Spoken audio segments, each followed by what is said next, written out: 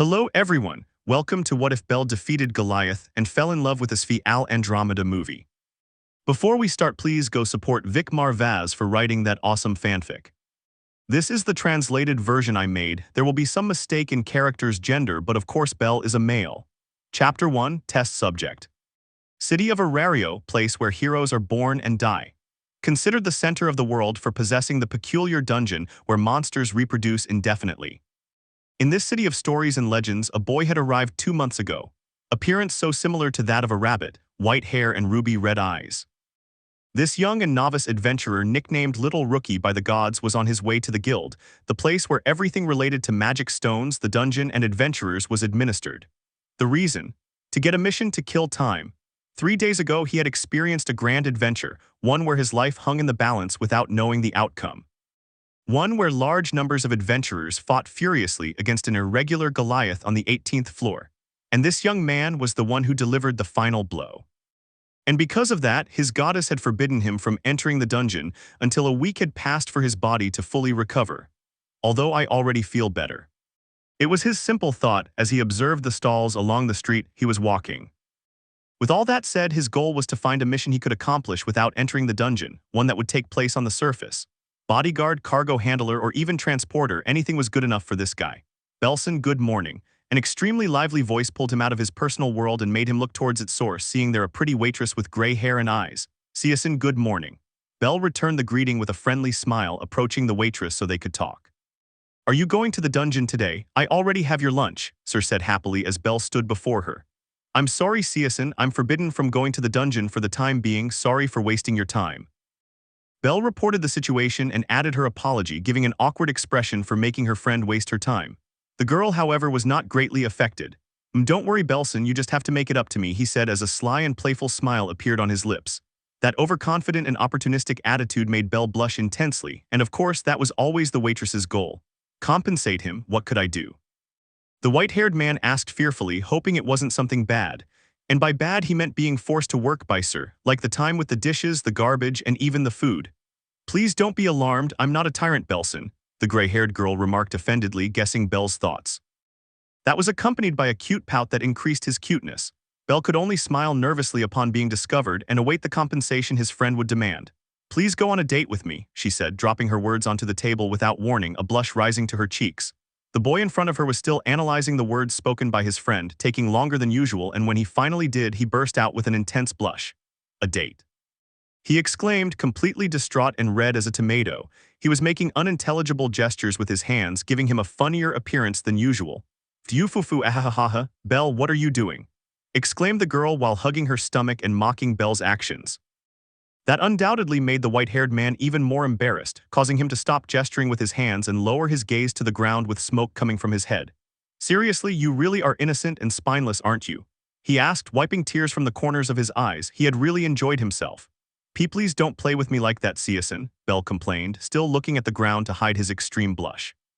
Sorry, but it wasn't a game. I really want a date with you, Belson, Sir replied, her laughter gone and her expression serious, adorned with a slight blush. That only further prevented the shy boy from raising his gaze. I guess I'll have to be patient, the pretty waitress whispered when she saw that Bell didn't take his eyes off the floor. Then accept that I'll feed you the lunch I made for you, she added, pointing towards the bar where she works.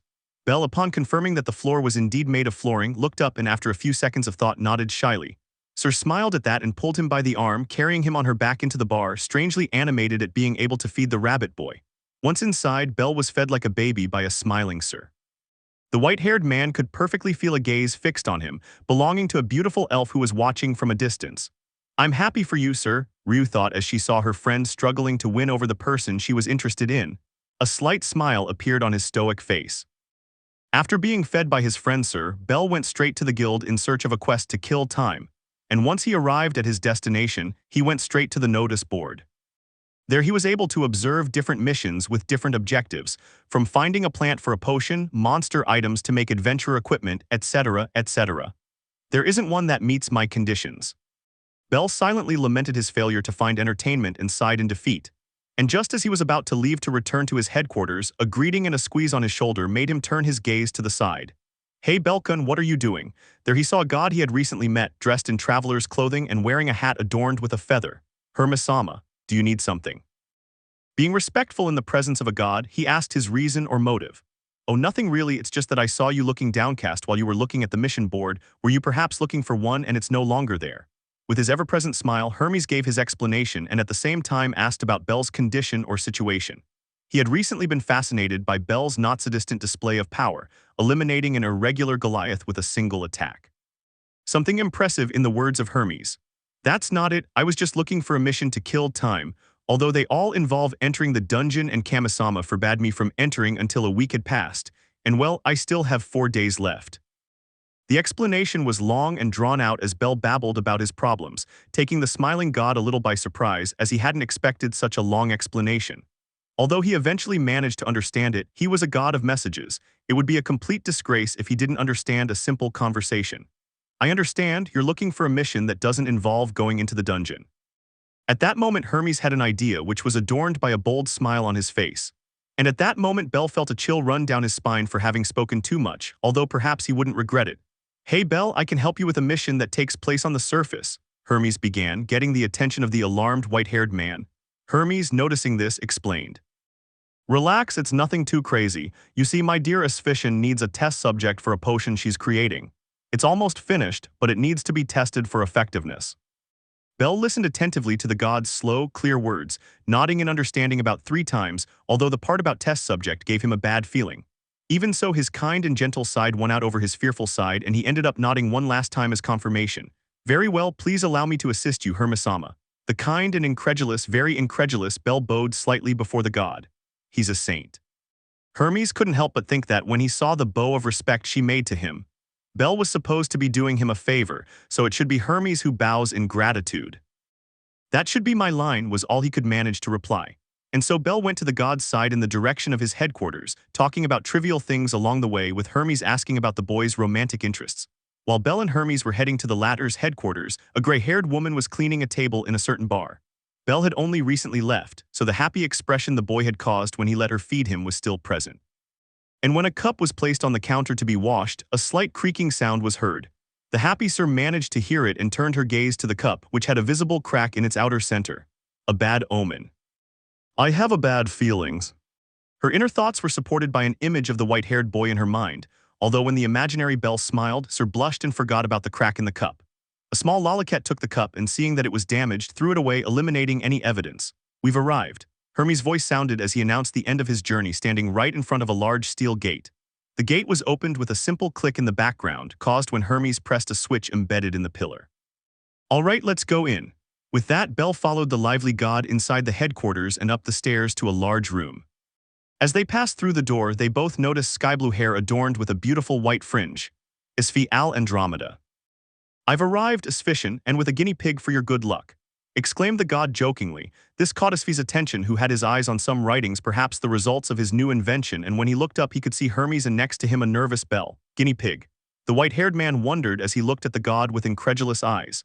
Please don't make my inventions sound like human experiments, Hermes-sama, Asfi finally said.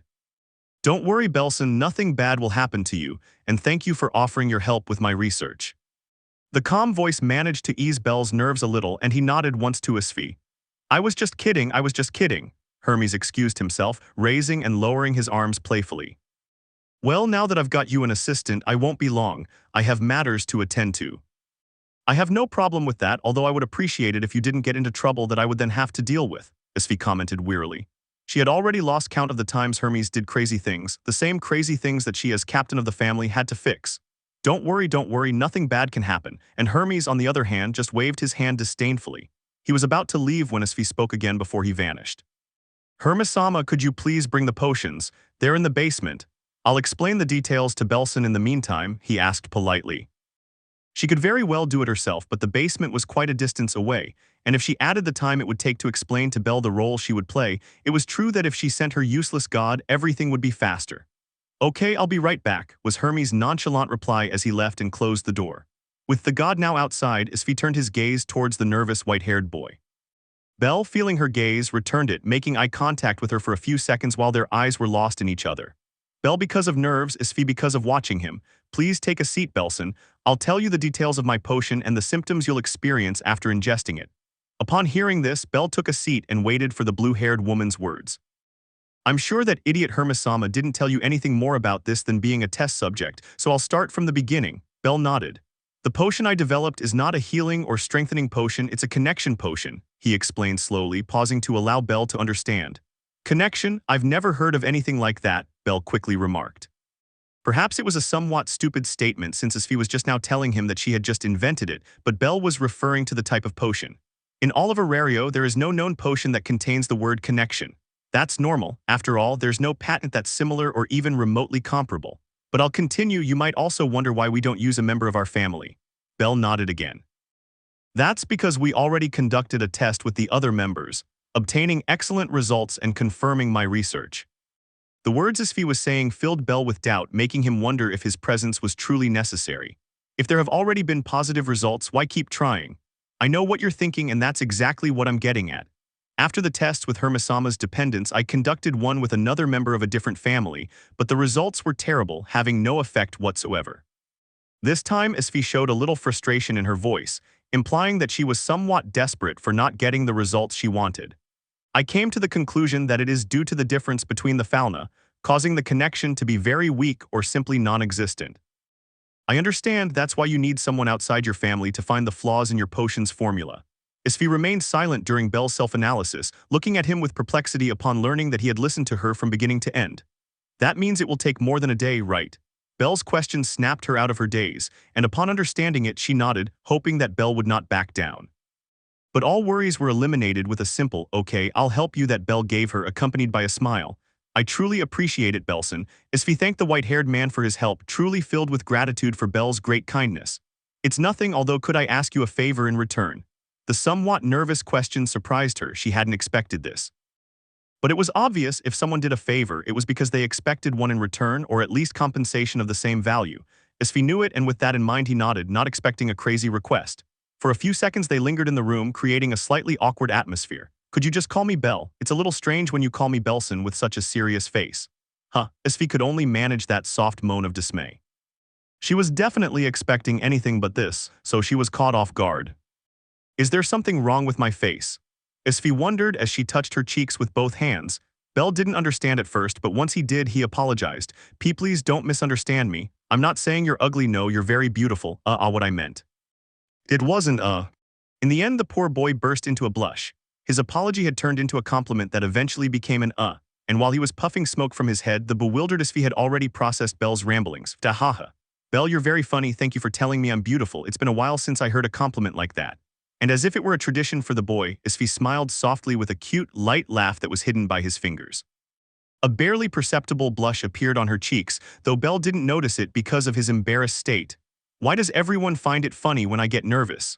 Bell muttered under his breath, now calm. Asfi smiled slightly at that. Bell really was a very clumsy and innocent person. He doesn't look like that valiant adventurer who defeated an irregular Goliath. Remembering the great battle that took place on the 18th floor, she was sure that the heroic expression the white-haired boy wore was nothing like his current one.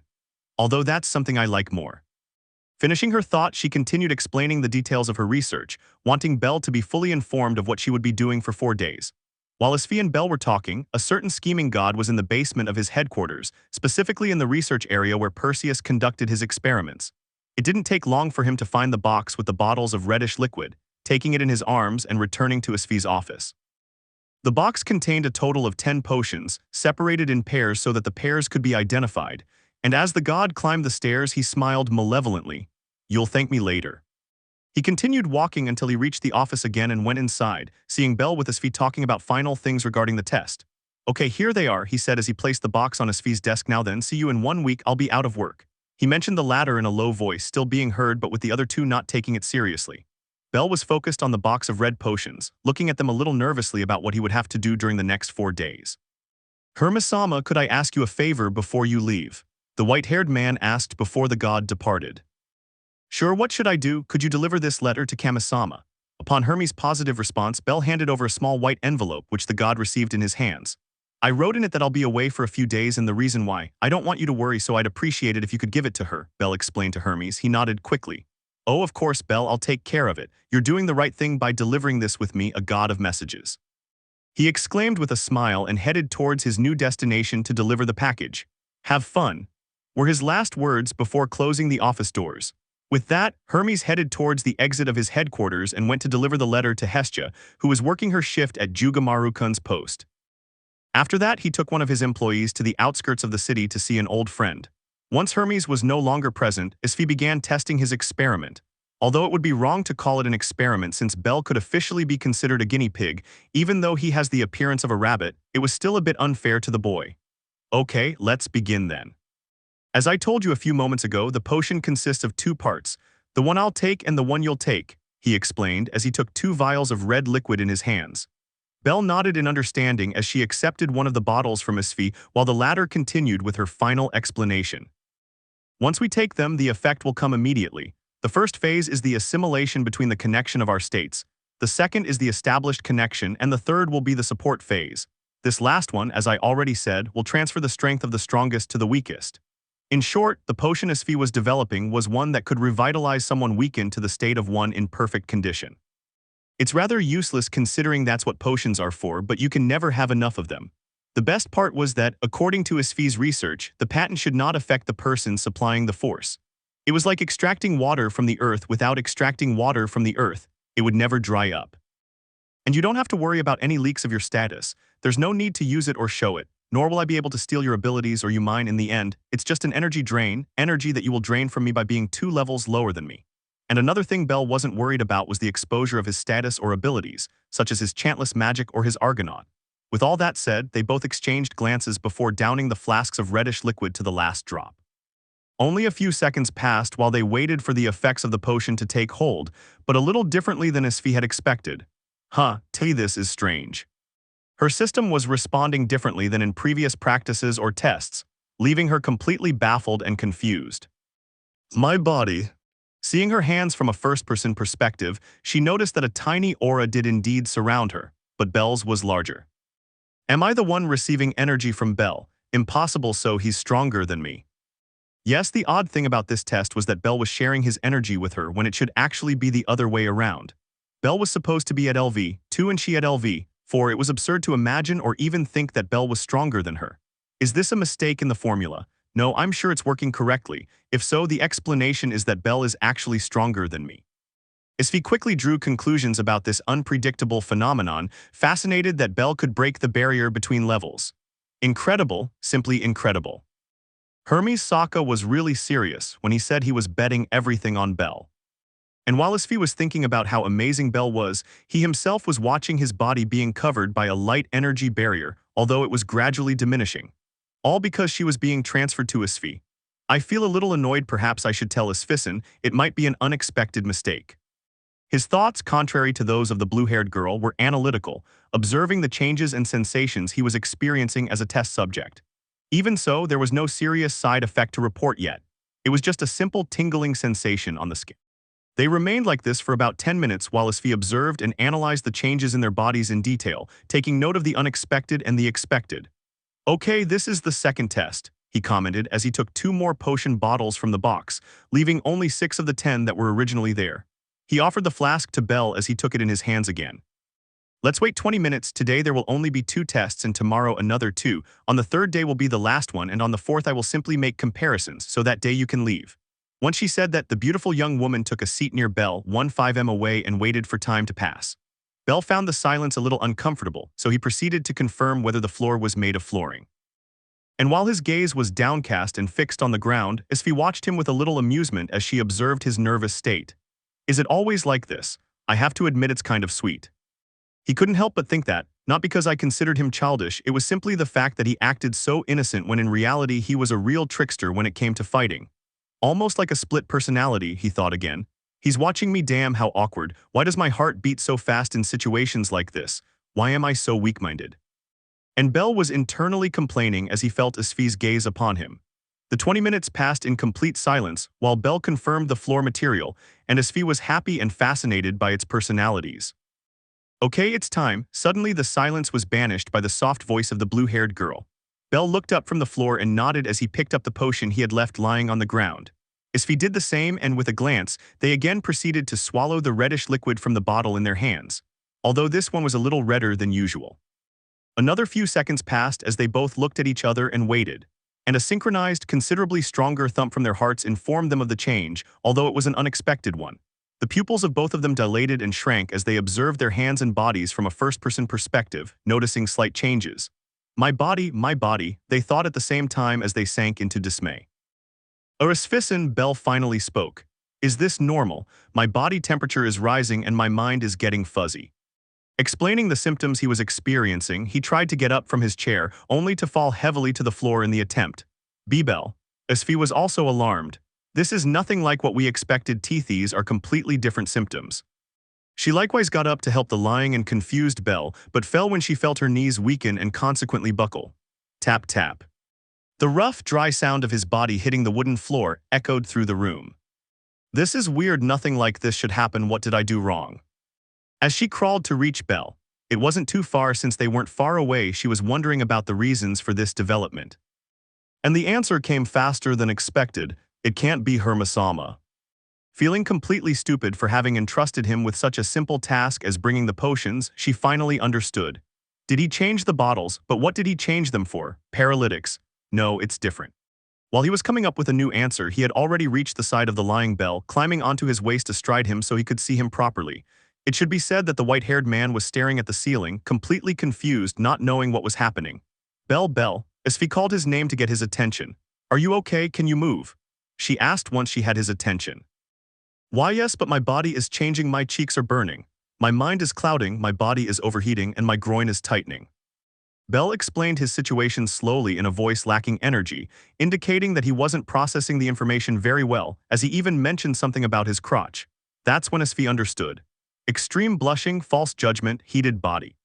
He couldn't even mention the last part because he had experienced it physically. Something had impacted her pelvic region slightly, but it had. She nervously glanced down and as she lifted her hips, noticed a small bulge rising beneath Bell's pants. An aphrodisiac. It was then that their answers were given. He tried to maintain his calm and composure as best he could, but she had also ingested one, making that impossible. I need to get him somewhere safe before he loses his mind and before I lose mine too. He slowly got off Bell and with all the willpower he could muster, managed to slightly suppress the effects of the aphrodisiac, although I wouldn't hesitate much. I must hurry. He grabbed Bell by the arm and pulled him up to lift him. Bell gave a push to help and ended up leaning against Asfi's shoulder. Let's go to my room. I'll lock you in until the effect wears off, he said as he headed towards the office exit. Bell didn't quite understand but nodded, walking beside Asfi until they reached her room. They were lucky that it wasn't that far away. The sound of the door being fiercely opened reverberated in the room and was followed by a rough one as it was closed with the same ferocity. All because Asfi was reaching her limit. Her judgment was becoming difficult to manage and understand, just as her cheeks were burning and her private parts were becoming wet. She quickly approached the bed and dropped the white-haired boy onto it, with Bell weakly extending his limbs as he felt his vision blur. With the job done, Asfi left the room to lock herself in her office until the effect wore off. I must hurry. She went to the door, opened it, and closed it, putting an end to this trouble. Click. The sound of the lock being engaged reached Asfi's ears, and she sighed in relief. Now all that remained was for her to make it to her office. Wait, why the hell didn't I leave my rooms? Yes, the beautiful and excited blue-haired girl had locked the door, but without leaving the room, she had only opened and closed it again without even taking a step outside. All because his judgment wasn't working properly. I have to go out, he said haltingly as he reached for the door handle. But he stopped. His willpower was defeated by the intense aphrodisiac his god had left behind. In short, evil triumphed. Her vision blurred as her consciousness faded. Lemon skipped. A day had passed since he left his family's captain with Bell at the headquarters office, with him arriving at his destination, accompanied by a blondie-haired elf with beautiful jade-green eyes. His carriage stopped in front of a small cabin and he got out of his transport and went inside. The elf did not follow him and waited outside as instructed by Hermes. And going back to the god, once he opened his door, he found his old friend collapsed on the cold wooden floor. Zeus! He exclaimed, filled with worry, a worry that vanished when he saw that his old friend was still moving slightly. Well, thank goodness. He moved closer and could see that the ground was slightly damp. What the hell? He couldn't finish when his old friend's crying interrupted him. Why, Bell. Why you, eh? Hermes could only jump in surprise and horror at being attacked with that shout. Zeus, what's wrong, friend? He asked as he grabbed the old man by the shoulders. The aforementioned noticed Hermes' presence and somewhat surprised, Lugo shouted. Hermes' old friend, it's Bell. Something's happened to Bell. What happened to Bell? Is he okay? Hermes was startled by the old man's words and asked, on high alert although. No, wait, you idiot. I'm supposed to be here to talk to you about Bell. Why the hell am I getting so alarmed knowing I left him in good hands? He realized the absolute truth, feeling somewhat stupid for his reaction. Bell has stepped onto the path of man. I can feel it. I have no proof, but I also have no doubt. The old man had already stood up as more tears began to flow from his eyes, although they were tears of pure pride. My grandson has become a man. It was his final comment as he raised his fist in celebration of his grandson's feat. Hermes saw that with a nervous smile and sweat running down his head, although he quickly understood the situation. After all, he had caused all of this, which is why Zeus was proudly weeping like a madman. You see, he began his explanation once Zeus calmed down. He told her about the change in the potions he made and the product itself that he left as a substitute. They were my two highest quality potions available to me, a patented mixture of the divine wine of Soma and the personal aphrodisiac used by Ishtar. I'm sure they're still at it and won't finish anytime soon, maybe in about 3 more days. To say that Zeus was impressed was an understatement. What Hermes was telling him confirmed his hunch, making him smile proudly. You're a genius, Hermes, he commented, accompanied by a smile. The traveling god just smiled and began to recount Bell's most recent adventure, which was the battle against the irregular Goliath. 4 days had passed since Bell had arrived at the headquarters of the Hermes family, this being the last day authorized by his goddess who was still working. Of course, in their respective shifts. He even went to drink with Myach while complaining that Bell didn't reciprocate his love, making his drinking companion give a nervous smile. Anyway, we now find ourselves in a room being dimly lit by the sun's rays that were filtering through the window. And those same rays illuminated 2 people embracing on the bed, a white-haired man and a blue-haired woman. Asfi was the first to show signs of waking up, being bothered by the light and slowly opening her eyes. An irritated burning sensation invaded her eyelids as soon as she opened them. What the hell? Ouch, my crotch hurts. Wondering about her condition, and then complaining about the pain in her pelvic area, she adjusted her ill-fitting glasses after rubbing her eyes to clear her vision. She was also wearing a light blue tank top that barely covered her body in the indicated area. And the first thing he saw was a beautiful but messy head of snow-white hair lying next to him. Zb Bell. He wondered internally as he made an effort to understand the situation he was. It was then that scenes from 4 days of rough, aggressive, and uncontrolled hex came flooding into his mind, making his eyes widen. Surprise and disbelief eliminated any trace of sleep, and with that gone, the pain in his body became present. Ouch. He tried to move his legs, but they wouldn't respond. His groin ached and burned like hell itself. Her breasts also felt swollen, as if she had been breastfeeding for days. Damn.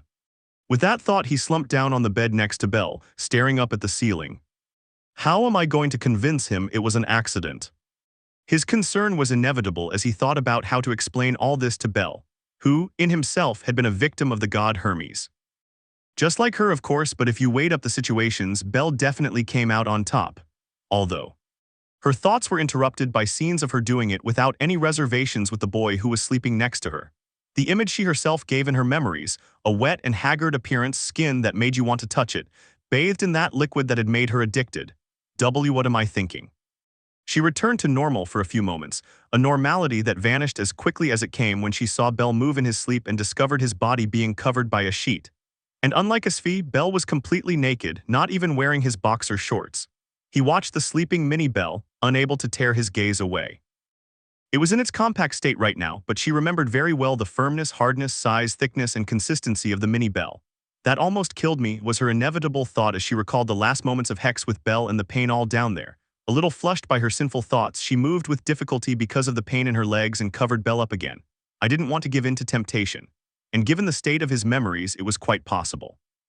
And just as he let his aching body fall back onto the bed after covering Bell up, Bell slowly opened his eyes. Asfi froze, not knowing what to do or say, just waiting for the boy's next move. And going back to Bell, he rubbed his eyes for a few seconds to clear his blurry vision, also feeling irritation in his pupils from the sunlight. Finally, his vision widened and the first thing he saw was the ceiling of the room. He stared at the white ceiling for a few seconds and then groaned slightly about the pain his entire lower body was experiencing. I believe my comrade died in battle. It was his immediate thought as the same scenarios of 4 days doing it with Asfi invaded his mind. And with sleep now gone, he could feel a penetrating gaze upon him, turning his eyes to the left and seeing there a dismayed and petrified Asfi. They exchanged glances for a few seconds until Bell acted. The next thing Asfi saw was the most beautiful smile she had ever witnessed in her life, also staring blankly into those ruby eyes sparkling in the sunlight. It was simply beautiful, and what happened next left her speechless. "Good morning, darling," Bell said as he brought his lips close to Asfi's and gave her a light, short kiss. Perseus's heart had been assaulted by an endless stream of emotions, going into a frenzy with the countless pulses that were present in his chest. "Good morning, darling," she finally replied. She listened to the emotions that were telling her to respond positively, and at that, Belle smiled happily and approached her to hug her. The warmth that Asfi's body felt was once again a shock of emotions for her, not knowing what the hell was happening to her. "Although I don't dislike it," with that thought she also hugged Belle. They both closed their eyes again as the warmth of one another overlapped until Asfi felt pressure on one of her breasts. He turned his gaze towards him and saw Belle's hand gently pressing it. His expression of bewilderment turned into an amused one. "Ara, do you want to continue, Belle?" Her suggestive question sent a shiver down the boy's spine, knowing that if they did it again for even a few more minutes, his minim wouldn't be able to take it anymore and would die. Asfi noticed his nervousness and sneered under her breath, taking one of her hands under the sheets and beginning to gently caress the mini Belle that she loved so much. "I'm just kidding, you idiot."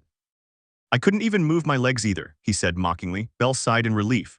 "I also can't feel my entire lower body. I think it will take me a while to regain my mobility," he said, sounding a little worried. Asfi nodded, saying that it was the same with her. "Then let's stay like this until nightfall, okay?"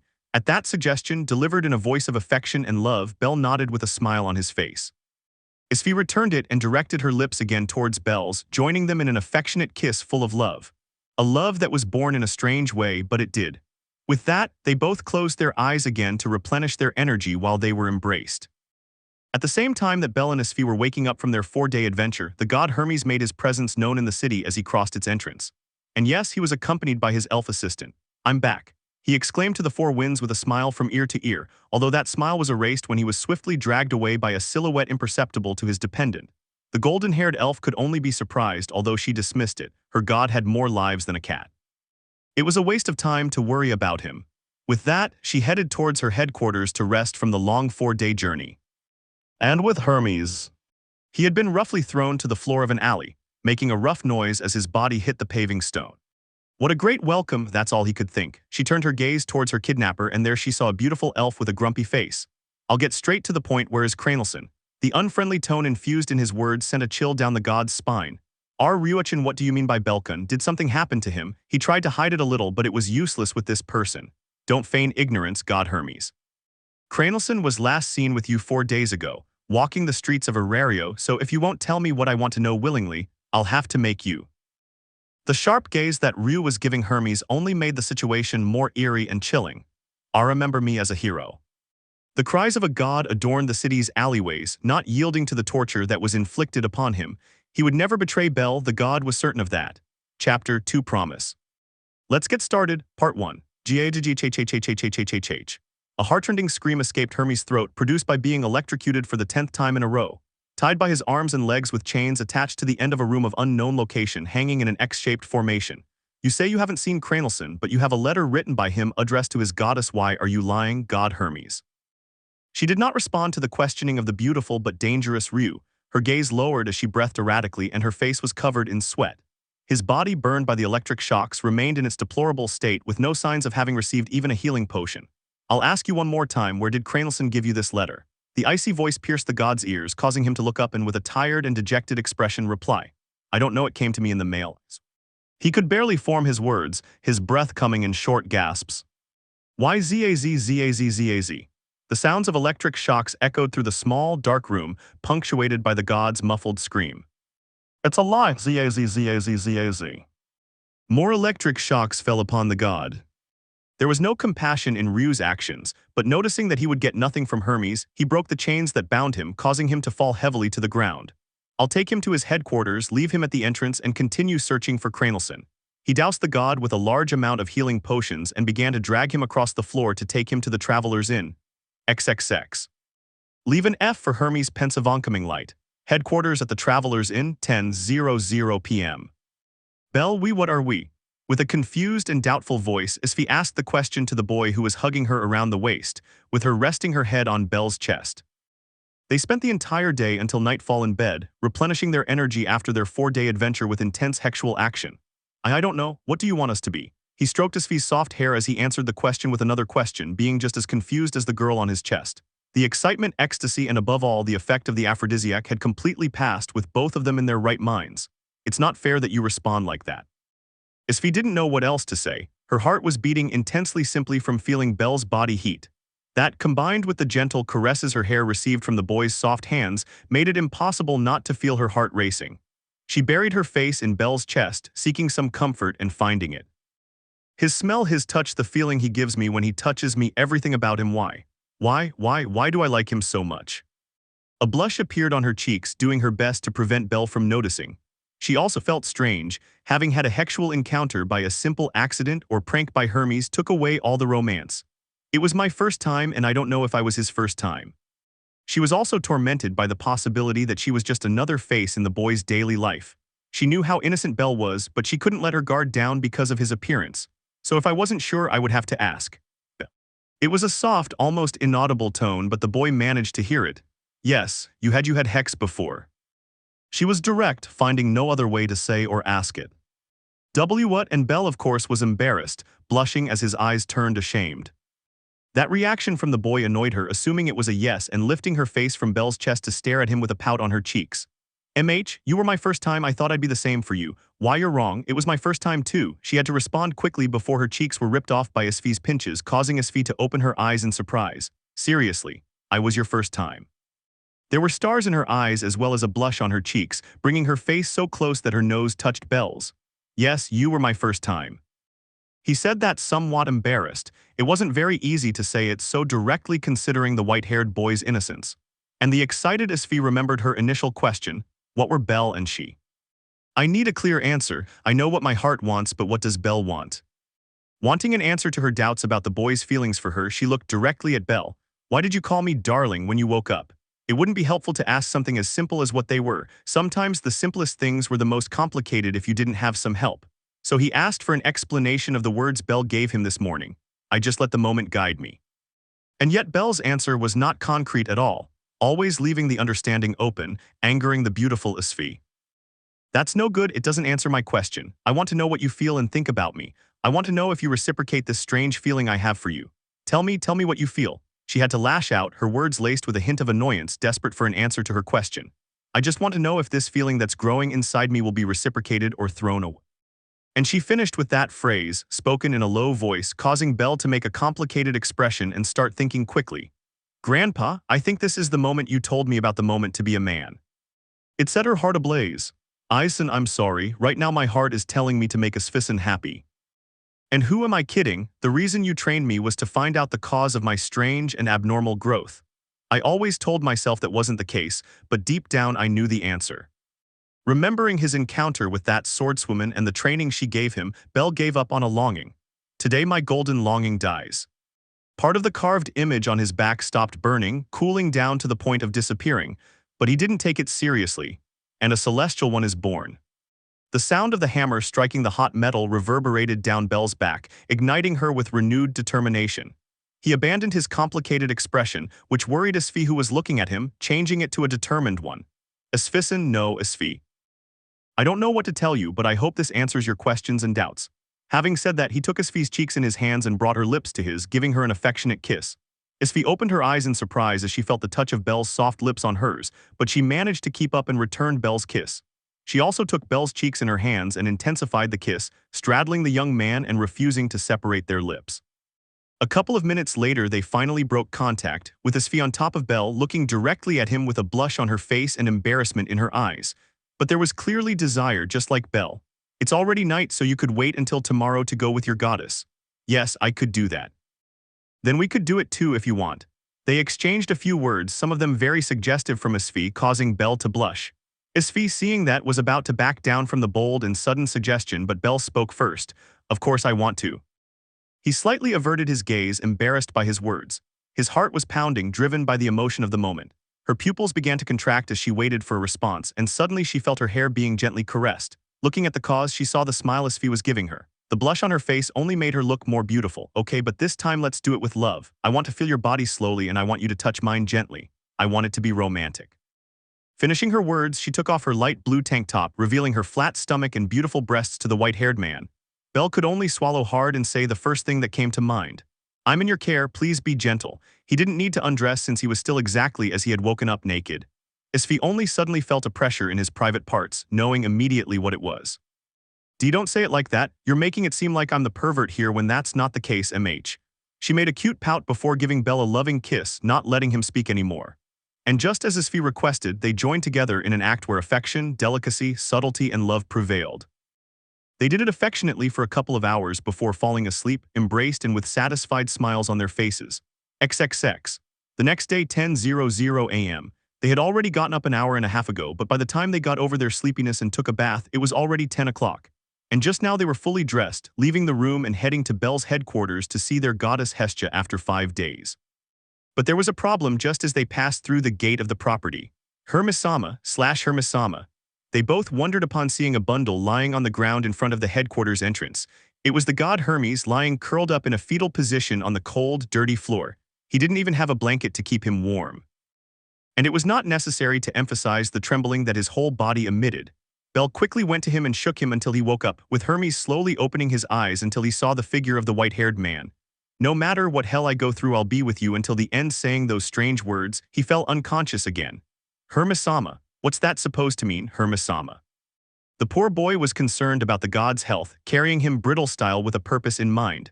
Take it to a place with suitable conditions.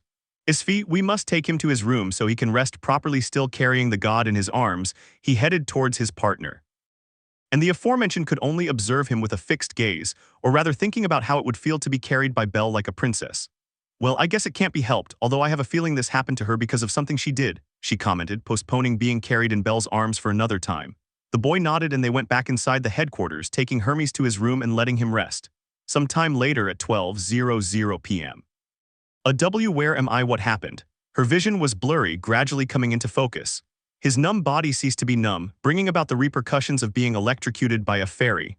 Ryuachin, please not with the stick. She completely forgot about the pain in her body and lifted her upper body off the bed, remaining in a seated position as her breathing quickened. The cold sweat also soon followed.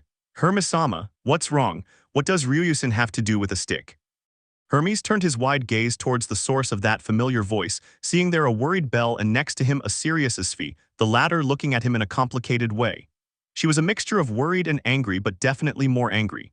True, they found me outside the headquarters and brought me to my room. Being that way, I don't see the need to say anything about my torture. Recalling a bit of her traumatic experience, she decided not to comment on what had happened and changed the subject.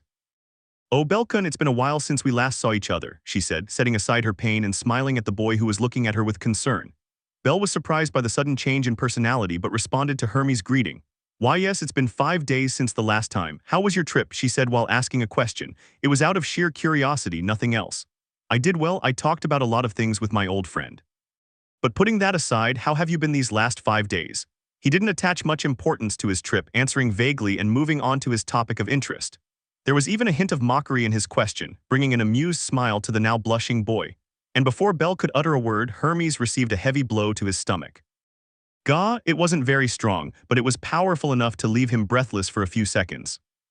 Thank you for reminding me of that topic, Hermes-sama said Asfi, the one who caused the blow. There was a hint of annoyance in her voice, genuinely angry at the stupid things her god frequently did.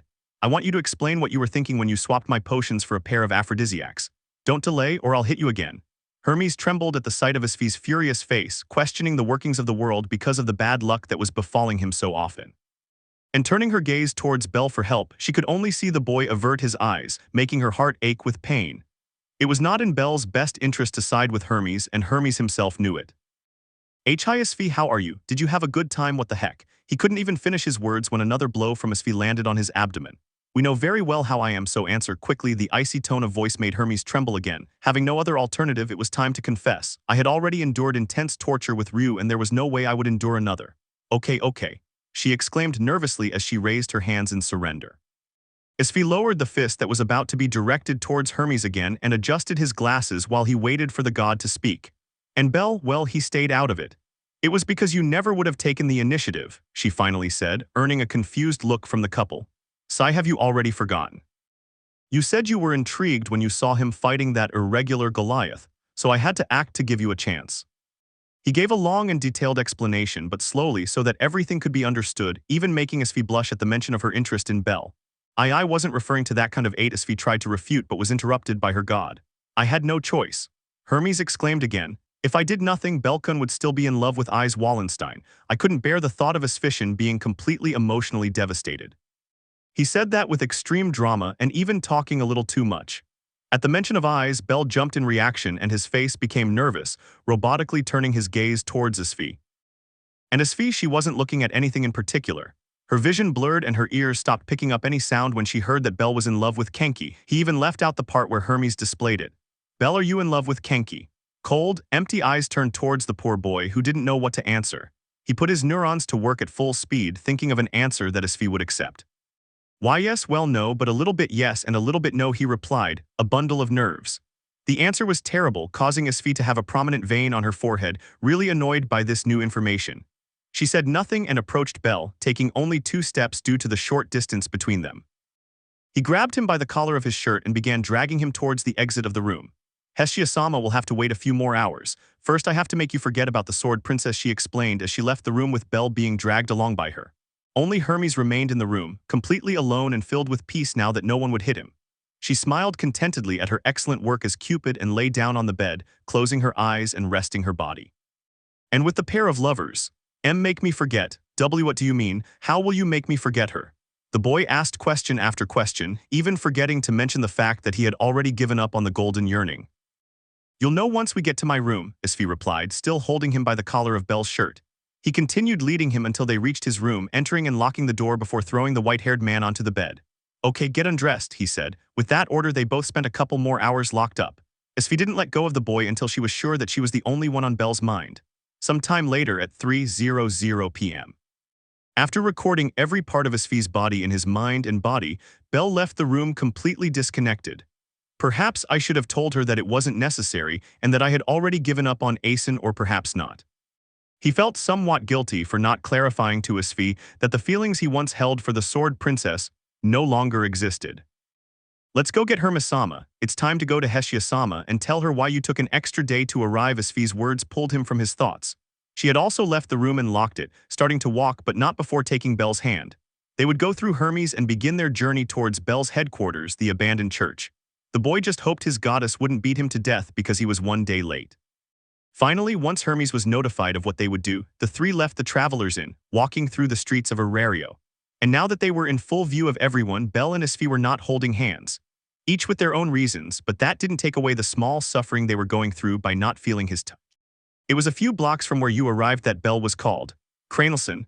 The voice was perfectly familiar to the boy, turning his gaze towards his elf friend, Ryu Lion. "Oh, Ryusen, hello, how have you been?" He greeted and asked casually, oblivious to Ryu's puzzlement.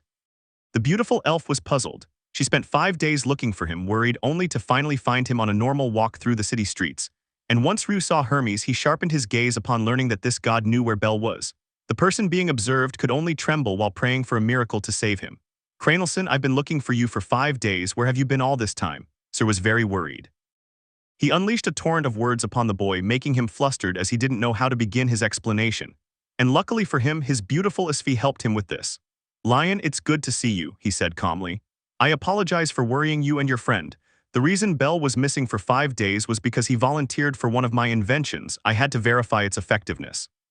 His explanation was quick, having Ryu's full attention. Bell, as he always called him by his name. And he noticed certain inconsistencies, such as the way Asfi was addressing Bell. And why was it necessary to keep it a secret? Cranelson could have warned Sir so as not to worry her, and I include myself in that. And she asked her question, a little annoyed with Bell for having left her out and more importantly for having worried Sir. "I'm sorry about that, Ryusen. I didn't have much time since everything was explained to me at Hermes-sama's headquarters, but I did send a letter to my goddess to inform her of my absence. Even so, I should have sent one to the Lady of Abundance. I'm truly sorry." Bell proceeded to perform the ultimate technique he had learned from his friend Mikoto, prostrating himself on the ground in front of the surprised Ryu. "Please get up, Cranelson. If that's what happened, I understand the circumstances. But next time consider warning your friends." The imperturbable elf had to back down at the boy's sincerity. He didn't like it at all that someone as capable as Bell would stoop to such a low level, so he dropped the whole issue. Even this time he made a mistake, overlooking Bell's mention of the letter, the same letter that Hermes had with him when he tortured him. This implied that Hermes never passed the letter on. "Understood, rest assured I will do it, Ryusen." exclaimed the white-haired man with a smile which also caused one in the elf. With that, Ryu said goodbye to the pair of humans and the god who had not spoken out of fear of Ryu, who was truly traumatized by what he had experienced. Now without distractions, they continued on their way to their main destination. XXX. Part 2. What does all this mean, Hermes? Speak up now or I'll send you to heaven right now, you deranged pervert. What? Hermes was being tossed back and forth while cursing his luck. They had arrived at the abandoned church with Hermes receiving a flying kick after the door opened. The cause was Hestia, who was seething with anger at being separated from her beloved Bell for 5 long and eternal days. See, calm down, Hestia. We can resolve this like the adults we are. Please lower that fist. Calm down. Yeah, right, you idiot. You said Belkun would only be busy for 1 day as your clerk's assistant. You never mentioned anything about 5 days, much less the letter my Belkun sent to me, you damned conspirator. This time he stopped being shaken and received Hestia's small fist on his face, causing a dry but crunchy sound. And Asfi and Bell looked somewhat uncomfortably at the situation in front of them, not knowing how to say what they came to say, the relationship they had started. Kami-sama, I think I should stop hitting him. Bell exclaimed, wanting to save the god Hermes. Hestia, however, oh, don't say anything, Belkun, you're next. She cried in complete anger, making Bell shudder. He abandoned his attempt to save his good friend Hermes and sat back down in the armchair where Asfi was also sitting. How are we going to tell him? Whispered the light blue-haired girl as she lost the temptation to take Bell's hand. Upon hearing his partner's question and feeling the touch of her hand, the boy only smiled slightly, although there were nerves evident in his expression. That's an excellent question and I don't know what to answer, she whispered her reply. Asfi almost hit him for acting like a fool in such a serious and important situation, but he refrained from doing so and sighed. Once he had taken enough air into his lungs, he began to formulate his words as he watched Hestia mercilessly beating Hermes. She is one of the 3 virgin goddesses, Hestia-sama. As she brought that topic to her thoughts, she tightened her grip on Bell's hand, fearing the possibility that Hestia would oppose their relationship forged through impure acts, nothing fitting for her, a virgin goddess. Although Asfi didn't know that Hestia also wanted to eat rabbit. Will I be able to tell her? She put that aside and began to prepare herself mentally. Bell and Hermes-sama are in no condition to talk. Will I be able to convince her on my own? It was difficult to put it in those words, a mortal like her who let herself be carried away by lust, convincing a virgin goddess. It was impossible. No, but the question is not whether I can, I must. Her determination grew and burned, resolved to speak out. Hestia-sama, he exclaimed, gaining Hestia's attention. The aforementioned stopped her barrage of blows on Hermes and turned her gaze back to Asfi. That's when he saw Bell holding the girl's hand, but he didn't have a single second to talk about it. I slept with Bell for 4 days straight, and twice more the next day. The scream traveled to the ears of the little goddess, leaving her completely motionless once it arrived. Hermes and Bell's jaws dropped and the blood drained from their faces, unable to speak at Asfi's sudden outburst. And the girl in question was bright red as she stared at Hestia, who was staring back at her. There was no other way. He thought without breaking eye contact with Hestia. It almost seemed like a duel of stares. But the divine sight overshadowed the mortal one, with Hestia slowly shedding her divine aura as her eyes darkened and her teeth produced a squeal as they were clenched so tightly. What did you say? Repeat it, I dare you to repeat it. His voice was so cold that if words had a temperature scale, they would freeze everyone in the room. Asfi swallowed hard at that, almost taking a step back but managing to maintain his stance in the end. The weight of the air increased due to the pressure, as if there were a rock on each of his shoulders. She began with a stutter. Roman 2 slept with Bell. The aura that Hestia was giving off did not allow her to speak, and her short, halting words were enough for Hestia to charge straight towards Asfi. She ran quickly and jumped towards her but was intercepted by Bell in midair. It was a type of aerial defensive tackle, taking Hestia away from Asfi and falling onto the wooden floor. Bell used his body to protect Hestia from any blow. Belkun, what are you doing? Let me deal with that pedophile for taking advantage of your innocence.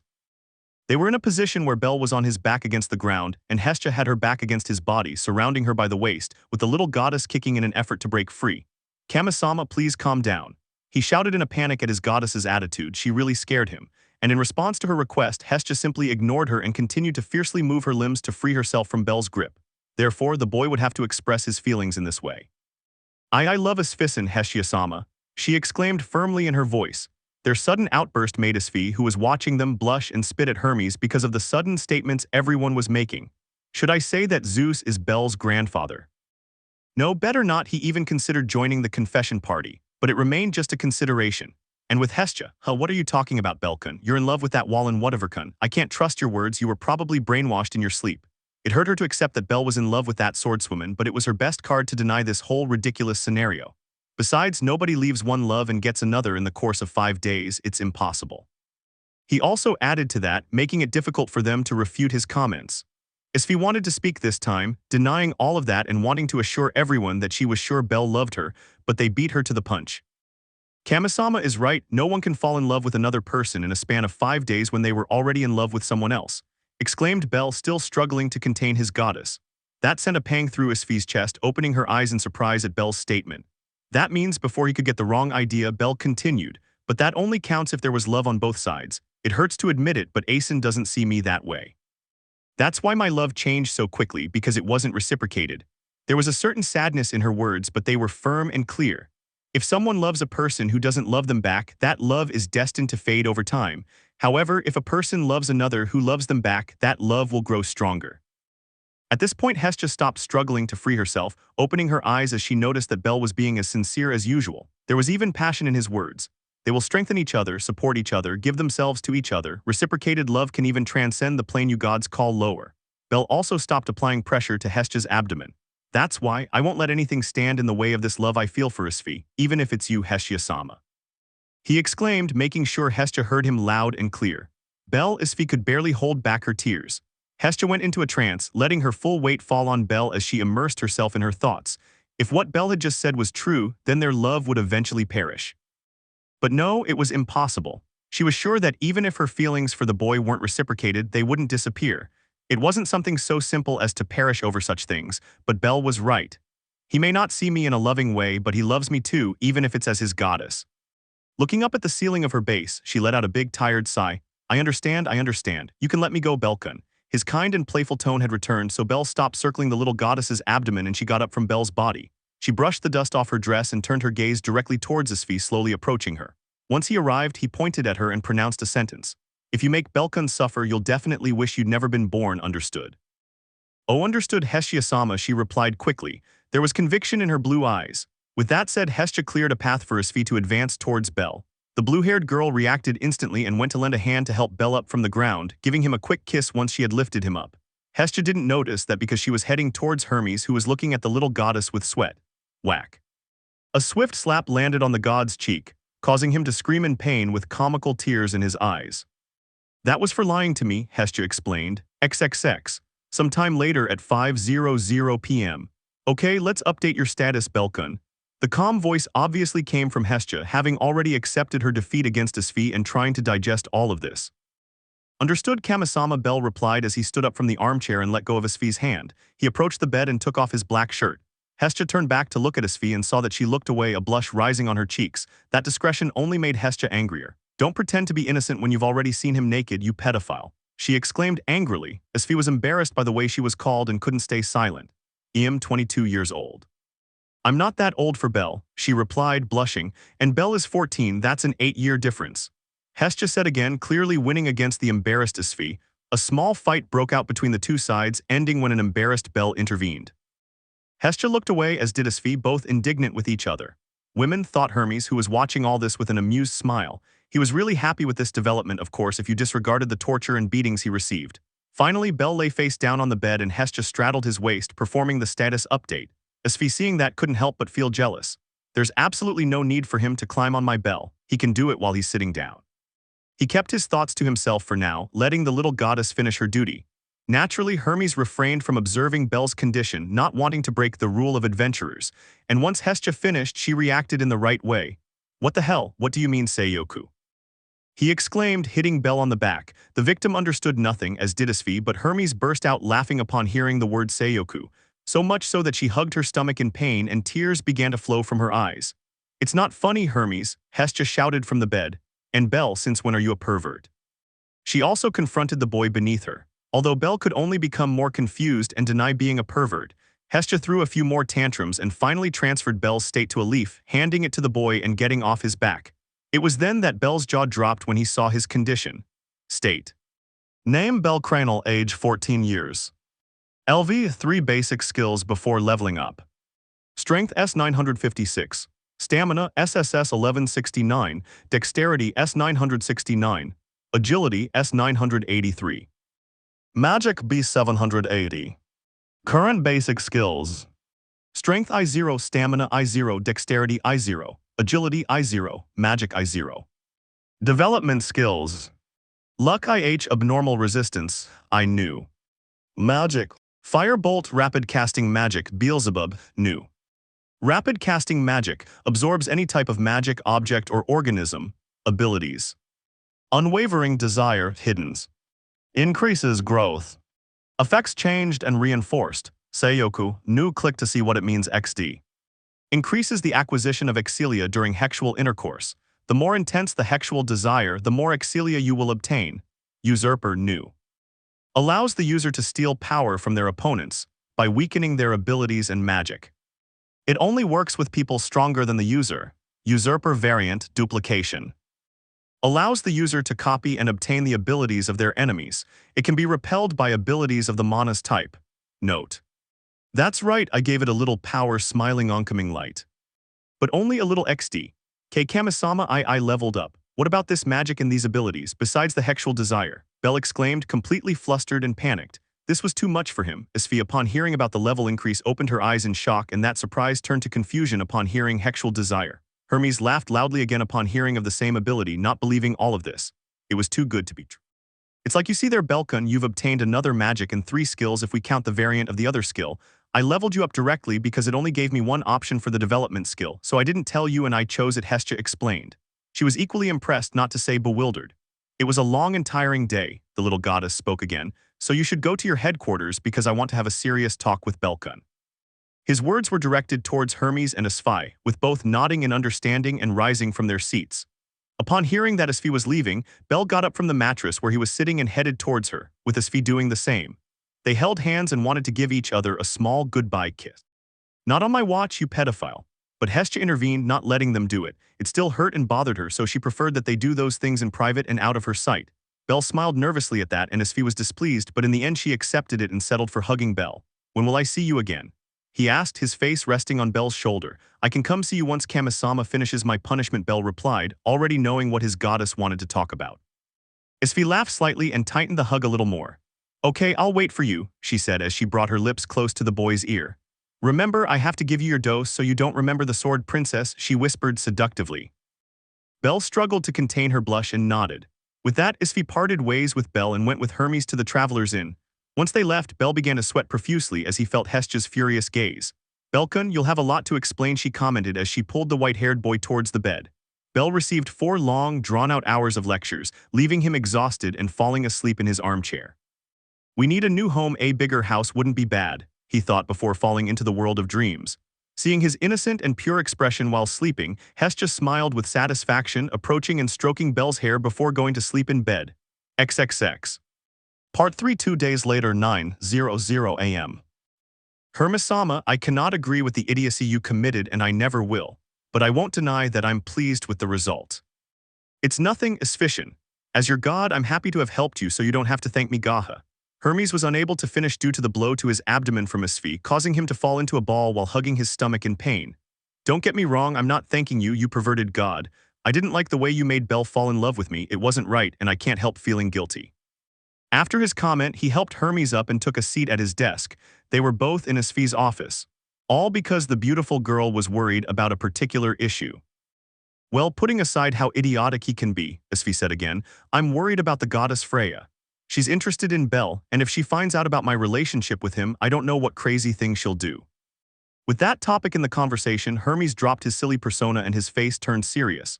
You're right, I didn't really think about that when I changed the potions, but nothing can be done, what's done is done. He spoke as if it were a simple miscalculation. Don't act so careless, Asfi exclaimed. You knew about Freya-sama's obsession with my Bell. If she finds out, she'll take him away from me, and I'm not exaggerating when I say she could wipe out the Hermes familia. The concern was clear. After all, they were talking about Freya, a goddess known for taking adventurers who caught her eye or caught her attention. That's why Asfi decided to keep her relationship with Bell a secret, with only her gods knowing. It was difficult for her to suggest that to Bell since she didn't want to tell him anything about Freya, but Bell agreed to keep their relationship a secret. This worried Asfi a little, but it was explained to her that it was because Bell wanted to get stronger so he could protect her properly. Don't worry, Asfi, Hermes said, pulling her from her thoughts. I'll do everything in my power to keep Freya-sama from finding out, at least not until Bell becomes powerful enough to beat Odarchin. Leaving aside the way she called the strongest adventurer in Arario and how he would react if he heard Hermes call him that, Asfi wasn't sure about just that. Although her god was a specialist in handling information, he wouldn't last long hiding the truth from the goddess Freya. Okay, please do that still, it was the only thing I had available. Sometimes Hermes was good at only one thing, deceiving others. Before either of them could speak again, a semi-human with coppery skin entered the office unannounced. Hermes-sama, he shouted, making the god look at him, it's about the little rookie.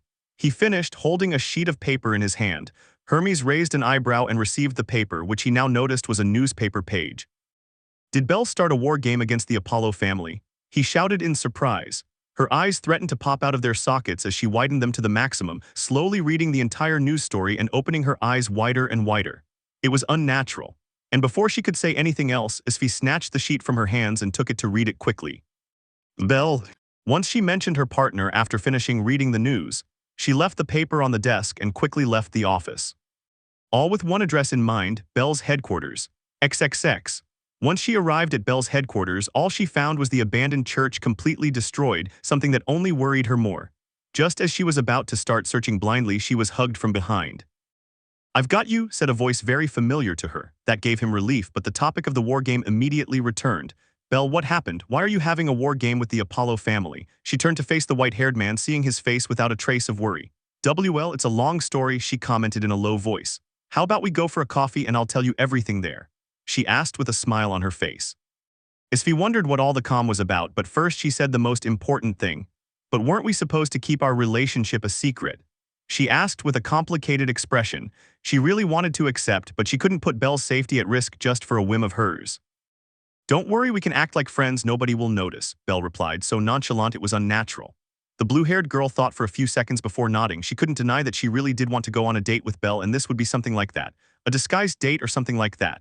As soon as Asfi nodded, Bell smiled and told her to follow him. They wanted to hold hands, but they would have to endure it for the time being. The Lady of Abundance, 10:00 a.m. As expected, the cafe where Bell took Asfi was her usual haunt, Mamma Mia's bar, where her friends worked. Belson, good morning. And just now, Asfi was dying of jealousy.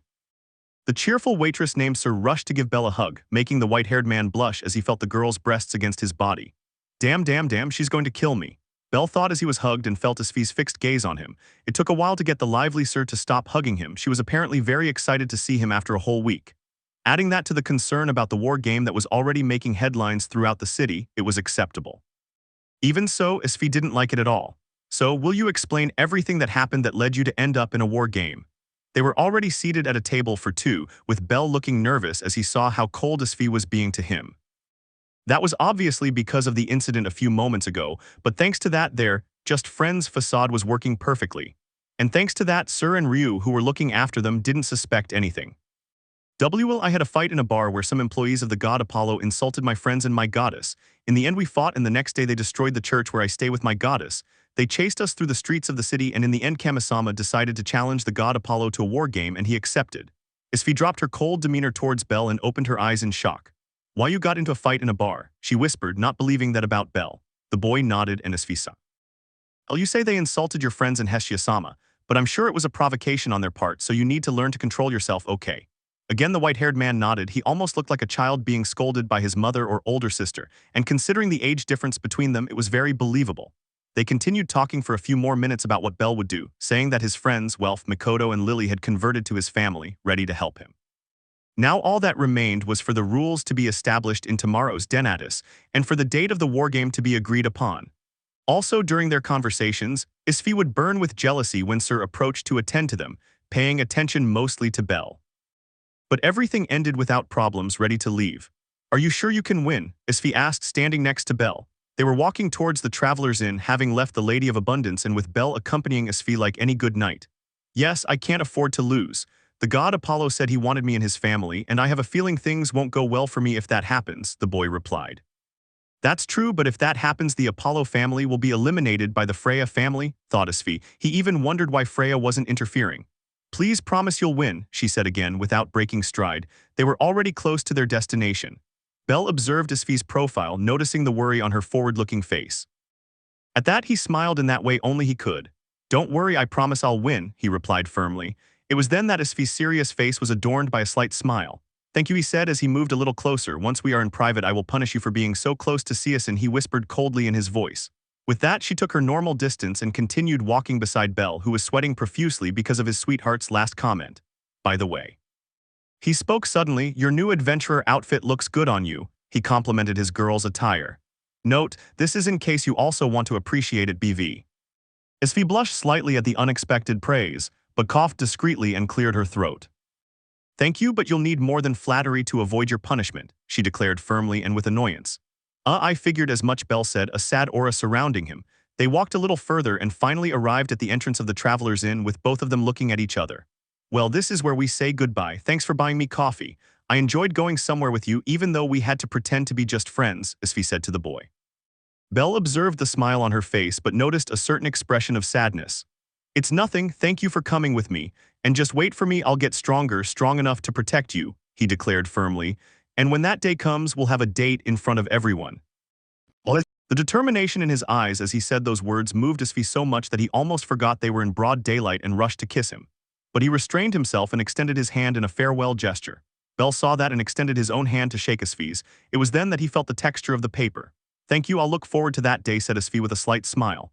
With that, he let go of Belle's hand and went into his headquarters, leaving the boy staring at his fist. He opened it and there was a small folded note that confused him, and he proceeded to open it. I'm sure you'll win, but this. It's to motivate you to do it. If you win the war game, I will give you a reward in my rooms. With love, Asfi. Steam began to rise from his head as he finished reading the letter, while his face turned as red as it could possibly be. It's time to win. He shouted internally, so motivated that he could destroy all of Rakia by himself. XXX. 1 week later, 4:00 p.m. The Denatus was eventually postponed for a few more days due to an illness that Hestia was suffering from, buying time while Belle trained with the Sword Princess and Amazon on the walls without any rest. When he decided that enough was enough, he attended the Denatus and they agreed on the rules of the battle. The type of war would be a siege, with Belle being the attacker.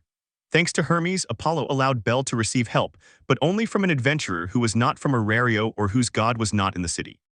And the new members of the Hestia Familia, Welf, Mikoto, and Lily, were also included.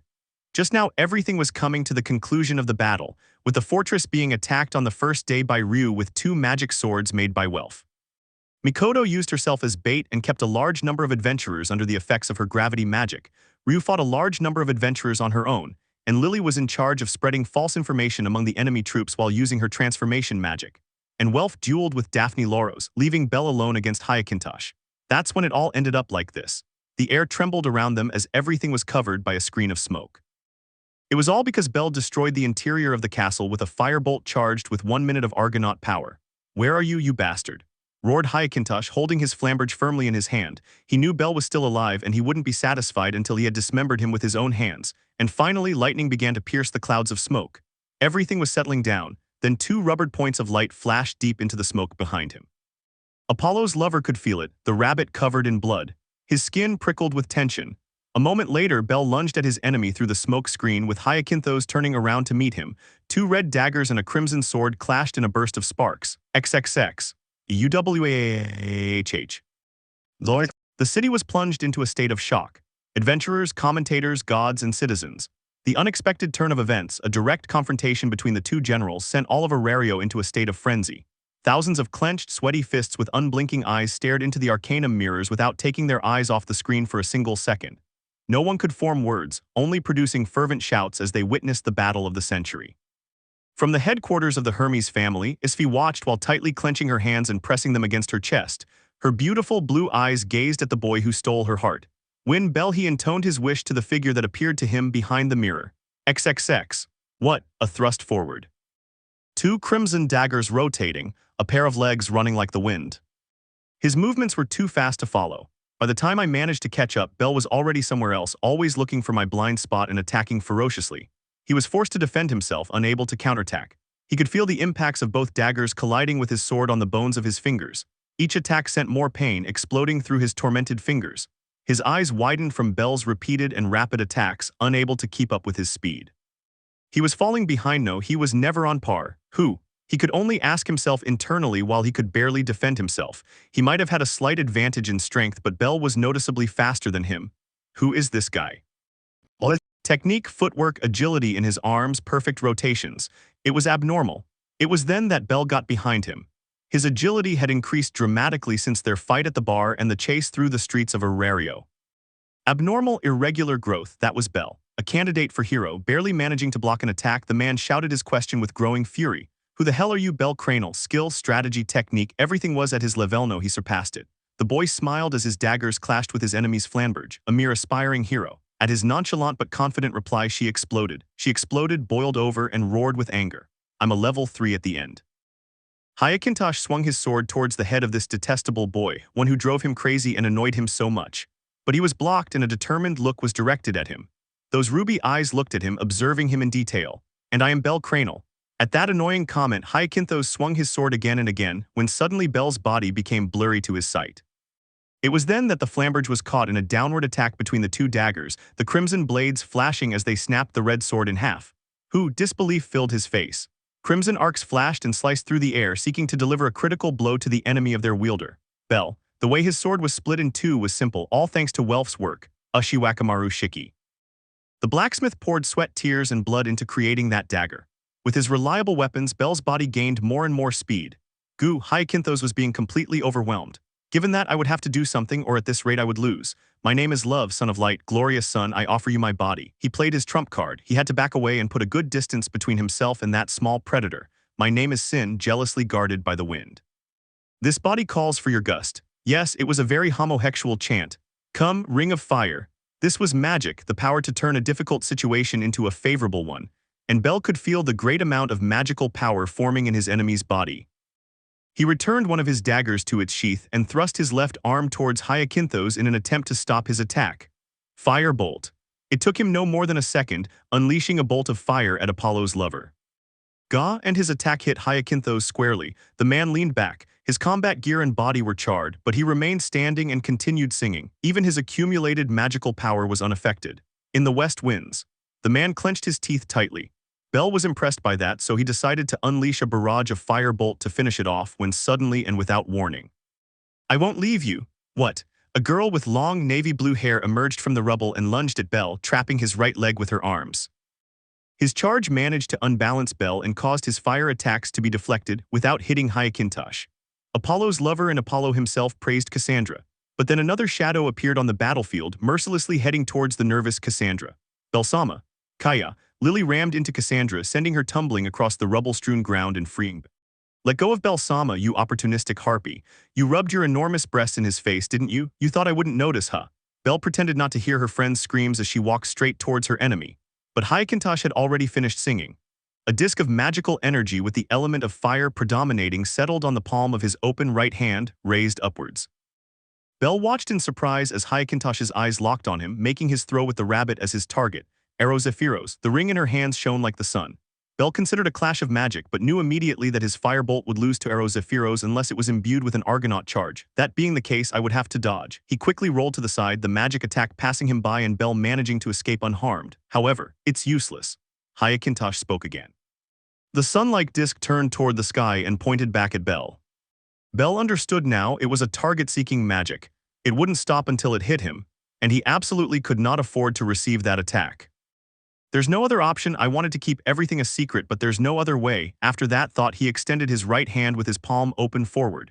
Beelzebub, it didn't even take a second when his second quick-cast spell was activated. A thick dark purple mist spread from his open palm, extending like a shield, and the sun was swallowed. The mist consumed the sun, leaving nothing but the memory when Bell closed his fist. Hyacinthus's disbelief could not be expressed in words. He simply opened his eyes in shock as he watched his magic attack being swallowed. He also shouted in bewilderment and surprise, XXX. The city sky erupted with screams of surprise, excitement, disbelief, and more, and at a certain location in the city. What the hell was that? It swallowed the magic, you saw it, right? Right? Tyone shouted her surprise in the room where Loki's executives were watching the battle. Izu Argonautkun didn't use that in our training, did he? Tiona asked the blonde girl beside her. They were supporting their pupil in all of this. No was Izu's simple reply. I had no idea of the strange type of magic Bell used, just as I had no idea that his aerial magic had been copied by the usurper variant duplication. That's a most peculiar kind of magic. I wonder if magic power is the only thing it can consume or if it also works on other objects, Reveria commented. Everyone else fell silent at that, knowing what the beautiful Reveria meant by her words. Bell's magic Beelzebub, could he consume people? XXX. Two crimson flashes cleaved in half the short sword that Hyacinthus was using as a spare. The man was scared. He was afraid, of fear growing from the depths of his being, all because of a mere adventurer. He received a kick to his chest, breaking his defenses and sending him tumbling down the stony ground. But that did not prevent the sound of light tinkling from reaching his ears. Once he could, he observed Bell's fist, which was covered with an Argonaut's cloak. How long had it been charging? Nobody knew. Bell lunged at his enemy once he got up from the ground, dodging a poor attempt at a punch thrown by Apollo's lover. Hyacinthus's fist clenched and his face contorted. The attack would be point-blank. W8. His pathetic attempt to beg for mercy went unheard. Impact. Strong and firm, the sound of his ribcage breaking echoed with the crackling of his skin. Jee-ha! Bell's fist slammed into his chest, sending him soaring through the air. It fell to the ground and bounced like a stone thrown against the water a couple of times. And it stopped. Its body came to a halt after a 40-meter journey across the rubble field. He lay on his back with his limbs outstretched and his eyes rolled back, unable to stand up. The wind caressed Belle's hair as she gazed at her defeated enemy. XXX. Once again, the city sky erupted with shouts full of emotion. The bells rang to mark the end of the battle. Everyone stared at the white-haired human reflected in the mirrors while shouting fervently with excitement. Ina, look at that. Belkun. Misha excitedly pointed at Bell's reflection, while Ina gave the boy a loving look. I had seen a new side of him, one that wasn't the innocent, nervous, and kind one, and she was absolutely delighted. The curses of the idiots who bet against the victorious boy echoed through all the bars and streets, and the shouts of victory from the lucky few who bet on the rabbit filled the air. At the Lady of Plenty it was the same, with Anya, Chloe, Ranoa, and all the other waitresses celebrating and jumping for joy at their friend's victory. Belson and tears of happiness flooded Sir's silver-gray eyes. Her lips trembled as her face expressed the happiness she was feeling. Her cheeks flushed as she returned to work, internally celebrating that boy's victory. And at the Travelers' Inn, headquarters of the Hermes family, Asfi shouted and jumped with excitement. Her flushed and rosy cheeks adorned her beautiful face. The blue eyes could only reflect the heroic stance Belle was taking, becoming moist with emotion. Belle. The melody in her voice could call other birds, intoning the name of her beloved with great love. You kept your promise, Belle. Once again, she jumped for joy as she covered her lips with her hands, unable to contain the emotion that filled her body. And suddenly, it's true, the reward. She exclaimed at the memory. I must prepare to reward him properly. With that said, the girl quickly left her office and headed to her room. I wanted to surprise Belle. XXX. And contrary to the frenzy of emotions that invaded the city, a certain god was losing color in his face while breathing erratically. Wahaha! His vision blurred as he struggled to get air into his lungs. He almost looked like a ghost. Apollo. And then Hestia's voice reached his ears. Hi. Apollo fell on his rear end in fright. I hope you've made peace with yourself. His gentle words seemed to have been drawn from the deepest pits of hell. There was nothing I could do, nothing but beg for mercy. Listen to me, Hestia, this was all just an impulse. Your child was so cute, I couldn't help but pinch his cheeks a little. Please have mercy on me, O goddess of affection. We were once destined to share a married life. Shut your mouth, you cheap perverts. But their pleas fell on deaf ears. You promised to grant me everything my little heart desired, didn't you? He said it. He had done it by not considering the possibility of defeat. Right now, he was cursing his past self. The gods formed a circle around them, not missing a single detail of all this while their faces darkened and their teeth shone. Everything you own, including your home, is now mine. Disband your family and go into exile. Never set foot in this city again, ever.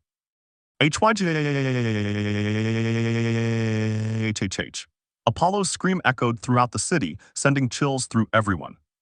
Hestia showed no mercy. She would not forgive anyone who tried to take Belle away from her. XXX. One day later, 10:00 a.m., a large mansion stood in the middle of a spacious garden. Hestia took a deep breath and smiled. Tada, this is our new home. Ooh, ooh, ooh, ooh. Belle, Welf, Lily, and Mikoto admired the building. Hestia smiled again as Belle questioned whether it was okay to have this house. Her pure heart made him feel uneasy. Although he was convinced by everyone else, saying that they were fully within their rights after all the trouble Apollo had caused them. The people who lived here before had strange tastes. So since we have a lot of money, we're going to do some renovations. Give us your suggestions. Immediately after that, everyone made their requests, with Mikoto asking for an Oriental-style bathroom and Welf forging a forge. Although Lily refrained from doing so, there was nothing in particular she wanted to ask for. But Belle, this time to everyone's surprise, made a request.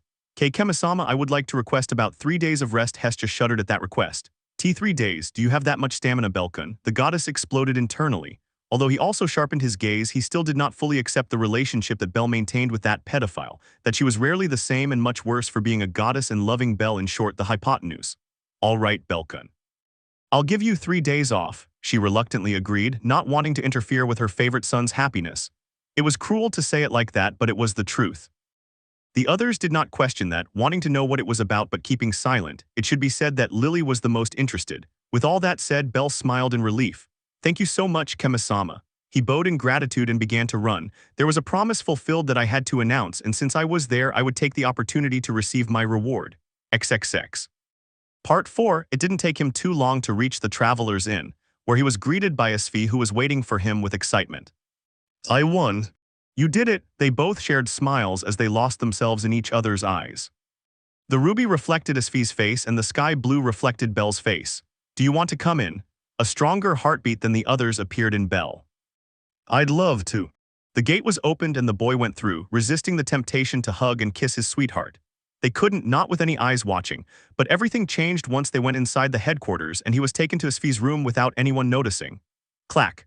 The sound of the lock being engaged on the door reached Bell's ears, turning around and seeing Bella Asfi. She smiled radiantly, then launched herself towards Bell, catching him in a hug. The action was a leap as Bell held the lower part of her thighs and she crossed her legs around his waist and her arms around his neck. Bell held her as their faces drew closer, their noses brushing and they could feel each other's breath. Their lips soon collided. Love, desire, pent-up emotions. Everything that had been held back in front of the public was now released in their solitude. "I assume you've come for your reward." The kiss broke with a small transparent thread joining their lips. A warm feeling invaded Bell's body, tingling at the seductive and honeyed words of the girl in his arms. "I have 3 days, how long does the reward last?" And to Asfi's surprise, Bell answered firmly, blushing but with clarity in his voice. She felt a pressure in the lower part of her thighs, sending a rush of excitement and tingling through her body. She knew immediately what it was: Bell's touch, pressing with his hands on the place where he was holding her. He gave a mischievous smile. "It could last twice as long. Do you think you can hold out, Bell?" There was no response as her lips were stolen by Asfi, this time using her tongue and exploring Bell's mouth. The boy responded, "What are you challenging me?" A sense of déjà vu washed over Asfi, and she let out a soft laugh at her beloved's response, but she played along. "I don't know, you tell me." The grace in her words made Bell smile, who couldn't take his eyes off Asfi's beautiful face. The fact that she was blushing and smiling made her look even prettier, almost endearing. Tender and erotic. He couldn't stand it and kissed her again, and Asfi reciprocated, intensifying the kiss. "Does that answer your questions?" "Yes," she answers them. "So do you want it to be gentle or rough, Hex?" The fact that she stopped beating around the bush and got straight to the point made Bell a little tense, taking him by surprise. But she answered instinctively, "Is it too much to ask for both of you?" She held back from bursting into steam, waiting for her partner's reaction. "You're bolder than I thought. That turns me on." She was positive, using one of her hands to caress Bell's face. She trusted that Bell would hold her steady so she wouldn't fall. And he didn't fall, with Bell reinforcing his grip and moving his hands from Asfi's thighs to his buttocks, holding him firmly. The sudden touch on her backside caused a slight moan which she managed to suppress, blushing a little more. "I saw my opportunity and I took it," Bell commented with an amused smile.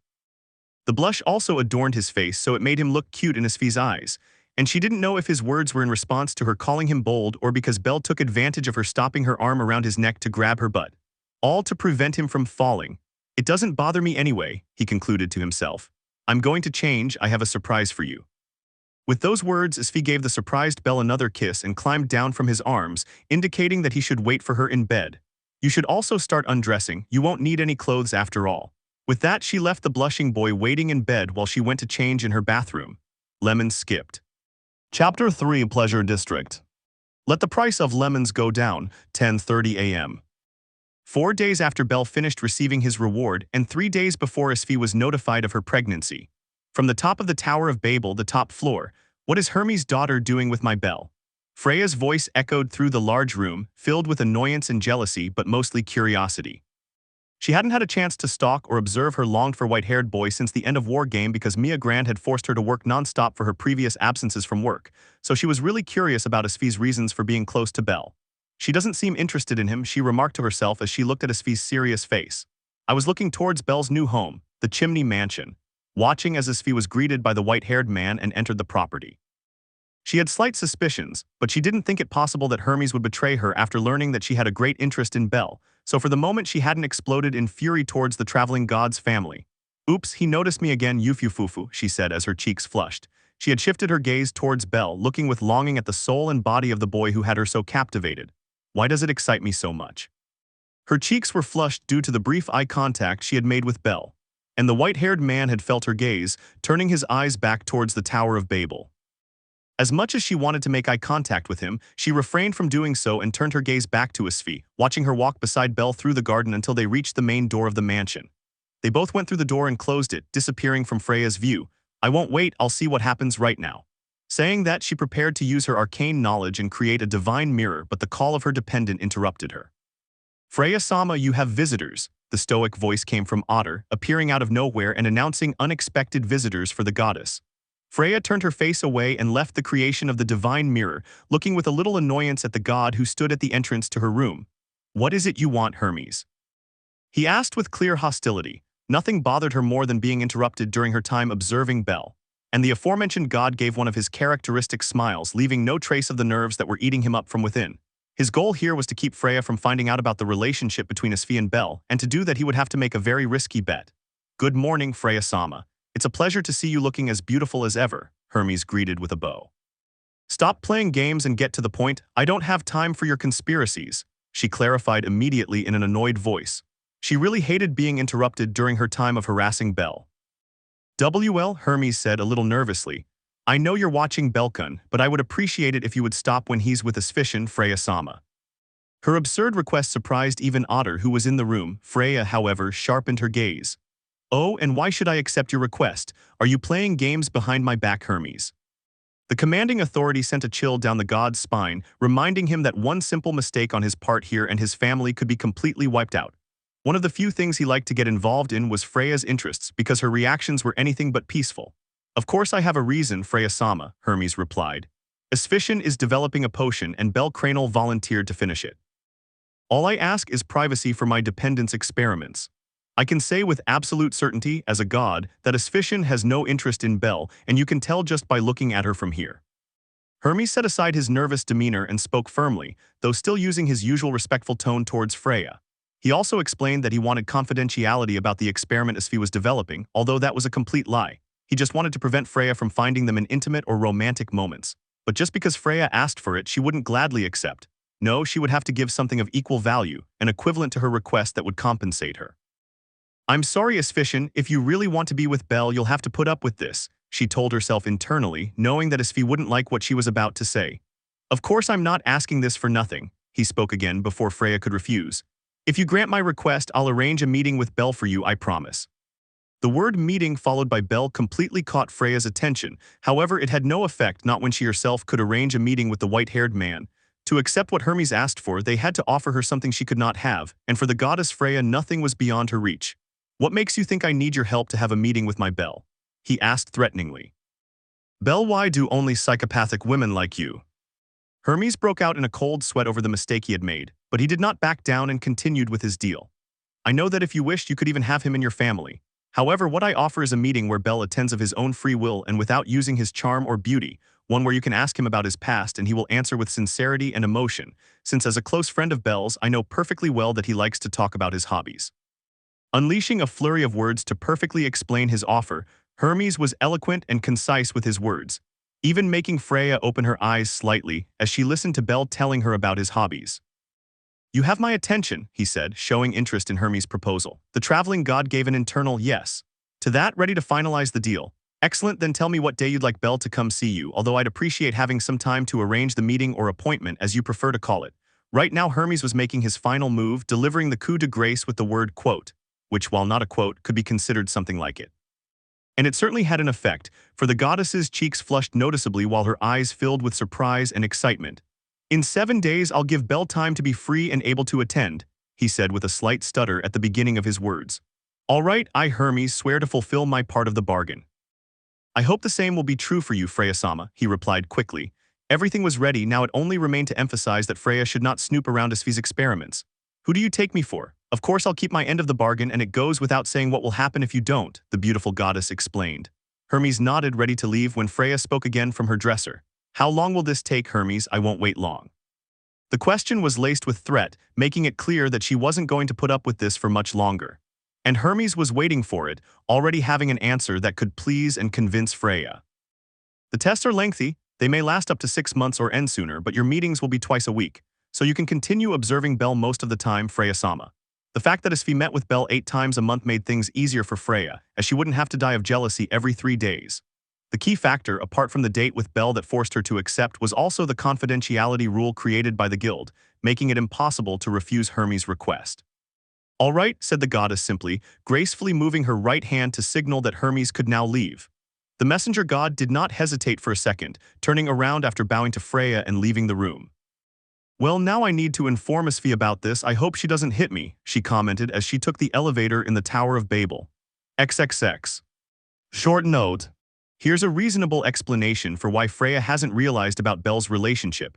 In the first chapter, she was covering for Ryu, who was looking for Bell, and in the second chapter, she was working nonstop because of her previous absences from work.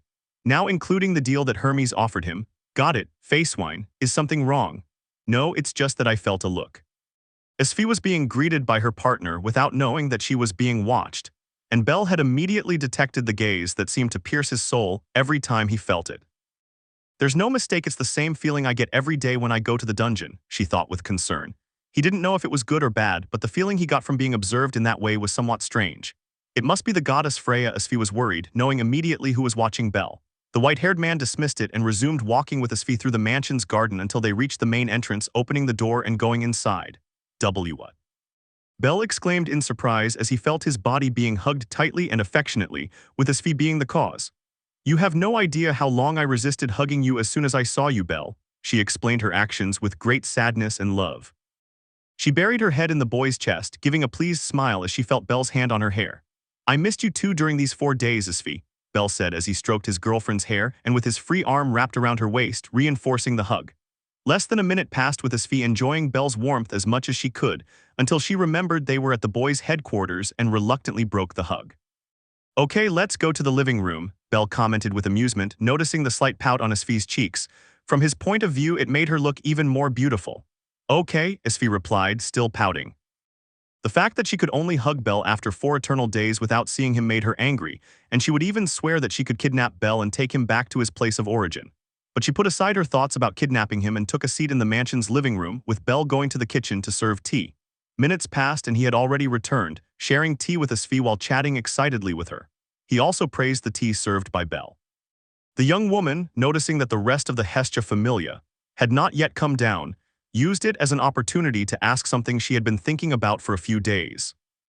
Bell, she intoned enthusiastically, getting the boy's attention. "I was thinking that once our relationship is known and we move into a home for the 2 of us, we could adopt a puppy to raise together." There was a sparkle in her blue eyes as she suggested that idea, implying that she viewed it as a possible relationship where she and Bell would take care of the puppy as if it were a child. Bell, however, tilted his head and asked a question in complete seriousness. "Why do you want a dog if you already have one?" His tone was confused, making it clear that he was serious, and that definitely surprised Asfi. I don't have a dog," he replied quickly. Bell tilted his head to the other side. "Okay, stand up," he instructed, making Asfi get up from her seat. "Now turn around," he said again, with Asfi obeying. "Now lift your skirt." At this rate, Asfi was following the instructions automatically without realizing what Bell had said. She lifted her skirt as Bell told her to and revealed her shapely, firm, toned, and voluptuous backside, which was covered by light blue panties. "What do you mean no?" Bell asked while observing his partner's beautiful backside. He even had an expression full of pride, making it clear that he was proud of the body his girl possessed.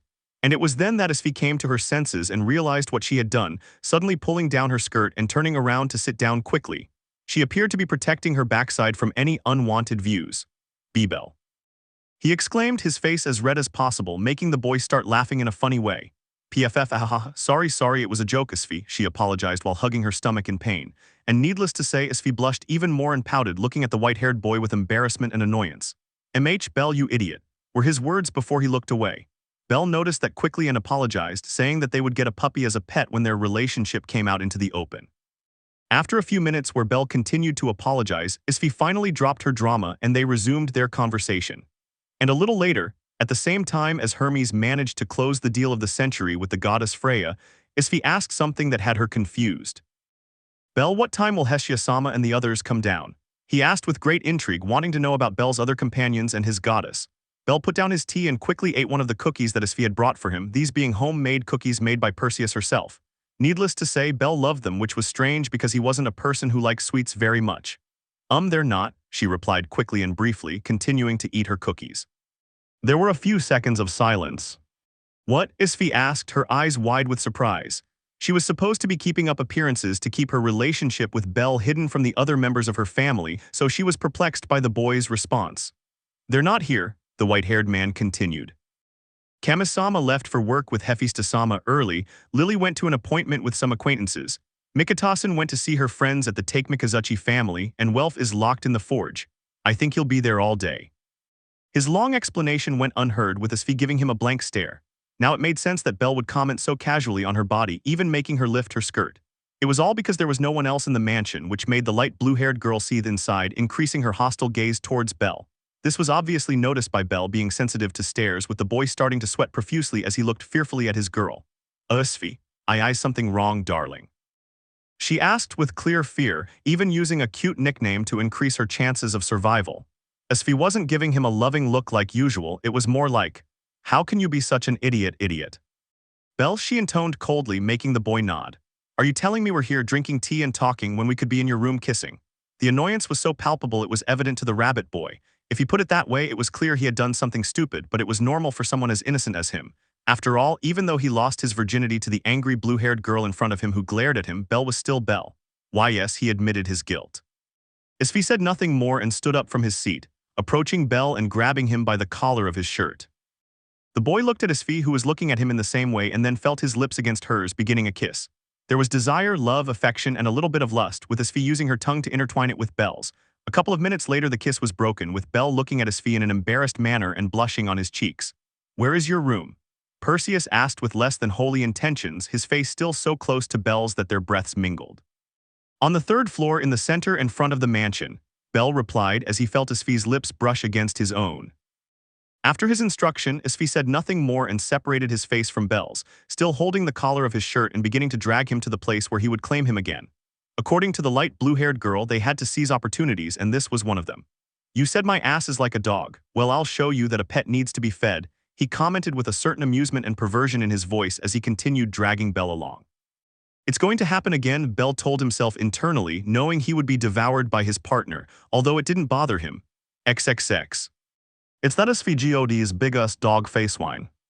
Lemon skipped. Chapter 4, The Punishment of a Rabbit, HASHIMOKAA.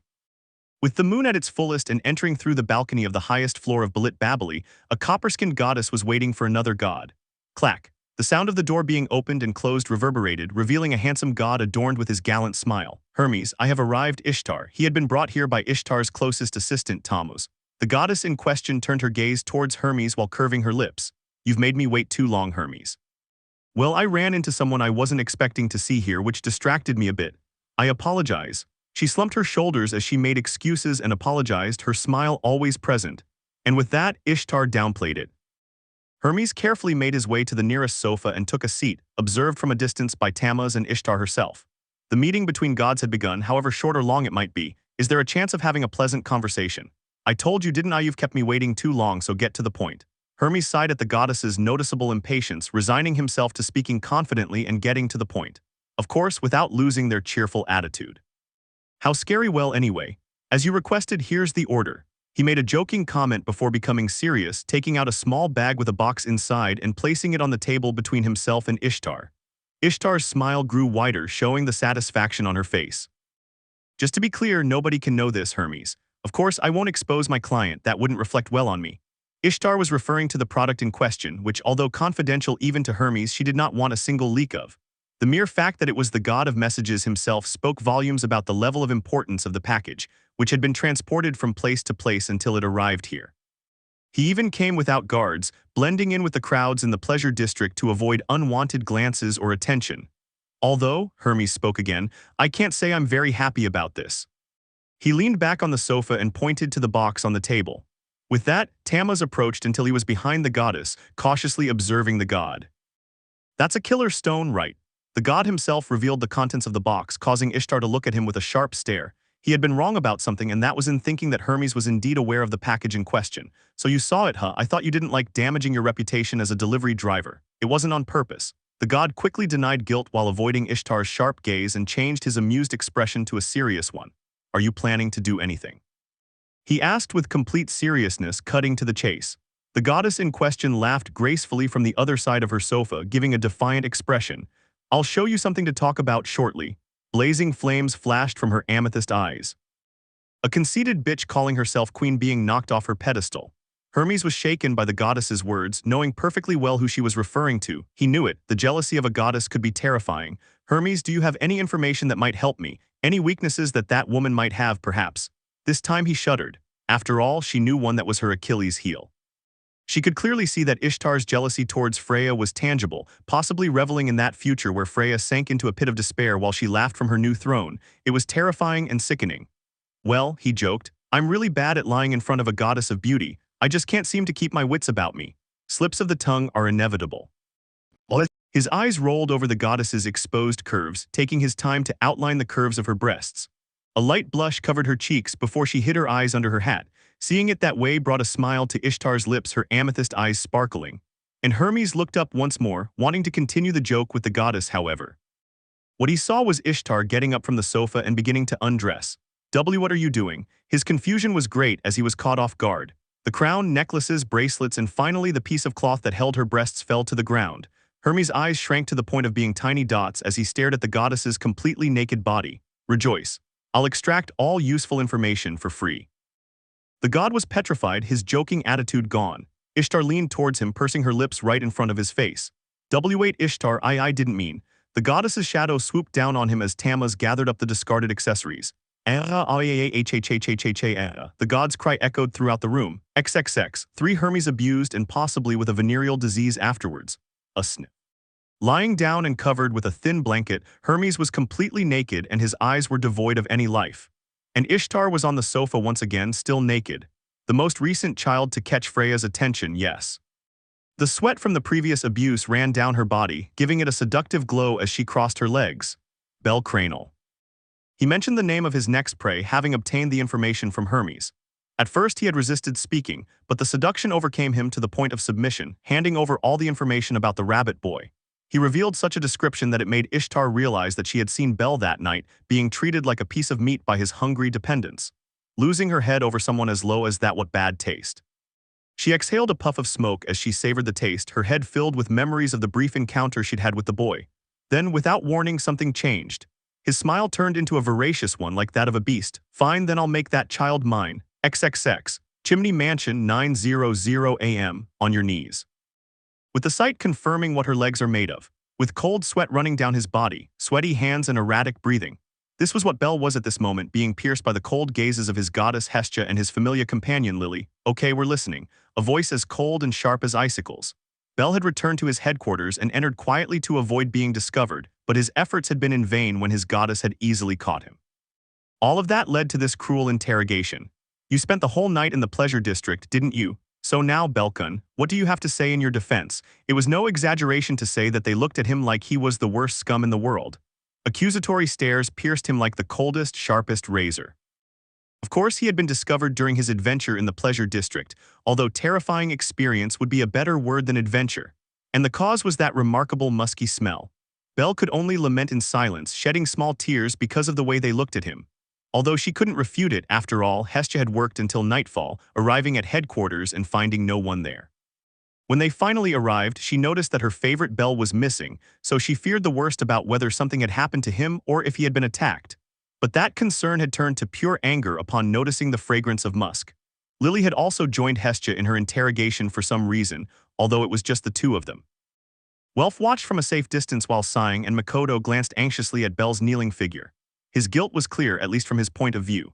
Hestia-sama, I'm guilty of all this. Please show mercy to Beldono. Mikoto-kun, shut up. The enraged goddess quickly dismissed the excuses Makoto was struggling to give in an attempt to help Bell. It didn't work at all. Lily knew the whole story, but that didn't lessen her anger. They had concluded that Bell had slept with one of those women. So you slept with one of the prostitutes, right? She was clear, lowering the volume of her voice if that was even possible. And no. And Bell shook his head from left to right with incredible speed, still without looking up. I didn't sleep with anyone, nor do I want to. There's a big misunderstanding, Kamisama. The boy defended himself with all his might. So if it's as you say, why were you out all night, Bell-sama? But it wasn't a 1v1, Lily was also against him. And Bell didn't want to mention too much about it either. It wasn't something he would be proud of. What I'm trying to say is that I didn't do anything at all, I'm not lying. So he continued to deny the false accusations against him. Now he had already raised his gaze towards Hestia's cold eyes. "Is that so?" she asked again in her harsh, dry tone, really annoyed by the whole thing. Lily took that as a sign and held up a jar with bright red liquid, putting it in Bell's view, who had lost all color in his face upon seeing it. "So how do you explain this?" It was a knockout, without a doubt, making Bell scream the name of a certain god from the depths of his soul. Hermes. Anguish was etched on his face when he saw that damned bottle that had caused him problems last night. He could still see the aftermath of that elegant smile in the back of his mind. It really was like a curse, bringing him problem after problem without any respite. At least as he hasn't noticed, was his only sustenance that kept him sane. And regarding his response, the words of the god came to his mind. "By the way, Bell, I'd like you to keep my being here a secret." "In short, you didn't see anything." He couldn't break his word and betray Hermes. After all, they were accomplices since they were both there. Hermes would also keep quiet about it with Asfi. Talking is not an option. Her resolve grew and her heart burned with will, so he was caught between the promise to Hermes and the questioning of his goddess, remaining silent while he waited for a miracle. And Hestia herself cautiously observed every option her favorite attendant made. "I know Belkun already has a partner and has done that before, but as a virgin goddess, I can't allow him to be unfaithful. I won't let him become like that perverted idiot Zeus." Such were his thoughts. Although he knew Bell's denials were true, the mere fact that he was in that place infuriated him. "What do we do, Hestia-sama?" Lily finally spoke. He was asking for directions for Bell's sentencing, sending a shiver down the spine of the quiet boy. But as if luck literally smiled upon her, Hestia's reaction was more rational than expected. "No one can lie to a god. Belkun is telling the truth." Giving a long, heavy sigh after her words, the goddess did not sentence the boy. That greatly relieved Bell, who also sighed with relief and dropped to his kneeling position. "However, I cannot overlook the fact that you set foot in that place, whether it was an accident or not, but it wasn't all roses and stars." Bell stood up straight while nodding repeatedly at the words of the angry Hestia. "You will receive a punishment deemed appropriate. This will give you time to reflect on what you have done, understood?" "Yeah." He agreed immediately. He had no other choice. All this was compounded by the fact that he had caused a huge mess in the pleasure district, another family's territory. As captain, he had put his family's reputation at risk, so Hestia, as their patron goddess, had to deliver a punishment. It would look bad if he showed his favoritism in front of others. Having completed her task as a deity, the little goddess left the room still with her intimidating aura, showing that she was still upset. Lily followed behind her. "Beldono, my sincerest apologies, all this was my fault." Finally, everything was over, leaving only Bell, Welf, and Makoto in the meeting room. Of course, the apology came from an embarrassed and repentant Makoto. "You don't have to apologize, it was my decision to go to that place, Mikitasan," he replied with a forced smile. The forced posture was due to exhaustion, as he had been kneeling for hours during the interrogation. "Are you really okay? You had me worried sick. Yesterday I was about to go back to that place and burn it down with a magic sword." This time it was Welf who approached and spoke, making a slightly strange and dangerous comment. "Haha, you're very funny," Welf, the white-haired man, commented nervously. He looked at his blacksmith friend, and what he found was Welf's serious face, making him swallow hard. "Joking, right?" he asked cautiously.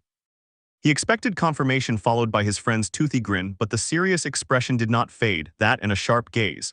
Oh, the boy had understood. He had worried his friends, which caused him to grimace. "I don't think I need to tell you, but listen to Hestia-sama. Don't come back. You saw something you wish you hadn't, didn't you?" It was to be expected. He internally repressed himself upon being read like a book. She broke eye contact and looked at the ground, remembering the Renard from last night. That empty smile and those sad eyes, her face full of loneliness. Haruheimson, he thought, remembering the girl's name, a prostitute as pure as spring water. "All right, Mikitasan, why did you go to the pleasure district in the first place?" He quickly changed the subject, turning his gaze to Makoto and asking her. She answered immediately. "We heard rumors of a prostitute residing in that place who looked a lot like someone from my homeland. We went there hoping to find her." She told him everything, including the time she was missing. Something clicked inside the boy. Wait, could it be? Is Haruheimson the Ami? "Hey, Belkun, I don't have all day." The boy was cut off from his train of thought by the angry Hestia. He had to suppress his thoughts and go to receive his punishment. XXX. City streets, 12:00 p.m. Sky blue hair adorned with a pure white fringe and glasses covering her eyes equally sky blue. Asfi Al Andromeda. She was walking towards her partner Bell's headquarters, overjoyed to give him the news about her pregnancy. She had just left the Airmid clinic a few minutes ago with a smile on her lips and a sparkle in her eyes. "What face will you make, Bell? Hehe, I can't wait to see your disbelief." His thoughts were as harmonious as the aura that surrounded him, exuding joy just thinking about Bell and his nervous reactions when he found out he was going to be a father. It wasn't like the boy went to buy cigarettes and never came back. No, it wasn't that kind of story. She continued walking while thinking about her boyfriend, as well as the reactions he would have. Yes, her pregnancy now set a deadline on their secret relationship, giving them the short time of 9 months. And that wasn't what was really worrying her. Nothing would make her happier than formalizing a relationship with Bell and making it public, but there was a problem, one that could not be taken lightly. The goddess Freya, she named her greatest danger and enemy. If that goddess were to find out about her relationship with the white-haired boy, nothing good would come of it. I just hope nothing goes wrong, she finished as she continued on her way. She didn't want to ruin her mood by thinking about future problems. Right now she just wanted to meet with Bell and tell him about her pregnancy. And suddenly, as he walked at a steady pace, a conversation reached his ears. Hey, did you hear about the little rookie? The pleasure district thing, of course. I'm really envious, imagine being chased by more than 100 Amazons. Forget that, you idiot, not just the Amazons, all the women were after him. I really envy him, very badly. Her steps stopped abruptly, her vision darkened and obscured by her bangs. His hands formed fists that began to crack from the pressure. He saw out of the corner of his eye the trio of men who were saying that, recognizing them as the ones who had attacked Bell on the 18th floor, even though it was his stupid god's plan. If I remember correctly, one of them was named Mord. I'll kill him. With that thought, the beautiful but furious girl went in search of her partner. She wanted to give him an appropriate punishment for approaching places without her permission. His possessive side came to light as his previous aura of happiness was banished and one of pure anger took hold. I'll really kill him, and not by sitting on him this time. His steps became hurried as his eyes flashed with a dangerous gleam behind the glass of his glasses. It would originally take him about 10 minutes to get to the Chimney Mansion, but with the current circumstances, he only needed 3 minutes. And well, that's how it would have been if it weren't for. Asfi, what a coincidence to see you this way, one that leads directly to Bell headquarters. The god Hermes made his epic entrance in an attempt to save Bell. He had noticed Asfi's mood since he managed to see her from a distance. But, move it, idiot. One blow to the face was enough to eliminate the obstacle that was Hermes, causing him to roll along the pavement while making strange noises. She continued on her way. Wait, Asfi, Hermes shouted from the dirty ground. I want to talk to you about something serious about that. Perhaps she was in a trance or a state of complete and unbalanced anger, but it was enough for her to hear the word "it" to stop her walking. She turned her gaze back to the sprawling Hermes, who was dramatically extending his hand towards her, his expression demanding attention. She frowned as she looked at Hermes' pathetic appearance. Will you listen to me? After all, it's about your happiness with him. Again he said keywords that Asfi could not afford to ignore, turning 180 degrees on his feet and returning to the god's prone body. What is it? He asked bluntly. Hermes swallowed hard at the coldness in her voice, his heart breaking as he saw that Asfi hadn't even offered him a hand to help him up. He sighed and put his drama behind him, standing up and dusting himself off, as well as rubbing his cheek where he had been hit by Asfi. Let's go somewhere where she can't hear us, he said seriously. Asfi nodded and followed him, leaving for later the torture that Bell would receive. 10 minutes later, they were both sitting at a table in a certain cafe called Wish, the perfect place for secret meetings or to discuss confidential matters. And it was here that Hermes told Asfi about the deal he made with Freya so that she wouldn't interfere when he was alone with Bell. In short, he had offered Bell a meeting with the goddess Freya in exchange for privacy for both of them while they were working on Asfi's potions. And the reaction of the cute blue-haired girl was clearly, "Are you trying to get me to send you back to Tenkai? Not a good one at all." Asfi's annoying and furious voice rang out and rattled the god's ears, sending a shiver down his spine. The hostility in his clerk's voice left him frozen. Don't joke like that, Asfi, I almost believed it, ahahaha. She said in a trembling, nervous voice, hoping that this was all a bit of a joke, although he, as a god, should have already understood it. It wasn't a joke, I actually want to send it back. Mortals cannot lie to a god, it's that simple. Hermes swallowed hard at the seriousness and sincerity in Asfi's words, truly exhausted by all the incidents that had been happening to him. Why, you must understand that it was the only way. If I didn't show you something Freya-sama would risk taking, I'm sure she would have targeted us by now. She gave valid excuses under Asfi's inquisitive gaze, explaining that it was the only way for her to continue her relationship with Bell. Finally, she let out a tired sigh as she looked down at her belly and caressed it with her right hand. Today was supposed to be a wonderful day where I would tell him about it and he would get nervous. Then I would ask him for a kiss and hug him tightly, not wanting to let go. Words full of longing, with eyes that reflected desire. Hermes closed his mouth upon hearing her, as he could perfectly perceive the mixture of sadness and melancholy in her voice. The last thing I wanted to do was upset her and get hit as a result. But my joy was cut short by the news that Bell had been in that cursed district and would now inevitably have a meeting with the goddess Freya in 4 days. and the melancholic tone was replaced by one of fury. Asfi, you've become too bipolar, Hermes said to himself. The drastic change in mood was palpable, and even Bell was in danger at this point. Wait. Suddenly something clicked in his mind. Was Bell in that damned district, you don't mean to say? Asfi, where was Bell? She asked cautiously. In the pleasure district. The response was quick and Hermes had to feign surprise, otherwise this day would not have a happy ending. Bell was there, I can't believe it, it's impossible that he was in that place. He widened his eyes dramatically and slammed his hands on the table. His voice didn't help much, being one that actors in melodramas or theatrical works used. Asfi merely squinted as he watched his god's actions, like a cat observing its prey before tearing it to pieces. I think I exaggerated, Hermes thought as he sweated slightly.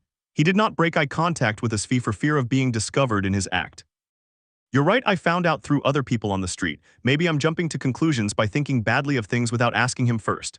And after a few minutes of analyzing it, Asfi brought his hand to his chin while commenting on his possibly hasty conclusion. Hermes felt a glimmer of hope when he saw her reconsider, triumphing internally for having successfully helped Bell. So I'll ask him if it's true or not, excuse me, he said again as he stood up from his seat. The traveling god could only make a silly face of surprise, watching Asfi walk towards the exit. The rest is up to you, Bell, he whispered to himself. He gave a tired sigh and also got up, although he suddenly opened his eyes. He left me the tab. He exclaimed in surprise when he saw that he would have to pay. Another, even bigger sigh than the last was released as he pulled out a bag of valises. What a misfortune. XXX Streets of Arario 3:00 p.m. My punishment in the end was community service. Throughout this day, I would have to help people with everyday things like sweeping the streets, changing the magic stones in the lamps, and even taking out the trash. It was a means of placing the family in high esteem. The members go and help people while saying their alias and family, helping in some way and increasing public opinion of the patron deity. Thank you so much for your help, little rookie. I couldn't have done it without you. It was nothing, the pleasure was all mine. While carrying boxes and running errands, a gentleman thanked me for my work and I responded politely. I don't know if it's considered a punishment, but I don't mind helping people. If I can minimize the things they have to do, nothing makes me happier. Look, it's the little rookie, it's him. I smiled at the children who were looking at me. They were playing with wooden swords and had seen me. Although it's shaking, yes, how weak. Yes, I figured as much. I've been helping since this morning, so my hands are shaking and my body is covered in sweat. Having the sun shine directly on me doesn't help much. I waved and gave a nervous smile, but their comments really hurt me. I am a level 3 who is exhausted from just running errands and helping with household chores. My resilience only seems to show up when I'm with Asfi. I muttered that to myself as I continued on my way, though I then shook my head from left to right to clear my mind of those thoughts. The burning sensation in my cheeks might give me away, so I shouldn't think about Asfi right now. I went back to my work while alluding to her and helping her. All of that somehow made me end up on the main street. White hair, give it your best shot. I'm sorry about this, adventurer-kun. Words of encouragement and apology reached my ears as I climbed the stairs to the roof of a building. They had seen me and asked me to repair a leak in the building where Hyacinthus workers rest. Come to think of it, I could start my own business doing this. It's not a bad idea. Once I've settled down with Asfi, I could retire from being an adventurer and start a business with her. It's not a bad idea. I smiled to myself as I imagined myself in a quiet and peaceful life with Asfi. She really makes my heart race just thinking about her. And after a while, I might ask him to have a child. I wouldn't mind being a father. I added as I began to remove the worn sheet from the roof. Working while thinking about her makes everything easier and less tiring. This is very helpful, thank you so much, adventurer-kun. Once you're done, I'll give you my panties as a thank you. No, thank you, keep them. I was pulled from my thoughts by Runosin and Closin, with the latter making a comment that caused a blush of embarrassment to spread across my face. Offering your panties as a thank you is something you shouldn't say in the middle of the street. It was impossible for me not to be embarrassed. Besides, the only panties I'd receive would be Asfi's, although I don't think she'd ever do that. I sighed as I continued with my task, smoothing the new sheet metal to prevent it from leaking again when it rains. Gyuhai, and suddenly I heard strange noises of pain. I looked down and saw Eniasin, Closin, and Runosin lying there as smoke billowed from their heads. Ryusin was standing next to them with a wooden tray. Did she knock them out? I broke out in a cold sweat and sped up my work, finishing the plywood and covering it with non-stick sheets. I hadn't done this since I lived with my grandfather. I inwardly gave thanks for using my skills again and gazed at my finished work with pride in my eyes, then went downstairs where Ryusin and Siasin were waiting for me. Thank you for your help, Kranelson. I'm sorry about my classmates' attitude. Yes, good job, Belson. I'm sorry for taking time out of your busy schedule. And no, it was nothing. I gave them a slight bow. After all, they had helped me too much in the past. I couldn't complain about just repairing a roof. Ryusin closed her blue eyes with a slight smile and Hyacinth's hair swung in the wind as she smiled at me with a blush on her cheeks. You've become very popular, Belson. Oh really? Yes, a lot of people talk about you. Adventurers, regular customers, and people on the street. Well, actually Hyacinth is right. After the war game, people haven't stopped talking about me. Something similar happened when I leveled up to 2, but this doesn't compare. Many are also interested in the peculiar magic you used to consume Hyacinthus's attack. Hyacinth spoke again as he came a little closer and smiled at me affectionately. She mentioned my magic, Beelzebub. Is that so? Aha ha ha. I feigned ignorance while scratching my cheek in embarrassment. No matter how close Hyacinth or Ryusin may be, I am forbidden from talking about my abilities or magic. Kamisama gave it to me as a divine order. My demeanor became nervous as I begged for the subject to be changed. I'm not so stupid as to ignore my inability to lie. I have always been an open book to everyone without them needing to be gods. She smiled as she mocked my actions as if that had been her goal from the start. Kranelson, please have lunch at our cafe, and Ryusin was the savior, are you sure? She waited for a pause in the conversation and invited me to eat with them, which would be good for me since I only have breakfast in my stomach. Yes, you repaired our roof, so you're sure, Mamma Mia. She suddenly stopped as her eyes opened slightly. She was a short distance from me, but she took a step back while tilting her head tenderly. This I know him, but from where? She said that as her eyes narrowed, perhaps trying to remember whatever it was she had caught. Hyacinth also noticed something and moved closer to me, so close that he sniffed my shirt while my face began to burn with embarrassment. This? With his words, my face went from red to blue in an instant. A smell on my body. No way, taking a bath, changing clothes, and a whole morning at work didn't get rid of the musk that permeated my body. I took a step back, very nervous. We're sorry, forget about lunch. We have something to do. They turned around quickly and started running into the tavern, leaving me in the street. I turned to leave and felt a gaze on me. I turned my face and saw Closen looking at me with sad eyes, although I think he's looking at my butt. No, I must be imagining things. With that, I fled the place. A tactical retreat was necessary. XXX, sigh. Humiliated and unable to clear my name. I was currently walking down Adventurers Street, continuing my work of helping people. I could have had a nice lunch, but I decided to flee the scene without trying to clear up the misunderstanding with Ryusin and Hyacinth. It's regrettable, I'm truly regrettable. My only hope is that Asfi doesn't notice Lucky-san, please help your user this time. I begged my development skill to work a miracle. It was the only one I can trust now. But now with all this punishment, I didn't have a chance to think about Haruhimson, something that suddenly overwhelmed me when Ryusin and Hyacinth mentioned the smell. I couldn't help but feel sad.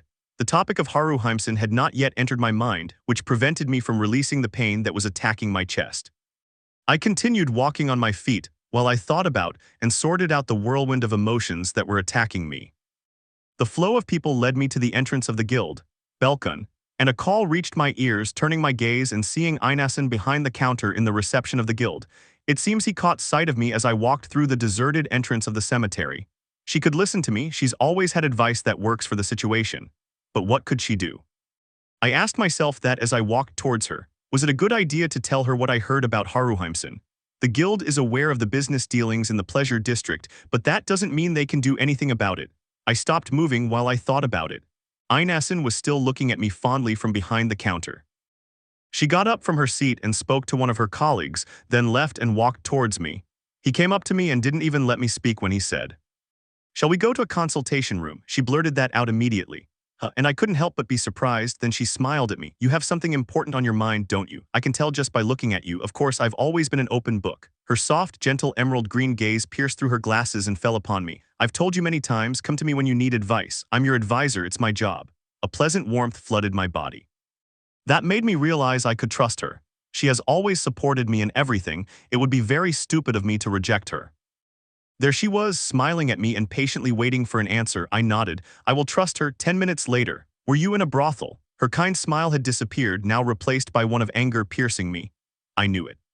The consultation rooms were soundproof to respect the privacy between the advisor and their ward, so I told Innocence about the hectic night I had yesterday. And the moment the word brothel was mentioned, his friendly demeanor vanished instantly. Her lips and eyebrows curled as she glared at me with anger in her eyes. She jumped up from her seat, slamming her palms on the table. "Are you saying you spent the night with one of those women?" "Of course not. Absolutely not." He accused me, his face red with anger, veins bulging on his cheeks. I don't know if it's because she's a half-elf, but her eyes seemed to be looking at the worst garbage that had been rotting for months or years, just like Kamisama and Lily. but suddenly she came back to herself as she turned her face to the side. "Well, you're a man and an adventurer. After all, it's normal to be interested in those things at your age, but his short elf ears turned bright red as he struggled to find his words, then he spat them out angrily again. "But did you really go?" She screamed with her eyes closed as if she hoped this was a dream. He was constantly having personality changes, getting angry and understanding me only to get angry again. "I forbid you from going to another brothel. You can never go back to one ever, understood?" What be but never, oh understood. I gave up on explaining and accepted his orders as I stood up and began to perform a doja. She looked away from the trash I had become, so I got up and sat back down in front of her.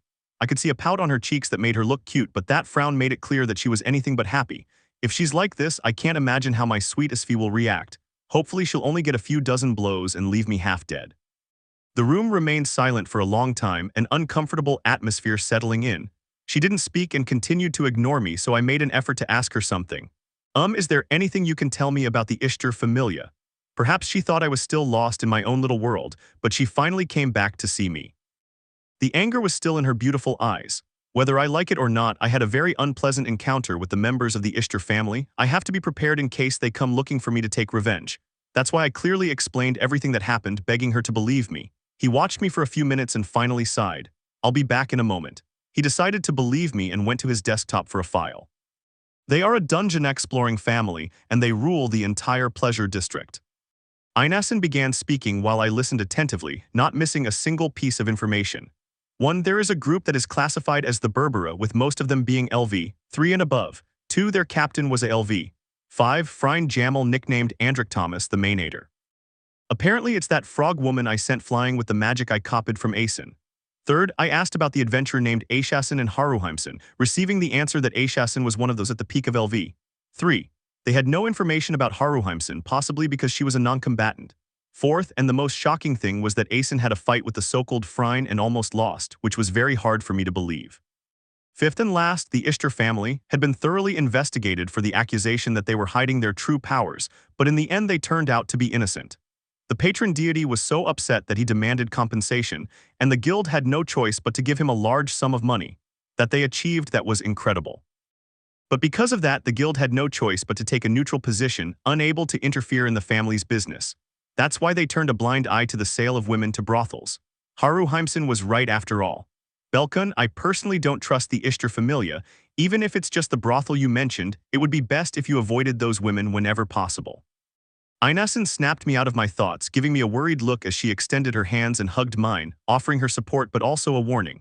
"I wouldn't want you to get into any more trouble after the war game with the Apollo family. Please don't do anything crazy, okay?" With a worried voice and distressed eyes, she tightened her grip on my hands. A great warmth enveloped me. "Course I'll avoid the problems, Innocence." I smiled at him and thanked him for everything. We spent some more time talking about more everyday things and even about the dungeon to clear our minds of bad memories. Coming with her was definitely an excellent decision. XXX, 5:00 p.m. Bell was walking through the streets, having finished his conversation with Ina and now heading out to find more people to help. Well, he came across one, but not one that needed help but answers. "Hello, Asfi, how was your day?" With extreme nervousness, he greeted the young woman in front of him after meeting her on the main street. She gave him an inquisitive look. "Good afternoon, Bell," he greeted without emotion. "I've had a hectic day." They were standing an arm's length apart, with Bell looking at her nervously as she analyzed him. "I see, did something bad happen?" Honestly, the boy was praying to every god he knew. "Yes, I had an excellent morning because of some wonderful news, but then some not-so-good news reached my ears." Do you know what that second piece of news was? It was a normal conversation, with both maintaining their facade of just being friends in front of the public. But Bell could see an aura that threatened to swallow him alive at any moment. It was just the two of them as people walked past them. "And no, is it that bad?" Bell asked, now without hope. "I don't really know if it's true, but my boyfriend was somewhere he shouldn't have been. That's what I overheard." The boy swallowed hard and Asfi's gaze sharpened. Bell was an open book, and this time was no exception. "Tell me, Bell, do you think my boyfriend would cheat on me and go to the pleasure district to sleep around with prostitutes and get infected? Do you think someone like me deserves that?" His angry words said it all. She knew it, and Bell had no way to deny it or say it was a lie or even to make excuses. "And no, of course you don't deserve something like that, Asfi." Tears threatened to spill from her terrified eyes. "Oh, that's good that you think so then." Her voice deepened. "Did you go to that damn place, you idiot?" She really wanted to cry because of the fear Asfi caused her. She lowered her head as a tremor began to take hold of her body. Why yes, I went to that place. He could feel a gaze piercing him, and this time it wasn't the usual one. Freya. It was Asfi's. Be quiet. She cut short any rebuttal he wanted to give. I'll be waiting for you on the 18th floor by the lake where you fell and looked at all the naked girls, and it gave a point of encounter with a dead voice. He started walking and stood next to Belle, shoulder to shoulder. Don't expect anything nice from me, understood, darling? He whispered those words and continued on his way, disappearing into the crowd and leaving a frightened Belle behind. The white-haired man remained still for a few minutes until he fell to his knees with his gaze empty. I guess it's over. He commented in a voice devoid of hope. XXX. Floor 18, 5:15 p.m. It didn't take him too long to get there due to his LV-3 and high agility, and he even used aerial, increasing his speed. Fortunately, the Goliath had been eliminated not long ago, being in its regeneration time and passing through without problems. Although all the way here he tormented himself with possible scenarios of him being massacred by a furious Asfi. He's going to kill me, he's going to kill me, he's going to kill me. Grabbing his head with both hands as he muttered and walked towards the forest on the 18th floor, to the lake where his executioner was waiting for him. A 5-minute walk as he went deeper into the forest and arrived, seeing Asfi sitting on the grass and observing the surface of the lake. The lighting was about to dim, with the crystals softening and illuminating the lake with a bluish-white light just like the moon. Hello, I'm here as. He couldn't even finish when Asfi turned her gaze back to him and noticed the tears running down his cheeks. He had a sad and betrayed look with a dejected feeling that became tangible throughout the place. Because a broken and sad voice, Belle's throat got clogged with a ball of air the size of a golf ball. Her chest throbbed sharply and her eyes dilated. Wasn't I enough for you? Tell me which part. Her words tumbled from her trembling lips and pierced Belle like icicles. Tell me, please. He wanted to move, but his feet had been trapped by the grassy ground. Asfi noticed his stiffness and stood up, beginning to walk slowly towards him. My body, one step my personality, another step my face, another step. Am I so bad at hex that you went for a top-notch service? Another, and the last one being 30 cm away. Is that it? Is that why you cheated on me? Because I'm bad in bed? An impact reached Belle's right cheek, receiving the slap from Asfi. Her voice had risen a few levels on the last question, looking painedly at Belle, who had his face turned to the side without even rubbing his cheek. Answer me, you fool. She closed the small distance between them and let her face fall onto Belle's chest, tears soaking through the boy's clothes. She used her right hand and made a fist, hitting him repeatedly while demanding an answer. The trembling in her body was transmitted to Belle, causing him to slowly wrap his arms around her. Don't hug me and answer me, you unfaithful one. But she used her left hand to stop him. She had become a wounded child. You're wrong. Finally, the boy spoke. It was a low tone, but thanks to the zero distance, Asfi heard perfectly. He used his hand and lifted Asfi's chin, making their eyes meet, but the girl quickly looked away. Asfi, please look at me, please. He said that and waited for the sky blue to meet the ruby. Once that was done, Belle stared intently through his glasses. I love you. I would never be unfaithful to you, never in my life. Please believe me and listen to what I have to say. Her voice became firm, without a trace of doubt or stuttering. He brought his face so close to hers that their noses touched and their breaths mingled.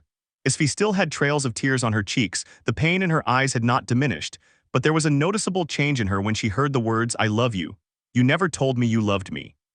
She whispered as her lips brushed against Belle's due to the movement. I was afraid of rushing things. We haven't been dating that long after all. But this is how I feel. I love you, Asfi. I love you so much. The flow of tears had been cut off as Asfi lost herself in Belle's determined gaze, unconsciously bringing her hand to the boy's cheek. Belle. She couldn't resist the temptation and joined her lips with the boy's, using both hands to hold his cheeks and prevent them from separating.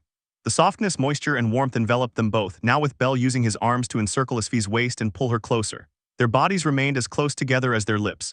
The kiss continued until they ran out of oxygen, forcing them to separate and catch their breath.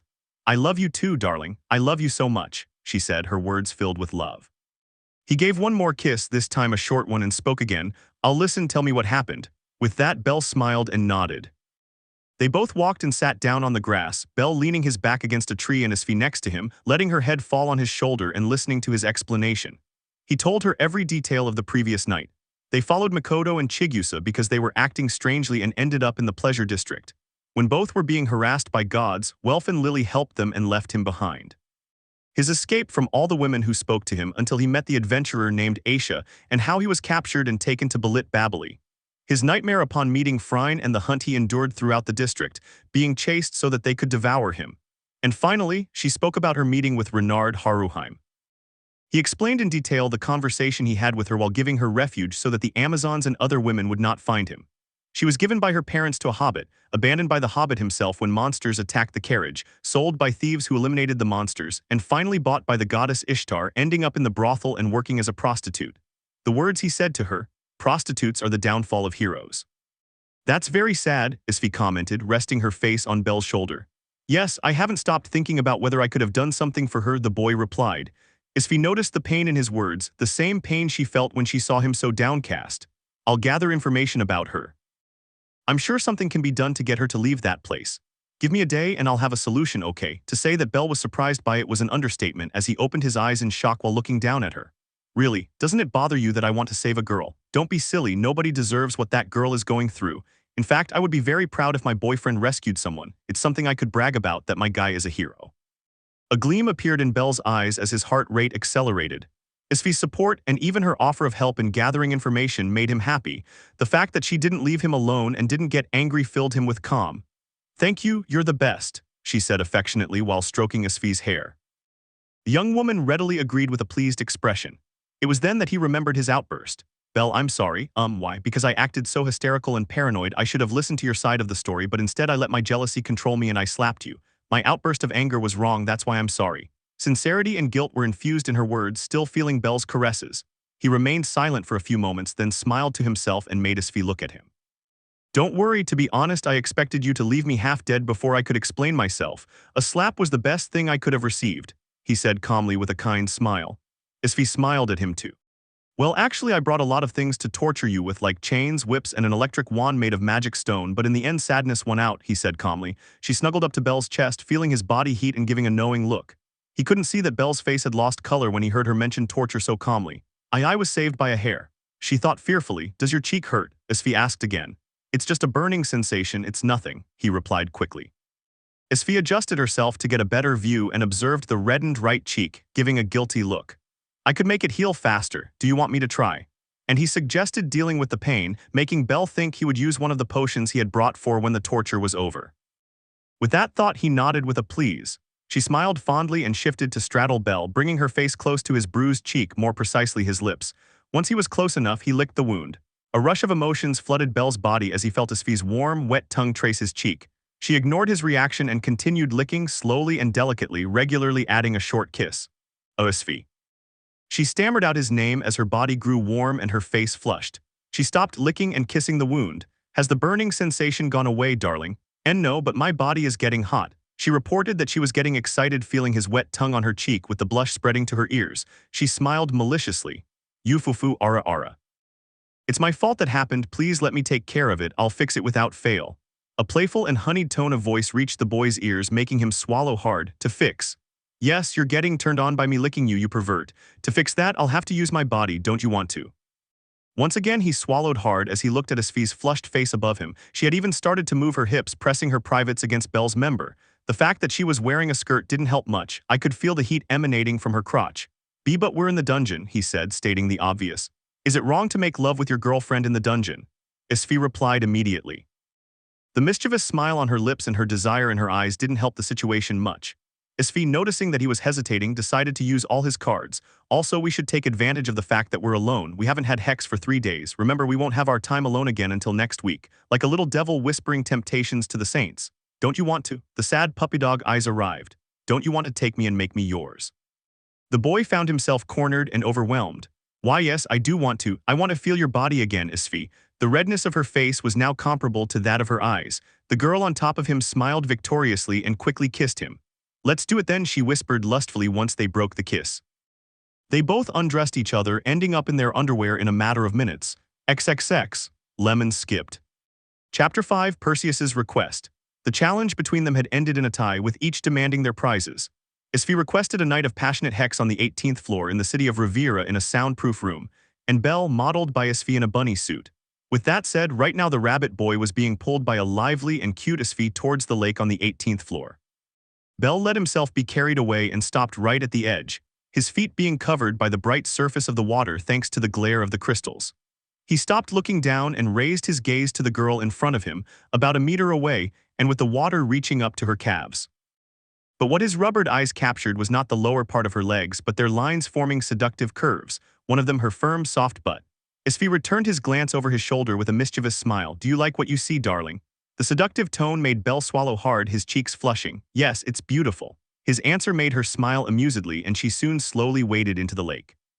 She moved her hips from left to right, making her buttocks rise and fall, completely hypnotizing Belle.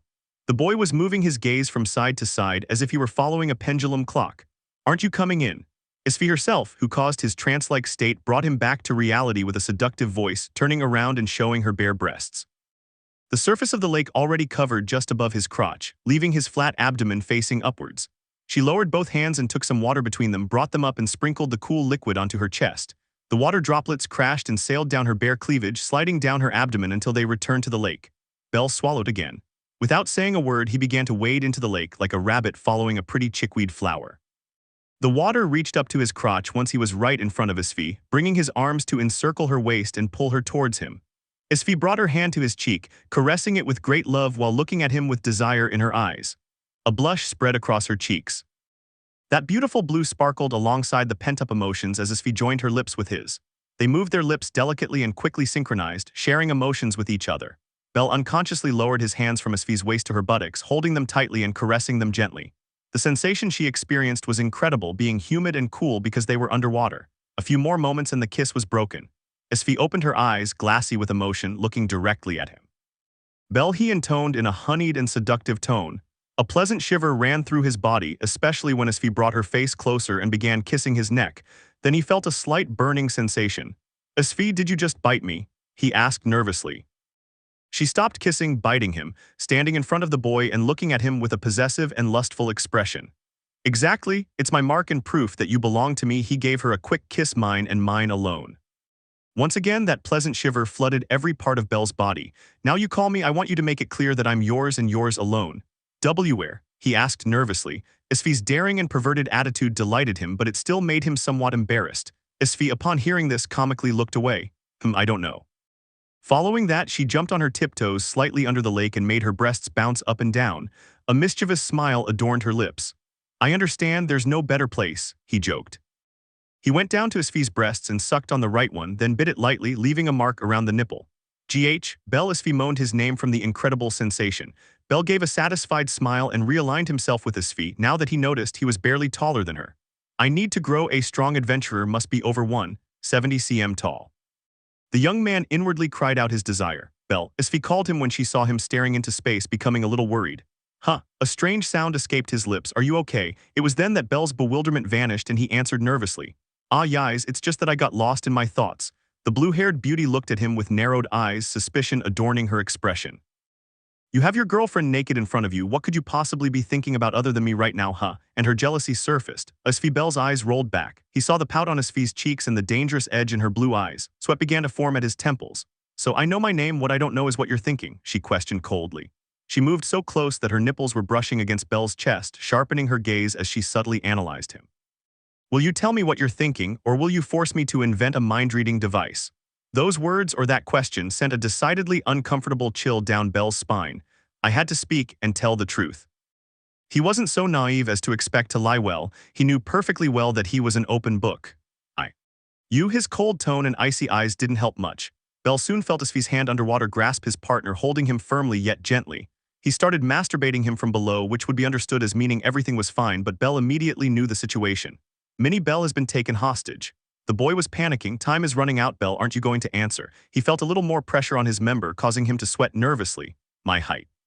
Finally, he answered defeated, lowering his gaze in shame. That. Asfi's menacing aura vanished and an incredulous face soon appeared, annoyed. He also stopped squeezing the boy's member, only holding it gently and giving it constant caresses.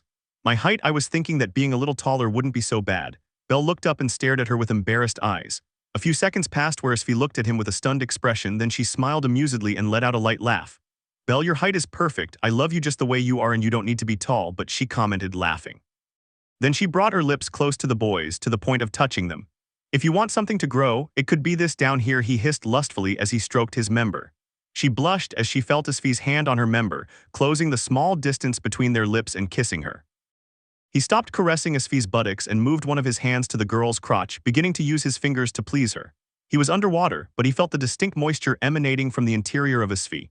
She moaned, but that same moan was muffled by the kiss they were sharing. Once their lips parted, she cried out her desire between erratic breaths, her chest rising and falling with each breath. "Bell, make love to me, please." A seductive and sweet plea, something that charmed the young white-haired man. He nodded. "With pleasure, I'll do it as many times as you want, my princess," he replied, and then stopped using his fingers. Their lips met again and he lifted her up with her arms around his neck and her legs crossed over his waist. He used his hands to grasp the lower part of Asfi's thighs and lifted her slightly, aligning her crotch with his member. Once he did, he dropped it suddenly and his member was pressed by Asfi's warm, wet interior. The fact that their lower parts were underwater gave a pleasant and cool sensation, but somehow it pleasantly stimulated both of them. It was a strange but pleasant feeling. They broke the kiss and Asfi soon began moaning with pleasure. "Bell, it feels good, your hennies feels too good." His lascivious tone was present, encouraging him to move her up and down, beginning to penetrate her steadily. Asfi stroked the white hair while kissing the boy's neck, regularly biting it to stifle his moans. "Harder, thrust harder, Bell," she whispered mesmerizingly in the boy's ear. She continued kissing Bell's neck, biting it and leaving hickeys all over. She didn't have to wait long before she felt him penetrate her with more force and speed. That inevitably made her let out moans of pleasure while giving an expression full of lust. "Yes, it tears me apart inside." She was in complete ecstasy, letting go of Bell's neck and wanting to kiss him. But Bell spoke. Asfi, he gasped. He was also excited, feeling his partner's insides expand and contract with each thrust. The sound of Asfi's bottom hitting his skin underwater reached his ears slightly. "Yes, Bell." He also spoke between gasps. Her breasts rose and fell in rhythm with Bell lifting her up and letting her fall to enter her. "No, it's just that I remembered you saying that you were a princess." The sensation that gripped his member made it difficult for him to speak, struggling to contain his heavy breathing. Asfi smiled at the memory, but that nostalgic smile quickly turned into a lascivious one, looking at him with flirtatious eyes. "Yes, you're bucking a princess, my love." She suppressed her moans and said that. The lust in her words took Bell by surprise. But she shook her head to clear her mind, then asked the question she had wanted to ask for the past 3 days. "So would you tell me about your family and place of origin?" He had stopped thrusting her upwards, remaining with his member inside her and asking the question. Asfi winced at the pleasure of having his member inside her without it coming out, but she suppressed any gasping or moaning upon hearing the boy's words. A silence filled the air as they looked at each other. Bell even thought he had touched a nerve regarding Asfi's past, so he began to worry. And although he had a point, it wasn't the reason for Asfi's silence. She continued to stare at him in disbelief, then suddenly burst into laughter. "PFF, ha ha ha ha ha. Bell, do you realize what you just did?" "Ahahaha," she continued laughing even while being carried by the boy, causing Bell to have a nervous tick. "Did I say something funny, darling?" he asked, a little annoyed, which was unusual for him. He even moved his hands to lift her up and pull his member out of her with the intention of putting her down, but it was impossible. Asfi quickly reinforced her legs around her waist upon realizing his intentions. Feeling Bell's member still inside her, she spoke. "Hey, what do you think you're doing?" She sounded annoyed, as if the boy's actions infuriated her. Bell looked away with a pout on his cheek and a frown on his brow. Asfi understood that they were applying the famous silent treatment to him. She stopped wrapping her arms around the boy's neck, trusting that he wouldn't let her fall, and she was right when she felt Bell's hands on her butt to hold her up. She smiled inwardly at that, and then brought her hands to the cheeks of the annoying white-haired boy. She used considerable force to make him look at her, and when she aligned Bell's face in her line of sight, she noticed that his eyes were closed. The beautiful young woman grimaced in annoyance. She had just discovered that she didn't like being ignored. "Bell, I'll count to 3, and if you don't open your eyes and look at me before I finish counting, you and I will have problems." He received no response, causing one of his eyebrows to arch in displeasure. 1. Her voice was genuinely upset, forgetting that she was being penetrated right now. 2. She began to clench her teeth to the point of making them grind when she noticed that Bell continued to ignore her. He hesitated to say the number 3 for a few seconds, waiting for Bell to open his eyes. But he didn't. 3. She was seething inside, and not because of the excitement of feeling Bell's hennies inside her vagina. No, it was because of the overflowing anger that could only grow. Still with her hands on Bell's cheeks, she delivered the verdict. 2 months without Hex, that will be your punishment for ignoring your girlfriend, did you hear, honey? However, that punishment was too severe and extreme. Bell didn't even flinch. He continued with his eyes closed and an annoyed expression on his face. "Oh, so that's how it is." He was getting more and more annoyed. She began to move her hips slightly, causing Bell's member inside her to move as well. 3 months, it will be 3 months without this, he declared angrily. But again, Bell remained unfazed and continued with his eyes closed and in complete silence. On the contrary, instead of speaking, he lifted Asfi up, slowly pushing his member out and then suddenly dropped it, reaching deep inside her. Ah. She tried and failed to stifle a moan as she felt her insides suddenly expand, also becoming aroused as she felt Bell's hennies reach her cervix. The message was clear. Can you go 3 months without this? She had to bite her lip when she realized that there was no way she could endure 3 months without feeling Bell inside her. She would go crazy. 1 month, that's why he reduced his sentence. But the tone of her voice no longer denoted authority, causing Bell to continue not to see her or speak to her. Bell, 15 days, I'll reduce the punishment to 15 days, but look at me. Her voice was cracking as she used her hands to pat the boy's cheeks, but he still didn't speak to her or look at her. 10 days. It didn't work. 5 days. Without effect, 2 days. He didn't even flinch. 1 day. Small tears began to form in the corner of her eyes, giving her a dejected and depressed expression. There will be no punishment, Bell, but talk to me already. Stop ignoring me. He started kissing her all over. Forehead, nose, chin, neck, cheeks, and finally her lips, but Bell did not reciprocate. Bell, listen to me, my love, I won't make fun of you again, okay? She kissed him on the lips again, but when he didn't reciprocate, she broke the kiss. I'll do whatever you ask, I'll wear any outfit for you and let you do whatever you want to me. You can use my body as you please, but stop ignoring me, darling. Suddenly she began to plead in a funny but clearly sad and dejected way, and yet Bell did not speak. He had applied a perfect silent treatment. Sniff. Asfi couldn't stand it anymore and her expression turned depressed as her childish side came to light. Ooh. She burst into tears like a little girl who had just been punished by her father. That alone was enough to make Bell suddenly open his eyes and be surprised to see Asfi's face a sea of tears. Bell sniff. Ooh. Am so sorry. Forgive me, love. Sniff. Ooh. Little Asfi was crying inconsolably, but not from sadness but from regret. W.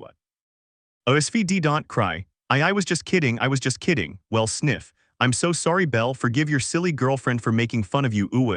I couldn't stop her. She was crying with remorse and showed no sign of stopping. Therefore, the only option available is. He didn't hesitate for a second and strained his arms, beginning to raise and lower her, resuming his slow but steady thrusts.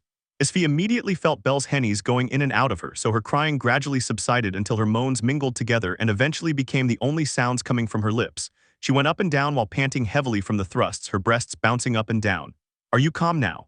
Bell's question reached her ears. She looked at him with eyes overflowing with desire and regret, then nodded, unable to speak through her own moans. I see, I'm glad. Sorry about before, Bell said again. He gave her a loving smile that made Asfi's eyes burn. She shook her head and then rested it on the boy's shoulder while he continued to penetrate her. Her breasts were pressed completely against Bell's chest, causing a smile to appear on her lips at the sensation in her body. She continued to rest her head on Bell's shoulder, being thrust into faster and faster, causing more lustful moans. The fact that his excited voice sounded close to Bell's ear only served to excite the boy more and increase his movements. The moans and gasps of both of them filled the air of the tranquil lake. After 20 minutes like this, there was finally a sign of a bullfight. Asfi, I can't hold it in any longer, I'm about to come. Bell said breathlessly, making Asfi lift her face from his shoulder and look at him with an expression full of pleasure. Inside, come inside me, please. His depressed state was nowhere to be found, and he began to kiss the white-haired man passionately. Its interior contracted noticeably, exerting pressure on Bell's member and stimulating it further. The contractions were so frequent that they indicated she was about to come, so Bell thrust into her with more force and speed. A few more minutes and they both came, with her breaking the kiss and arching her back. She had felt her insides suddenly fill up, which caused her great excitement that made her arch her back. Her eyes, still wet with tears, were lost for a few seconds as she gasped intensely, exhaling mouthfuls of condensed air. It was incredible. She hissed those words with satisfaction, smiling as she felt all of Bell's sperm inside her. 5 minutes later, they had moved out of the position called the bookshelf, now embracing while Asfi rested her head on the boy's chest. They were both in a shallow area that allowed them to lie down on a rock on the sides of the lake. Are you not upset anymore, darling? He asked while making circles with his index finger on Bell's chest. The white-haired boy endured the tickling because Asfi seemed to be enjoying doing it. I never was, well, a little, but after that it was just to see what you were up to. I must admit my soul trembled when you sentenced me to 3 months without Hex, but thank the gods you reduced the sentence to 0. She answered with such sincerity that it even took the young blue-haired girl by surprise, but she managed to understand everything. She smiled amusedly upon hearing the part about her punishment, knowing that it actually affected him pleased her, since she had thought that Bell didn't care whether he did it with her or not. I see, forgive me for laughing at you like that, he apologized again in a regretful tone. Don't worry, it's just that I didn't expect that reaction to my question, that's all, he said dismissively. He stroked Asfi's wet hair with his hand and gave her a short kiss, causing satisfaction to the young woman in love. I mean, no matter how you look at it, asking about your girlfriend's family while you're making love to her is a bit out of place, he commented awkwardly. Bell reacted nervously when he saw him like that. He suffocated on his own air. And no, Roman 2 didn't. It would be a little awkward to talk about my parents while you're doing it to me, that's why I couldn't help but laugh a little, she interrupted. The words spoken only served as the final blow for the rabbit. Her face quickly turned red with embarrassment. Why, you're right, I didn't see it that way, he said dejectedly. Now that I think about it properly, it was stupid to have asked her that while I was penetrating her. Asfi's reaction was well justified, and she could even have reacted differently, angrily, or indignantly. Thank goodness she was the funny one. Sorry about that, haha, the boy apologized. It doesn't matter, just remember that the atmosphere matters a lot, she said dismissively, giving an amused smile. Then he used his hand to take some water and throw it in the face of the defenseless boy, Bigwa. It was a surprise attack, so I had definitely caught him off guard, and before he could take revenge, she spoke. He lovingly caressed her chest. But now you're not catching me anymore, so I could tell you a little about my family if you'd like. There was a certain melancholic and sad tone, causing Bell to put aside his revenge and quickly nod. Asfi smiled at his childish attitude. Okay, but you'll give me another prize in return, okay? That flirty smile and suggestive wink made Bell sweat ironically, but then he nodded. Well, she cleared her throat slightly and began, as you may already know, I am a princess. From an island nation, to be more precise, a state or kingdom confined to an island. That surprised Bell. He didn't know she came from coastal and maritime lands. The place is beautiful, surrounded by a lovely calm sea with areas like breakwaters and reefs. I love the local flora, there's abundant fruit and beautiful flowers, but the most incredible thing is the coconut. She seemed captivated as she spoke of the landscape where she used to live as well as the fruits and plants. Coco, Bell asked hesitantly. I had never heard that name before. His paranoia even led him to believe that he was a man from those lands, causing a great deal of jealousy to arise within him. Asfi noticed her reaction and sneered under her breath. It's not what you think, silly, a coconut is a drupe, she clarified before Bell self-destructed out of jealousy. Drupa. Another word Bell didn't know. Yes, it's a mix between a fruit and a nut. There was a time when people debated whether the coconut was a fruit or a vegetable, but it was concluded that it was a mix between a nut and a fruit and was called a drupe. Undoubtedly a lot of complicity for Bell. Did you seriously debate how to classify a fruit? He asked, rolling his eyes. I was wondering how high the IQ of the people in that place was and if they were safe. Asfi again guessed his thoughts upon seeing his incredulous expression, laughing a little more. Hey, it's rude of you to think that way about the inhabitants of my former kingdom, she joked. But yes, it was debated over something like that. She soon realized she had strayed from the main topic and sighed inwardly, internally slapping herself for being so silly sometimes. As I was saying, she returned to the main topic, the coconut is a drupe that grows on a plant called a palm.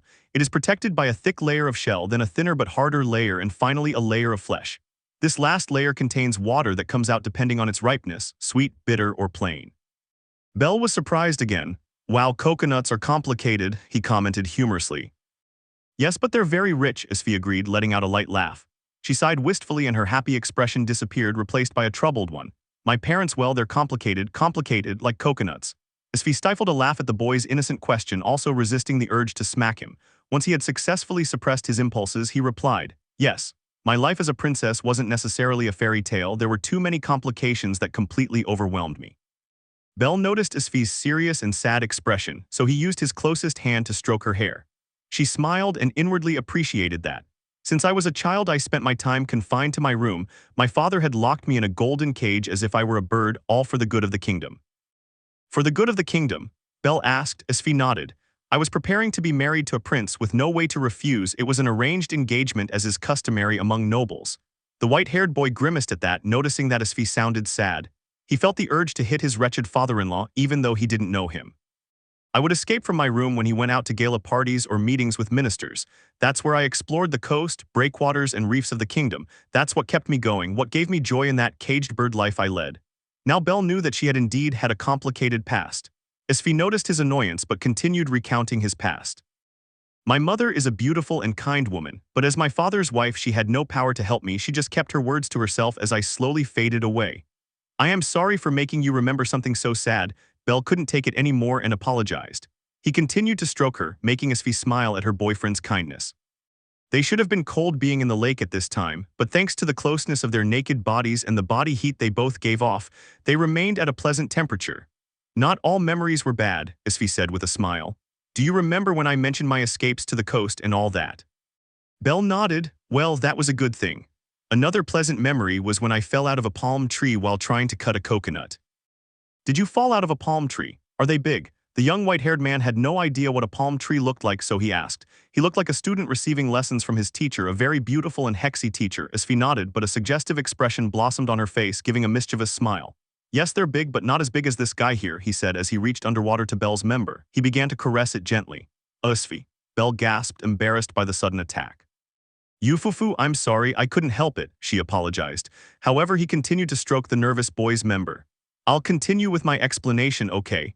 He acted as normally as possible and continued talking as if he wasn't masturbating her. Then he raised his right leg, causing it to emerge from the surface of the lake. The water had given her white, glowing skin a more radiant tone, causing Bell to stare at her in awe. Can you see the small scar on my shin? I got it when I fell from a great height while climbing a palm tree, he asked and explained. The same question snapped him out of his trance, and he located the barely visible scar on Asfi's shin, opening his eyes in surprise at having barely noticed it. I've seen you naked many times and I never noticed, he commented audibly to himself.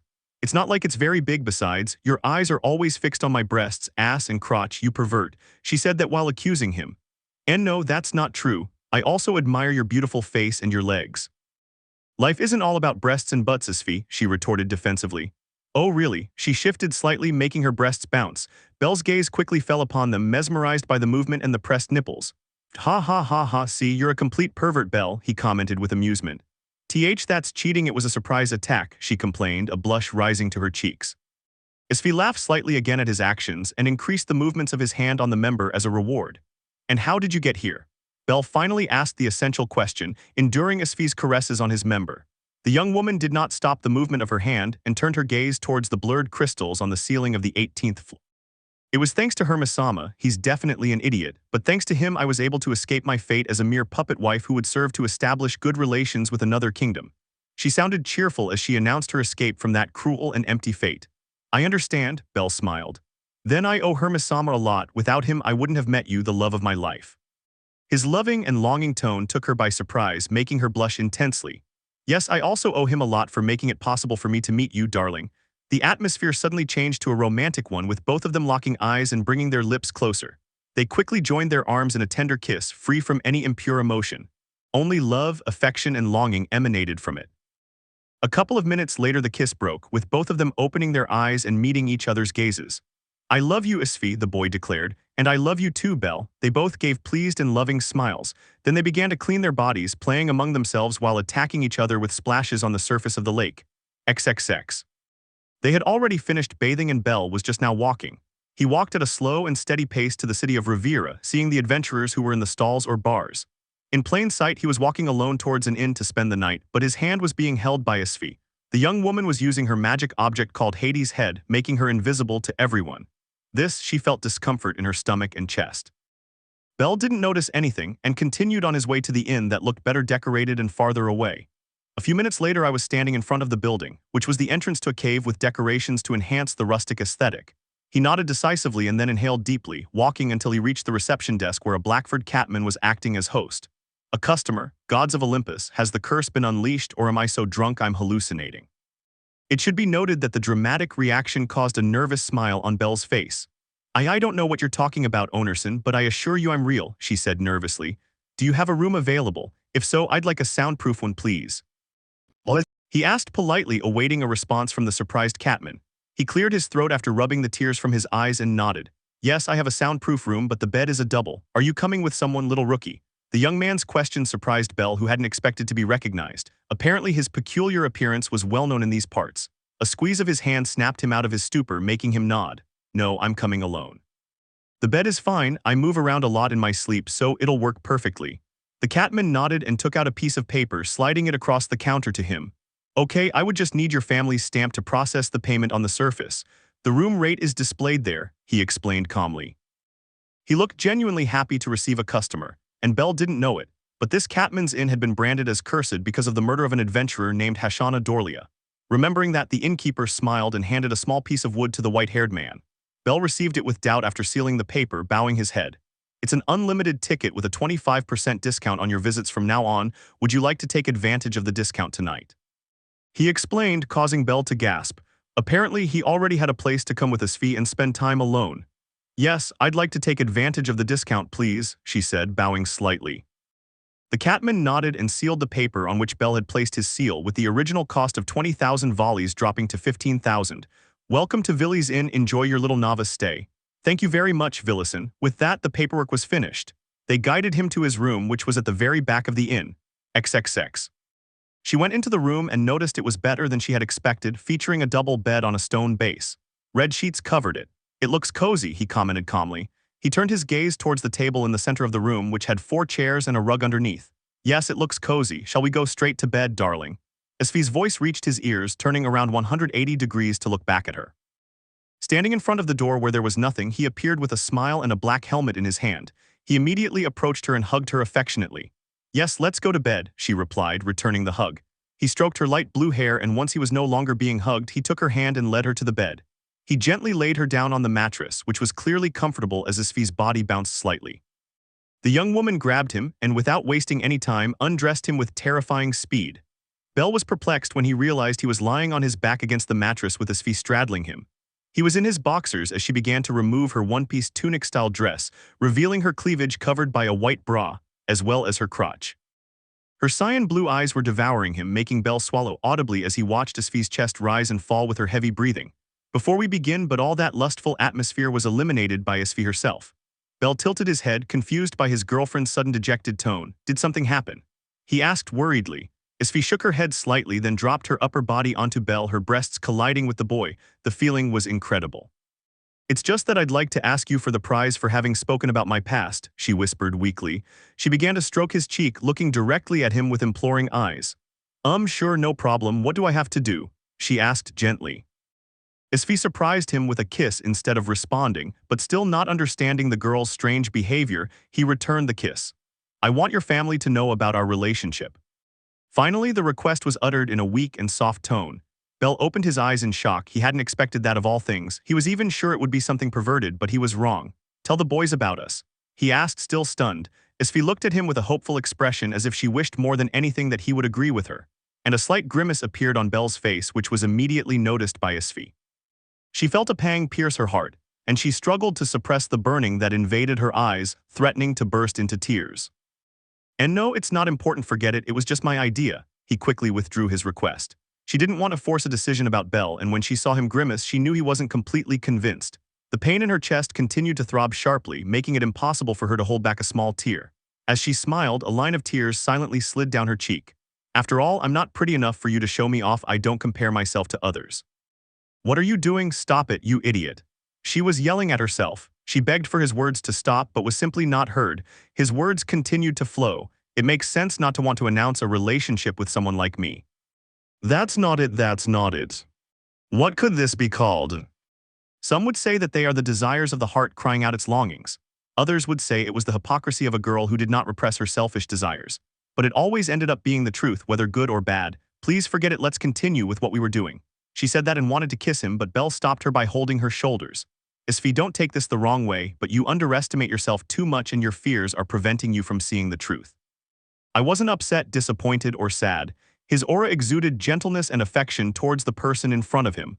The truth? Asfi asked, her eyes welling with tears. The tear had dried on her cheek, giving her pretty face a funereal appearance. Bell nodded and slowly used his thumb to wipe the dead tear off his cheek. You are a wonderful, beautiful, and kind woman. Without calling her young, girl, or child. He referred to her as what she was, his wife. I thank heaven for having met you. Thank you for coming into my life. Tears began to fall on Bell's face, which had a kind and sincere smile, one that he was dedicating to the person on top of him. Asfi became a sea of tears. She collapsed completely, this time with her face on Bell's chest, sobbing softly as she apologized. I'm sorry, I felt a really bad pain on the way here. And it was because they were only looking at you and not at me, who was walking beside you. She confessed the reason for her actions, and Bell simply stroked her short, soft hair while listening to her. I want to show you off. I want to proudly say that you're my boyfriend, that you love me and take care of me in a tender and loving way.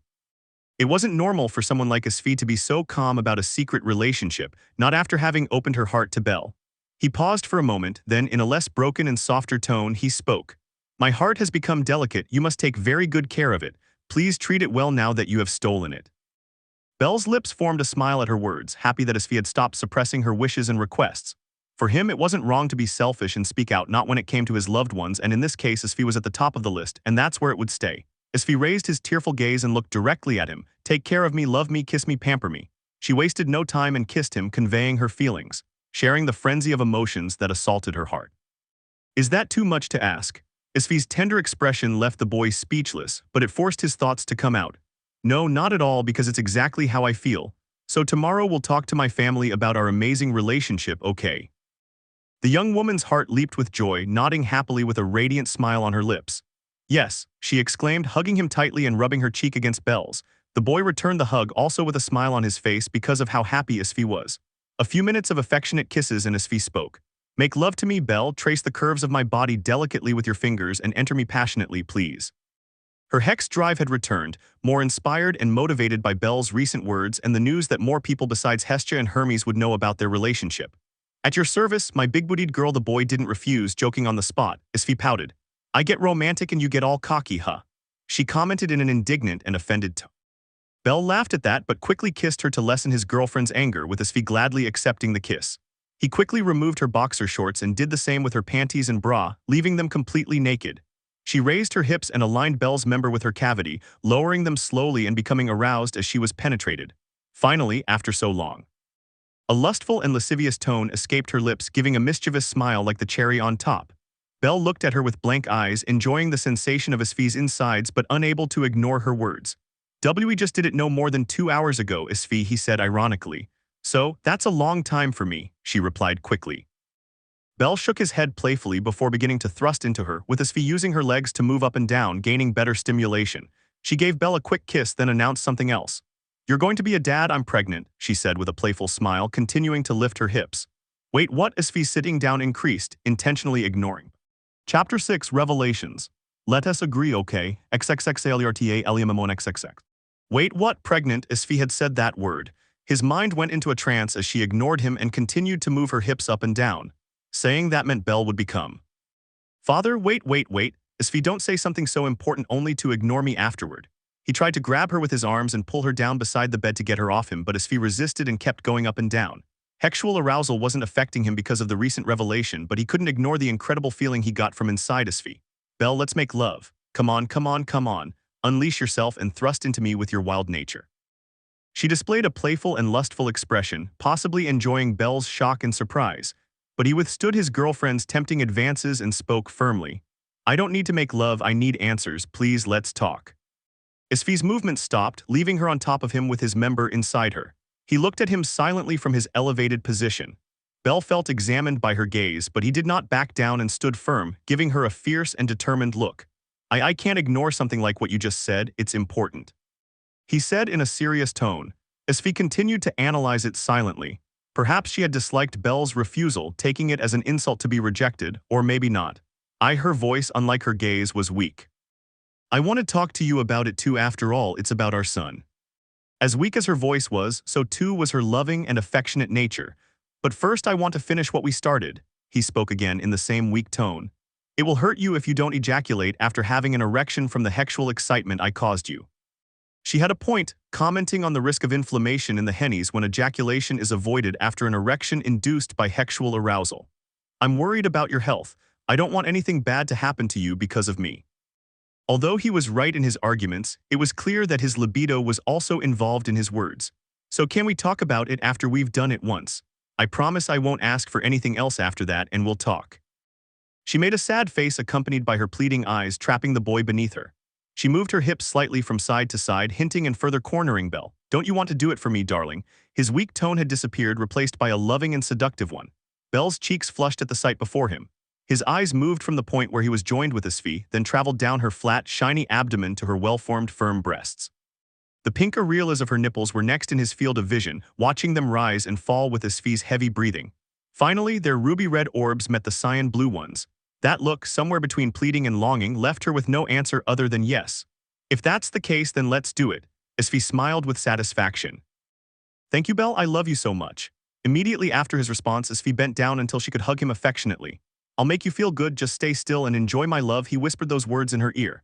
A pleasant shiver ran through Belle's body at the honeyed and seductive tone, nodding with a blush on her cheeks. I'm in your care, darling, he replied, surrendering himself to his girlfriend. Asfi smiled at his response and lifted her body again, straightening her back and pushing her hips back. The effect was like pulling a lever which sent an incredible sensation to his member. Did she do it on purpose? It was incredible how lascivious Asfi could be, it left him speechless.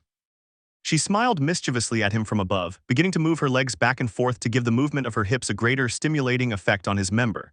He was just making her hips move back and forth without lifting her up to drop her, and yet he was still making her feel amazing. Oh, you can't stand it anymore. You fufu know my sweet Belle, this is just the beginning, now the hard part starts, so try not to come before me, okay? She had become a specialist, giving an overly erotic image as her breasts moved in time with her thrusts and advances, and without warning he started jumping. What the hell is this? It feels amazing. Asfi had begun to move her hips up and down as she moved backward and forward, being penetrated by Belle's member. Belle, her moans began immediately, indicating that she was also experiencing a pleasurable sensation. Her face turned into one of complete enjoyment as she made skillful movements with her hips. Her intense gasps also adorned the atmosphere of the room, as did the sound of the impact between her rear end and Belle's skin. He focused all his force strength into his legs, using them like springs to go up, down, backward, and forward. She felt Belle's member impact all the way to her cervix, causing her to moan louder and breathe more intensely as small crystal tears appeared in the corners of her eyes, caused by excitement. Belle, your hennies feels so good. It goes so deep inside me. Her voice broke into a lustful and lascivious one, giving her a glance at the pleased expression Belle was giving. Seeing her round, flushed cheeks as she exhaled heavy air excited her even more, making her crotch wet to the point of spilling her vaginal fluids. As for your insides are so wet, it feels amazing. And of course it was noticed by Belle as he was experiencing it directly. It's just that you caused that, Belle, you're so cute that just seeing you makes me wet instantly. She rested her arms on Belle's chest, making circular movements with her hips and feeling his member inside her even more. And your hennies makes everything worse. I love you. I love it when you make love to me, when you do it roughly and aggressively. Her eyes sparkled with enjoyment, her lips pursed, and her cheeks burned. Continuing her hip movements to give him pleasure, she couldn't stand it anymore and bent her body once more until her round breasts pressed against Belle's. Without hesitating for a second, she used her right hand to take the boy's cheek and her left to hold his white hair. Then their lips met. Belle had fully understood her intentions, letting Asfi take control this time and reciprocating the kiss she demanded. The battle between their languages was not present, with Asfi being the ruler at this time. As their lips synchronized in perfect, lustful movements so that their saliva mingled completely, Belle's arms moved on their own and firmly held Asfi's bottom. She let out a groan of enjoyment as she felt Belle's hands on her bottom, but it was drowned out by the intense kiss they were having. The heat of their tongues excited them even more, with Asfi increasing the ups and downs of her hips with the help of Belle's hands for support. Suddenly, a rush of excitement ran through his body as he felt his body being whipped. It was Belle who had whipped her bottom a little hard with both hands. She broke the kiss due to lack of oxygen, lifted her face, and saw a thin silver thread that kept her lips connected to Belle's for a second. Ara, are you being rough, honey? Do you like hitting your girlfriend? You're a complete masochist. He said that in an erotic way with a lascivious expression and a mischievous smile, looking directly at Belle. Their faces were so close that their noses were touching. Huh. Belle made a sound of bewilderment in a joking tone. You're calling me a masochist when you got wet when you were whipped. The speed of Asfi's movements had slowed down to a slow and rhythmic pace, causing Belle's member to enter and exit her slowly. Hee, you caught me. She didn't deny the accusation. He brought his lips to hers and gave her a short kiss. It's just that when you whip me passionately, my insides get too hot. She shook her hips quickly from left to right without warning, causing Belle to almost lose control and come from feeling the moisture and heat inside her. She gave a playful and mischievous smile. Oops, I almost made you come. That's wrong, my love. You must hold on until I come. She brought her lips so close they touched Belle's and said those words in a purring tone, making the white-haired man feel his whole body burn. How can you be so erotic with such a beautiful face? Asfi felt all the body heat transferring to her body, giving a pleased expression. Then she answered, although she gave a cute pout that rarely matched her erotic appearance perfectly. It's all your fault and your hennies' fault. You turned me into what I am now, don't you like it? Belle didn't know if she was serious or joking, but that seductive tone made one thing clear: she was enjoying this. No, not at all, she replied immediately. I love this side of you. He didn't wait for Asfi to respond and began to move, ramming into her from below and taking her by surprise. Belle. He couldn't suppress the lascivious moan and gave an expression full of joy as his body rose again. With his back straight once more, he brought a hand to his right breast and began to self-stimulate. She did the same with her other hand, only this time she was using it to stimulate her clitoris. With those preparations complete, she began to move her hips up and down while synchronizing her movements with Belle's so that he would reach deeper inside her. Her straight back began to arch backwards slowly with excitement, her eyes moist and immersed in pleasure. Her tongue slowly began to emerge from her mouth, releasing saliva and giving an extremely erotic sight. Her moans grew louder and more violent, mingling with Belle's gasps and filling the room. "Your insides are coiling around me," Belle gasped, commenting on the pressure Asfi's insides were exerting on his member. She smiled, continuing the rapid thrusts as her breasts rose and fell accordingly. "Your hennies go so deep inside me that it makes me tremble. It throbs so much that it causes pleasurable discharges in my vagina." Her lascivious voice, lost in pleasure, reached Belle's ears, encouraging him to thrust harder and faster. He also used his hands again to spank Asfi's bottom with measured force, neither too strong nor too light, perfect for limiting himself to stimulation. "Ah yes, harder, deeper." She let out another, even louder moan as she felt another slap on the buttocks from Belle. How intense. Her joy could not be greater, without losing focus on her hips and making sure that Belle didn't take any longer to come. "It's going so deep. My mind is going blank and I'm about to come." He lost his sense of reason due to the excitement. She could clearly feel her legs beginning to tremble from the excess of pleasure, and also that her insides were getting wetter and hotter than they already were. Ah. And having felt it too, Belle intensified his thrust towards her, taking her by surprise and making her moan loudly. "Belle," her voice sounded lost. "You're bad. You did that on purpose, didn't you?" She struck a combined tender and seductive tone, gazing at her boyfriend's amused face beneath her as she moved up and down. A slight pout appeared on her cheeks, increasing the speed of her thrusts and feeling Belle's member reach deep inside her. "I wanted to make him come before she did, but I couldn't resist anymore." Her contractions were so numerous that they were comparable to her moans and erratic breathing. All of this was causing her body to sweat, giving her skin an erotic and seductive glow. "A skin you'd want to touch. I'm coming. I can't hold it in any longer, Belle." She raised her hips as high as she could, lowering them just before Belle's member came out of her. "I'm coming." It was impossible to bear, causing her wet interior to expel her vaginal fluids and completely soak Belle's member. She remained still having her boyfriend's member under her inside her and breathing erratically and heavily. His straight back leaned slightly forward, supporting his body with both hands on Belle's chest. "Did you come?" Belle still couldn't believe it, so he asked, stunned. Asfi looked away, her face flushed, and nodded slightly. She was embarrassed for coming first when she was supposed to be in control with her skillful movements. She never expected that her skill in moving her hips would be a double-edged sword. "Oh, I understand." Belle understood. She was about to tell him that she would make him come using her mouth, but before she could even speak, she was laid down next to the bed. What? Her surprise was obvious. Now she was lying on her back on the mattress, with Belle getting up and now positioning himself between her legs. What are you?" She stopped mid-question when she saw Belle using her hands to gently spread her legs, giving him a full view of her wet vagina. "Well, you came, but I didn't," he explained while caressing his crotch. "I seem to remember you saying it was bad for my health if I didn't ejaculate, so." Belle took his member and placed it right at Asfi's entrance, rubbing it lightly. "Can I?" he asked his girlfriend for permission. Asfi smiled affectionately at him from her lying position, looking directly at him and nodding. "Yes, please use my body to satisfy you, darling," were her words, mixed with lust and love. Belle didn't ask a second time and inserted his member into her, feeling again the incredible warmth and moisture that she gave off. Asfi moaned again, feeling more sensitive than before from her recent orgasm. Belle was already nearing the end too, so it would be quick. He bent his body down until he reached Asfi and kissed her while taking her breasts in both hands and beginning to massage them. There was no gentleness, he only focused on penetrating her harder and faster each time, feeling the stimulation in his member every time he went in and out. The sensation of Asfi's soft lips, the softness of her round and firm breasts, along with the warmth and moisture emanating from her vagina, was enough to corner him. He continued roughly for several minutes, parting his lips to take a breath and immediately bringing them back together with Asfi's. The moans she stifled because of the kiss were transmitted through slight tremors in her lips. Her breasts adapted to the shape of his hands, and her hard nipples, being stimulated by his thumbs, made her shudder.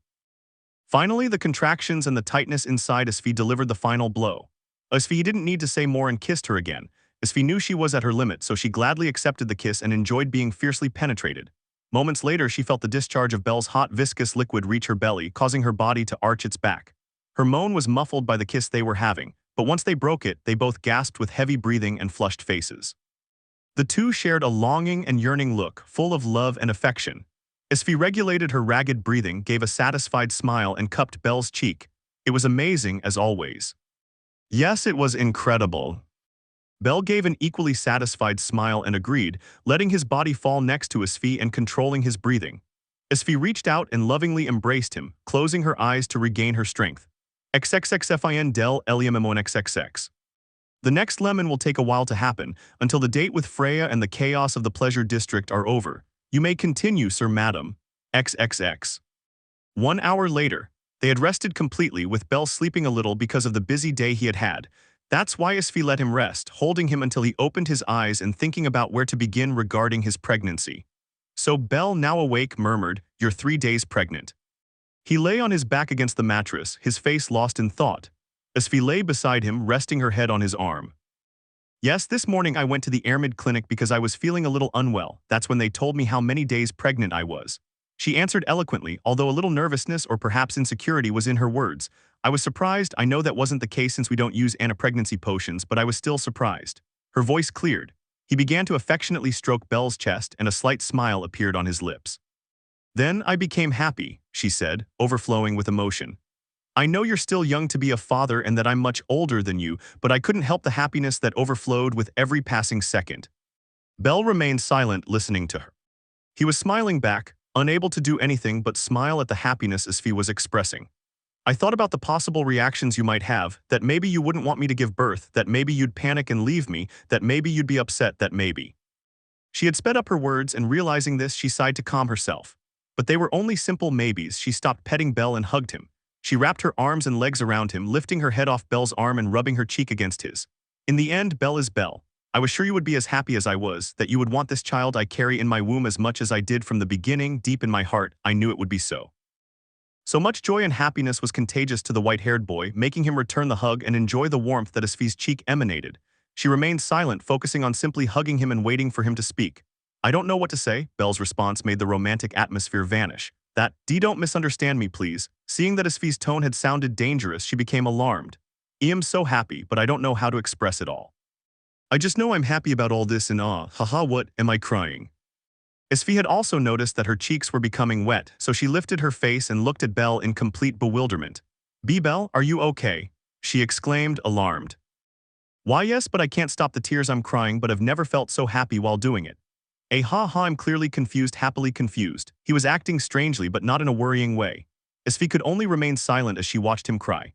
It was not a cry of inconsolable grief, a cry of hurt or one steeped in resentment. She smiled when she finally understood. Those crystal-clear tears, so pure that silently ran down her cheeks, were tears of happiness. Total explosion, uncontrollable emotions, frenzies within frenzies that fought to get out, and one way or another they did. They were the kind of tears that made you cry just by looking at them. Asfi also shed tears silently. It was pleasant. The feeling that filled his entire being was too pleasant. Was she relieved to see the reaction she wanted to see from Bell? Maybe, but it was something more. Why do I feel like the happiest woman in the world? They were not expectations, they were not assumptions, they were simply facts established before they even happened. Those events were Bell's feelings, as faithful to destiny as the wind to the skies.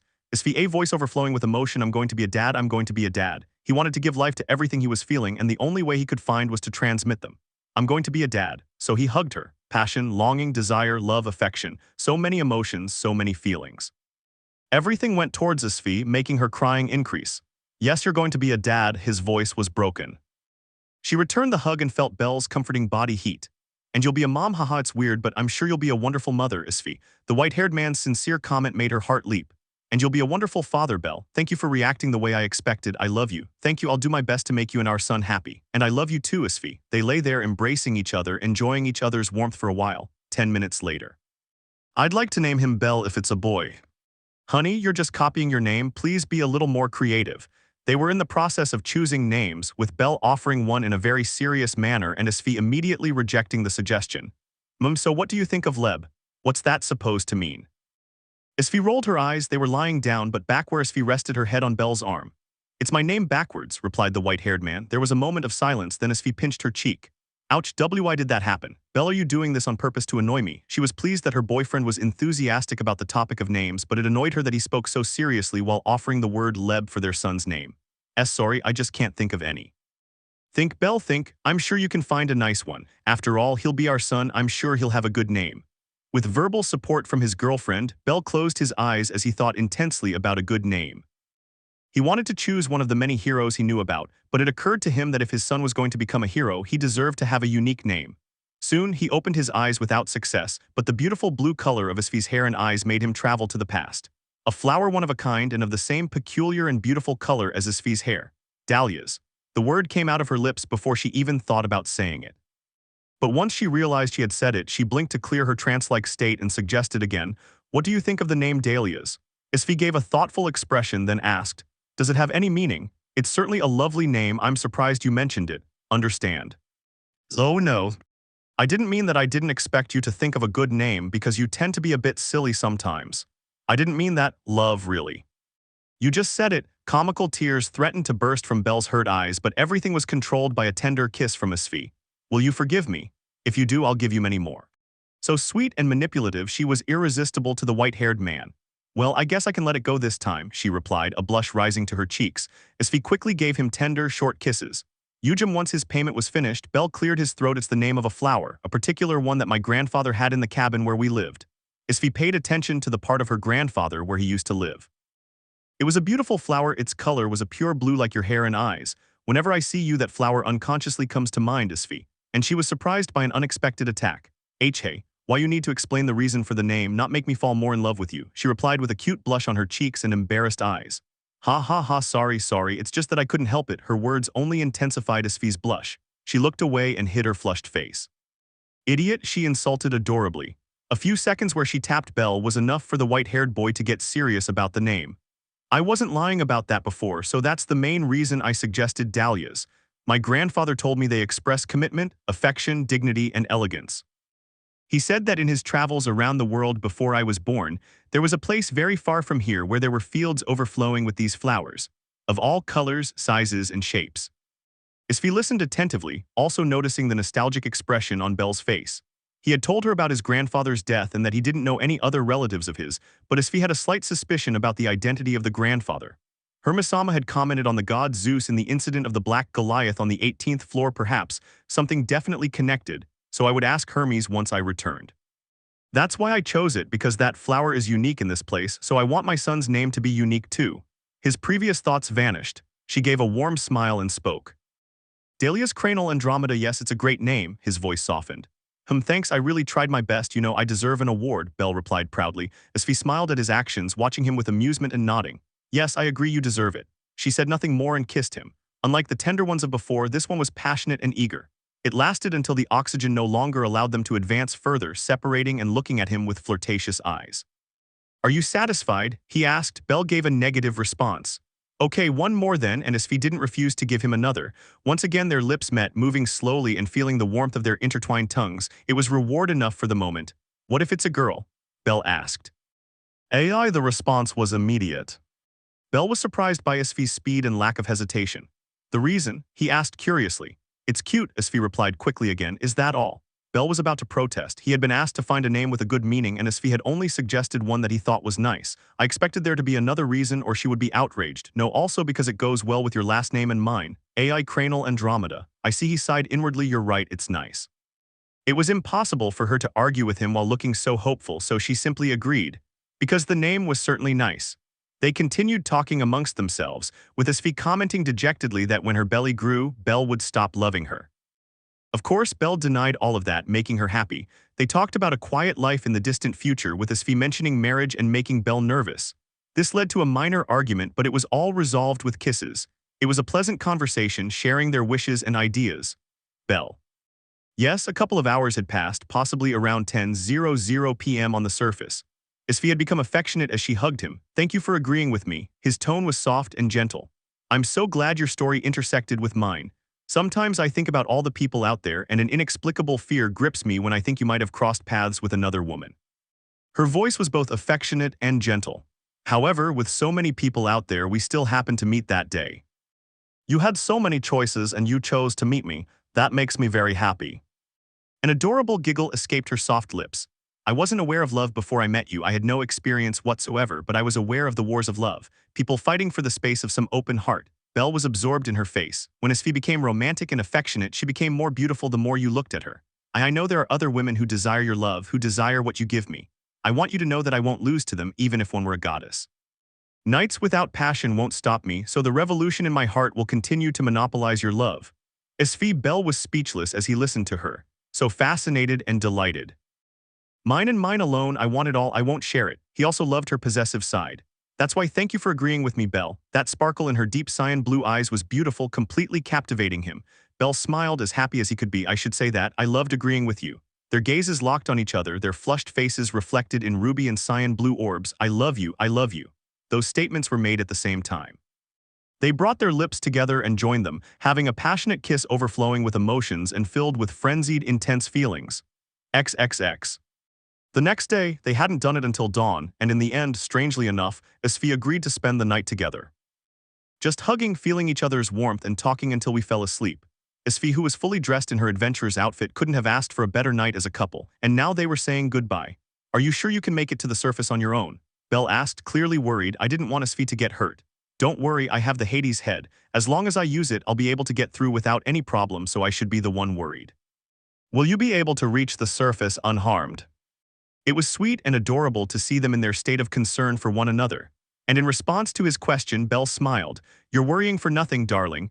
Thanks to my Seiyoku skill, I'm already at the top of LV. 3.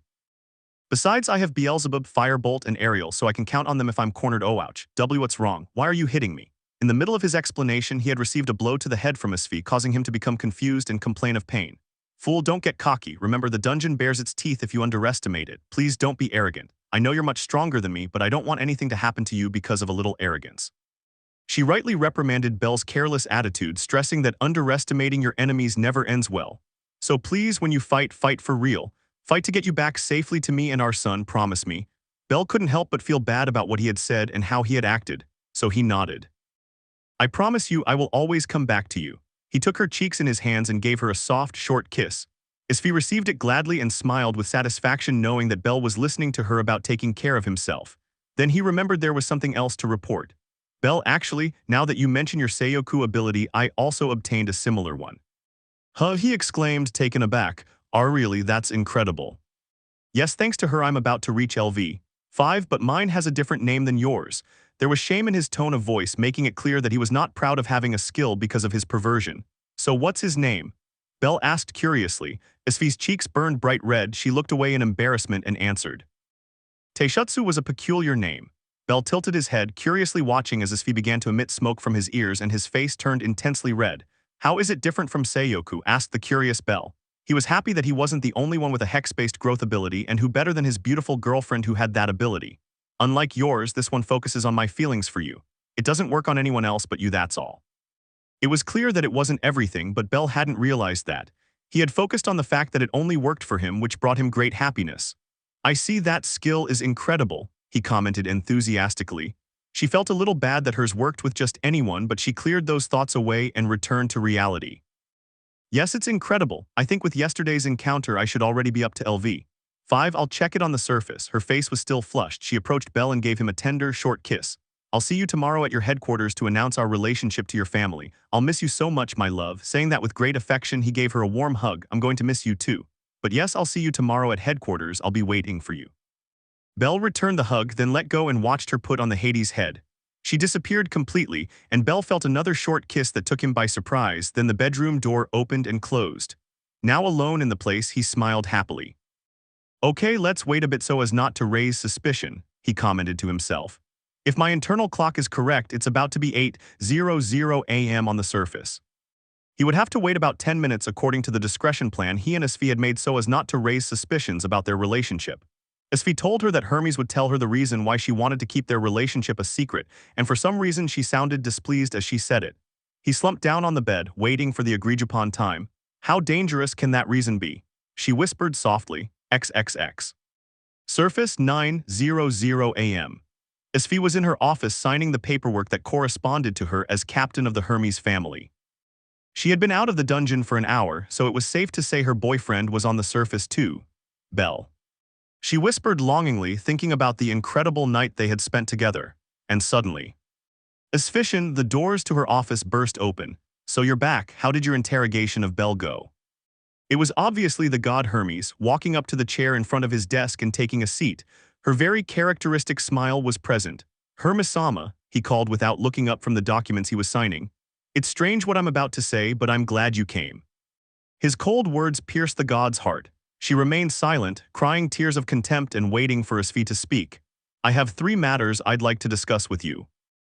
Information about a Renard girl named Haruheim, information about a trusted seamstress, and information about Belle's grandfather. The sound of his pen signing papers accompanied his words, with Hermes nodding at the first, confused at the second, and nervous at the third. You are efficient, I think that.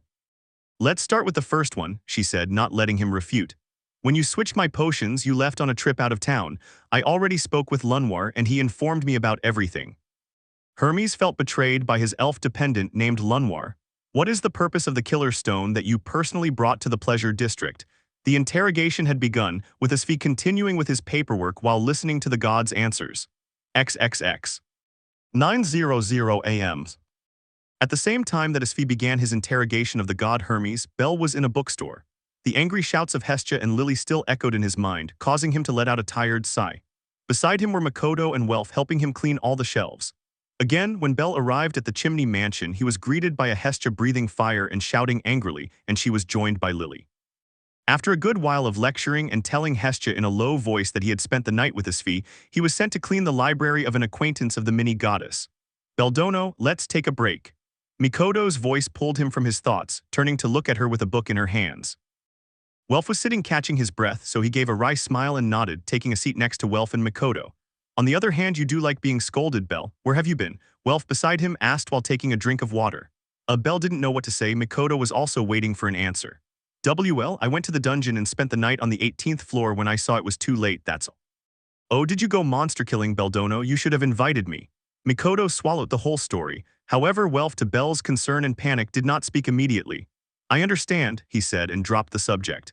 Bell felt relieved that she wasn't asking any more questions, but the fact that she wasn't asking any more questions also made him panic. By the way, Mikatasan, she said, trying to change the subject, do you know a Renard named Haruheimson? She wanted to clear up the doubt she'd had a day ago, and Makoto was the best person for that. How do you know that name? Makoto practically lunged at him. Welf dropped his serious expression and watched in surprise as Makoto lunged towards Bell, knocking him out of his seat and falling on top of him. Bell shouted, dismayed and embarrassed. She was straddling him and he didn't seem to mind. Or another way was that he wasn't even aware of what he was doing. Mikatasan. Beldono, where did you hear that name? Please tell me. I'll tell you, but please get down. Bell was blushing. With that said, Makoto realized the position she was in. He said nothing. But her face burned a bright, intense red, even invading her ears and causing steam to emanate from them. Forgive my boldness, Beldono. He quickly stood up and extended his hand to Bell to help him up. And no worries, it was an accident, Bell said and accepted the help. Welf sighed, watching them sit down again. Mikoto was still a bundle of nerves and ashamed of her actions. Bell cleared his throat, less affected than Mikoto. That's how I thought it then, Welf thought, giving her a doubtful look. I met Haruheimson in the pleasure district. Another explanation began, with Mikoto paying close attention once she was able to overcome her embarrassment. XXX. Travelers in Asfi office, 10:30 am. So that's it. I must say I'm annoyed that you hid all this, Hermes-sama, Asfi sounded grumpy. But you must have your reasons. Paperwork was finished, as was the questioning, with Hermes giving a tired look as she watched him. Using an innocent girl for a sacrifice out of mere jealousy of the goddess Ishtar, I too would have hesitated to tell Bell. He was informed about everything regarding Haruheim and her relationship with the killer stone, and Asfi's opinion of the gods could only get worse. Tomorrow we'll go to the Hestia Familia headquarters. I'll inform Bell about this and will also announce our relationship to his colleagues. That surprised Hermes. And you will tell Bell about the meeting he will have with the goddess Freya in 3 days.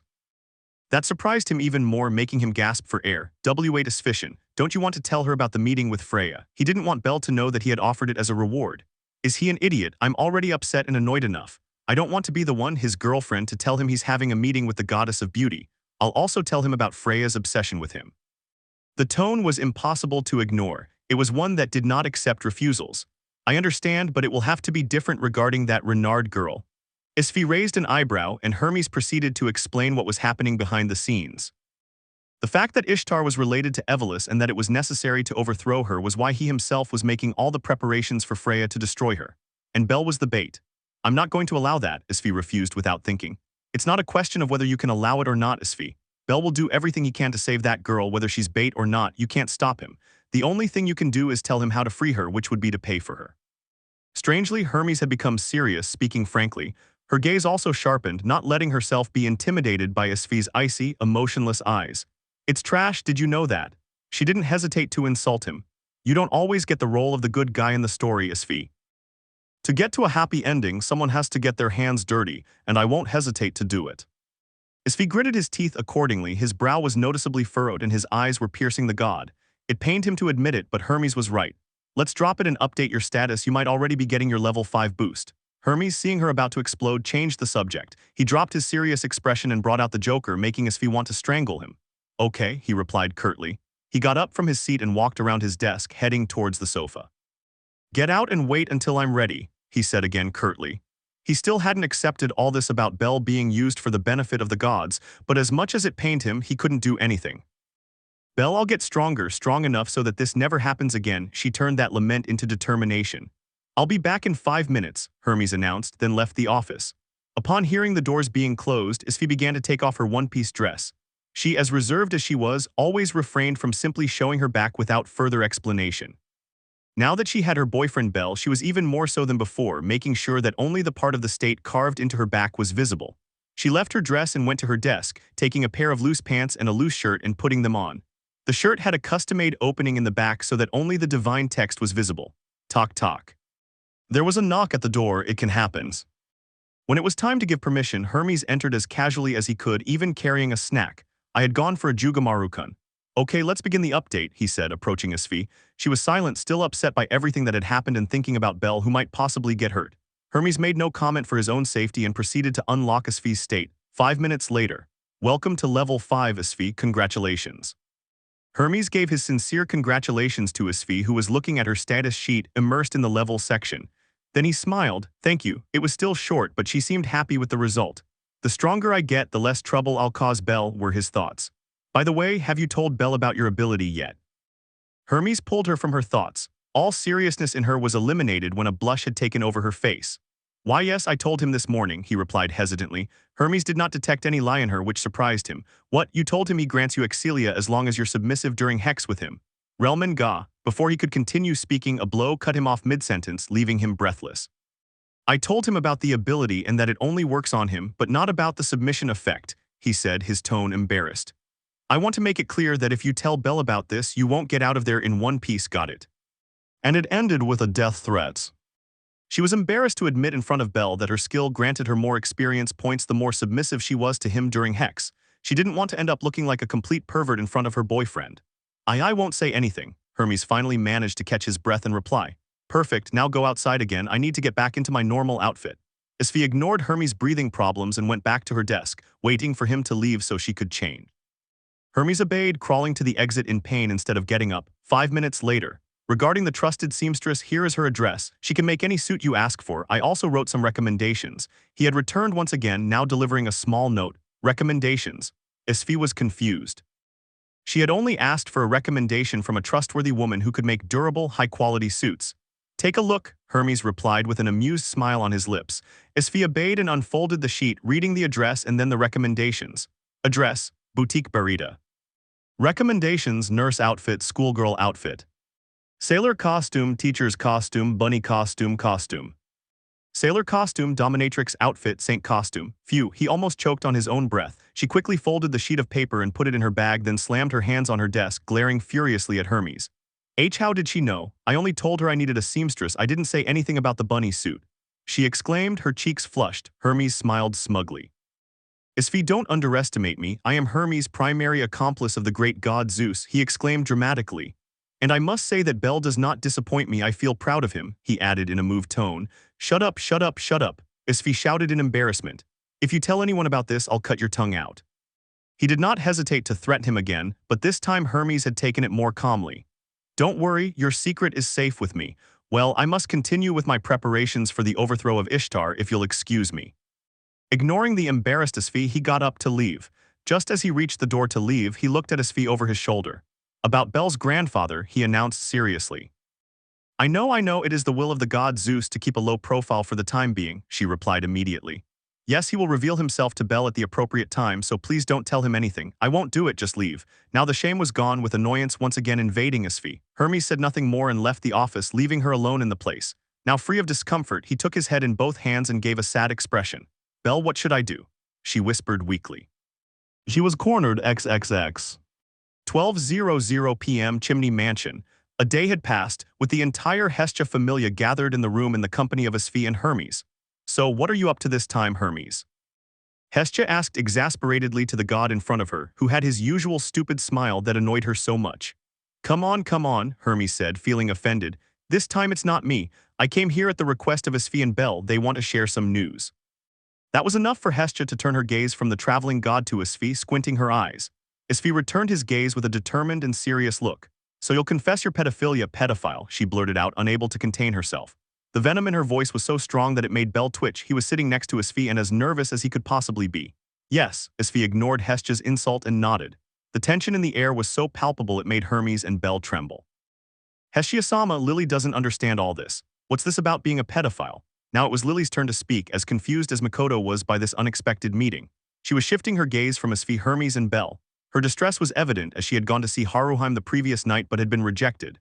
Support-kun, Mikoto-kun, Wealth-kun, Hestia named everyone present. "The word is not mine, but I ask you to listen carefully to what the pedophile will say next."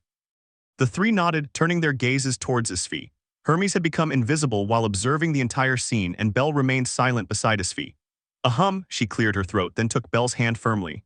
Lily, Mikoto, interesting Wealth, two pairs of incredulous eyes and one amused pair.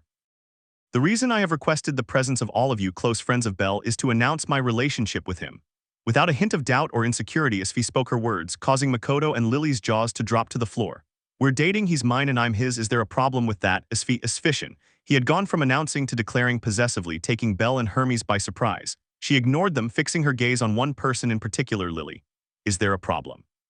he asked again icily. It was Hestia's turn to swallow, and the one being questioned, she was lost. He had disconnected from the world and transcended into a new one in a state of absolute confusion from which he could not escape. "I don't have any, in fact I already imagined it," Welf said. The attention was focused on the redhead. "You already knew?" Bell asked in surprise. "Since when?" "4 days ago, when everyone was out and I was in the forge. Bell, you should soundproof your room." A silence. The serious and determined Asfi exploded in an intense bright red. Hermes began to laugh uncontrollably. Mikoto didn't understand. Hestia was in shock. Bell burst into a blush that spread across his entire face. And Lily was brought to life with those words. "Wait, what do you mean by that, Welf-sama? Lily is lost, Lily is confused. Someone explain this to Lily." Lily, calm down." Bell tried to control her. No, explain all this to me, I'm going to explode." "And you wretch, what are you plotting, huh?" The meeting descended into chaos. 2 hours later. Once Lily was under control, everyone had turned their full attention to the story between Bell and Asfi and how they had ended up in a relationship. Welf was the least affected, as was Hestia, who already knew everything. The ones who really had it tough were Mikoto and Lily. Mikoto because she didn't expect her comrade Danarms and captain to have already taken that step with another woman, and Lily, well. She was jealous. The thought of having done the same had crossed her mind, but after Bell firmly proclaimed his love for Asfi, it was all over for her. But he was still looking for a glimmer of hope. "Bell-sama," he addressed the boy who was looking at him. He ignored the cold, threatening look Asfi was giving him and spoke to her. "What will you do about the women who have feelings for you?" "Lily wants to know." The sadness was noticeable in her voice, but Asfi neither flinched nor softened her heart, not when it came to Bell. He had already decided that he would fight even against Freya. And Bell, he gave her a gentle expression as he thought about the question asked. After a few seconds, he answered firmly, still holding hands with Asfi. "I'm sorry, I love Asfi." Those words pierced little Lily. "That's what I would say, Lily." "I see." The little hobbit lowered her gaze, giving a sad and defeated expression. "If that's the case, I wish you all the best, Bell-sama." She then offered her sincere thoughts. The white-haired man smiled. "Thank you very much, Lily." He was happy that his first partner supported him in his relationship. Lily nodded and stood up, then walked until she was standing in front of Asfi. "Please take care of Bell-sama, Asfi-sama. I will not forgive you if you make him suffer. He is the person who deserves the most happiness in this world." He bowed respectfully, leaving everyone present speechless except for Asfi. "Thank you, Lilaruka Ard. I will take care of him like my most precious treasure. You can rest assured he will never lack happiness with me." She responded with the same intensity of feeling that Lily was using. "Thank you," he said, standing at attention, but his gaze was downcast. "Lily will go to her room, excuse me." The little hobbit's body moved away from the room and went up the stairs, disappearing from everyone's sight. Chapter 7, The One Who Points at the Rabbit. "Bell, because my fortune was loving you." Asfi blushes. "I quietly closed my bedroom door, then let my body fall onto the bed and hugged the pillow, burying my face in it. I had just received the news that Bell-sama already had a partner. I wasn't happy, nor was I angry. I just felt defeated.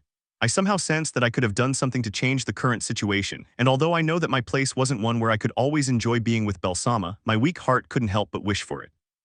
I knew that many women harbored feelings for Belsama, and instead of moving forward and making moves to improve my position, I focused on being pointlessly jealous of him.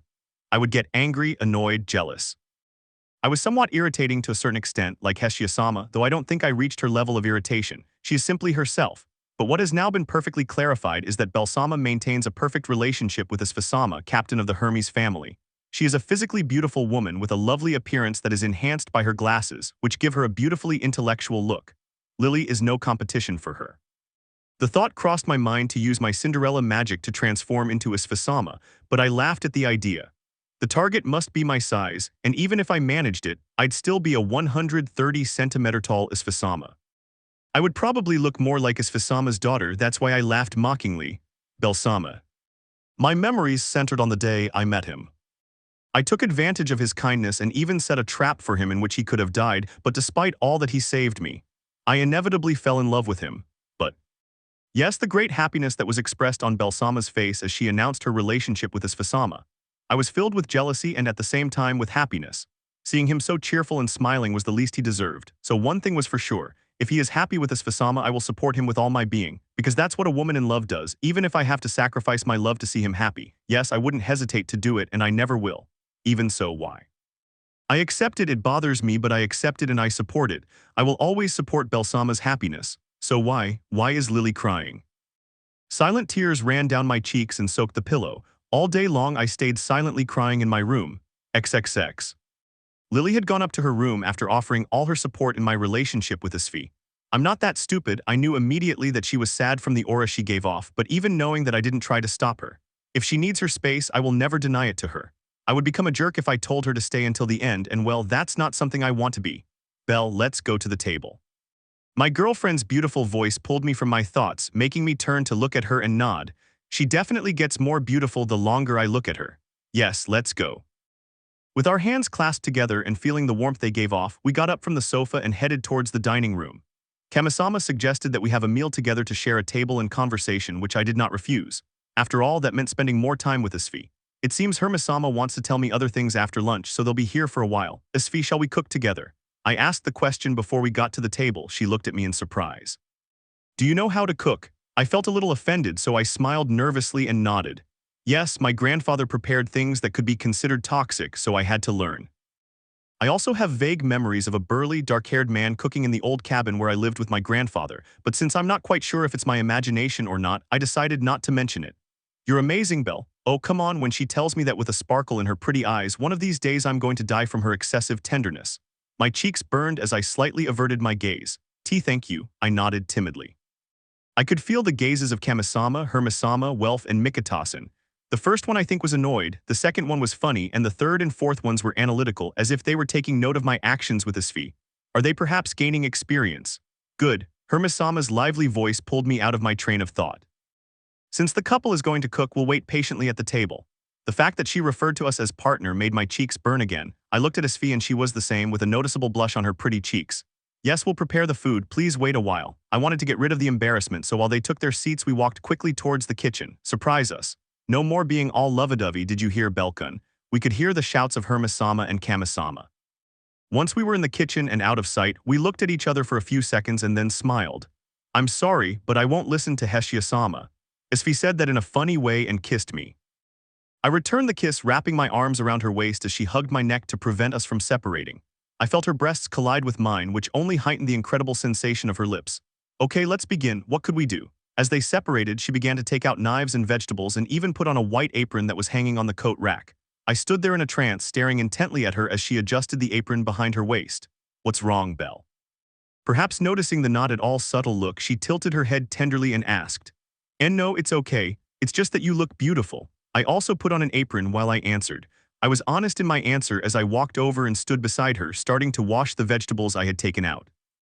I could feel his gaze as I concentrated on washing the vegetables so as not to show my embarrassment. Then I heard a cute little laugh escape her lips, after which my cheek felt wet and warm. He had given me a quick kiss on the cheek, which only made my blush worse. Thanks, honey, but are you sure you didn't think anything perverted? She's got me hooked. Apparently, I can't hide anything from him, and he also discovered the reason for my large-scale blush. I won't deny that for a moment I imagined her with nothing but an apron over her sculpted naked body. Maybe. It wasn't a yes or no, but I'm sure she knows the right answer. Yufufu. Damn, that seductive giggle made my body twitch. She eliminated the distance between our sides, pressing herself completely against my left side. I wouldn't mind welcoming you like that when you get home from a long day, you know. I could offer you dinner, a bath, or maybe. By saying suggestive things, she snapped me out of my concentration. She noticed this and laughed amusedly. Well, that will be the day we move in together as a couple. He stepped back a little and sang that out longingly, taking a board and starting to chop the vegetables. I just stood there watching her. She had a look that longed for those days to arrive. I know our secret relationship makes her uncomfortable, and it's the same with me. That's why I said what I said. I'll become strong, very strong. Soon we'll be able to live together and walk down the street hand in hand, I promise you. I became serious and filled my eyes with determination. I stared at her, observing her surprised cyan blue eyes, then they softened along with her expression. Did she feel relieved? That was the impression I got.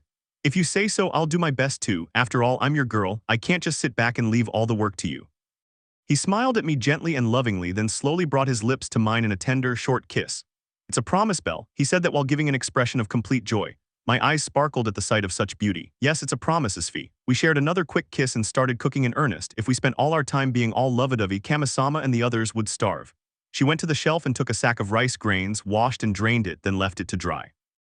I continued cutting the vegetables, combining them with the few she had cut earlier. I really felt happy. We were cooking like a real newlywed couple. Hex with her is amazing, but I would never say no to moments like these where we share happiness, joy, and fun. Soon I heard the sound of the knife falling to the ground. I frantically turned around in a worried expression, seeing Asfi with a slight cut on her index finger. Sorry, I got a little distracted and... Her cheeks flushed with embarrassment. Did you get distracted? We were going to make curry, so I really didn't know how she would get distracted by anything other than cutting the potatoes while I took care of the carrots and onions. She looked away. It's just that apron looks good on you, you look nice. Her response, definitely unexpected, made me blush. He had made the same attack as me. Thank you. I scratched my hair while giving thanks and felt my face burning. It was possibly redder than a tomato. She wanted to say something. Could you teach me how to use a knife properly, Belle? It took me by surprise, but it was impossible to say no when she was giving me such a tender expression. Sure, let me help you. I smiled and stood behind her, gently wrapping my arms around her and taking her hands. Shall we begin? Yes, I'm ready. I gently guided his hands with mine, making him take the knife he had already raised with his right hand and hold the potato with his left. Your left hand should mimic a cat's paw. This will prevent you from cutting yourself and allow you to retreat as the cuts progress. I explained as best I could with her nodding determinedly. I smiled and rested my face on her shoulder. She tilted her head and leaned it against mine. From there we started cooking seriously. We cooked the rice over low heat, prepared the curry sauce, and disinfected the vegetables. It took us approximately 20 minutes to finish everything, 20 minutes that I enjoyed second by second. XXX. Everything was ready. Belle and Asfi had even placed the plates and glasses for each of them on the table, both with satisfied smiles on their faces. I'm jealous, but I won't deny that seeing bellcranel like this makes me happy, but I'm still jealous. Hestia was glaring at Asfi, who was already sitting next to Belle, and noticing her gaze, smiled brazenly at her. She's making fun of me. The unrequited Hestia began to eat reluctantly, listening to the nonsense that Hermes was telling. Everyone started eating, complimenting the chefs because it was delicious, and it's not that big of a deal. Belle gave a typical answer. And Asfi, well, she just added fuel to the fire. If you cook next to the person you love, everything tastes good. She looked affectionately at Belle, who was beside her, then turned to look at Hestia, who was clenching her teeth tightly. She adjusted her hair and gave him a superior look, as if marking her ownership. Why, you wretched thing? Little Hestia screamed internally. Everyone except Belle, who didn't notice, looked nervously at the two of them. It seemed as though they would soon erupt into an intense fight, making them hesitate to speak. Hermes was the brave one, isn't Lilichin coming down to eat? She successfully changed the subject, causing Asfi to stop challenging Hestia with her gaze and the latter to answer the question. No, we need to give him his space. I suppose you know why, right? Yes, I know. The hostile atmosphere disappeared and they continued eating while chatting and exchanging words. Mikoto was especially questioning Belle and Asfi about their relationship, making them nervous and a little embarrassed. Everything was peaceful and quiet until... Honey, can you pass me the salt? Belle spoke to Asfi, who nodded and extended her arm toward the salt. The white-haired man was known for not being a big fan of sweets, always leaning towards bitter or spicy flavors. The problem was... Hey, why are you trying to pass him the salt? Didn't you hear him talking to me? Before Asfi reached the target, someone had taken it first but had frozen in the act. The silence was long and the murderous look that Asfi gave off was not at all pleasant for the victim. And then, wait, why do you want to hand me the salt, Welf? Yes, the one who had extended his hand to give Bell the salt was his faithful friend Welf, making the white-haired boy exclaim. After all, she had said darling, not friend. The redhead stood frozen, knowing what all this would unleash. It's not what you think, Bell. I just wanted to help since the salt was closer.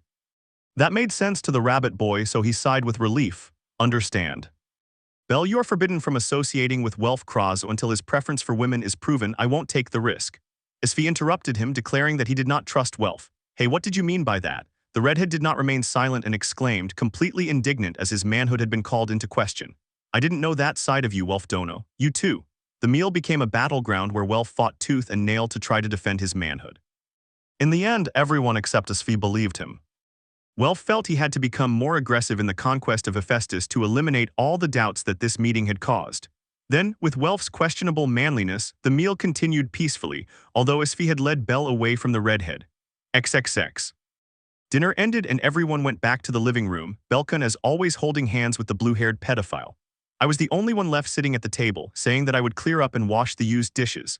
Naturally, it was to clear my mind a little. Seeing Belkan so happy made me think about so many things, and most of them focused on the person who is making him so happy. Asfi Al Andromeda. Their meeting wasn't the most romantic or appropriate, much less one that I would accept since they pressured Belkan to take responsibility because he is too naive and kind. At least that's what I thought at first. Belkan made it clear to me that he had made the decision on his own and that he did not regret it. That's why I understood it. There is nothing I can do since who am I to stop it? In their eyes, both of theirs, I could see their happiness in front of me. And that's because she is. She is a human and I am just a goddess, and that's because she is. She is the right woman, someone who will be with him until his death and will accompany him in it. And I am a goddess who, even after his death, will live on and abandon him. I need to stop being so selfish. I smiled ironically and continued washing the dirty dishes. XXX. I asked the Green Goblin for advice on how to write Lily and Hestia's development in a single chapter XD. Hestia had already finished washing the dishes, joining the others in the living room as they shared coffee with cookies for dessert. Welf kept trying to tell Asfi that she was misinterpreting everything, but his friend's girlfriend ignored him as she led Bell away from him. Beldono, do you intend to get married? Then Mikoto asked a very good question, making Bell almost spit out the coffee he was drinking. He was coughing to recover, going back to see Mikoto and then everyone else. Asfi especially, who was sitting on the same sofa as him and beside him, looked at him inquisitively, waiting for a positive response.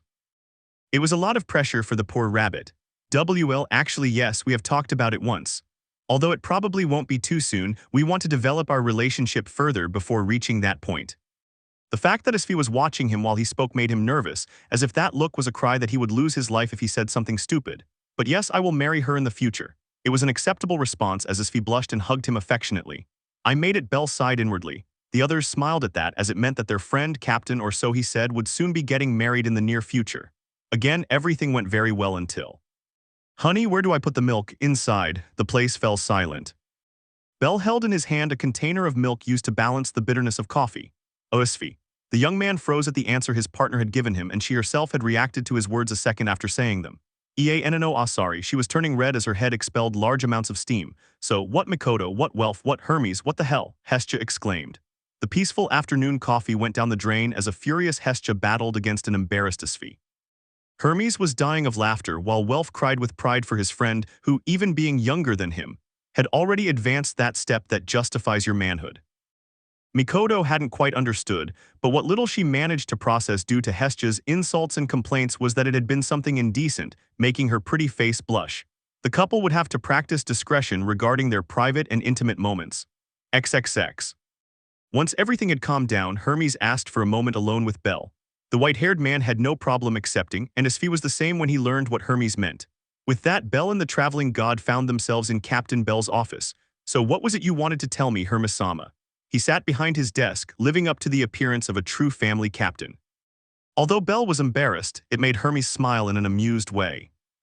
I suppose Asfi has mentioned something about it to you, but this is the reason why she wants her relationship with you to remain a secret. Finally, the moment of truth had arrived. Bell gave a surprised expression, but then calmed it down, giving a calm and attentive one. He didn't really tell me much, he just mentioned yesterday morning that you would explain everything to me. I see, so she doesn't really mean anything. Asfi is very jealous. I wonder how you've managed to survive this long. Hermes joked around a bit and made a funny comment. Ah ha ha, not really that much, well yes, but anyway, that doesn't matter so much, just don't give him a reason to get angry. Hermes was speechless as Bell tried to protect or help his girlfriend, even changing the subject in an inconvenient way. He decided not to get involved in those issues and continued with what was important. I suppose you know the goddess Freya, he blurted out. The mention of the most powerful goddess in all of Arario made Bell abandon his defense against Asfi's jealousy and look directly at Hermes. Yes, I've heard of Freya-sama, but I've never seen her in person. What does that have to do with why Asfi wants our relationship to be a secret? Well, technically she's the reason. Huh, Hermes curved his lips gracefully. Bell, the goddess of love, Freya-sama, likes you. That's the reason for all your future problems. The reaction was not immediate, rather it was being processed by the boy's deadly brain. Then, as if she thought this was a very bad joke, Bell laughed amusedly. Ah ha ha ha ha, I didn't know Hermes-sama liked to make such bad jokes. Imagine saying that Freya-sama likes me, an ordinary mortal trying to attract the attention of the most beautiful goddess in Arario. Yes, it's ridiculous, ahaha Hermes-sama. Hermes was not smiling. His face was so serious it looked abnormal. That worried Bell, making him break out in a cold sweat. Hermes-sama, this is not a joke, huh? Freya likes you, a sick and obsessive love would be a better description. Poor Bell exclaimed frantically. He began to swing his hands from side to side, his eyes wandering everywhere except towards Hermes. What? Why? Since when? Is she the one who's always watching me? All of her frantic questions were answered once she had calmed down enough to listen. Hermes didn't skip over any details he knew. XXX. This was bad, me, a mere human, catching the attention of the most desired goddess in the city. I felt no joy or pride, no, I felt afraid.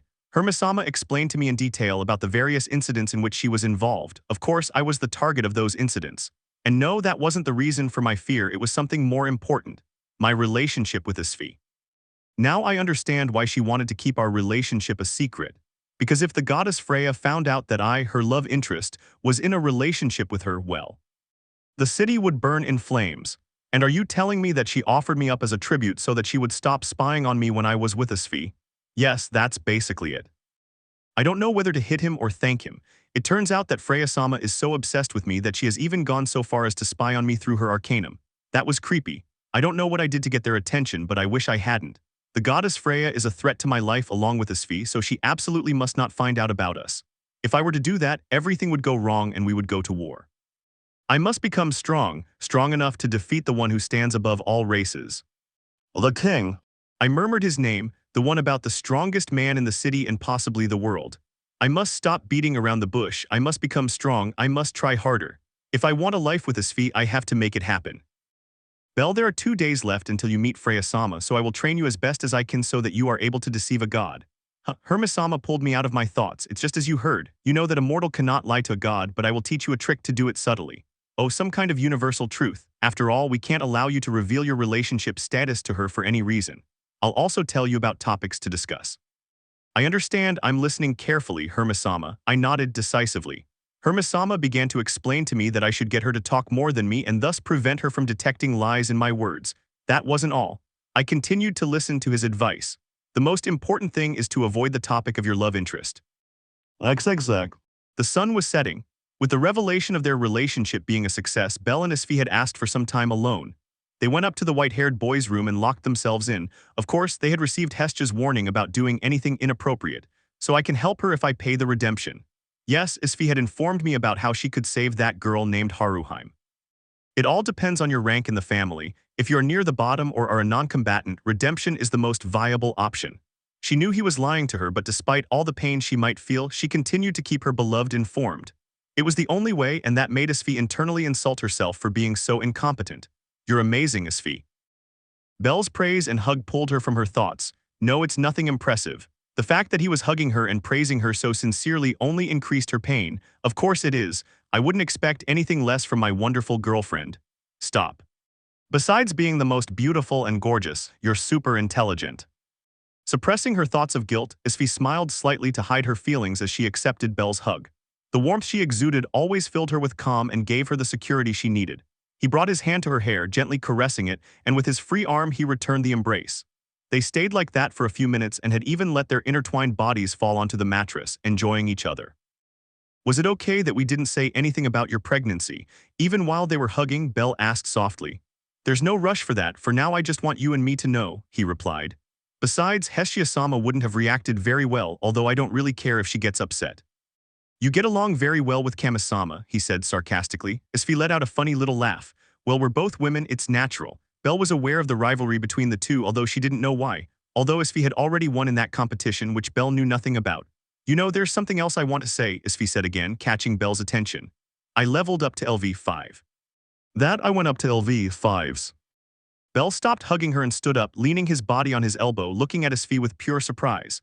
Oh really? Seriously, Asfi said, maintaining an amused smile, falling more and more in love with the cute face Belle was making. While that ability of yours is terrifying, commented the white-haired man. Mentioning her ability only made Asfi blush with embarrassment, hiding her flushed face with her arm. Why yes, it's terrifying, she said nervously. Belle continued congratulating her and showering her with kisses all over her face, making Asfi's heart beat strongly. She didn't hold back and also kissed him, starting a battle to see who could give the most. Asfi won. Asfi Ito about the meeting. However, all her happiness vanished when Belle commented on his meeting with the goddess Freya. Yeah, his friendly tone was gone, making the white-haired man tense up. Well, I wanted to know what you thought about it. You know, I wouldn't want to go and have you get angry. There was fear in his words, causing Asfi to get up and straddle him. He brought his face close to Belle's until their noses were touching. Are you asking if it bothers me that you're meeting with her? Why, yes. And if I say it bothers me, wouldn't you go? She had a point, making Belle nervous. If I could cancel it, I would, but Hermes-sama said I can't. That if I want to keep meeting with you, there's no other option but to go. The response was so accurate that it left no room for Asfi to complain or throw a tantrum. She pouted cutely. If only that idiot hadn't offered you up as a sacrifice. Well, even though he did wrong, we can't deny that he helped us a lot in hiding our relationship from Freya-sama. Oh, are you justifying it? Could it be that deep down you're excited to meet the goddess Freya? Asfi's overwhelming jealousy surfaced. Of course not. Belle immediately denied it. He felt that if he didn't, his life would be in great danger. Sure, very, very safe. So, between the goddess Freya and me, who is more beautiful? Of course you. Have you seen her in person yet? Their breaths mingled with each other's faces, with Asfi bringing her lips closer and closer to Belle's. And no, but I don't need to see her to know that you are more beautiful. With each word he said, he felt Asfi's lips getting closer to the point where they were almost touching. The light blue-haired girl softened her face with a pretty blush covering her cheeks. Thank you, you're always so sweet to me, love. That's why I'll give you a reward. Saying nothing more, she joined her already close lips with Belle's, beginning a passionate and yearning kiss. Intertwining their tongues and feeling the softness of each other's lips, they began a steady rhythm in their movements. Once they broke it, Belle looked directly at her. I have eyes for no one but you. I would never be unfaithful to you. He wanted to convey the loyalty he felt towards her, making Asfi smile lovingly and nod. She lowered her lips and gave another short kiss. I know, besides. A sinister smile formed on his lips, making Belle swallow hard. Also, if you are unfaithful to me, I will cut it off and wear it as a necklace. Belle felt the world become so small that he could hold it in the palm of his hand. He felt unimaginable pain, worse than the blows of a minotaur could cause him. Her face broke out in a cold sweat, her pupils trembling and shrinking. Why, you're joking, right? Are you kidding? Oh yeah, I'm just kidding. Saying that while looking at me so coldly doesn't convince me, he exclaimed nervously. Asfi did not answer him but did give him a cold stare, lowering his face again and kissing the boy who was at risk of suffering a heart attack. Then stealthily, he lowered his hand to Belle's crotch, beginning to caress him. That might have made the boy happy, but it was quite the opposite at this moment. I could only tremble with fear. You would never be unfaithful to me, would you, darling? Of course not. Please don't push him too hard, have mercy. Belle's partner had been taken hostage, making him extremely nervous. Asfi observed him carefully, remaining silent for a few seconds before smiling gently. Okay, I believe you. She stopped pressing on the mini Belle and went back to kissing the big Belle, caressing his cheek and settling on top of him. Can we? He asked simply. Belle knew what he meant, blushing at the suggestion and looking away towards the door. But Kamisama and the others are downstairs. I don't think this is the right place. Saying that caused his girlfriend to pout. Are you saying you don't want to do it? She began to throw a tantrum. She looked sweet, too sweet and cute. Of course I want to, but we can't ignore that the others are downstairs, and Kamisama also said no inappropriate things in his presence. Will you listen to Hestia-sama or to me? Now Belle had a problem, the situation where the couple was comparing her with another person. He looked away again, not knowing what to say when he was cornered. Well. Asfi sounded impatient, beginning to rock her hips against the boy's crotch. Just once. A smile spread across her lips upon receiving a positive response, causing her to lift her upper body and begin undressing. Sooner rather than later, she was completely in her underwear, looking longingly at the boy beneath her. Get ready, this time I'll make you come before me. Seductively stating the facts, she removed her boyfriend's clothes and began the action. Belle nodded with determination in his eyes, making it clear that remained to be seen. Good luck, he said confidently. They made sure to stifle their moans and gasps so as not to be heard. In the end, it took them 30 minutes longer to come down, with Asfi keeping their word that they would only do it once.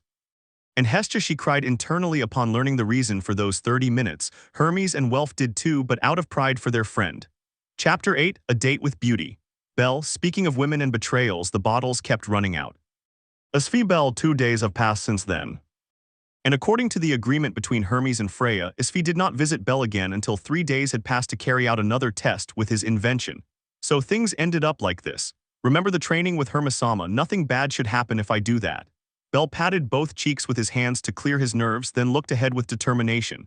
The Tower of Babel. He raised his gaze as high as he could and still could not make out the end of the structure, which made him think about the previous 2 days. He recalled the advice and tricks he had received from Hermes to avoid causing any incidents during his date with the goddess Freya. It's useless even if I say that I can't control myself. Even so, despite all his rigorous 2-day training, he couldn't calm his frenetic state. It was no small matter, after all. He was about to meet with the goddess Freya, patron deity of the most powerful family in the city. One mistake and it could cause the destruction of Aurario. A chill shook Bell's brain, causing an unpleasant cold sweat to run down his back. And even my friends could get hurt. All that responsibility only made him more nervous than usual. He was so angry at himself for having caught Freya's attention, and even swore he wanted to punch his past self. She seriously wondered what that fool Bell had done to make her fall in love to the point of generating a sick and obsessive love. Sigh, the gods are complicated. He lowered his gaze and looked ahead, sighing wearily and beginning to walk towards the entrance of the place. According to Hermes, someone from the Freya family would receive him. Who will receive me? I hope it's a girl. If it's a man, I don't think his intentions toward me are good. He thanked Hermes for informing him about everything related to Freya and her family, but he regretted hearing the part about her children being rampant psychopaths. So Bell hoped with all his heart that it would be a cute and kind young woman in a maid's outfit, however. Bellcranel, in front of him was a robust and enormous body over 2 meters tall. It was Otter in his adventurer's attire, his face always stoic, looking down at him because of the size difference. Just in time, my goddess awaits you. Otter ignored all the disbelief on the white-haired man's face, speaking directly and commenting on the weather. It's warlord, he doesn't look anything like a pretty girl. Bell went into chaos, staring incredulously at the mountain in front of him. It was then that he noticed his own silence and that he had not greeted properly.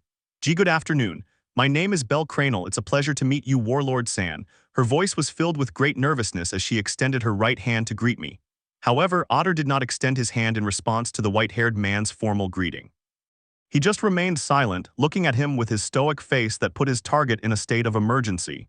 Don't you like to shake hands? Well, if that was the case, then Bell was in trouble, but he managed to find a way to fix his mistake.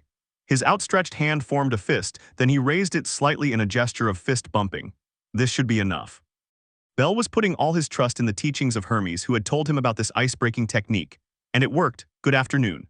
Otter extended his fist, which was twice the size of Bell's, and bumped it against the nervous rabbit's fist. Follow me, Freya-sama is waiting. He said that and broke off the greeting, turning around and starting to walk towards the elevator that would take him to the top floor. Hermes-sama, your advice has saved me. The boy followed Otter's back while mentally thanking the traveling god, who had told him that there was no man who would refuse a fist bump. Once inside the elevator powered by magic stones, they were taken to the top floor of the Tower of Babel. The 50th floor XXX. At the same time, streets of Aurario. This is it, Asfi observed through the lens of her glasses the sign that had the name Boutique Barita engraved on a wooden base. 2 days had passed since she had last seen her beloved Bell, and it was then that she decided once and for all to order the outfit she would wear for her next sexual encounter with the white-haired boy. Okay, the faster I do it, the faster I can leave. Without saying or thinking anything more, he walked slowly towards the entrance, pushing the wooden door and causing a tinkling sound. It was the bell that announced the arrival of a customer. It's quite comfortable and sophisticated. Asfi looked in awe at the shelves, displays, coat racks, and the entire interior, all finished in a rustic style with wood. It gave it a cool and calming atmosphere. Oh, a customer. A female voice behind the counter reached her ears, drawing her attention and prompting her to walk towards it. Good morning, miss. I've come on a recommendation. Can you make custom-tailored suits? As serious as ever and with her intellectual demeanor, she got straight to the point without wasting any time. However, unfortunately for him, please don't call me that, haha. The owner of the shop had an extroverted personality, as well as a stupid smile that stretched from cheek to cheek. My name is Barita. It's a pleasure to meet you, Perseus. The young woman with black hair cut to shoulder length smiled, greeting her kindly and calling her by her alias. Asfi was surprised, however, it wasn't because she had been recognized. Is your name Barita? What a peculiar name. Yes, Asfi was wondering if this young woman's parents had played a mean joke on their daughter with such a name. Oh, not really, but Barita shook her head slightly. It's more like a pseudonym. All my family members use it, hence the name Boutique Barita. A pseudonym was something similar to an alias, with the difference that it was used to cover up a person's true identity. Asfi became interested in this, so you're not Barita. Are you telling me there are many Baritas? It was undoubtedly fun and interesting, causing her lips to curve into a slight, almost imperceptible smile. It's just like you think. Lately, I've been the one taking care of things, but even my brothers or sisters could be Barita, my parents, grandparents, cousins, uncles too. What do you think? It's funny, isn't it? The young receptionist's charming smile was somewhat contagious to Asfi. Yes, I admit it's interesting. Perhaps I could employ the same mind game when I start a family with him. Contrary to Barita's playful smile, Asfi's was filled with love and affection. The light blue-haired woman was thinking about the future days when she would start a family with the man she loved, bellcranel. She seems very lost in love, Perseus. Is the suit she wants to buy related to that? Don't tell me, she wants a wedding dress. The excitement grew in the young black-haired woman, forming stars in her eyes. Will I be able to make the wedding dress for Perseus's wedding? That will definitely bring good fame. She was undoubtedly an excellent young woman with entrepreneurial vision, however. And no, a blushing and nervous Asfi denied Barita's hypothesis. Although she couldn't deny that the idea filled her with great excitement, accelerating her heart rate and coloring her cheeks with a lovely pink hue. You're wrong for personal reasons. I can't get married yet, so the request has nothing to do with a wedding. She completely denied any misunderstanding, which made young Barita a little discouraged. But she also noticed the frustration in Asfi's face and voice, which is why she apologized. I'm sorry for rushing in, Miss Perseus. So what kind of dress would you like this young dressmaker to make? He wanted to change the mood by bringing up the topic of Asfi's visit to his store. The beautiful and somewhat sad Perseus nodded, but then remembered the difficulty involved in ordering the suit he desired. You see. Her cheeks burned with embarrassment. I want a bunny girl outfit. As he brought his words to life, all the noise in the place vanished, leaving an awkward silence. That. Barita was certainly surprised and caught off guard, causing her face to turn incredulous. That reaction made Asfi even more embarrassed, but she couldn't leave. She had a promise to keep to her beloved Belle. A bunny suit, did he repeat it? Apparently Barita had heard her correctly, but she had chosen to believe that her ears had misheard. The awkward silence turned embarrassing for both of them, as the young dressmaker was imagining some rather indecent scenarios of Asfi wearing a bunny suit. And Asfi herself was sure that those were the thoughts of the girl called Barita. Neither of them showed any signs of speaking. They simply stared at each other in a battle of glances. Please don't make this any harder, Asfi thought. It would be incredible for her if Barita would simply say, okay, I'll take care of it, and stop investigating the problem further. Heh. And as if Barita could read his thoughts, she gave a mocking smile. So Perseus-sama has those kinds of tastes. He used a mocking tone, curving his lips into a smile as he playfully mentioned Sama. Asfi's embarrassment disappeared. The atmosphere also underwent a drastic change, becoming stifling and causing cold sweats on Barita's forehead. Barita trembled when she saw Asfi's icy eyes, knowing that she had gone a little too far with her joke. I'm sorry. Her apology was barely louder than a sigh, but Asfi managed to hear it. It doesn't matter, but I'd appreciate it if this didn't leave this room. I'm not sure what I might do to you if it did. Do you understand? Why, yes, I understood perfectly. Barita straightened his posture and brought his right hand to his forehead, giving a military salute. Okay, then let's get started with what's required. I have more things to do today. Yes, sir. Without saying anything more, Barita left the counter and guided Asfi towards a camera to take her measurements. How problematic. Asfi followed her without any problem, but a memory came to her mind. Belle, will you be okay? He glanced over his shoulder towards the entrance of the shop, thinking about the white-haired boy who should be arriving with the goddess Freya right now. I just hope he doesn't do anything crazy. She was afraid that Freya would use her charm or try to convince him to change his family. For Asfi, who was hopelessly in love with Belle, it was certainly a big problem. XXX. The sound of the elevator stopping rang out, giving Otter and Belle a chance to walk calmly towards the door that would lead them to Freya's room. And just after Otter played lightly and a come-in was heard, Bose lowered his gaze towards Belle. The stoic rust color was fixed in the nervous ruby. Don't do anything foolish, bellcranel. The warning caused Belle's entire inside to tremble. This is. The pressure emanating from Bose made it clear that it was not a request but an order. I can't beat him, not yet. He knew immediately that not even with his most powerful magic, Beelzebub, could he defeat the powerful adventurer beside him. Even if Beelzebub could consume anything and reduce it to nothing, it was useless if he failed to capture the target. I won't do it. It was because of all that she nodded, taking a breath to calm her nerves. Without saying anything else, he went through the double doors that Otter opened, closing them again once he was inside. Here we go. He opened his eyes and couldn't help but be impressed by how sophisticated the interior finish was. It didn't contain that much furniture, but everything was placed in locations that highlighted the ambience and the view. What a relief, there's nothing related to me. He also felt calmer when he didn't find anything like stuffed rabbits and portraits of himself all over the room. Of course, Hermes had told him all this as a joke, but Bell couldn't rest easy because of the possibility that it might be true. That's why he was relieved to find nothing related to him in the place. However, he didn't see the wardrobe right next to the door, which was suspiciously locked. I was waiting for you, Bell. Suddenly his attention was drawn, turning his gaze towards the source of the call. The words, spoken with emotion and class, belonged to Freya, seated on a throne-like chair. Freya-sama. Bell immediately detected the seductive aura surrounding her. He also said that this was an inevitable trigger when talking to a goddess of beauty. Good afternoon, Freya-sama. I hope I haven't kept you waiting too long. Before the goddess who was staring at him, he made a slight bow while offering words of apology. Freya considered that very nice, which made her smile graciously. Fufu, there's no need to be so tense. Come, let's sit down and talk. Freya stood up, elegantly guiding Bell towards the table for two that was near the room's balcony. The table had perfectly arranged white dishes, a white tablecloth, crystal glasses, and a bottle of wine. Why, yes. Bell nodded somewhat nervously and followed her from behind. It was then that he noticed Freya's clothing, which was rather revealing. The fabric was completely glued to her sculpted figure and covered the essentials. Her flat white abdomen was completely exposed, her legs were mostly equally exposed, and much of her breasts showed their shiny skin and round shape. It was an outfit that didn't leave much to the imagination. Note, in case you don't remember their outfit BV. Calm down, Bell. These eyes are only for looking at my beautiful Asfi. Yes, I just have to think about Asfi and nothing will go wrong. Before Freya reached the table for two, Bell gracefully stepped forward and slowly removed the seat that Freya would use. Even he was surprised. His body had moved on its own so as not to leave a bad impression because of his manners, all taught by Hermes. Ara, how chivalrous. Freya seemed a little surprised, but she smiled happily at her guest's attitude.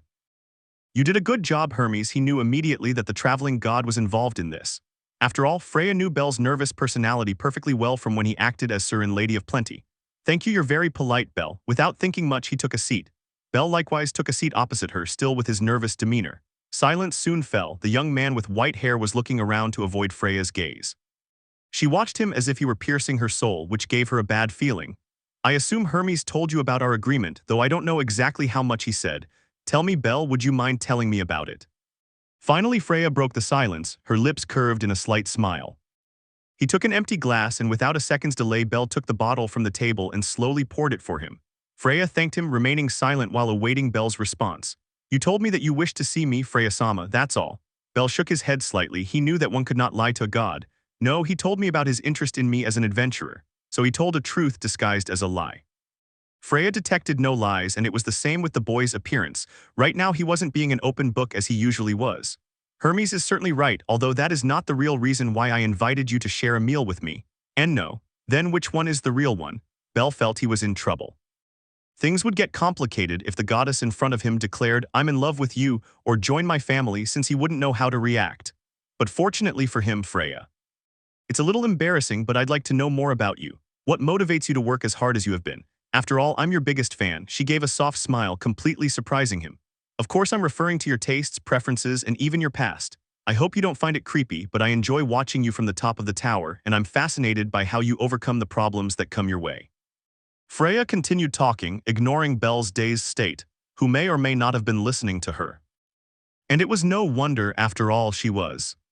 To be perfectly honest, Hermes-sama didn't tell me anything about this. Yes, no one expected Freya to openly declare, I stalk you day and night. So is it too much to ask or not? Freya's question brought him back to reality. The seductive, yearning, and somehow affectionate tone confused Bell even more. Even so, she did not refuse the goddess's request. After all, it would make things easier for her. There's no problem at all, Freya-sama, although I hope I don't overwhelm you with my story and my tastes, haha. He even mustered the courage to put aside the stuttering that had previously plagued him, giving a gentle and kind smile to Freya. You are truly beautiful. My cute Bell Fufufu. Freya enjoyed that smile dedicated to her. Then he replied, There's no way that's going to happen. He denied Bell's words, waiting for him to begin his story and bringing the served wine glass to his lips. Bell was ready to begin. Aren't you going to drink? Freya asked. I'm sorry if I interrupted, but I'd like to share a drink with you. Isn't that possible? I've never tried alcohol, haha, so I really don't know if I can handle it. Don't worry, one drink won't hurt you, although I won't force you. Freya's malleability surprised Bell more and more, causing him to calm down to the point of lowering his alert. Then he remembered how impolite it was to refuse a woman's invitation, suggestion, or request, so gathering a little determination, he took the crystal glass in front of him and poured himself some wine. Fufu, I'm sorry for being so capricious, but I can't deny that it makes me happy that you accepted. Thank you. You're welcome, although I apologize in advance if I start acting strangely. Don't worry, I'll take care of you and make sure you don't turn out like that. Thank you. She couldn't help but blush a little at Freya's seductive gaze and tone as she said those words, but she simply thanked him and didn't take too much. After that exchange, the story began. Freya listened attentively as Bell explained his childhood. He did not know his father, mother, or any other relatives apart from his grandfather, who according to him had all died before his birth. In the case of her mother, she died in childbirth.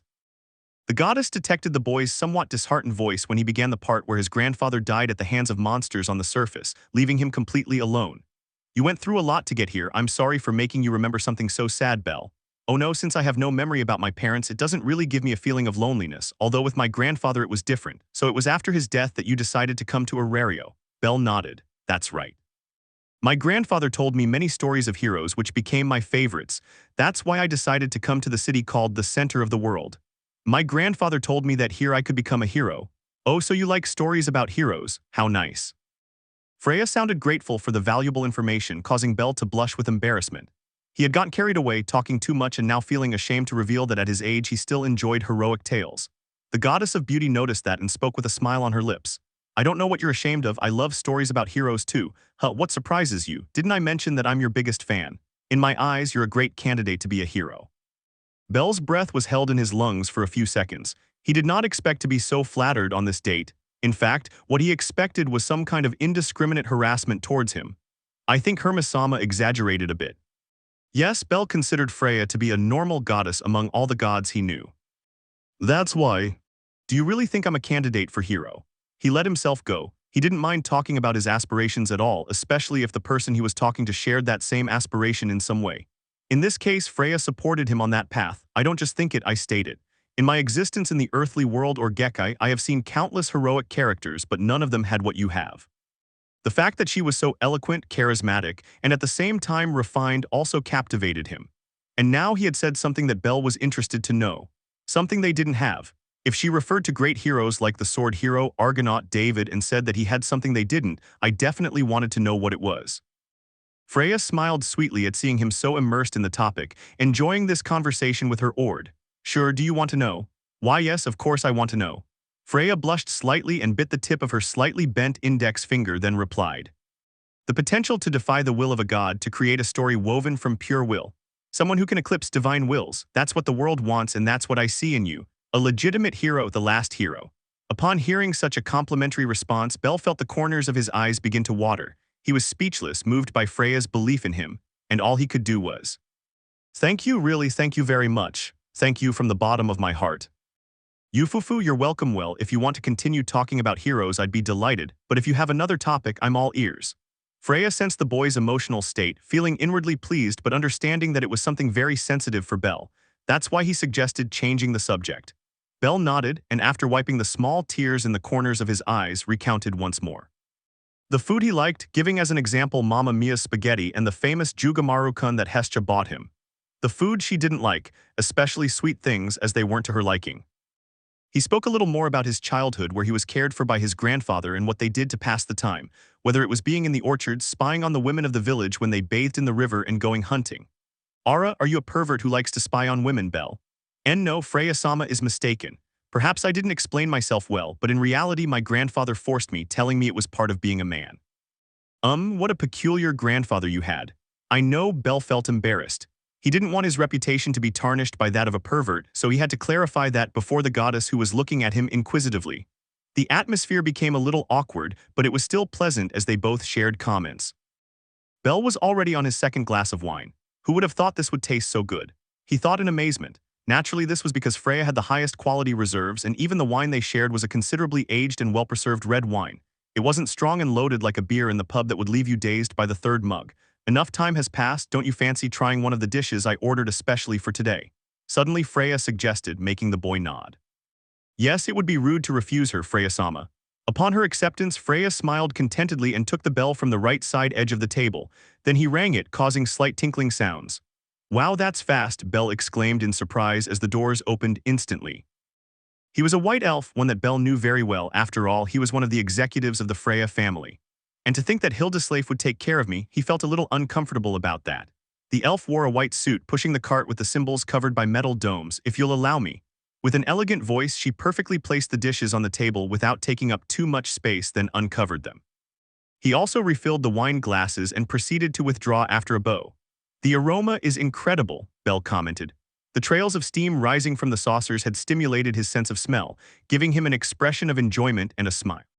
And as for the food, there were fine cuts of meat, spaghetti with pieces of meat with gratinated cheese and chicken strips in cream sauce. There were side dishes such as vegetables, purees, dressings, and more, making it a fairly complete meal. Well, let's begin, Freya said, picking up her cutlery. I hope you enjoy it. He skillfully took small portions of each dish, bringing them to his plate. Bell did the same as her, and once he finished, he noticed Freya raising her wine glass towards him. She quickly understood the message, taking her glass of wine and toasting with it, health, health. Then they both began to eat, regularly sharing comments about how delicious it was, with Freya commenting on one or two things she liked. 1 hour later, everything was going well, too well in fact. They had finished their meals and Bell was already on his 4th glass of wine. He still didn't feel dizzy from the drink, which brought him peace of mind. I wish that everything would end like this without any setbacks or misunderstandings. However, Freya asked, Bell, I'd like to know something, may I forward? Since the atmosphere was pleasant, Bell accepted without hesitation and with a friendly smile. Do you like anyone? The boy felt that for a moment he lost the ability to hear properly, but he managed to control himself. The wine glass in his right hand trembled slightly, which Freya noticed, although she said nothing and continued to watch him. In the end, it was inevitable that it would happen. I was nervous, but thanks to Hermes, I was also prepared. Do I have to answer or can I refuse? His tone of voice did not change, his expression remained calm and gentle. It was essential to all of this. To be honest, I'm very interested in knowing, so even if I'm being a bit annoying, I'll persist with the question. Freya answered absent-mindedly and strangely adorable, her lips slightly curved. I understand. Bell brought his gaze to the glass on his hand, observing the dark red surface of the wine contained in the crystal. It brought to his mind a scene where his companions were bleeding out and complaining about their injuries. That gave him chills, so strong that they made his soul tremble. I will avoid that, even if I have to burn my hands. With a kind smile on his lips, he drank what was left of the wine to gather his courage. Yes, I'm in love with someone. Freya remained silent, but Bell managed to notice a certain annoyance through her silver eyes. To be honest, I like her and admire her a lot, but I admit that I'm not yet worthy to proclaim my love for her in front of others. The Sword Princess, as I thought, she will be an obstacle that I must eliminate. Freya already knew about Bell's infatuation with that golden-haired girl because of her time as a Sir, and the times she watched him training with her on that wall. But despite how jealous she was, it couldn't be compared to the overwhelming jealousy that consumed her now. Bell's soul had flashed with a beautiful transparent white color when he mentioned his love for that girl. Ara, how lucky that young woman must be, having a handsome boy who speaks so passionately about her. Even so, she couldn't show that side to Bell. She didn't want to scare him away. Ahaha, I don't think it's that bad. Bell naturally talked about Asfi, taking advantage of his noted love for eyes to cover for his blue-haired sweetheart. She knew she was putting her friend in danger, but she also understood that Freya couldn't act against the low-key familia so carelessly. So why did you fall in love with her? Freya asked again. She wanted to know more, however. Bell blushed too much at the encounter she had with her partner. Freya interpreted it as a blush of embarrassment, which made her even angrier. Freya-sama, I'm really embarrassed to talk about my love for you, so if it's possible. Yes, that's fine. In fact, I think it would be bad for me to keep listening. Nothing, I didn't say anything, forget it. Jealousy consumed the goddess and relief flooded the human. After an awkward moment of silence, they continued chatting animatedly. It was mostly about Bell, who was already on his 5th glass of wine while Freya was on her 8th. Time passed with a pleasant conversation filled with laughter, compliments, and curious comments until the sun began to set. It's a shame that time flies when you're having such a great time. I'm sad to say it, but our meeting is over. I wouldn't want you to feel overwhelmed by being kept here so long. Being as understanding and kind as she had been from the beginning, Freya indicated that time was up. Bell smiled at that, implying that he was thinking the same thing. I really enjoyed this time with you, Freya-sama. Thank you so much for being so thoughtful towards me. The young man stood up from his seat, bowing slightly in a respectful manner and thanking everyone for the incredible treatment he had received. I'm glad you liked it. Freya also got up. She looked very happy. Then as they exchanged friendly smiles, she suggested, I would love to spend time like this with you again. I hope I'm not bothering you, but would you accept another meeting like this? His excited and hopeful tone impressed Bell, but after a few seconds he smiled. Sure, I wouldn't mind. If all he had to do was come and do the same thing as today, he certainly didn't mind. After all, Freya had treated him very well. Although I will be a little busy with my family matters, I cannot promise an exact date, Freya-sama. Don't worry, I perfectly understand your position as captain of the Hestia Familia. Freya was not offended or anything like that, becoming understanding of his situation. That relieved and cheered Bell up. Can I send a messenger in 2 weeks to confirm if you're available? Bell nodded at the suggestion. Yes, but with one condition. A condition? What would it be? Freya looked a little surprised, but without showing it on her face, and waited for the young white-haired man's response. Tell me more about yourself at the next meeting. I'd like to get to know you. Of course, if you don't mind. The kind smile, the face so finely educated and tender. All of this made Freya's chest leap in a frenzy of different emotions. Her cheeks turned a lovely pink. Sure, it's a deal then. She extended her hand towards Bell and he gently shook it, sealing the agreement. Then with your permission, Freya-sama, will meet again next time. Bell bowed once more, ready to begin to leave when. Hey, Freya couldn't stand it and grabbed his arm, surprising Bell. The boy returned to see her, and at that moment his lips were sealed by Freya's. I was giving her a kiss. Huh. It was taken by surprise. He had let his guard down. The pleasant and comforting atmosphere had led him to believe that nothing bad would happen. Is he kissing me? What? Even as he still felt the goddess's soft, warm lips colliding with his own, Bell still couldn't believe this was happening. Did I drink too much? Freya's lips parted and met again with his, and yet Bell found it all impossible. He was blaming the wine for making him hallucinate. No. However, not knowing whether seconds or minutes had passed, Bell knew that this feeling was as real as his own disbelief. It was then that Freya broke the kiss, slowly separating her lips from Bell's and moving her face away a little. Her cheeks were flushed, matching the silver of her hair and eyes. What?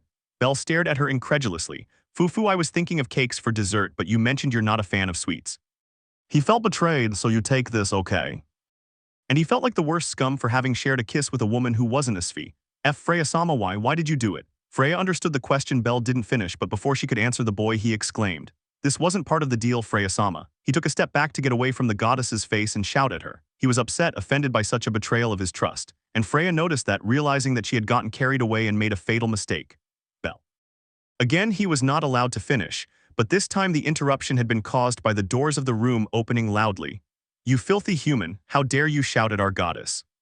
You damned trash, die, perish in hell, rabbit. They were Hedin, Alan, and the Gulliver brothers.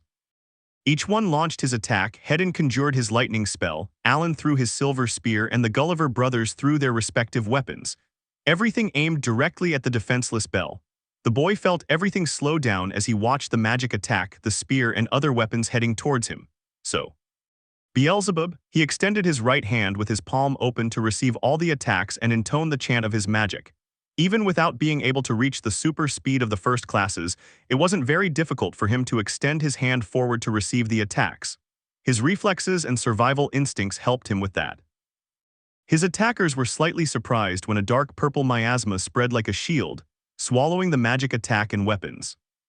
Everything was reduced to nothing, XXX. Bell was on guard, ready to activate his aerial Beelzebub and firebolt, but before they could even shout at him again and attack him hand-to-hand to kill him, a voice stopped them. What do you think you're doing? Freya, who exuded a suffocating aura, glared furiously at her employees. Hedin, Alan, and the Gulliver brothers, noticing this, instantly knelt down, bowing their heads before their goddess. Freya-sama, please excuse my actions, but it is unforgivable that this human shouted at you. I agree with the elf. They gave their reasons in a clear voice. Oh, and when did I ask them for their opinion on that? Everyone's eyes opened suddenly, still staring at the ground. Their goddess was truly angry, as much as they had never witnessed before.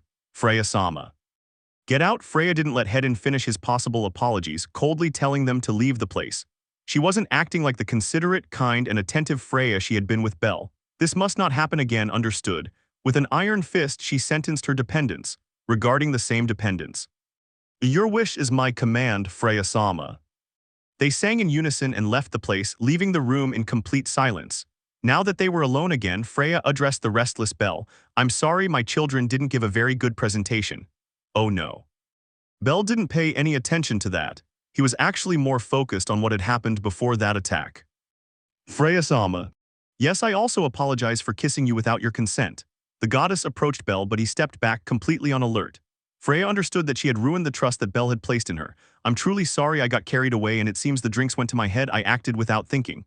Then he bowed, showing his guilt. That made Belle feel uncomfortable about making a goddess bow down to him, so he stopped backing away and shook his head slightly.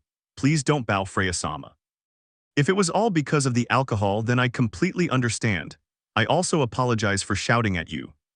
Like Freya, she bowed. There was a couple of minutes of silence, then Freya broke it. "Regarding the meeting, is it still on?" His voice was cautious.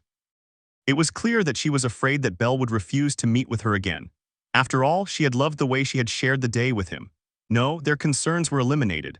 "I wouldn't be a man if I broke my word, so I'll attend as I said. However, I would appreciate it if something like this didn't happen again."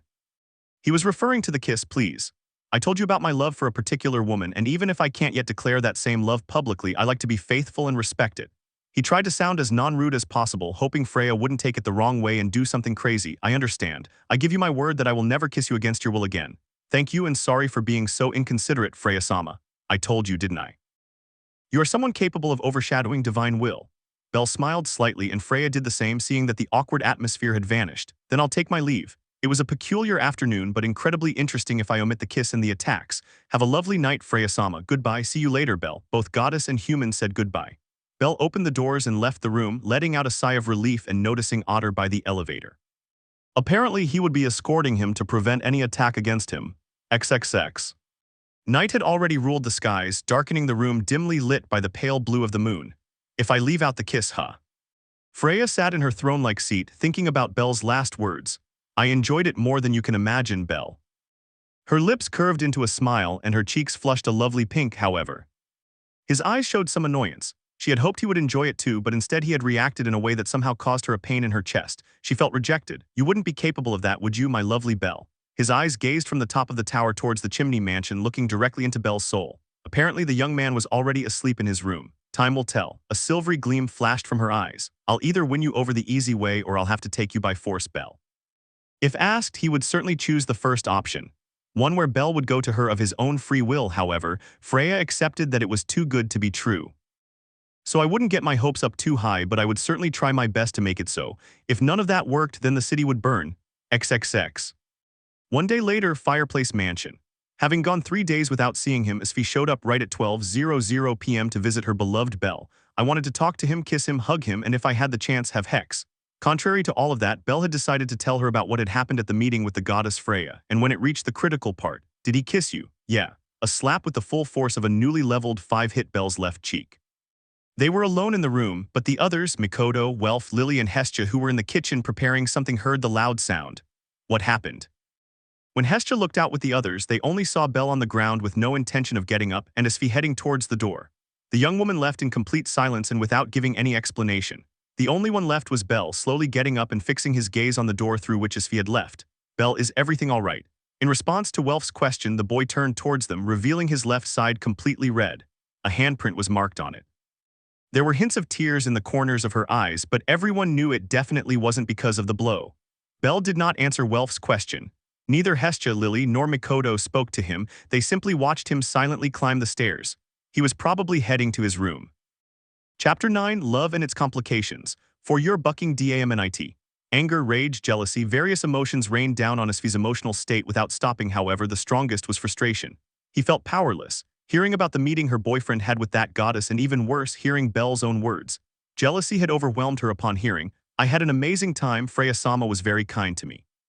She understood that Belle didn't do it with the intention of hurting her emotionally. It was more of a feeling of obligation to want to tell her everything that was happening to him. But that beautiful honesty had backfired on Asfi this time.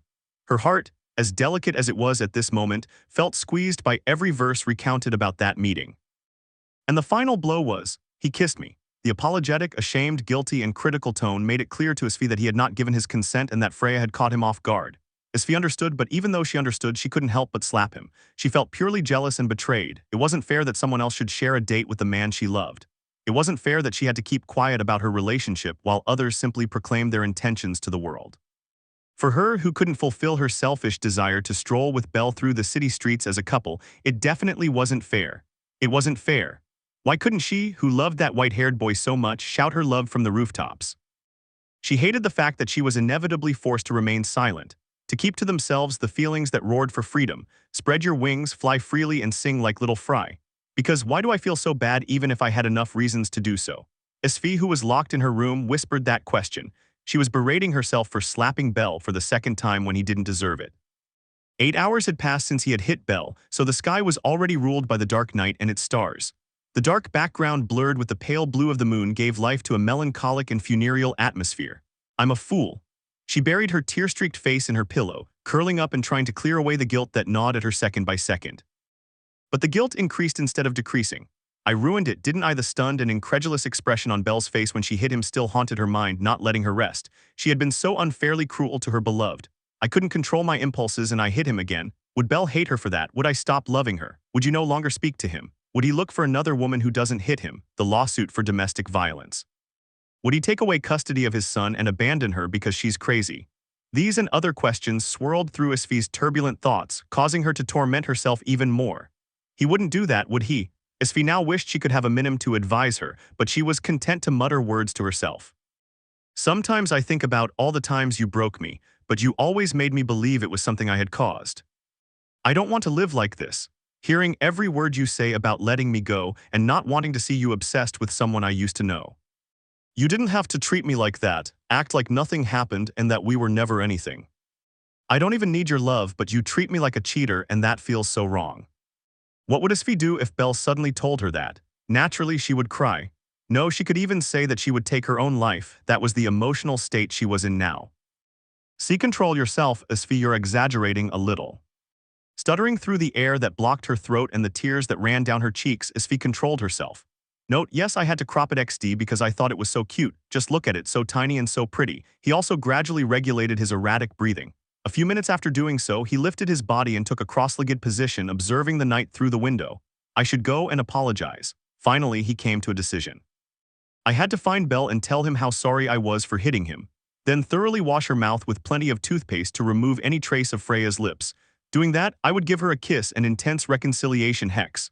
Yes, it's a perfect plan. She patted both cheeks, flushed from crying, and got out of bed, standing up and taking off her pajamas. He chose to dress in his adventure suit, then took his glasses from the small wardrobe next to the bed and left his room. I hope nothing goes wrong.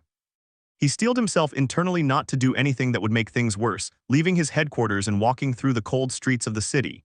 He walked for minutes, crossing and turning streets that would take him to his destination as soon as possible. However, when she arrived at the fireplace mansion, she crossed the gate and knocked on the front door. Hestia greeted her. It wasn't Belle, it was Hestia. When she asked about Belle, she was certainly stunned. Hestia's inaudible words caused Asfi's world to shatter. What did he go to, where did he go, and who did he go with? I still couldn't believe it. XXX. Nobody's.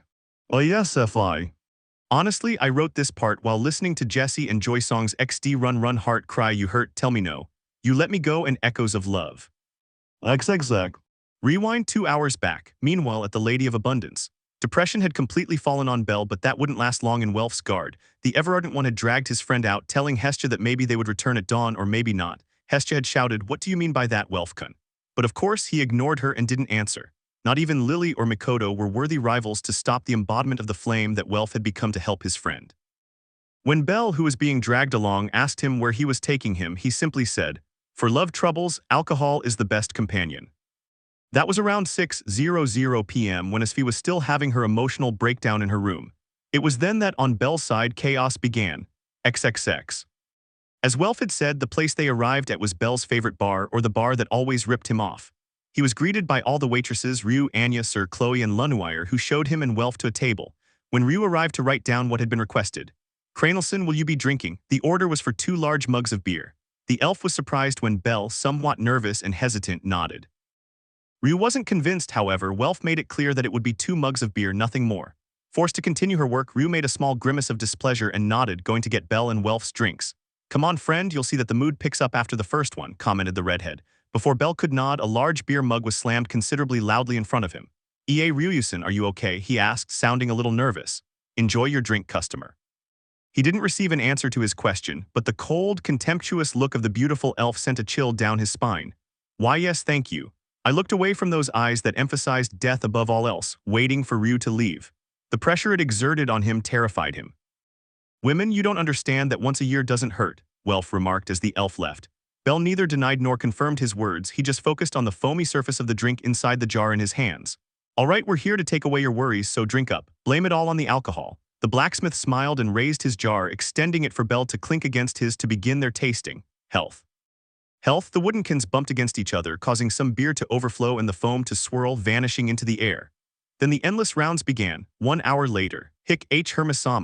Bell wondered if he was hallucinating about the god sitting next to him, but it seemed to be the real one. Hey Bell, I can tell you're having a hard time and that you're not okay. I've been drinking with you guys for about half an hour and you barely notice me. That offends me a little. The joking tone in Hermes' voice confirmed his suspicions, making Bell wonder how many jars he had already drunk. Welf. You've had 3. I'm surprised you don't last long, Bell. That was strange for the white-haired man. With Freya I had shared more glasses of wine, but I had barely felt the dizziness of feeling drunk. It was strange that after 3 mugs of beer his vision was already a little blurry, which made him wonder if his abnormal resistance was working properly. Naturally, it was due to the quality of what he drank yesterday and what he was drinking now. I understand, do. He was certainly also looking at 2 smiling Welfs, and a Hermes with 2 heads and a single hat. He wondered internally what the hell was in those beers. However, he continued drinking with his 2 friends. When Ryu brought the next round on Hermes' tab, he did the same when he handed the beer to Bell. Smack the jar and look at it coldly and contemptuously. But Bell barely flinched in his current state, dispelling his fears towards Ryu by convincing himself that it was his imagination. Health, saw Lud, drowning their sorrows, supporting a friend, and cheering on their favorite hero. The trio of men continued drinking despite the death glares Ryu and Sir were giving them. Half an hour later, at 8:00 p.m., Bell had to admit that things had gotten a little out of control. Not long ago, many of his acquaintances had arrived and joined him in his celebration. The waitresses had put 4 tables together so that everyone could sit comfortably, the seats being occupied by Mayach, Take, Auka, Mord, and even Rawl, Hermes, Welf, and him, everyone with beers in hand, drinking and chatting in high spirits. Another round. Hermes' animated shout echoed through the bar, heard by Ryu. The quiet elf was about to kick them all out for being such a bad influence on her Kranelson, but Mia stopped her because they were consuming too much. 8 mugs of ice-cold beer were quickly distributed among everyone, with Bell being the last to receive his. The rabbit was already on its 10th round, being more over there than here. Kranelson. Ryu ignored the commotion and shouting that the others were causing and spoke to the drunk Bell. With his face completely red and eyes swirling, Bell raised his face and saw her. Why is he drinking? The question was quick and concise. Ryu's eyes, while cold towards the white-haired man, also showed enormous concern for his current state. The cheerful boy she knew was nowhere to be seen right now. I don't know, Ryusen, yesterday and today haven't been my best days. The young man's slow and listless response confirmed his suspicions, making him decide. Kranelson, please take my hand. Ryu extended her right arm, waiting for Bell to lean on it. I'll take him to a room to rest, I can't let him keep drinking. The elf's concern was obvious, but she forgot that the boy was not alone. Just as Bell was about to take her hand, the shouts of protest from his friends echoed through the bar. Hey, let the little rookie stay. Mord exclaimed, exactly, it was because of him that we got together to celebrate. Auka, I want Belson to keep drinking with us. Raoul, Mayach and Take didn't shout but nodded in agreement with the others' protests. We can't let you take him away, he needs to vent a little, understand. Welf. All eyes, including Bell's, were fixed on Ryu, wanting to intimidate her into abandoning her idea of taking the rabbit, although on Ryu's side, who's going to stop me? He asked. Note, something like that Yandir moment. He cast a death-dealing glance at everyone present, gods included.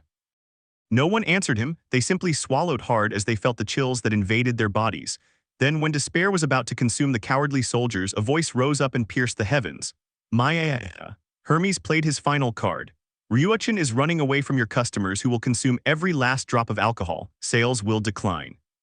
The god stood up and placed his right leg on the table, sticking his chest out and shouting dramatically towards the ceiling. The effect was instantaneous. Ryu, Tusk. Ryu knew that he couldn't do anything now, so he let his arm drop, waiting for Bell, and glared at Hermes with hatred. One of them said, I'm going to kill you, you bastard, which made Hermes reconsider a bit, besides the fact that he also felt 4 other equally hostile stares. Although it passed instantly when Ryu left the table, leaving the drunk Bell with them. Bring in the bards, I want to sing. Bell suddenly shouted to everyone's surprise. Apparently he had revived, raising his jar and asking for bards to sing.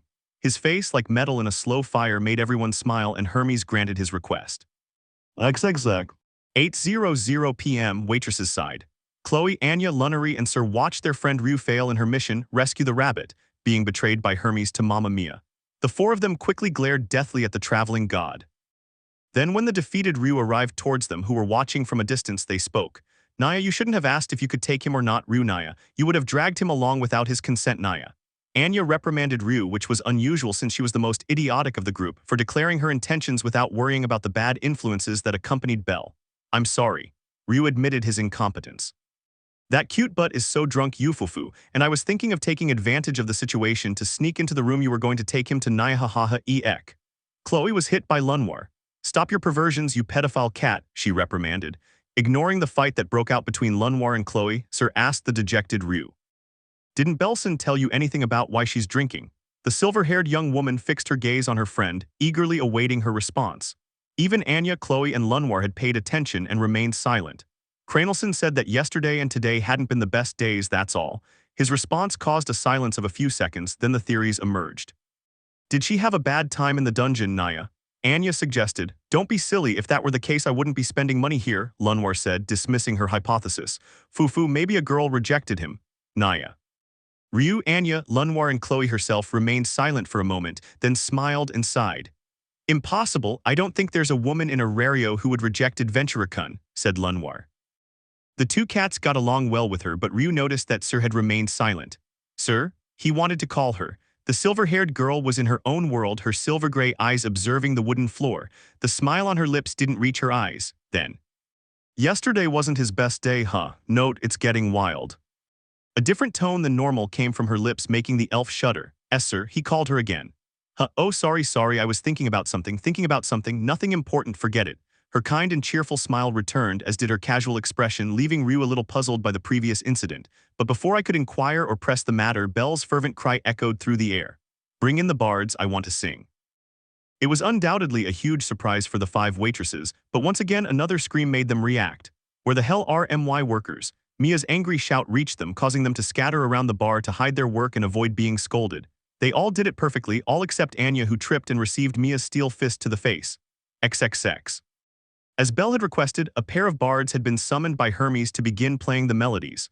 Although they had to get Mia's permission, which wasn't difficult since the other customers in the place also wanted to listen to music to improve the atmosphere. Mia simply said, "It will increase sales, so I allow it," giving free rein to what was now happening. All right, play one that will make me cry with sadness." When Belle noticed the bards with their instruments called kora, he couldn't help but request the first piece. And it didn't take long, with the sounds produced by the strings filling the air. The melody was as Belle requested: sadness, regret, melancholy. It was the perfect moment for the lyrics to begin. Speaking of women and betrayals, the bottles were emptied. It was then that Belle sang, starting with a low tone and gradually raising it. Cheers from his friends and other customers in the place soon arrived, surprised that, as strange as it may seem, Belle sang very well. His voice, unlike its usual nervousness, was now tuned up by the many mugs of beer he drank. They asked me to sing my songs. And I sang a couple against them. The volume of their voices differed, some being exclamations and others whispers. Hermes smiled as he recognized the song. Suddenly, a gentleman approached. His hair was already showing some gray. He said to me, "I beg you, companion, do not speak of ladies in my presence." So he stole the words from Belle, making him surprised but then smile. The boy continued the duet that his grandfather had taught him.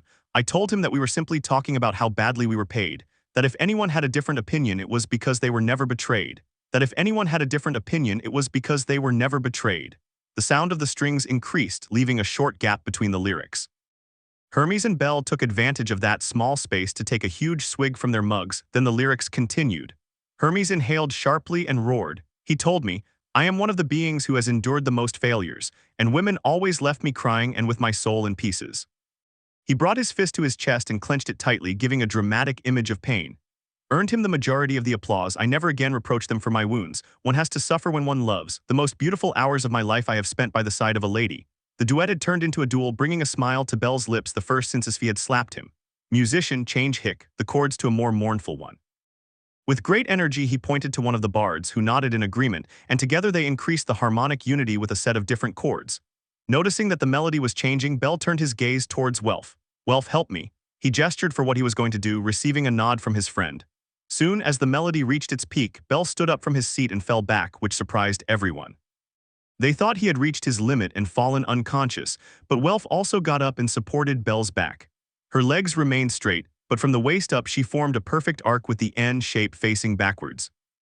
Note, in case you didn't understand the description, it's like this, only more slanted, literally like an N for more drama XD. Then Belle's voice rose to the highest octave, for your damn Luo. Everyone from friends to customers and waitresses shuddered. They felt their hearts stop at the same time as Belle's soul roared with fervor. Her voice grew louder and expressed her feelings. I can't bear so much sorrow anymore, I wish I could burst my veins. It's my defeat, Hermes muttered with a smile. Everyone agreed with his verdict, applauding the white-haired man and cheering his overwhelming victory. Finally, Welf pushed him up, lifting him and making him stand upright once more. Belle was ready to continue singing, but then... a beautiful sky blue and cyan assaulted his vision. Exact. The bards stopped the movements of their fingers on the strings of their choras, the boisterous noise had vanished and an overwhelming silence fell. At the entrance of the Lady of Abundance was Asfi, observing in detail the entire interior of the place through the lens of her glasses. All eyes in the place were fixed on her, different emotions governed each one: doubt, curiosity, libido, and fear. The doubt came from those who didn't know why it was giving off a purple and terrifying aura. The curiosity came from the waitresses, who assumed that Asfi was in such a bad mood that she kicked Hermes out of the place for being drunk. Libido for the drunken adventurers who admired Asfi's beauty. So the fear came from Hermes, Welf, and Belle. Although it could be said that the latter was at risk of dying from fear. His bones trembled, causing vibrations in his muscles from within. His heart was pounding so wildly it could have burst his chest, and a cold sweat covered his skin. Even his drunkenness had subsided, leaving him with a pale face that looked fearfully at Asfi's figure. Excuse me, I've come for that useless Hermes-sama. Finally, the silence was eliminated by the same person who caused it. At his words, everyone nodded, giving Asfi free rein to reach where Hermes was. Thank you, Asfi walked slowly. His footsteps echoed with the sound of his boots colliding with the wood. The echo spread in a grim way. Get up and start walking, Hermes-sama. She had reached Hermes' seat, and next to it was Belle, looking at her fearfully like a child at his mother after breaking a plate. Asficin, he tried to call her. The aforementioned woman turned her gaze towards him, looking at him with indifferent eyes behind the lenses of her glasses. Oh, little rookie, I hadn't seen you. His words pierced Belle's heart like icicle spears. You are Roman too.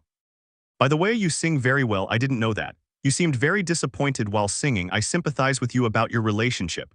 Well, if you'll excuse me, I'll be going. She gave a compliment that didn't really sound like a compliment, followed by a threat or warning, and then she left without even letting him speak. Keep enjoying the party, little rookie, were his last words. Belle remained silent. He was still standing, but he couldn't even take a step forward. I had a feeling that if I did, Asfi would explode and hit me right here in front of everyone else. Then his throat had gone dry.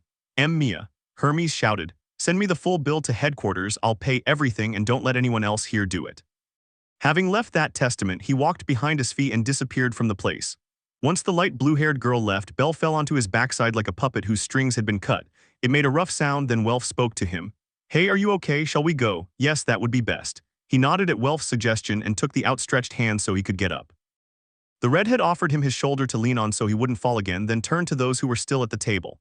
Mayach, Take, Rawl, Auka, and Mord. Guys, Belle's had a bit too much to drink. I'll take him back to the mansion to rest. Will you guys stay here? No, we should return to headquarters too, shouldn't we, Auka? Auka nodded to Take. I'm leaving too. Naza might let me sleep outside the headquarters if I'm late, Mayach continued. Me too. I don't know how I ended up with you guys, but I had fun. Anyway, I have to get back to headquarters. Tomorrow we'll start a search in the city's sewers. Perhaps it was due to the drinking, but Rawl overlooked the fact that he had spoken out of turn. However, he wasn't the only drunk person there, so that information went unnoticed. And you, Mord? Welf addressed the last person. The aforementioned was observed by the others, closing his eyes for a moment thoughtfully and then nodding. Yes, I guess I'll leave too, he replied. With that said, everyone said their goodbyes. Only Welf, supporting Belle with his shoulder, remained in the bar until Mia handed him the bill, but as Hermes had said, she did not hand it over. Finally, he gave up and said goodbye to the waitresses who, for some reason, were looking at him coldly, but Belle was attentive and seemed worried. Lucky bastard, Welf thought with amusement. With the goodbyes over, they left the place heading towards the chimney mansion. Exact. Welf struggled a bit walking to the Hestia Familia headquarters, staggering every now and then because Belle was still a little unsteady. The white-haired man muttered things like, I'm dead, he's going to kill me, I'll be castrated, I'll lose my limbs, and more all the way there.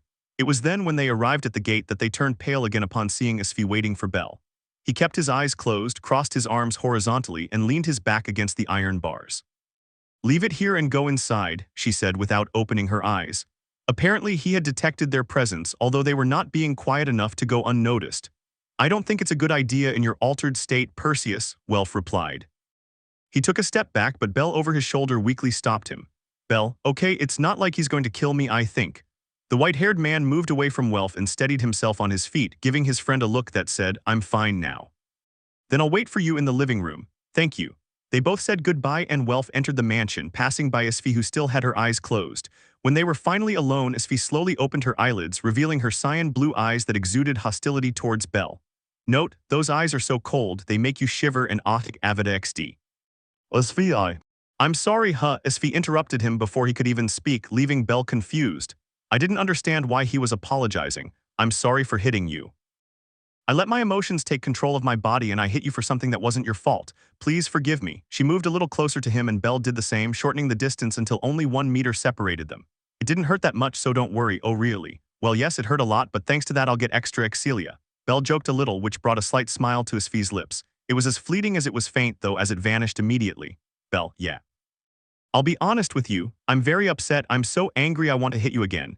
His voice turned serious, causing the last traces of alcohol circulating through Bell's system to disappear. Not only did you go drinking with Krazo, but you were even singing heartbreak songs. It hurt me so much to see you pour so much emotion into something like my damn love. At this point, Asfi's voice cracked slightly, indicating that she truly felt rejected upon seeing him singing in such a way. Women and betrayals. How badly I repaid you, and that if someone had a different opinion it's because they were never betrayed. She listed the parts that Belle had sung, also revealing that she had arrived just as the bards had begun to play their kora. Tell me, have I betrayed you? No, you haven't, and I won't, you idiot. Just as she was about to answer, she let out a loud, tearful outburst. Her lips were pursed and her moist eyes reflected Belle's surprised face. Asfi, noticing that he had become agitated, took a step back and regulated his breathing, then continued speaking. I hope this doesn't happen again, Belle. You have to think about my feelings for you just as I think about yours for me. Her voice calmed down again, but it still showed some pain. Perhaps our relationship isn't known by many, and that's why I don't place enough importance on what people will say, but even if only you and I knew, rest assured that I would never do such a thing as disrespect you, my boyfriend. She also seemed offended, which Belle noticed immediately. The boy lowered his gaze slightly, then looked back at her again. He knew it was rude not to look her in the eyes when he was speaking to her from the bottom of his heart. I'd like to say more, but it's time for me to return to my headquarters. Good night, Belle. Even so, Asfi was still annoyed with him. He kept to himself the many things he wanted to say to avoid attracting unwanted attention. He couldn't let their relationship be discovered because of a tantrum from her. That was the reason Asfi ended the topic and said goodbye, asphyxiation. Yeah, before he started walking, Belle spoke to him. He looked her directly in the eyes, showing great regret and sorrow in his ruby orbs. I'm sorry, he apologized. I won't blame anyone because I didn't oppose Welf's idea myself. I know it won't be enough, but I'm truly sorry. He took a couple of steps towards her, eliminating a little more of the distance between them. As long as you understand it, it's fine, Asfi replied indifferently. She remained steadfast in her position as an angry girlfriend. That being the case, Belle would be a little more direct instead of beating around the bush. Will you give me a good night kiss? He asked. At the same time as he asked the question, he took 2 more steps forward, eliminating the distance and thus bringing his face closer to hers to kiss her. However, you reek of alcohol, Belle, Asfi stopped him. Her index finger acted as an impenetrable barrier, protecting her soft, delicate lips from Belle's, which gave off the intense aroma of alcohol. Oh, otherwise sorry, the boy remembered that he wasn't in his best state. If Asfi was honest, she wouldn't mind kissing him even if Belle had drunk such large amounts of alcohol as he had now, but she was still angry. So I didn't want to kiss him while he was like that. Remember, you have a girlfriend and that girlfriend is expecting your child, Belle. I know I'm older than you, but you'll have to learn a little about responsibility. She pushed her index finger over the lips that wanted to kiss her, causing Belle to take a step back. I'm sorry if I'm being a bit cruel, but it's nothing but the truth. Saying that, he gave a light kiss to the tip of his finger that had previously been on Belle's lips. This will be my goodnight kiss, darling. Please rest. Tomorrow I'll send something for your hangover with Hermes-sama. Even though I'm angry, as your girlfriend I can't neglect you. Thank you. Okay, see you. Asfi said nothing more and walked forward, passing by Belle who was looking at her with guilt in his eyes. I love you, Asfi, he said, standing right next to her. And I love you, Belle. Asfi continued on her way, turning her back after answering. He gradually disappeared into the distance of the streets, leaving only Belle outside the mansion. I'm an idiot. I messed up, didn't I? With his mind a little clouded, he gave a tired and exhausted sigh, then went into the mansion. XXX. The next day, floor 14 of the dungeon. Just as Asfi had said, Belle woke up with a hellish hangover that immobilized his entire body and prevented him from getting out of bed. However, just as his girlfriend had promised, Hermes arrived very early and left a thermos next to a flask. It was a miso soup prepared by Asfi and one of her most advanced potions for physical recovery, and thanks to that, it acted as a panacea, allowing Belle to attend the dungeon. Lily, Makoto, and Welf accompanied him, all with the goal of raising 5 million volleys to pay for Haruheim's redemption. Naturally, Bell had passed on the information obtained from Asfi to Mikoto about how to save Haruheim without going to war with the Ishtar family. Now everyone, let's keep moving. That's why Mikoto was so excited. The mere thought of being able to save her childhood friend had revitalized her like never before.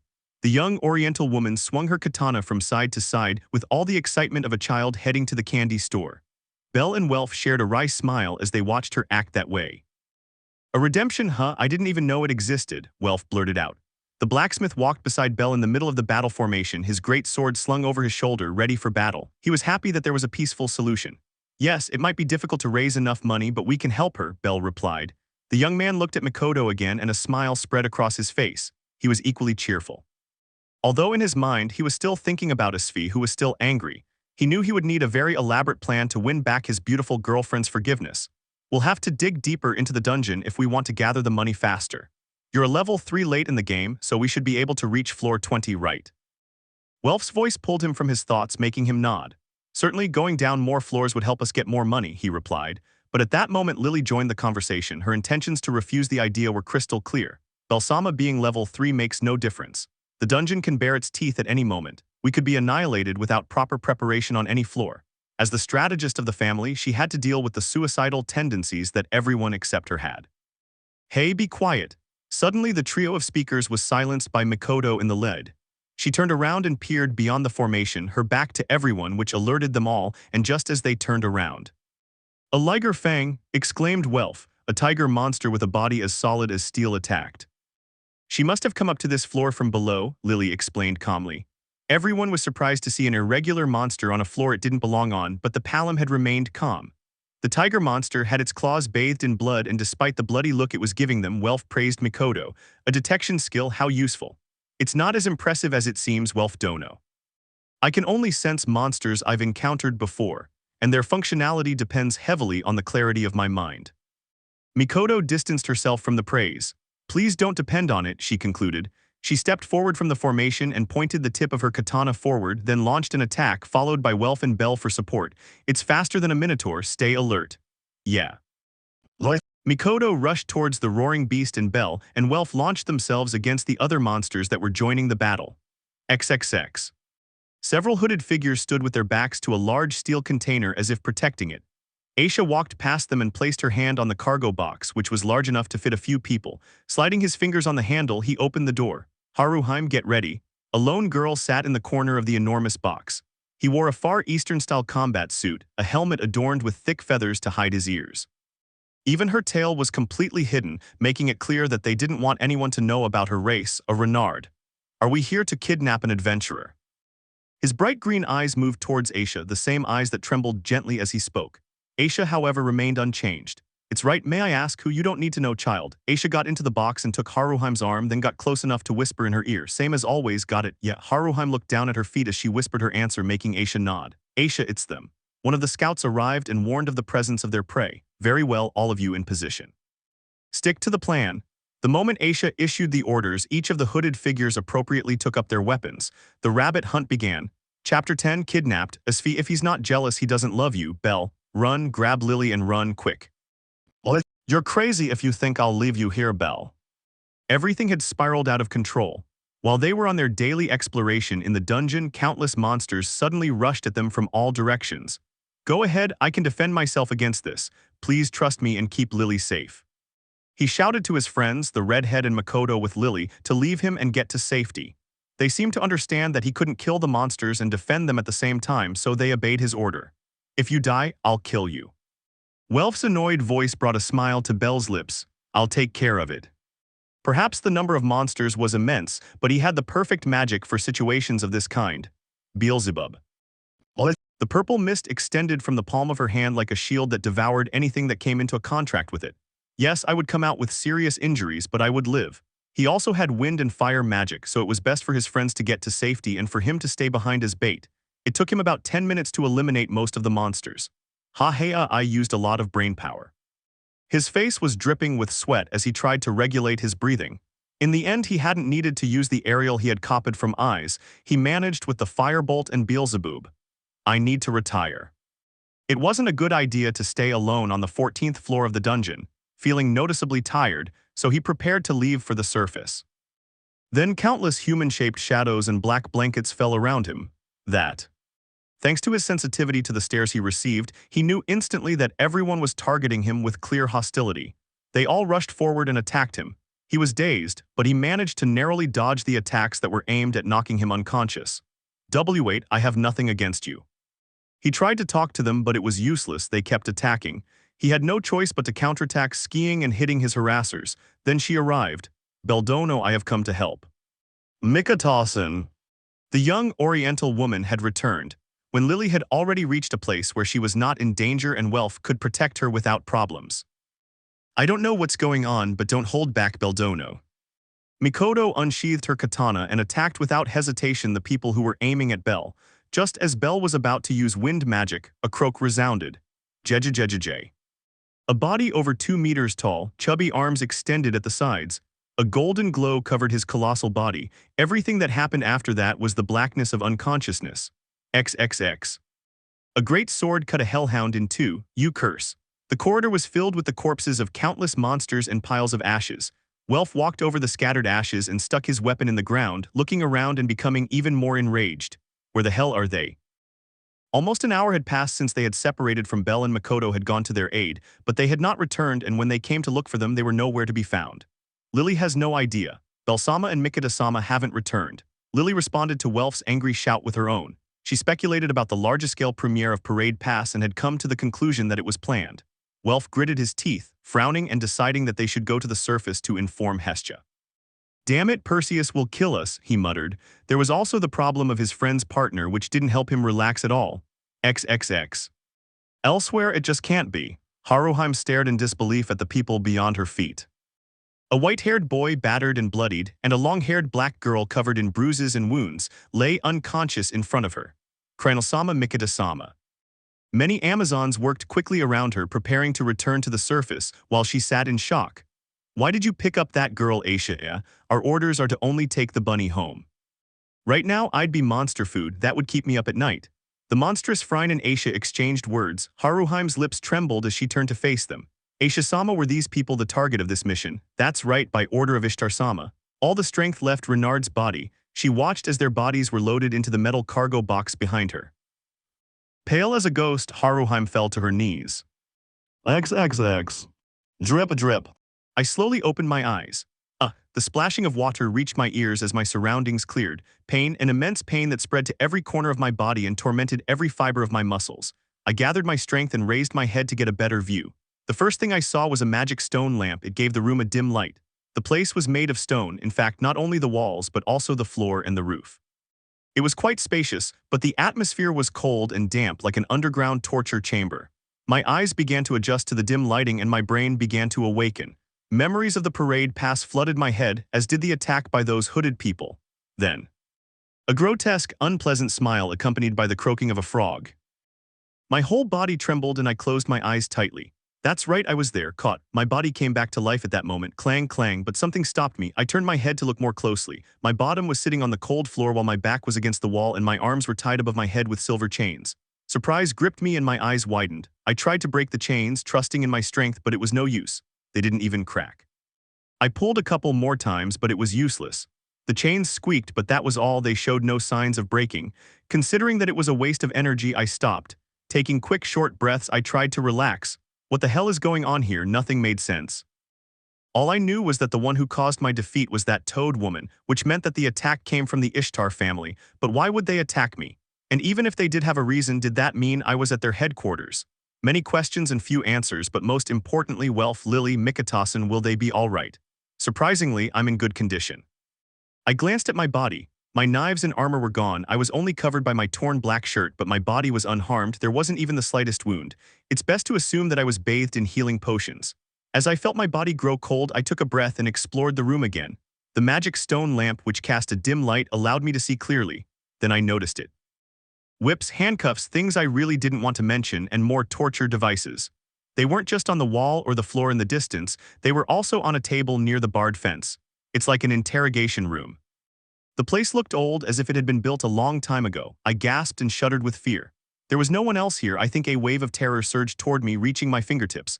I pulled harder on the shackles that bound me, my anxious heart pounding with fear. Then I heard the sound of approaching footsteps. I held my breath. A colossal shadow appeared on the other side. It moved toward the gate, then crack. The gate opened and the figure entered.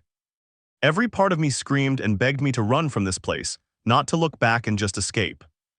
The details of the figure entered my vision. Jejejejej, look who's awake. I almost fainted again. XXX. The Balit Babili headquarters of the Ishtar family was in total chaos. That damn toad, he even disobeyed Ishtar Sama. Aisha and her fellow Amazons were furious about the sudden disappearance of the rabbit boy and the family captain Freya. They had been searching non-stop, but they couldn't find them anywhere. I don't know why I'm not surprised, Ishtar murmured. He was lying on a sofa in the large room at the top of his tower, taking a puff of smoke from his pipe and watching the night beyond the balcony. Nor could he hide the disgust that his face showed. It would hurt Freya somehow, but I want to be the first to try it. It was difficult to deny that Bell did indeed have a certain appeal, in addition to being a very famous adventurer who was the talk of the town. She didn't care if Freya broke it, she simply wanted to be the one to deprive Bell of her virginity, something she could boast about in front of Freya to make her suffer. With that, he exhaled the purple smoke contained in his lungs and spoke. Tomos, join the search and find bellcranel. When you do, bring him to me, as you wish. The handsome man bowed and answered instantly, then disappeared from the room. XXX. A girl stood alone in the midst of the whirlwind of madness. Haruheim's eyes burned with determination. He glanced down the corridor and turned his attention to an iron grate just to his side. He could see an unconscious human girl lying on the cold floor behind the bars. My deepest apologies, Mikita-sama, she whispered softly toward the cell, but she was needed elsewhere. With his fox ears fully extended, he wasted no time and left the corridor. XXX. Asfi, my love, save me. I won't misbehave again, but please save me. Bell's internal pleas ceased when that thing approached him. His blood drained from his face as two bulging eyes loomed over his body and stared at him with a nasty look. Welcome to my little love chamber. Asfi. A husky voice shook him to his very core. Freya took another step closer, her deep voice echoing in the room. This is where I bring all my favorite men. It's a bit of a hassle dragging them here, but not even Ishtar Sama knows about this place. Bell's mouth went dry when she learned that Freya was the only one who knew about this room. Despair completely overwhelmed him when he realized that no one would save him. I didn't even have to ask what would become of him. He was very aware of what would happen to him. The hunt in the pleasure district just a week ago made that perfectly clear. It's no good, it's no good, it's no good. Asfi, come get me. He moved his legs back in a desperate attempt to gain distance, but his back hit the cold wall and he didn't move back any further. I was trapped. Who would settle for leftovers? You have to have the first bite, the first smell to truly enjoy the feast. Isn't that right? His eyes narrowed and his lips stretched into a menacing smile. He seemed to be enjoying Bell's panicked state. Jejejejej, another round of laughter like the croaking of a frog. Another step closer to his shadow upon him could no longer remain on the sidelines. Hi hi. Even the clanking of the shackles could not mask the pitiful scream that escaped his throat. She writhed in complete despair, looking for any opportunity to escape. He pulled and tugged in all directions. He did it again and again, but the chains wouldn't break. Just give up. They're antistate chains and they're made of mithril. You won't be able to break free. Those words, spoken in that unpleasant voice, robbed Bell of the last hope he had. She smiled and leaned close to his face. Oh, delicious. A long tongue came out of his mouth and licked the right side of Bell's face. The white-haired man's body went numb. He was pretty sure he could die right there and now. Yes, I wanted to die. It was exactly the same effect as being licked by the dungeon's frog monsters. Every hair on his body stood on end with terror and disgust. A nauseating sensation gripped him as his eyes focused on Freya licking her lips with that grotesque tongue. Jejej, to bed or to use the toys. Stop, please, I beg you, please stop. Jejej, looks like you first need to learn who's in charge. Freya extended her grotesque hand and seized the boy's face just above his lips, then her left hand began to pull at his shirt to tear it off. Bell's teeth chattered, tears escaped from his eyes, and he couldn't stop trembling. Freya leaned closer, obviously enjoying his agony, but stopped. She was looking at Bell's legs, more precisely his groin, which had withered from fear. That's the problem with brats. It can't be helped, I've got a supply of love juice here somewhere.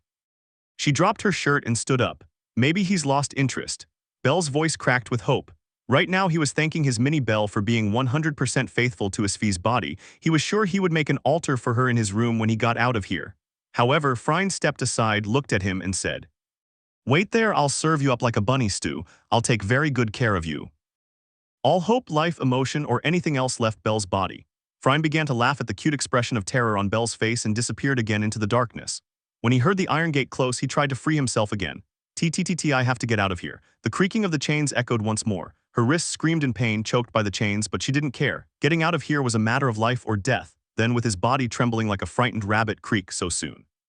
The iron gate opened again. With tears streaming down her face, she glimpsed the human figure approaching through the darkness.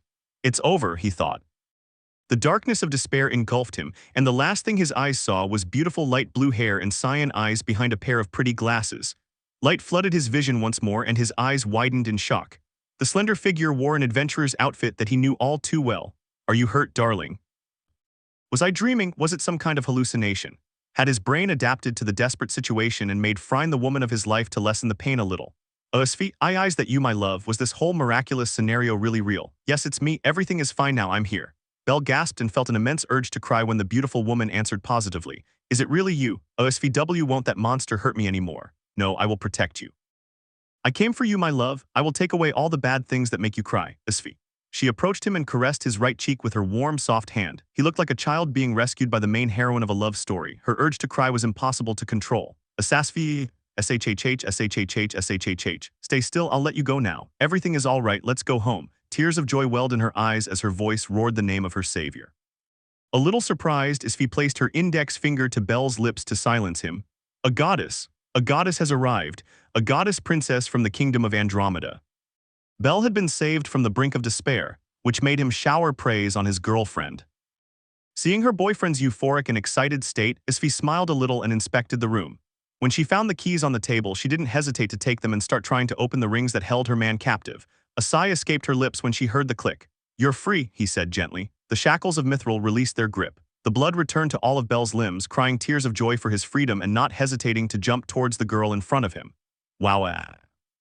Eek, he ignored Asfi's surprised cry and wrapped his arms around her. You have saved me, my love, I am so grateful. I will be faithful to you even after death. He buried his head between her breasts and laid her back. I was scared, very scared. She was so warm and soft, he couldn't help but rub his face between her breasts again and again. Asfi, I love you so much, my love. Finally, he lifted his head from among those beautiful mounds of soft, supple flesh.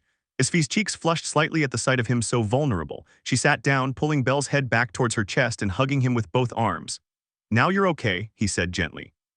Her fingers caressed the white hair and she waited until Bell's breathing slowed down. Bell, we should leave right away. As much as I want to beat the crap out of Freya Jamal, I can't put our son in danger. Unhug. She smiled slightly and pushed Bell's shoulders up, lifting him off her chest. Asfi wiped Bell's tears with her thumbs, and once she had completely cleaned his face, she stood up and offered him a hand to help him stand. It seemed absolutely pathetic, but luckily for him, the place was very dark. Once they had passed through the iron bars and left the cell, Bell muttered a few words. I'm sorry I'm so pathetic that you had to come and save me. Please don't worry, I'm your girlfriend, right? And yes, you are my greatest and most significant achievement, that's what you are. Don't embarrass me. Her cheeks flushed at Bell's sincere compliment, but she coughed slightly and continued. Just because you're a man doesn't make you immune to weakness. Just as you will save me, I will save you. Agreed. Bell nodded, which made her nod in return, then continued to lean his body against the bars to pull him further away. And now that Bell's explosive euphoria had subsided, a question came to his mind and he shaped it with words full of doubt. Asfi. Yes, how did you know where I was? If Bell remembered correctly, that thing had said that it was the only one that knew about that nest of doom. When he felt Asfi's body give a slight jump, he guessed that the way he was found wasn't pretty. Did she not want to reveal her search method? Her flushed cheeks betrayed that it was something that embarrassed her. Bell turned his eyes towards Asfi as they continued to move forward at a slow pace. Do you remember the time we did it at the lake on the 18th? When I slapped you because of the misunderstanding about this place. Now Bell's cheeks were red. Why are you bringing that up? What does it have to do with how you found me? Do you remember that I bit you to mark you as my property? Asfi did not answer any of their questions and continued talking, however her eyes now showed slight embarrassment, perhaps discomfort. In any case, Bell nodded in response to his question about being bitten. Let's just say I embedded a small magic item under your skin that tells me your location. The truth hit Bell like a cold bucket. His eyes turned white and his spine shuddered with a chill. They both stopped and stood in silence, looking at each other. Asfi looked at him sadly as if she felt guilty for something wrong she had done, and Bell looked at her with pure disbelief. Say something, Asfi finally demanded. The silence from her boyfriend only made her more uncomfortable than she already was. Gradually, Bell's face became less incredulous and his lips curved slightly. Pfff, ahahaha. He burst out laughing uncontrollably, which caused a tick to appear on Asfi's cute face. What's so funny? Sorry, it's just that you have no idea how happy I am that you're so toxic, love. His tone was graceful, one might even say blissful. He seemed to be thanking the heavens for having gotten such a manipulative girlfriend as Asfi. Otherwise, he would have died at the hands of Freya. Are you flattering me or insulting me? She asked irritably, and besides, I'm not toxic, I'm just cautious. She cleared up the misunderstanding and resumed her walk, supporting her boyfriend's body as he continued to smile weakly but gracefully. Huh. It was then that Belle's eyes caught sight of a beautiful red Oriental-style kimono, and its wearer was a cute Renard with golden hair and jade-green eyes. He was on the road in front of them as if he were waiting for them. H. Haru Heimson. H. Hola Kranel-sama, she waved shyly with a slight sway of her hand. Belle was now very confused, but that confusion soon dissipated. On the way I ran into her, apparently she was coming to free you just like me, he explained. I told her that I would take care of it and that she should wait for us. Oh really, very seriously, Asfi affirmed. When the shock wore off, Belle smiled warmly at Renard, who was looking at him with guilt in her eyes. Thank you very much, Haru Heimson, she said gratefully. He gave her a pure and sincere smile which disconcerted and embarrassed Haruheim. And no, I didn't do anything, Kranel-sama. It doesn't matter, Belle retorted.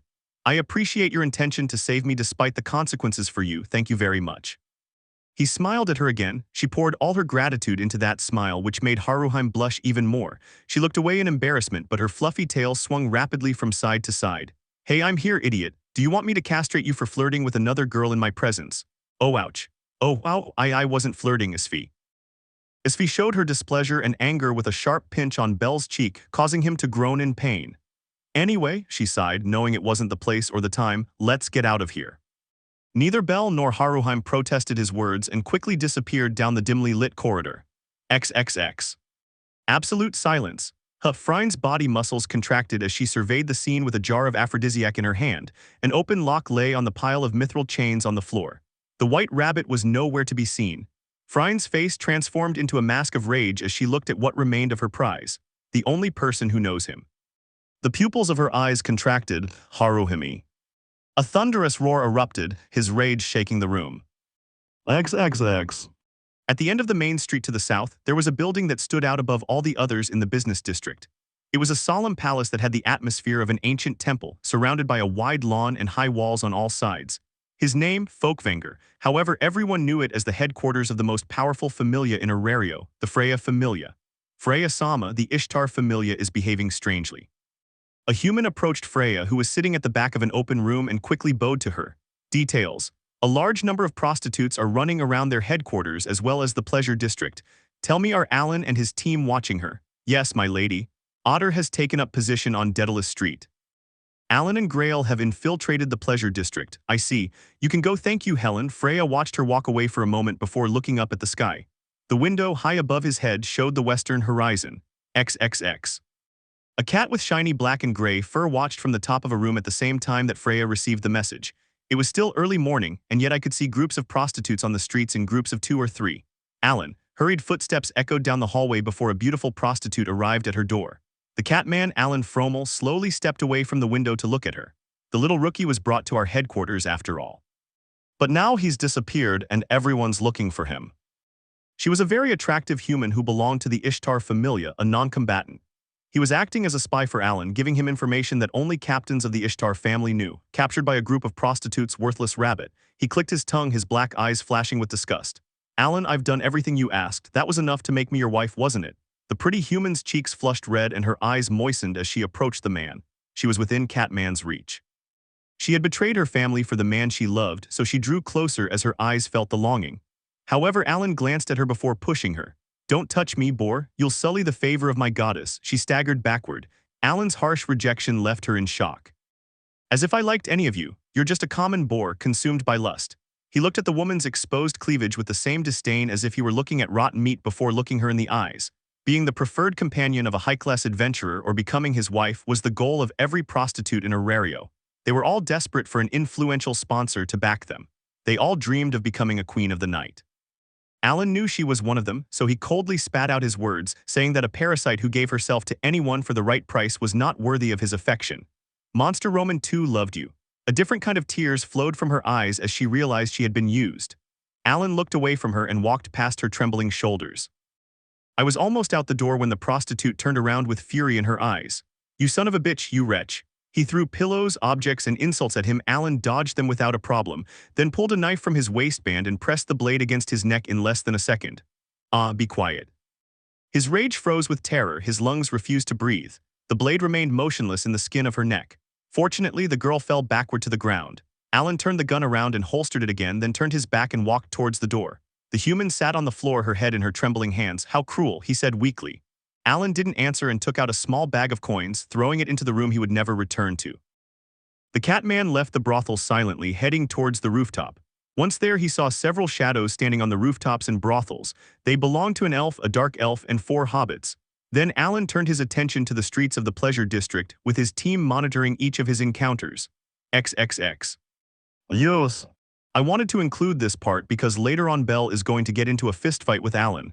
Reason: Alan attacks Asfi. XXX. Beldono doesn't seem to be on this floor. Mikoto was currently walking through the halls of Belit Babili. He had recently woken up in the empty cell, found the keys thrown beside his body, and escaped. His conclusion was that Haruheim had given him a hand, something he was grateful for with all his heart.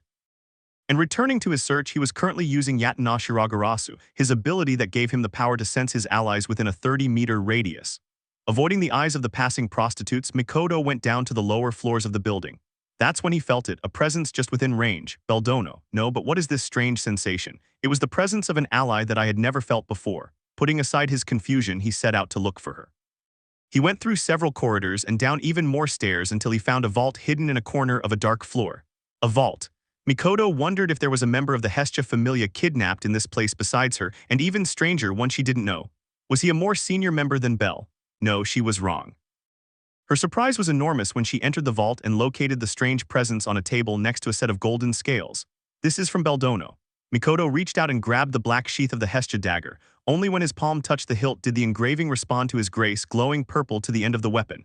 Hestia-sama's dagger, so that's why. The value and origin of this dagger had caused a great scandal on recruitment day. That had been their first clue. This weapon, made especially for Bell, shared the same thanks and ichor as her and was responding to her touch with a violet glow. She was alive and in fact was one of their allies.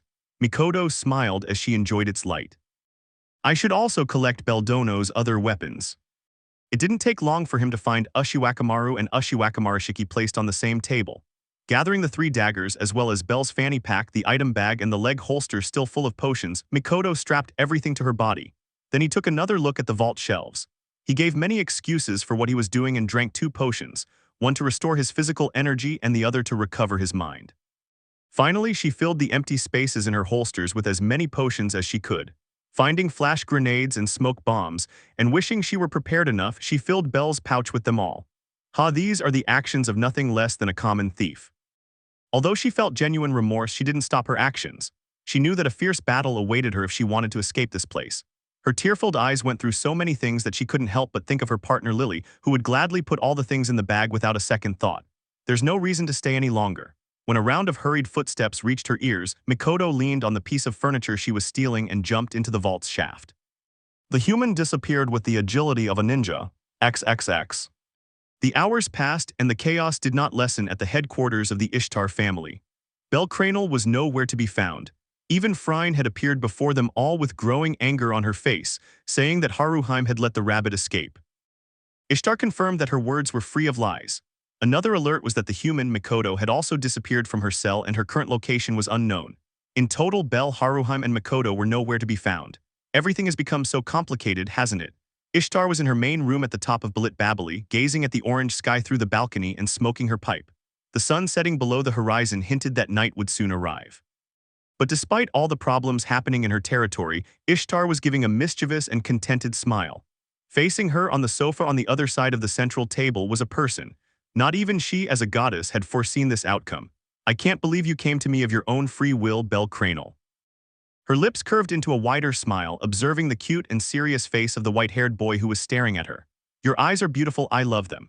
Ishtar hissed seductive words to the young man, praising those beautiful rubbered eyes that gazed at her so intensely. I have come to speak with you, Ishtar-sama. Bell spoke, greeting them politely. Since the goddess was alone and her attendants were looking for the boy in front of her, she was completely alone and vulnerable. Another thing that surprised her was that the boy had appeared in that place suddenly, the reason being the helmet of Hades next to him. What do you want to talk about? I'm interested in something else. We could talk about it in bed. Not caring at all about the boy's audacity in coming alone towards her, a goddess of beauty, she decided to make a move on him and unleash a little of her charm. I was so happy to finally be able to try Freya's favorite boy. No, thank you, I just want to ask a favor. However, his invitation was cruelly rejected. Her face showed shock. Then, under the rabbit's piercing gaze, she listened. I want you to release Haruheimsen Ishtar-sama. There was politeness in his words, but it wasn't a request. Now it was a mandate that could not be ignored. Chapter 11, Usurper. Oh no, He realized. Beauty that attracts rarely coincides with beauty that inspires love. Recalling that old phrase, which was older than the first generation of her family, Haruheim experienced the feeling called jealousy for the first time, the loving atmosphere that Asfi and Bell gave off when they were together. Her heart was filled with jealousy and at the same time happiness. It was strange. Just as I thought they are. Haruheim was merely speculating, but the fact that Asfi and Bell gave off each other's scent gave her a firm basis for her suspicions. Thanks to her sharp semi-human senses, Haruheim was able to detect a faint essence in Asfi belonging to Bell and an essence in Bell belonging to Asfi. A happy yet lonely smile appeared on her lips. They had successfully escaped after helping Bell and had even encountered Makoto, who was carrying many borrowed things with her. Among those things was Bell's equipment. You're sure? Asfi, standing next to her boyfriend, asked him. He was equipping himself with his weaponry recovered by Makoto. Yes, there's no other way. Ishtar-sama won't let Haruheim go so easily. Now that I know about that ritual, paying the redemption fee isn't an option. He sheathed his Hestia dagger, Ushiwakamaru and Ushiwakamarashiki. Please leave here with Haruheimsen. All right. Asfi wanted to refuse, however, she understood that Bell's priority was to get her and her son out of danger. Mikatasen Haruheimsen will be out of danger, so it's your decision whether to accompany her or help me. Either way, I'll be fine. You don't need to mention it, Beldono, I'll go with you. The preparations were complete, now all that remained was to execute them. They exchanged glances, nodding and setting in motion the escape and infiltration mission.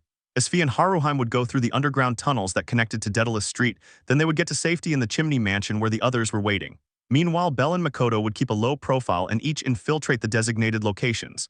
Bell would storm the main room and Makoto would act as the bait. Walking.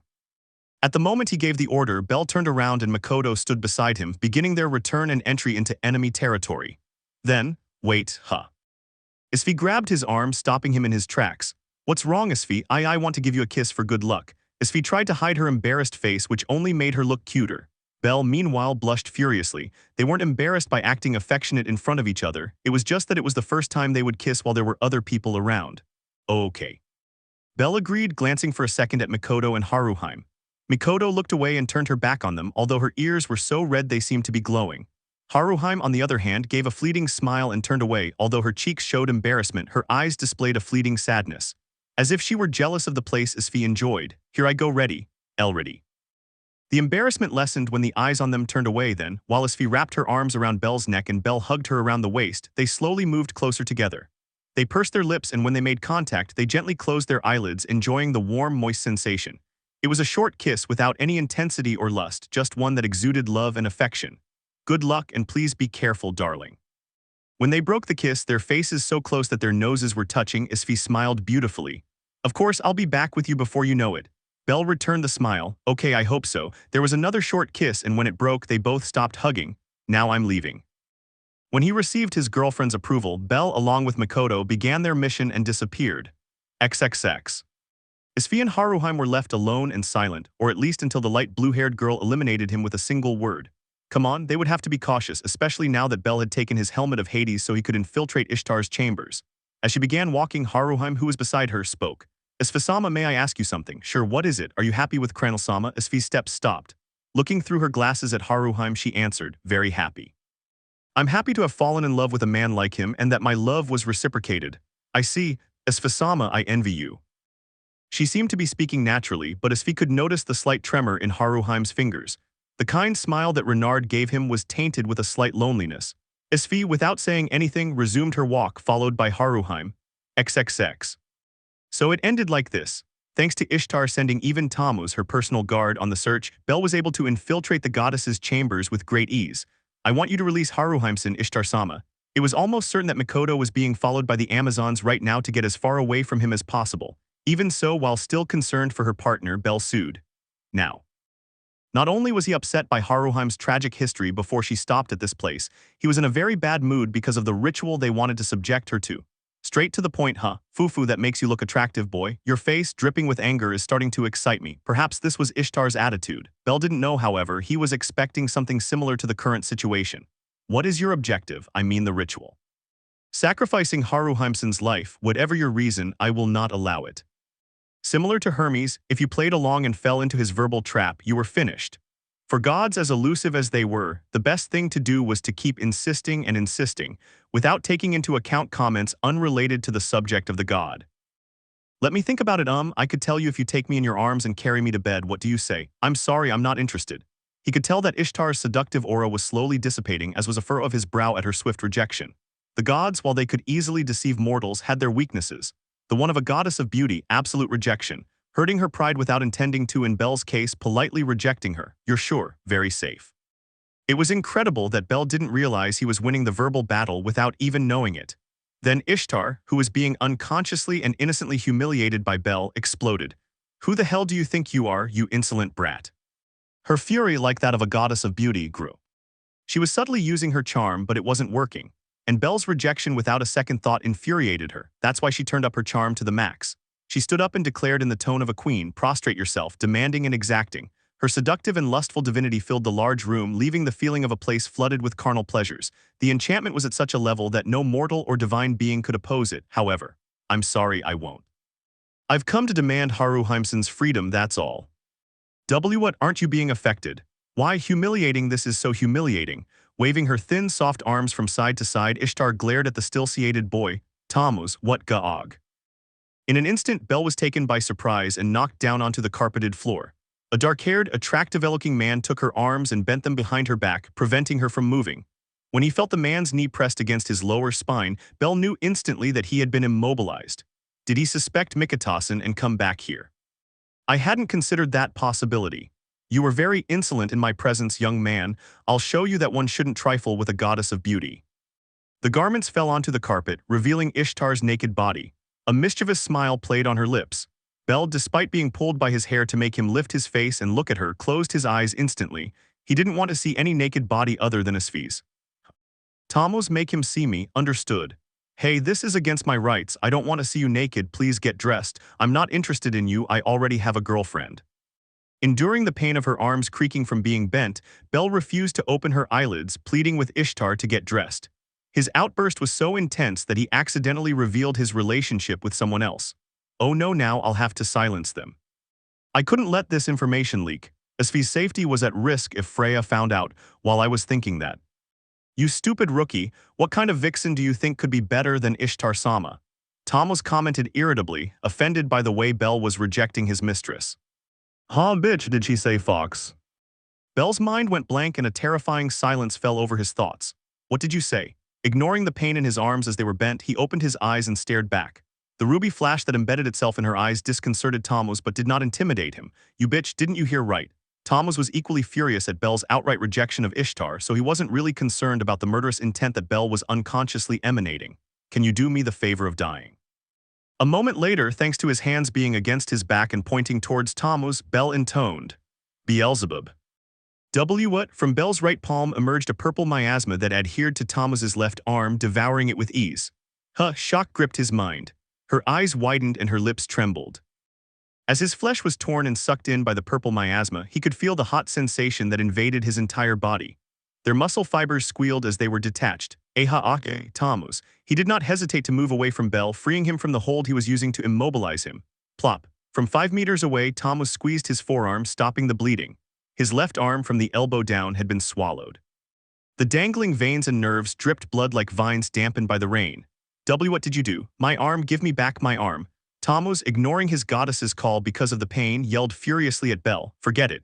Beelzebub consumes things, there's no way to reverse it. But don't worry, I'll send you back with your arm soon.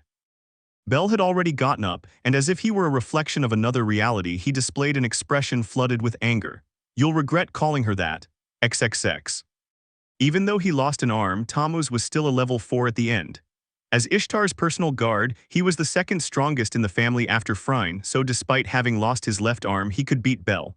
What the devil? That's what I thought, but Belle was very fast. It didn't matter if he only had one arm to block the cuts of the Hestia dagger, he was sure that even if he had both arms, it would be just as difficult. What kind of monster is it?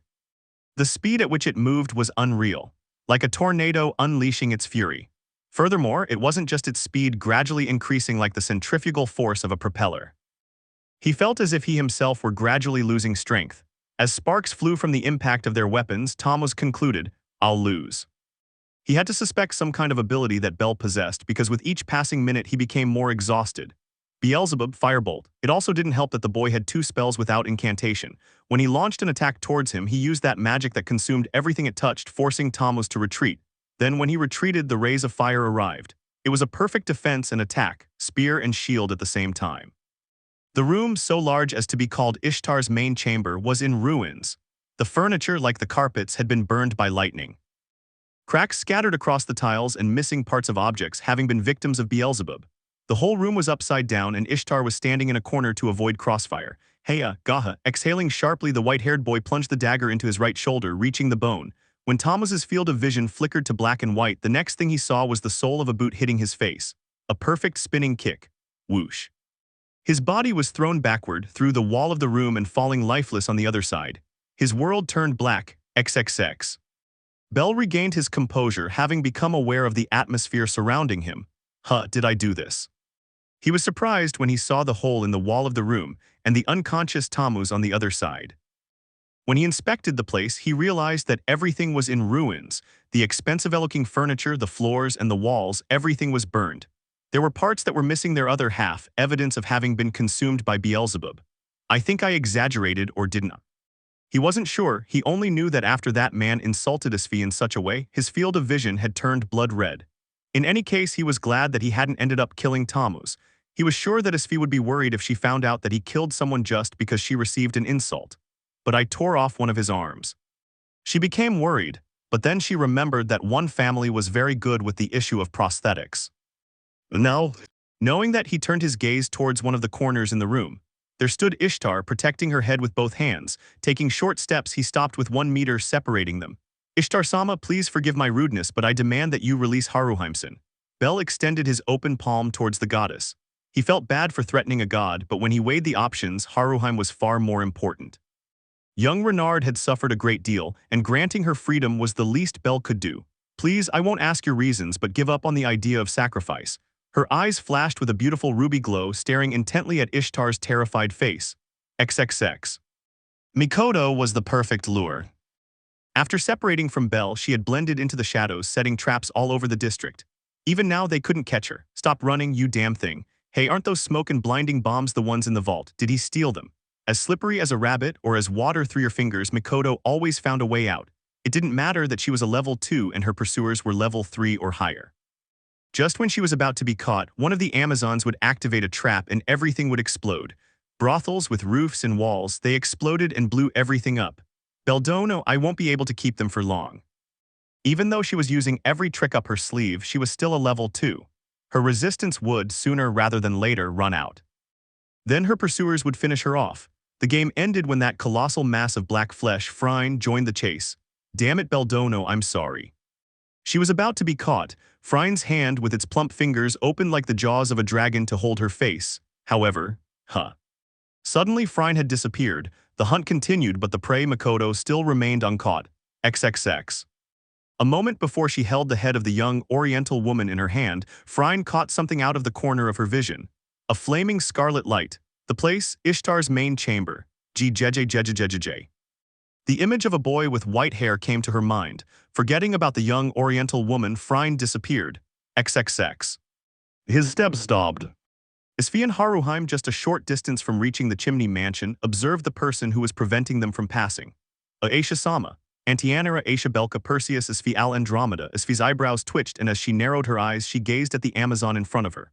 Will you stand in my way? He asked. If she thought about it, she was a level 5 and Aisha level 4. Dealing with the Amazon was a minor problem, even if she set out to immobilize her. But if he accidentally hits me? There was little chance, but Asfi was not in a position to take even 0.1% of the risk. An unwanted blow to her stomach and bells and her child would be in danger. I won't do it. Luckily for them, Aisha stepped aside, leaving them a clear path. Her lips curved into a smile.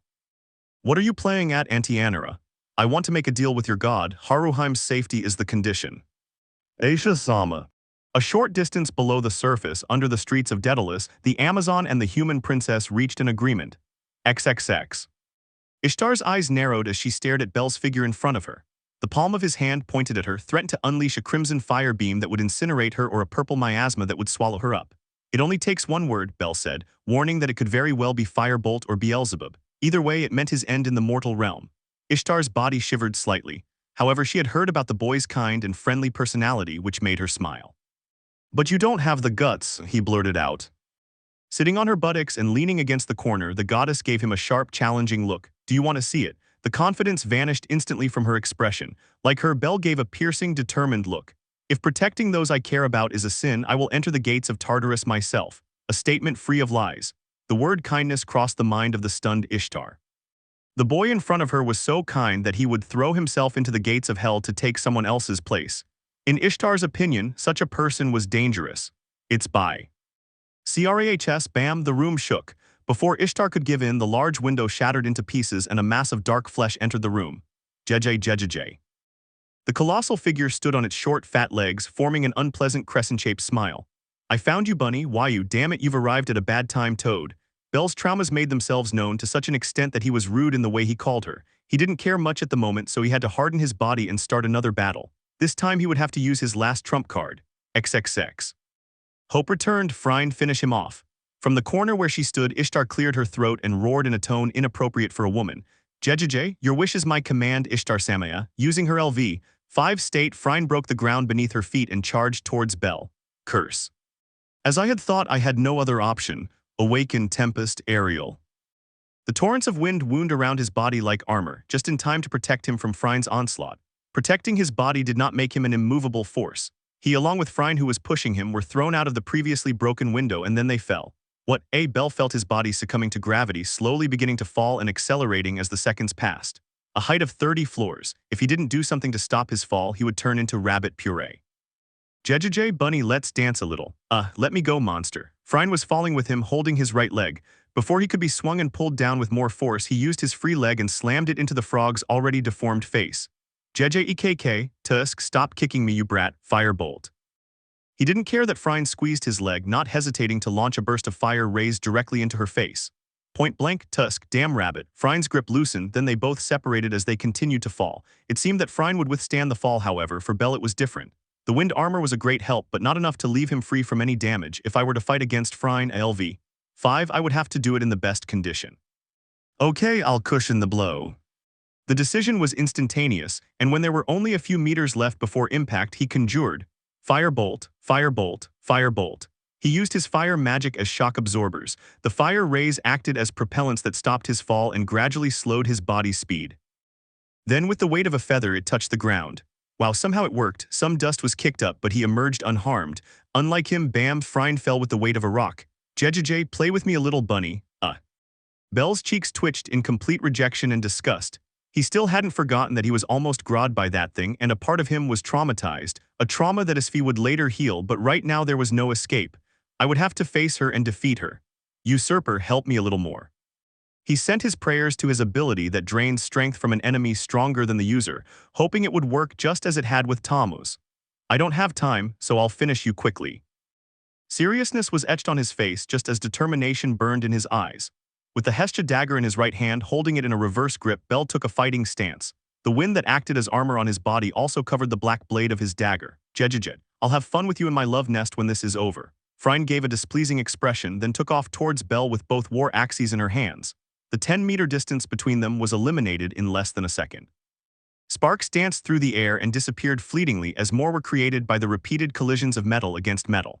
The wind of Ariel, the flames of Firebolt, and the purple miasma of Beelzebub were exploited to the fullest to counter the enemy 2 levels above its user. XXX. The place was in ruins. The brothels around were either burned or destroyed. There were too many burnt craters in the ground and incomplete sections. His breathing was heavy and irregular. Haha, ddam jjjjj. Bell's body no longer maintained its wind armor. He had cancelled it to avoid falling into a zero mind. Because of that, he had many cuts and blood running all over his body. Sweat mingled with the blood on his cheeks. He was sure that if he used another 4 Firebolt or Beelzebub, he would fall into zero mind, so he clung to his usurper ability as a last hope. "What did you do to me? My strength, give me back my strength, you brat," and it worked. Phryne realized that her power was being slowly but steadily drained, leaving her in a state of confusion. Its speed and strength were no greater than that of an average LV.3 right now. He looks like I'm not the only one who's exhausted. And to think I could go toe-to-toe with a level 5.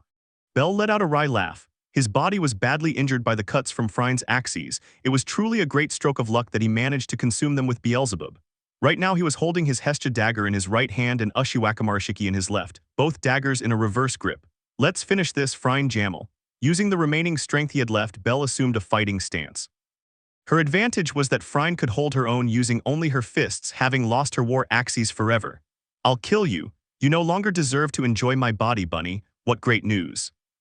They both charged towards each other, attacking with different intentions. Phryne to murder, Bell decimate, XXX. Attacks from all fronts. Mikoto had finally been surrounded with no chance of escape. His body had countless cuts that slowly drained his blood, causing constant dizziness in his movements. Ah, this is my end. A bitter smile formed on her lips as she watched a scimitar moving towards her neck to decapitate her. Beldono, Haruheim Dono, I'm sorry. The cold sweat running down his injured back sent a shiver through him, and the instant he closed his eyes, he felt the scimitar reaching his skin. A line of blood ran down the skin of her neck, forming a dark red bridge to her breasts. Huh. But that's all it amounted to, a superficial wound that didn't finish its job. Opening her eyes in great confusion, Mikoto looked around, noticing that all the Amazons who had previously surrounded and cut her were now unconscious. What just happened? Then he glimpsed countless shadows leaping across the rooftops of brothels, attacking the Amazons and destroying the places. Soon the place was filled with flames, the Freya family. It was incredibly absurd. The emblem on the attackers' uniforms bore the profile of the goddess, which gave him the necessary clue. Mikoto, not knowing what the hell was going on, went into shock. I don't know what's happening, but I can do it now. Her knees buckled and hit the cobblestone floor. Her body, riddled with cuts, collapsed limply onto the cold ground in a fetal position. Her lips and eyelids began to tremble from blood loss. Cold, my body feels cold. Mikoto concluded that this was the end of her road. Without any regrets about it, she smiled warmly, knowing that her friend Haruheim would be in good hands. I'll leave the rest to you, Beldono. XXX. A few minutes had passed since the Freya family began the invasion. The mountainous figure of Bose with the title of warlord stood in front of a half-dead girl lying on the ground. The hairband that held her ponytail in place had long since disappeared. Her blood-stained hair was caressed by the cold night breeze. You sacrificed yourself to protect your allies, didn't you? The countless deep-cut marks on her white skin gave Otter a clue. The fact that most of the Amazons were hunting her provided the perfect incentive for her to have been bait. The girl's actions had earned Warlord's respect. Bose took out an elixir and poured it over Mikoto's body. The young woman's body, which was on the verge of collapse due to the large number and severity of her injuries, began to heal. Life took root in her once more. Seeing that Mikoto was no longer in danger, Otter continued with the invasion. XXX. His body was creaking with pain, and the extreme blood loss was taking its toll. Her fiercely burning ruby eyes were focused on her only enemy, to such a degree that she was unaware of the Freya familia's invasion. It was the same with the Freya executives who were watching from a distance on a rooftop. Right now, despite being in agony from the pain, Bell had Phryne cornered. The key was Usurper.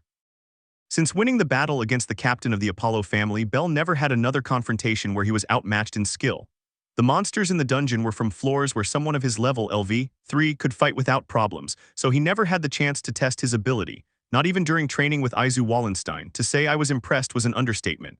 I can do it. I can beat a level 5. Speaking in the right, he was aware that Phryne's strength was being drained little by little, but that did not detract from the fact that she could defeat enemies stronger than him. Sheathing his daggers, he formed his hands into fists. As solid as the strongest rock or the most resistant metal, he struck Phryne. He destroyed her weak defense with the force of his fists, bombarding her relentlessly and making her bones crack. Phryne was exhausted both physically and mentally. Now. That was the signal for Bell. Ping, ping, ping. He continued to strike Phryne with his left hand, only waiting for Argonaut to charge into his right fist. After 10 seconds, flashes of white light completely covered Bell's arm. His eyes narrowed, and letting out a bestial roar, he slammed his right fist into his opponent's face. The wind and dust were lifted and dispersed. The colossal woman's deformed face was further distorted by the blow that sent her flying through the air. His body was thrown more than 30 meters. The air journey ended when it crashed into the main gate of Balit Babili, destroying them. Under the darkened sky and the gaze of Freya's executives, the only one standing was bellcranel. His arms fell to his sides, his knees threatened to buckle and give way, but he remained upright. His bloodied face gazed up at the sky. XXX. Roaring flames illuminated the streets of the pleasure district instead of magic stone lamps. Of all the vast districts of Arario, the one that had yielded to desire and adultery now burned red under the full moon. To think it would come to this. A god was standing on the city wall. With his traveler's hat firmly planted on his head, Hermes watched as the flames rose. I'm the reason all this happened. What is this feeling of guilt piercing my chest? He opened his arms and shook them as if trying to cleanse himself. The god looked down and silently clasped his hands in front of his chest. Perhaps I should cut off his hands, that way he'll stop doing stupid things, Hermes-sama. Asfi, how long have you been following me? Her dramatic act was cut short by a cold voice she knew all too well. Turning around, fear etched on her face, she came face to face with Asfi. I just arrived, however I heard it, oh wow, it seems I said a bit too much. Anyway, how did the extraction plan go? Haruhime Sanjano is safe and sound. I escorted her to the chimney mansion. She's out of danger, I see. Then all that's left is for Freya-sama to do the final work. Hermes smiled, turning around and observing the pleasure district. Her lips formed a half-moon and the corners of her eyes slitted. Ishtar, you and your children, please do me the favor of becoming the first step of the hero. Haha, what? It's not like you're going to die. A cruel smile appeared on his face. Asfi kept her face emotionless as she watched the smiling god. As she herself had said before, she was against the entire plan that Hermes had devised. I must say, Asfi, Bell's nature has surpassed my wildest dreams. Aren't you happy to have such an amazing man by your side? Are you still angry about the bar incident? I'm not upset anymore. So, didn't seeing him act so heroically make you fall even more in love with him? Asfi remained silent for a few seconds, gazing towards the pleasure district. His LV.5 vision allowed him great visibility. Observing Bell's battered body after he had defeated Freya caused a pang of pain in his chest. She didn't like seeing him hurt. But fall more in love, that's impossible. He already has me at his mercy. Her lips formed a smile and her cheeks turned a lovely pink. With eyes full of love, Asfi was captivated by the victorious smile that Bell maintained. He was badly injured, but he looked so happy to have helped someone in danger. In my eyes, he's the coolest hero there is. Yuho, it seems she noticed. We'd better leave before she gets angry. Asfi was pulled from her thoughts by Hermes and looking in the direction the god was looking, she glimpsed beautiful silver hair. The goddess Freya, wait, she's heading towards. Don't do it, Asfi. Keep in mind that if she gets suspicious about your relationship with Bell, it's over. Curse. Seeing the direction Freya was going, her body moved on its own, ready to use her Teleria and fly towards the place. But Hermes stopped her. All he could do was helplessly watch as Freya approached Bell's exhausted figure. Jealousy and anger towards Freya flooded his being. How scary, a woman's jealousy is very frightening. Even Hermes felt intimidated by the celestial aura that Asfi emitted. XXX. Tab. High heels on the stone announced the presence of the goddess. Freya slowly and gracefully approached Bell, who was standing but in an unconscious state. She had fainted from all the overexertion. Fufu, you did very well, my cute Bell. Bringing her slender fingers to the boy's face, she lovingly caressed one of his cheeks. I'll take care of it from here, rest. He brought his face closer. Being slightly taller than Bell, she had to lean forward slightly. Then, with the distance shortened, Freya gave him a soft, wet kiss on the other cheek. I look forward to our next meeting, my otter. Her lips formed a longing smile and her silver eyes, as beautiful as jewels, flashed with excitement. After stroking him for a few more seconds, he gave a command. Otter, yes, Lady Freya, treat him up and get him out of here. I won't tolerate any mistreatment of my Bell, he's hurt, so handle him with care. As you command, Lady Freya. The goddess took her eyes off Bell and stopped caressing his cheek, watching as Otter spread elixirs on his wounds and carried him towards the exit. When Bell, being carried like a princess by Otter, was out of her sight, Freya looked at those around her. Alan Fromel, Hedin Selland, Hogni Ragnar and the Gulliver brothers. I'll take care of Ishtar, you eliminate the others, this place will fall tonight. Your wish is my command, Freya-sam. XXX. They were on the outskirts of the pleasure district at the main entrance. Am I being carried by whom? Bell's consciousness was slowly returning, and the same was happening with his senses. For some reason, the pain in his body seemed ghostly. Lol. Groaning slightly from the dizziness, he opened his eyes and looked at the person carrying him. Her eyes widened in surprise. Mikitasan. Oh, Beldono, I'm glad you've woken up. He was on Makoto's back, being carried by her in a piggyback position. Why are you carrying me? No, rather, how am I with you, you see? Mikoto stopped her feet, bending her body down so that Bell could get off her back. Having stopped her escape, Mikoto began to explain. She told him about her work as bait and how after so long she was cornered and seriously injured. She was also saved by the Freya family who, for reasons she did not know, were attacking the Amazons. After accepting my death, I awoke with my wounds healed. I remained there for a few minutes and that's when he, Warlord, arrived.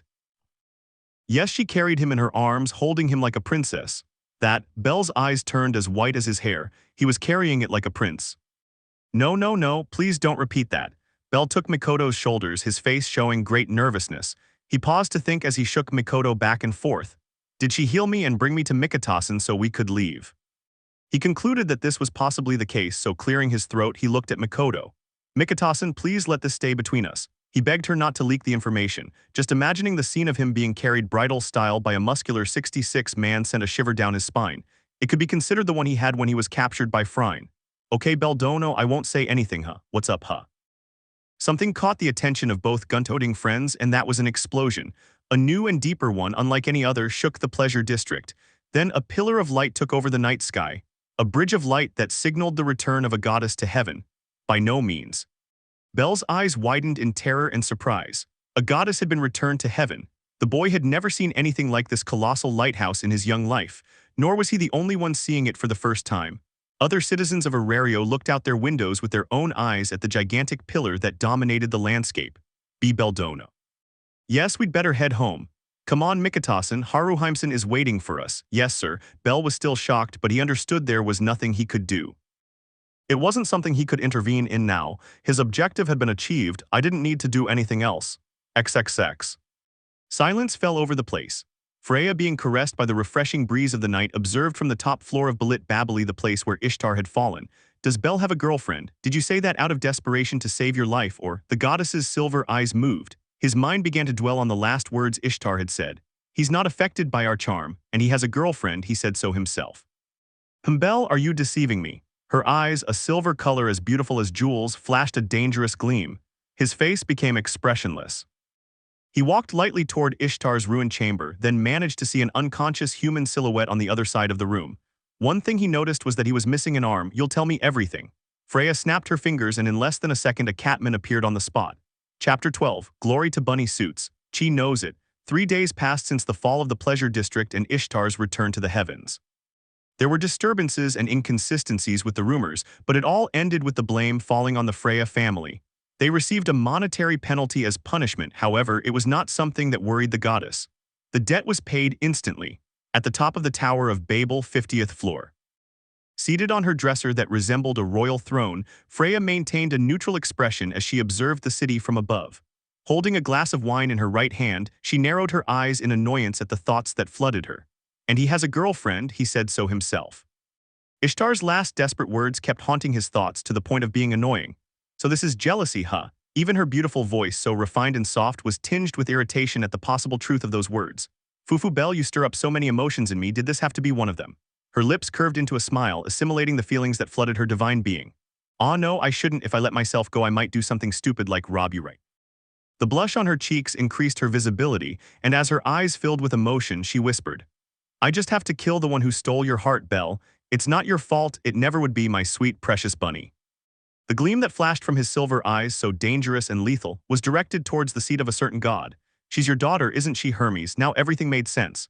She had always had the feeling that something wasn't right, that something was wrong. Hermes' extreme caution in keeping a simple invention secret and taking it to such a level as offering Belle for a meeting.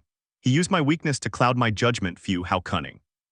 Freya was aware that when it came to Belle, he always tended to leave openings. In this case, she, like a ferocious silver wolf, couldn't resist taking the white rabbit's offer. Otter, without hesitation, he called his most loyal employee. Yes, my lady, send her and have Belle meet me tomorrow morning. But even with suspicions, he couldn't rush into anything. Things were going well. She already had dates scheduled with Belle, and even where the guy himself had said he wanted to get to know her better. That's why I needed to ask him directly. Do you have a girlfriend, Belle? Regardless of the answer, Freya would know the truth. He didn't understand why Belle no longer admired Izu Wallenstein, but it was that very confusion that prevented him from making a definitive decision. Had Belle stopped longing for Izu Wallenstein? Did another longing begin without her realizing it? I would soon have the answers to both questions. Freya-sama, however, not on Otter's guard. Freya looked in surprise at Otter, who had not immediately agreed to her demand. Is your wish that Hern go and inquire about bellcranel's availability, or that he schedule the meeting for tomorrow without exception? I'm clearly referring to the second option, Otter. Is there a problem with that? Her eyebrows furrowed in slight irritation. His orders had never been questioned, and he least expected Otter to be the first to do so. Freya-sama, what if you're wrong? I think bellcranel would be frightened by such pressure for no reason. Are you implying that my judgment is wrong, Otter? I am considering all possibilities, Freya-sama. Bose remained silent, observing his mistress, who was looking at him inquisitively. Her silver eyes seemed to examine every part of him in case of a hidden ulterior motive in his actions. For the first time, Freya had distrusted him. Who are you doing this for, Otter? As stoic as he was, he showed a slight expression of pain, or perhaps he despised himself for having questioned a direct order from his mistress. No, even if that were the case, he needed to extend the chaos as much as possible. Regardless of whether bellcranel was having an affair behind his goddess's back, Otter was certain that it wasn't the time to make a move. After all, the invasion of the Pleasure District had only been 3 days ago. The guild's warning was not something to be taken lightly, and Otter didn't want the entire city to turn against their goddess. Taking that into account, he replied, "For you, Freya-sama." He closed his eyelids and bent over his right knee, tapping his right fist against his heart. Seconds, even minutes of absolute silence passed. "Okay, I'll trust your judgment, Otter. Thank you, Freya-sama." Apparently, she hadn't detected any lies in his words, which made the goddess reflect slightly. "Tell Hearn the first option. My Bell said he'd be busy with his duties as captain, so I'll be fine as long as it doesn't take more than 2 weeks. At your service, Freya-sama." Otter disappeared from the room, leaving the goddess alone to watch the recent sunset. Gazing beyond the sunset over the mountains outside the city, she formed a lovely smile at the new feeling that flooded her. "This jealousy hurts me and drives me crazy." She had never felt like this before, and although the sensation was uncomfortable, it caused her a comforting shiver. "I must remain calm so as not to go mad. After all, that jealousy was proof of his true love. XXX. The moon was their only witness. In a room illuminated by the pale blue light of the moon, 2 people maintained 0 distance.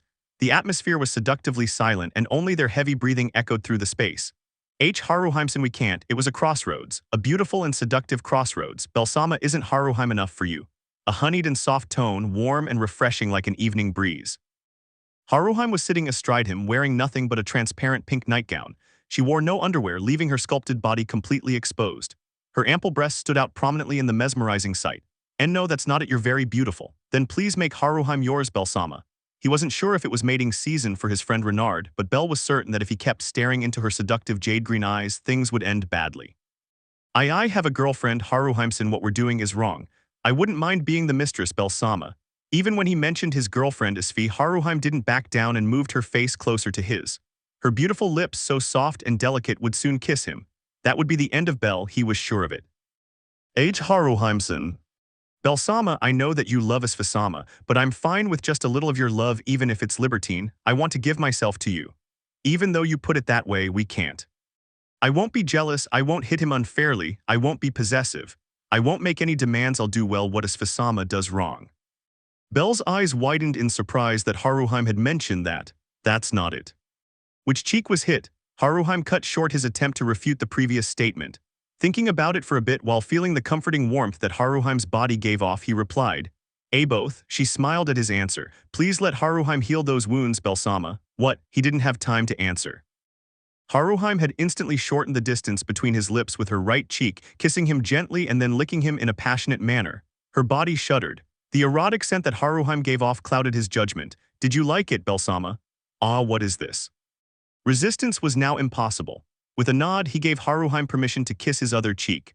Then they mingled. Running his hands over every part of Haruheim's curvaceous body, Bell removed the only garment that separated him from her body, caressing her well-formed breasts, delicately carving her buttocks and pleasuring her intimate parts. As Haruheim gasped with excitement and pleasure, he prepared himself. When she was wet enough, he entered her and with overflowing passion gave her a part of his love. XXX. Bellcranel and Asfi Al Andromeda are a beautiful couple. Tonight, Asfi was walking through the dark streets illuminated by the pale light of the moon. She was heading to the Chimney Mansion, the home of the love of her life. 3 days had passed since the fall of the Ishtar family, and since then, in that short goodbye with a good luck kiss, Asfi and Bell had not seen each other. So today I was going with the intention of surprising him, a night visit where I would sleep with him. I would hug him, kiss him, caress him, and give him my body once more in a single night. What face will you make, Bell? Her lips formed an amused smile, eager to see her boyfriend's reaction, but she didn't know what she was about to encounter, something that was going to change her whole mind. Minutes passed and he arrived at his destination. He opens the door quietly and notices that all the lights are off. Nerves filled her mind and she went up to the room to see what was happening. What? Asfi couldn't believe what she was seeing. Haruheim naked with the love of her life. The room was filled with moans and gasps, their bodies glistening with sweat from the excessive movements and the sound of flesh slapping against flesh. He yelled at them that he would never forgive them for this, and his mind turned raw and cold. XXX. 9:00 a.m. Asfi had a rude awakening. Her eyes opened instantly and were assaulted by the bright sunlight streaming through the window. Ha ha ha, what the hell? He tried to regulate his erratic and heavy breathing while feeling an unpleasant tingling in his legs. Was it a dream? No, it wasn't a dream, it was a nightmare. She noticed that her body was giving off a cold sweat and that her pajamas were damp with the same fluids. He felt a pain in his chest that threatened to break it, and he couldn't breathe very well either. What a terrible way to start the day. When she managed to calm down, she let out a fearful sigh, thinking about the nightmare she had just experienced. More precisely, in the words of that girl, Renard, "I won't be jealous, I won't hit him unfairly, I won't be possessive, I won't make any demands, I'll do well what Asfi does wrong. I have to act right now." Her eyebrows furrowed cutely, and with great speed she got out of bed. She took a bath to clean her sweaty body, and when she finished cleaning up and getting ready to look prettier, she went out. He took his glasses from the nightstand next to his bed and headed in one direction. XXX. City Streets Boutique Burrita. How what a lovely and peaceful day it is today. Burrita was resting both elbows on the counter, holding her head as she let out a sigh. A proud and satisfied smile was displayed on her face, for just an hour ago she had finished the special order for Perseus, a bunny suit. It was perfect, my greatest work to date. I was sure that this day would go better than ever, however. The bell that signaled the arrival of a customer did not ring when the door was opened. Bam. Wow, the store door was blown to pieces. It appeared to have been opened with such force that there was even a delay in the air wave produced, as if sound could not reach the speed of destruction, the same vibe that sent Burrita flying. The person in question seemed to be in a hurry as he had not paid attention to or been concerned about her actions. "Burrita, I need the job, urgently." Of course, it was Asfi. The beautiful woman with light blue hair walked right up to the counter in an instant, slapping both hands on the wooden surface. "Perseus-sama, I thought the delivery day was scheduled for tomorrow. Besides, did you see what you did to my door?" Burrita, barely regaining her senses, got up and walked to the inside of the counter. His steps were like those of a drunk person. "There was a change of plans. I need the suit right now." "Why yes, no processes, no questions, no doubts."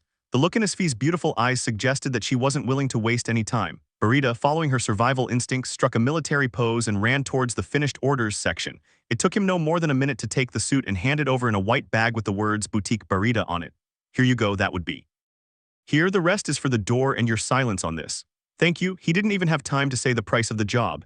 Asfi simply disappeared, but not before leaving a bag of volleys on the counter. What the hell was that? Taking the bag in her hands, Burrita's eyes widened when she saw the total of volleys. "Come back soon, Perseus-sama." There was more money than he had earned in the entire year so far. From the depths of her being, Burrita wished that they would come and break down her door several times. XXX. Chimney Mansion. For the Hestia familia, everything was peace and quiet after the disaster in the pleasure district. Haruheim decided to stay by her hero's side and became part of the family. Hestia followed Hermes' advice and did not announce Bell's raise to the guild in order to avoid attracting attention. It was exactly like the calm after the storm. However, the very calm within the storm left behind the ravages of a blizzard that could turn into a violent typhoon. "Kamisama, are you all right?" How am I supposed to be okay when that crazy Freya just called you to another meeting?" Such a blizzard was the very recent visit of a beautiful, expressionless young woman knocking on the door in search of Bell. "Freya-sama wishes to know your availability for the next meeting," she had said. Then it was agreed that it would be in 2 weeks. "Well, I gave my word, and besides, it's the deal Hermes-sama made, we can't object. That idiot Hermes, remind me to kick him the next time I see him, got it?" "Yeah." Currently, Hestia Bell was in the mansion's dining room, waiting for the food prepared by Lily and Mikoto. The minutes passed and Welf arrived from the forge, taking a seat next to his white-haired friend. Haruheim finished her duties at the mansion and did the same, taking the remaining side to Bell's side. "The food is ready, Familadono." Lily learned a lot today. Ignoring Bell's upcoming meeting with Freya, the entire mansion was filled with a tranquil atmosphere. The plates were set out and the portions distributed. The cooks took their seats and prepared to give thanks before eating. Bam! The harsh sound alerted them all, making them think of a possible attack, however. Bell, are you here?" The mansion's double doors were blown away. The blizzard reached the area where Bell and the others were, followed by a call towards the white-haired boy, Asphyxiation. Her voice, as beautiful as ever, sounded desperate and sad. Because of this, Bell quickly stood up and began walking toward the entrance. It didn't take him a second, being just a few meters from the destroyed entrance. There she was, as beautiful as I remembered. As usual, she was wearing her adventurer's outfit so as not to attract attention. Bell. She stared at him, her eyes giving off a light moisture that gave them a lovely sparkle. "Why yes." Bell took a step back. His adventurous instincts were screaming at him that he was in grave danger. "Why are you backing away?" I don't know. Why did you destroy the door? Are you angry? Did I do something wrong? The door? Oh, I did it again. Sorry, I was in a bit of a hurry. Again? Forget it. More importantly, Bell, come to me." Asfi took a step towards him, which the white-haired man countered. They continued like this until the retreat became a full withdrawal. Don't run away. Your gaze is frightening, Asfi. After searching the entire interior of the mansion, Belle was caught after 10 minutes. Her frightened shriek reached the dining room, where the rest of her family were listening to the screams with bitter smiles. XXX. 5 pairs of eyes were fixed on Belle, who was smiling nervously as he carried Asfi like a princess. She was clinging to him, burying her head in her boyfriend's chest. Ahaha, guys, please eat without me. I need to talk to Asfi in private. He gave a nervous, ironic smile after his words, waiting for the others' responses. Welf, Mikoto, Lily, and Haruheim nodded, all in agreement. Talk, you can do it here, except for Hestia. Or does that pedophile want to do inappropriate things here in the house of a virgin goddess? And no, that's not it, Kamisama. It's just that she had a bad dream, and as her boyfriend I have to pamper her. That's nonsense. Did you say something, Kamisama? I didn't say anything. You can go, but any vulgar acts are forbidden. Do you hear me, you pedophile? The others ate in silence while the argument between the little goddess and the rabbit went on. However brief it was, Hestia made it clear that she still did not fully accept Asfi, who was sexually abusing her beloved Belle. Asfi, on the other hand, remained indifferent to the goddess's last words, enjoying the warmth that Belle's chest provided. She also loved feeling her boyfriend's slender yet strong and soft arms holding her like a princess. Although I actually am, he thought ironically. Then I'm leaving. Belle spoke again, starting to walk towards the stairs to go up to the 3rd floor and reach his room. But Asfi lifted her face from her chest and stared intently at Haruheim, a gaze so penetrating that it sent a shiver down the spine of the Renard girl. From now on I won't do anything wrong, so don't get your hopes up, he declared. His tone of voice was icy and determined. What? Asfasama, what do you mean by that? The nervous Haruheim couldn't keep up with things, and she wasn't the only one, since even Belle still didn't know what Asfi had dreamed about. She was simply told by a tearful Asfi, I had a nightmare, which softened his heart and he let himself be captured. Honey, let's go to the room now, but Haruheim's question never received an answer. Asfi changed her piercing gaze to a tender one, looking up at Belle. Okay, let's go. He smiled lovingly, which made Asfi's cheeks blush. Saying a final goodbye to the others, Belle began walking up the stairs to the 3rd floor. When he was in front of her room, it was Asfi who opened the door since he had both hands occupied carrying her. Once inside, Asfi spoke, to bed. So fast? That's not it. I want us to talk, but in bed. She was acting peculiarly calm and shy, however, the seriousness reflected in her eyes told Belle to simply obey. He approached the bed and gently placed her on the mattress. At the same time, she took his arm and pulled him. The result was being hugged like a pillow, his face buried in his girlfriend's soft breasts. Oh, Asfi, I dreamt that you were unfaithful to me. Eck. A slight nervousness came over her, revealing a cute, shy demeanor. The serious and intellectual Asfi Al Andromeda was nowhere to be seen. It was with Haruheim Sanjauno. Haruheimsen, impossible. But I dreamed it felt relatively very real. It was also an incredibly cruel feeling. Ignoring Belle's confused and surprised state, she continued recounting the beginning of her bad dawn. He told her what he still remembered of that nightmare. About how that fictional Haruheim treated him better than she did, and the feeling of betrayal she felt when she saw him, the love of her life, with another woman. Asfi. I was very scared that my lack of experience in love would push you away from me. That hoarse murmur vanished fleetingly within a sigh. I became completely dependent on you, on your love and caresses. If you ever leave, I don't know what I'll do. Belle lifted his face from Asfi's breasts, then looked directly at her. The vulnerability that her beautiful face reflected was so fleeting and fragile that it hurt and crushed his heart. In a way, I understood how she felt.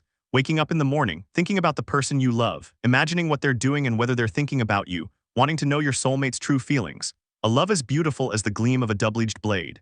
Belle also felt this way on occasion, however, he did not give voice to his insecurities. Asfi, unlike him, was incredibly sentimental. The smallest thing would put her in an emotionally vulnerable state. It was like the highest quality crystal, so beautiful and yet so fragile. Hey. And that's what he was there for, to gently take that beautiful blue crystal and make sure it was secure enough to prevent it from breaking. He took Asfi's chin between his fingers, making her look at him. He loved the shyness in her cyan blue eyes. She wouldn't allow sadness to mingle with that brightness she loved so much. That's why she gave voice to her feelings. I'm not going anywhere until you tell me you don't need me anymore, or you're tired of seeing my face, or you tell me to disappear. I'll stay right here with you. He himself was blushing, for he considered his words a little embarrassing.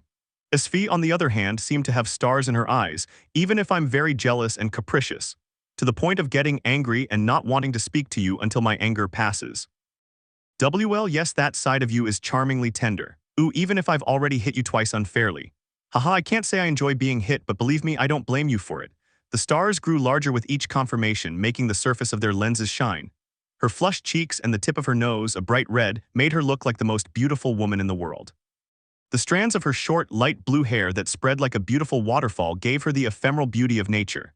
The single lock of white hair represented the purity of her feelings. Even if I'm very possessive to the point of not wanting any other woman besides me to touch you. Ahaha, really? Very seriously. The natural beauty changed to the ferocity of the high tides at sea, declaring that it was his most sincere feeling. The absolute possession of his love, body, and soul. Bell smiled nervously at that, and at the same time he smiled warmly. Okay, I don't care if it's you. That smile melted Asfi's heart, sending her into a frenzy of emotions that overflowed throughout her body.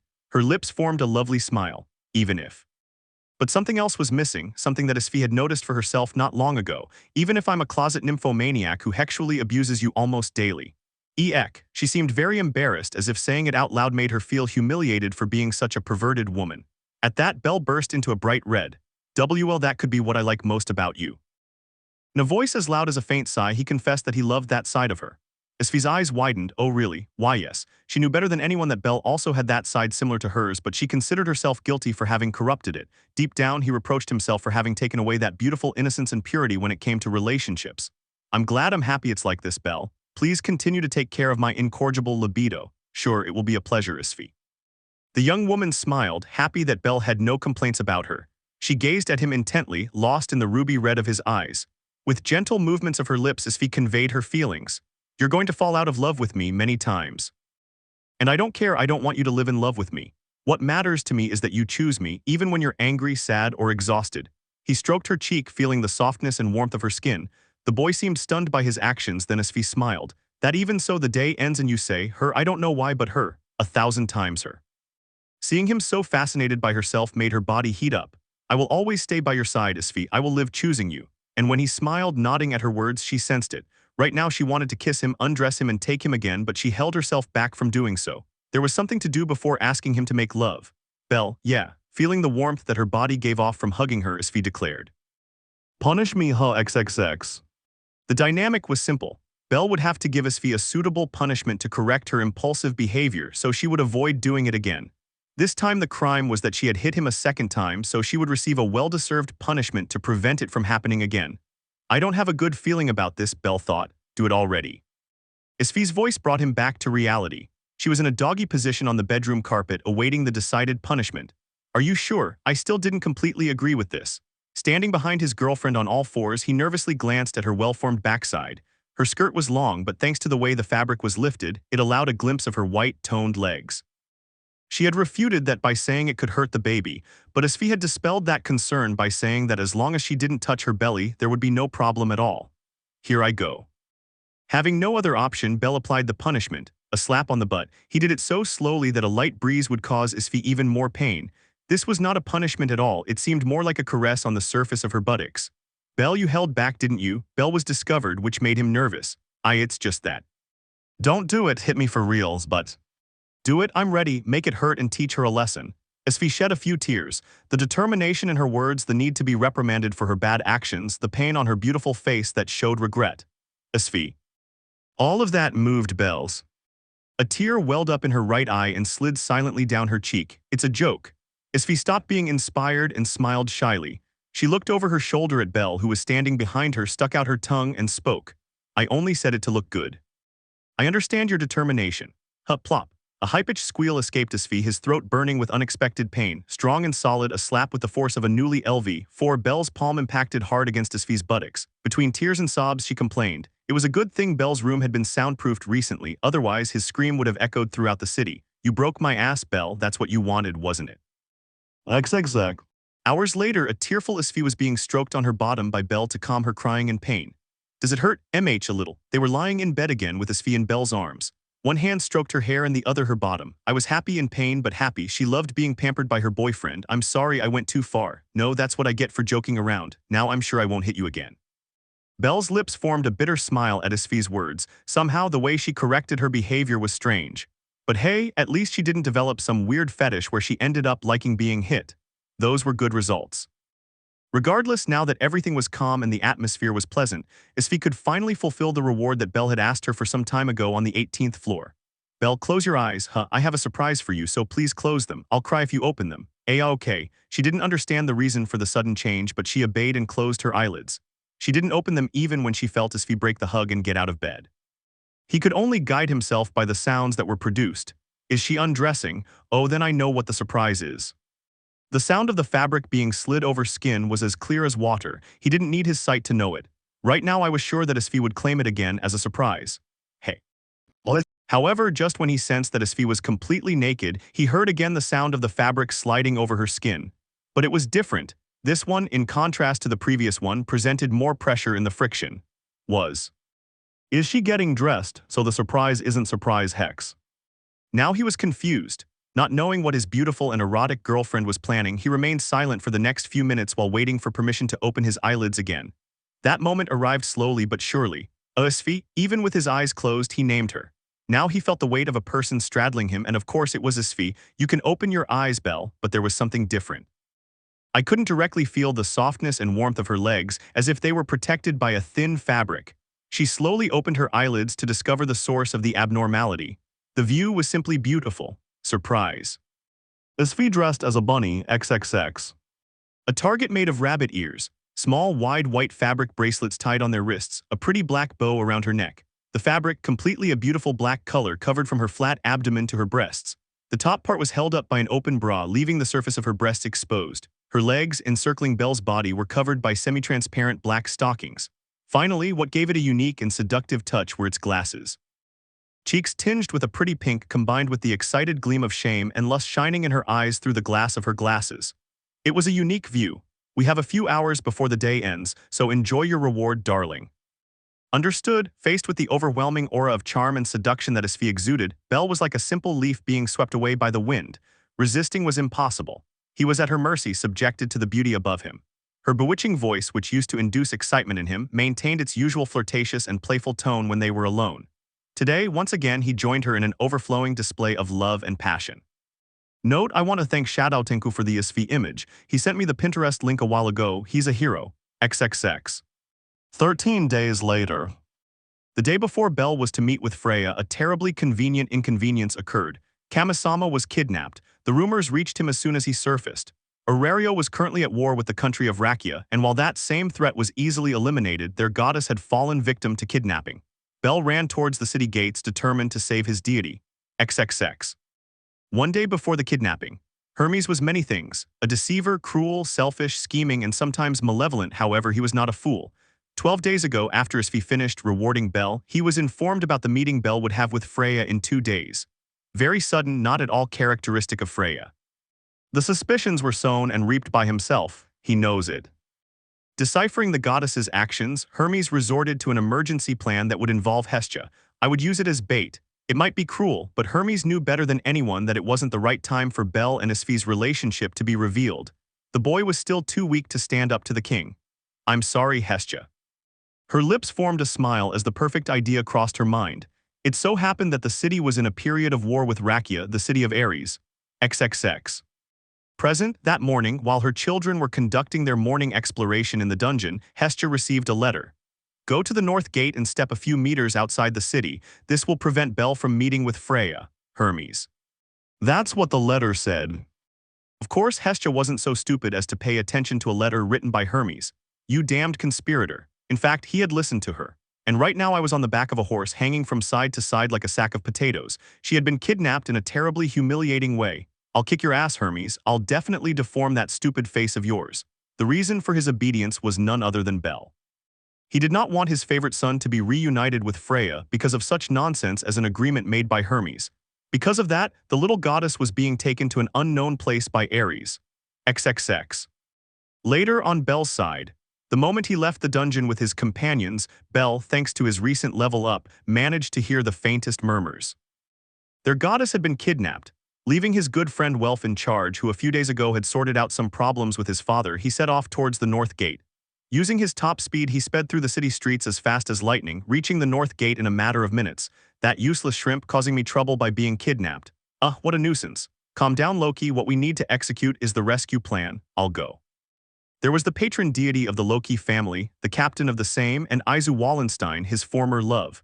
Not caring if it was rude of him, Belle barged into the conversation without permission. Please, let me go and save my goddess. He was so agitated that he overlooked Izu's fixed gaze on him. While Belle focused his attention on Loki, Loki turned his slanted gaze upon him. Don't interfere, brat. Izatan said she'd be there. There's no way you can keep up with her speed. She gave a resounding no. Please, I won't get in the way. I just want to save my goddess. Ah, how annoying. I already said that. All right, hey Izatan. When the Sword Princess spoke, Belle paid attention and looked at her gratefully. Izusan, thank you so much, really. She didn't hesitate to bow, thanking her adventurous comrade for her help. It's no big deal. With her typical curt replies, Izu denied it. Then she began preparing to start the rescue mission. While Belle was doing the same, his shoulder was touched. What? Curious about who it could be, his face almost turned pale when he discovered it was Asfi. Oh, Asfi-san, it was at the last minute that he managed to add the san so as not to raise suspicions. She nodded, giving a slight, almost invisible smile. I will also help. I will be your guide in the heavens. Because she possessed her Teleria, it was impossible to give her a negative response. Just 1 minute later, the rescue team was ready. Asfi rose into the air and Belle and Izu took off swiftly towards the direction where Hestia had been taken. Chapter 13, Desires. Asfi, I would give anything to shout our love to them. Belle, honey, please stop drinking. Think of the child. Strong gusts of wind battered Asfi's face as he soared through the air searching for the goddess Hestia. Of course, locating her was not as difficult as it would be by land. It was because of this that time did not extend to one that would endanger the little goddess. Beneath the clouds and the blue sky, Asfi indicated to her boyfriend, Belle and Izu Wallenstein the way to go with signs made with the reflection of sunlight in a mirror. All he had to do was guide and observe the confrontation between Belle and Izu's Rakia soldiers. She had no concern for Belle, for she knew perfectly well that for him the inhabitants with Falna of Rakia did not represent any threat. It was a simple chase and rescue mission left in the hands of two very capable people. However, Asfi certainly did not expect such an outcome as Hestia slipping off the cliff and falling into the strong currents of water in the river. Hestia-sama. The goddess and she were rivals in love, or at least Asfi considered her so since she was still in love with her Belle, but that didn't stop her from caring about her. Furthermore, the main reason she had offered her help on this mission was not because of her romantic relationship with Belle, but for the simple reason that she had discovered that Hermes, her god, was responsible for all of this. Damn that stupid god. Thinking about how to give the traveling god what he deserved, Asfi felt her heart stop when she saw Belle throw himself off the same cliff from which Hestia had fallen. Her rational side told her that this fall was nothing for Belle, a newly irregular LV4, but her emotions betrayed her clear judgment for the simple fact that he was her boyfriend, Belle. Ceasing to fly through the skies, Asfi's body plummeted towards the river where the goddess's body and Belle's body were submerged. Out of the corner of his eye, he caught a glimpse of Izu Wallenstein taking down the last of Ares' sons and Ares himself. Then the sound of the splashing reverberated across the surface of the violent currents. XXX. One day after Hestia's kidnapping, Tower of Babel. Today was the day she was to be reunited with her beloved otter, or at least it was supposed to be. For Freya, who was experiencing being stood up for the first time, it certainly wasn't a pleasant feeling to endure. Well, was this your fault, Hermes? Her voice was laced with annoyance and indignation, accompanied by a furrowed brow in her distorted facial expressions. In front of her was a god wearing a traveler's hat, hanging upside down from the ceiling, just like a caterpillar before it blossoms into a butterfly. Unlike that scene, the only flourishing Hermes would experience would be pain if he did not respond. Freya-sama, isn't this a bit of an exaggeration? And what am I to blame for this time? Beside the hanged Hermes, who felt all the blood rushing to his head, stood Otter holding a wooden board. Freya narrowed her eyes, which were as beautiful as gems, and analyzed every movement of skin in Hermes' features, looking for a reaction that would indicate whether he was lying or not. Hestia was kidnapped the day before Belle met me, and you expect me to take that as a coincidence. I wasn't born yesterday, Hermes. She was sitting in her throne-like armchair with both legs crossed and holding a glass of wine. Although she hadn't even tasted it, she wasn't in the mood. Answer me. If I detect the slightest lie in you, I will have Otter send you back to heaven. That's too much. I'm innocent. Wouldn't it be too heavy a burden for Ottarchin to kill a god? A sudden movement by Hermes caused his hat to come loose from his head, making his hair succumb to gravity. He was simply shouting incoherently while swaying from side to side with his sudden jerking movements. But just as I thought. Freya understood that Hermes was as gloomy as the darkest night, or in other words, incomprehensibly mysterious. It was impossible for her to deduce whether he was lying or not. It would be one thing to charm him and have him under her control, but as long as the will of the lying god remains with him, certainly all she would get would be praise for her beauty. Otter, turn it down. So he decided to end the questioning. She was reluctant to accept that it was all a coincidence, but considering how silly Hestia can be, it really was a real possibility. Anyway, Hermes was now free, picking up his hat and placing it on his head. She gave a nervous smile. Freya-sama, you should have more faith in Belle's nobility. I'm sure he'll apologize to you for letting you down. Who knows, perhaps he might even demand a reward. That was a very tempting possible situation for Freya. It had become clear during her date with Bell that he would not betray his desire, but he didn't necessarily have to ask for a kiss. Although there was something that bothered him, even if it was merely impossible. Hermes, is your daughter Asfi Al Andromeda in love with Bell? She had noticed it some time ago, but Asfi hadn't appeared before her since Hermes made the deal with Bell as a bargaining chip. Was he trying to hide something? Possibly. To your question, Hermes. Aha, Asfixian in love. Are you talking about the same workaholic, bad-tempered Asfixian, Freya-sama? Ha, that did make me laugh. He began to laugh genuinely, hugging his stomach as he tried to stifle his laughter. Although Hermes murmured, wiping the corners of his eyes, we're talking about Bell. If he puts his mind to it, I'm sure he could charm any woman. Wouldn't you agree, Freya-sama? I was just kidding. Bell only has eyes for Izu Wallenstein after. Please forgive me, Freya-sama. Instantly Hermes began to perform a doja. It was strange, but his carefree and childish behavior was the hardest thing for Freya to deal with, even surpassing Loki, and that said a lot. Never mind, I'll ask Bell when I get back. Hermes, get lost. Yes, sir. Wasn't his arcanum supposed to be sealed? So how on earth did he disappear from the room so quickly? He had even started running before Freya spoke, which made his obedience to the goddess clear. I'll be watching you, Hermes, he murmured. Anyway, the die had now been cast. All that was needed was to wait for the result, which would come when Bell returned. XXX. XXX. The room was small, however, spacious enough for them to be comfortable. Sitting on a wooden chair, Bell gazed at his goddess lying on the bed. A day had passed since the fall into the turbulent currents of the river on Mount Bayer, and right now he was waiting for Hestia to awaken. The little goddess, with her arcanum sealed, could barely survive such a fall and the sudden temperature changes. Kamisama. He held one of Hestia's cold hands in his own, pressing them lightly. A feeling of guilt gnawed at his heart, feeling powerless because he could do nothing but watch and wait. Bell. The sound of the door opening echoed through the small room. He turned toward the entrance and there he saw his girlfriend Asfi. She approached slowly, carrying a small plate in her hands. Please eat, it's been a day already. She sat down next to him, then extended the plate containing soup prepared by the daughters of the village elder. Her voice was worried and she looked at him with pleading eyes. Bell. Once again his name was mentioned. I'm sorry, Asfi, I really don't have an appetite, I understand. Asfi stopped holding out the plate, lowering her gaze to her legs and remaining silent. It hurt him to see her like that, but he felt that if he took even a single bite of food he might vomit it up because of the nausea he felt. Her stomach felt queasy and a feeling of disgust filled her throat. Can I hug you? Soon her lovely but disheartened voice sounded once more. He turned to look at her and she still kept her gaze downcast while her lips pursed and her eyelids trembled. He seemed to feel guilty about all of this. Yes, please. He had to agree this time, unable to refuse her hug. In fact, he felt that this time he needed her like never before. He wanted her to comfort him in her pleasant warmth. Asfi looked up at him with a certain gleam in her sapphire blue eyes, eliminating her previous depressive aura. He quickly placed the plate on the small table in the corner of the room and returned, pulling his chair closer. Curving her lips into a beautiful smile, she wrapped her slender, soft arms around him. The warmth that emanated brought calm to her heart instantly. Everything will be all right, Hestia-sama will awaken soon.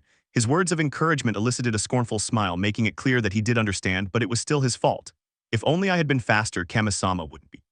Complaining or blaming yourself is pointless and it won't change the outcome. You know that, right? Yes, but... Bell, please stop blaming yourself. The strength of the hug increased and her head was drawn to Asfi's chest. The gentle beating of his heart, both in rhythm and vibration, brought him the little calm he needed.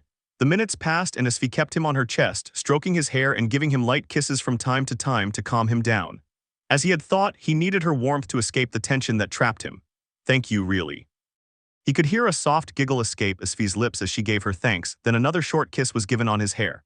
What are you talking about? It's normal for me to comfort my lovely boyfriend. Don't embarrass me. Hee, you're so cute when you blush. She was simply enchanting. Not only was she infinitely beautiful, but she was also perfectly understanding and knew the right way to comfort him.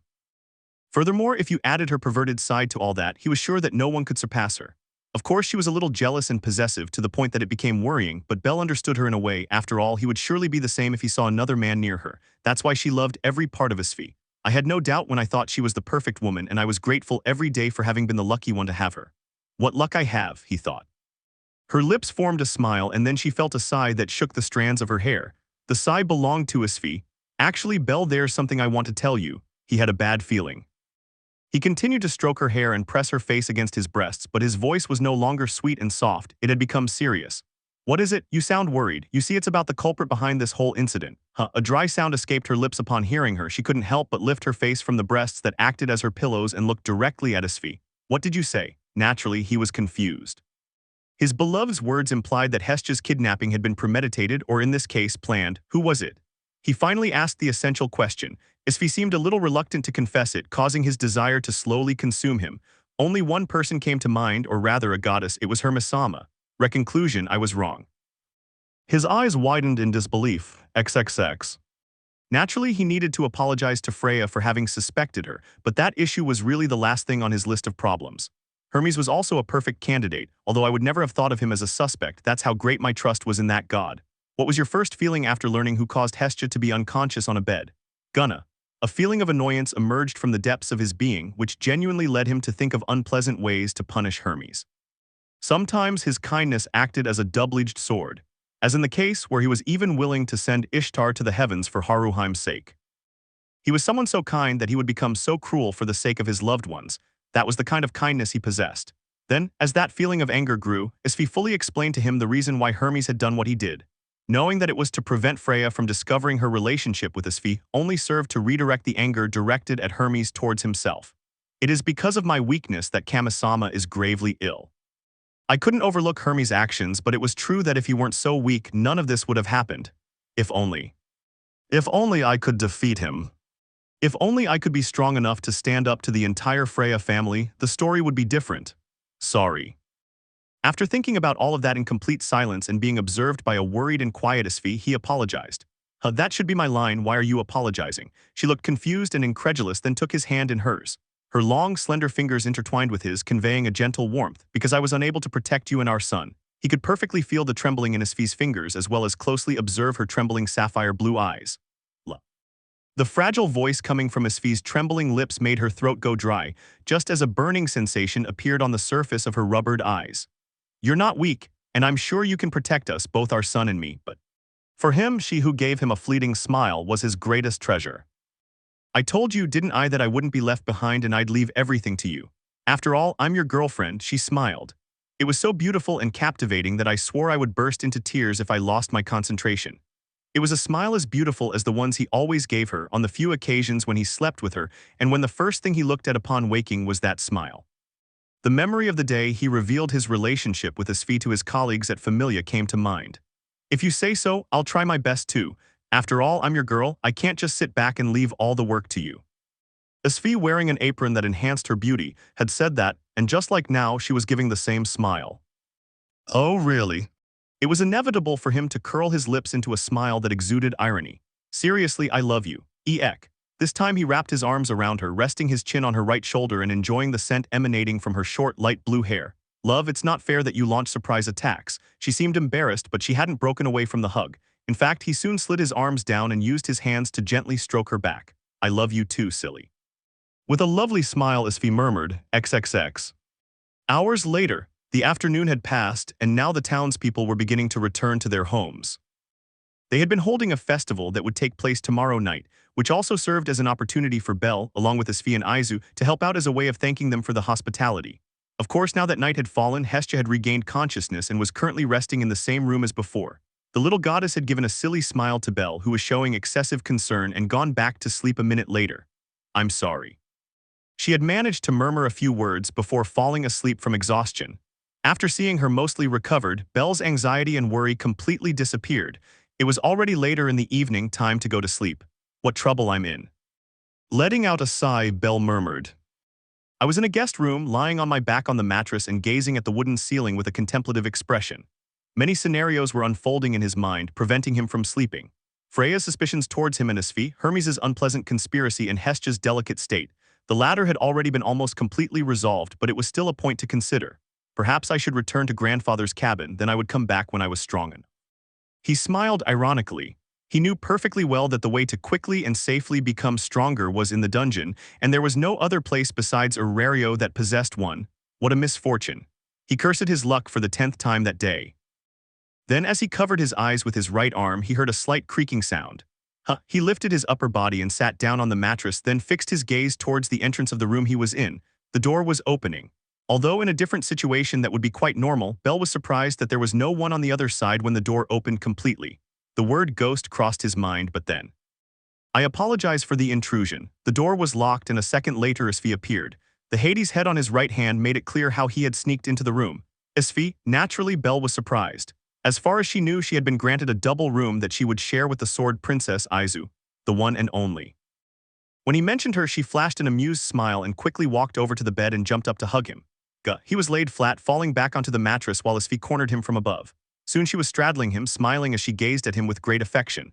"I wanted to spend the night with you, can't I?" He gave her a pleading look, making her look beautifully adorable. Refusal wasn't an option and Belle knew it, so with a nervous smile he nodded. "I knew you wouldn't refuse," she exclaimed excitedly. She quickly lowered her body onto him, pressing her large, soft breasts against his. She was acting very nicely. "You're not planning on asking to do it here, are you?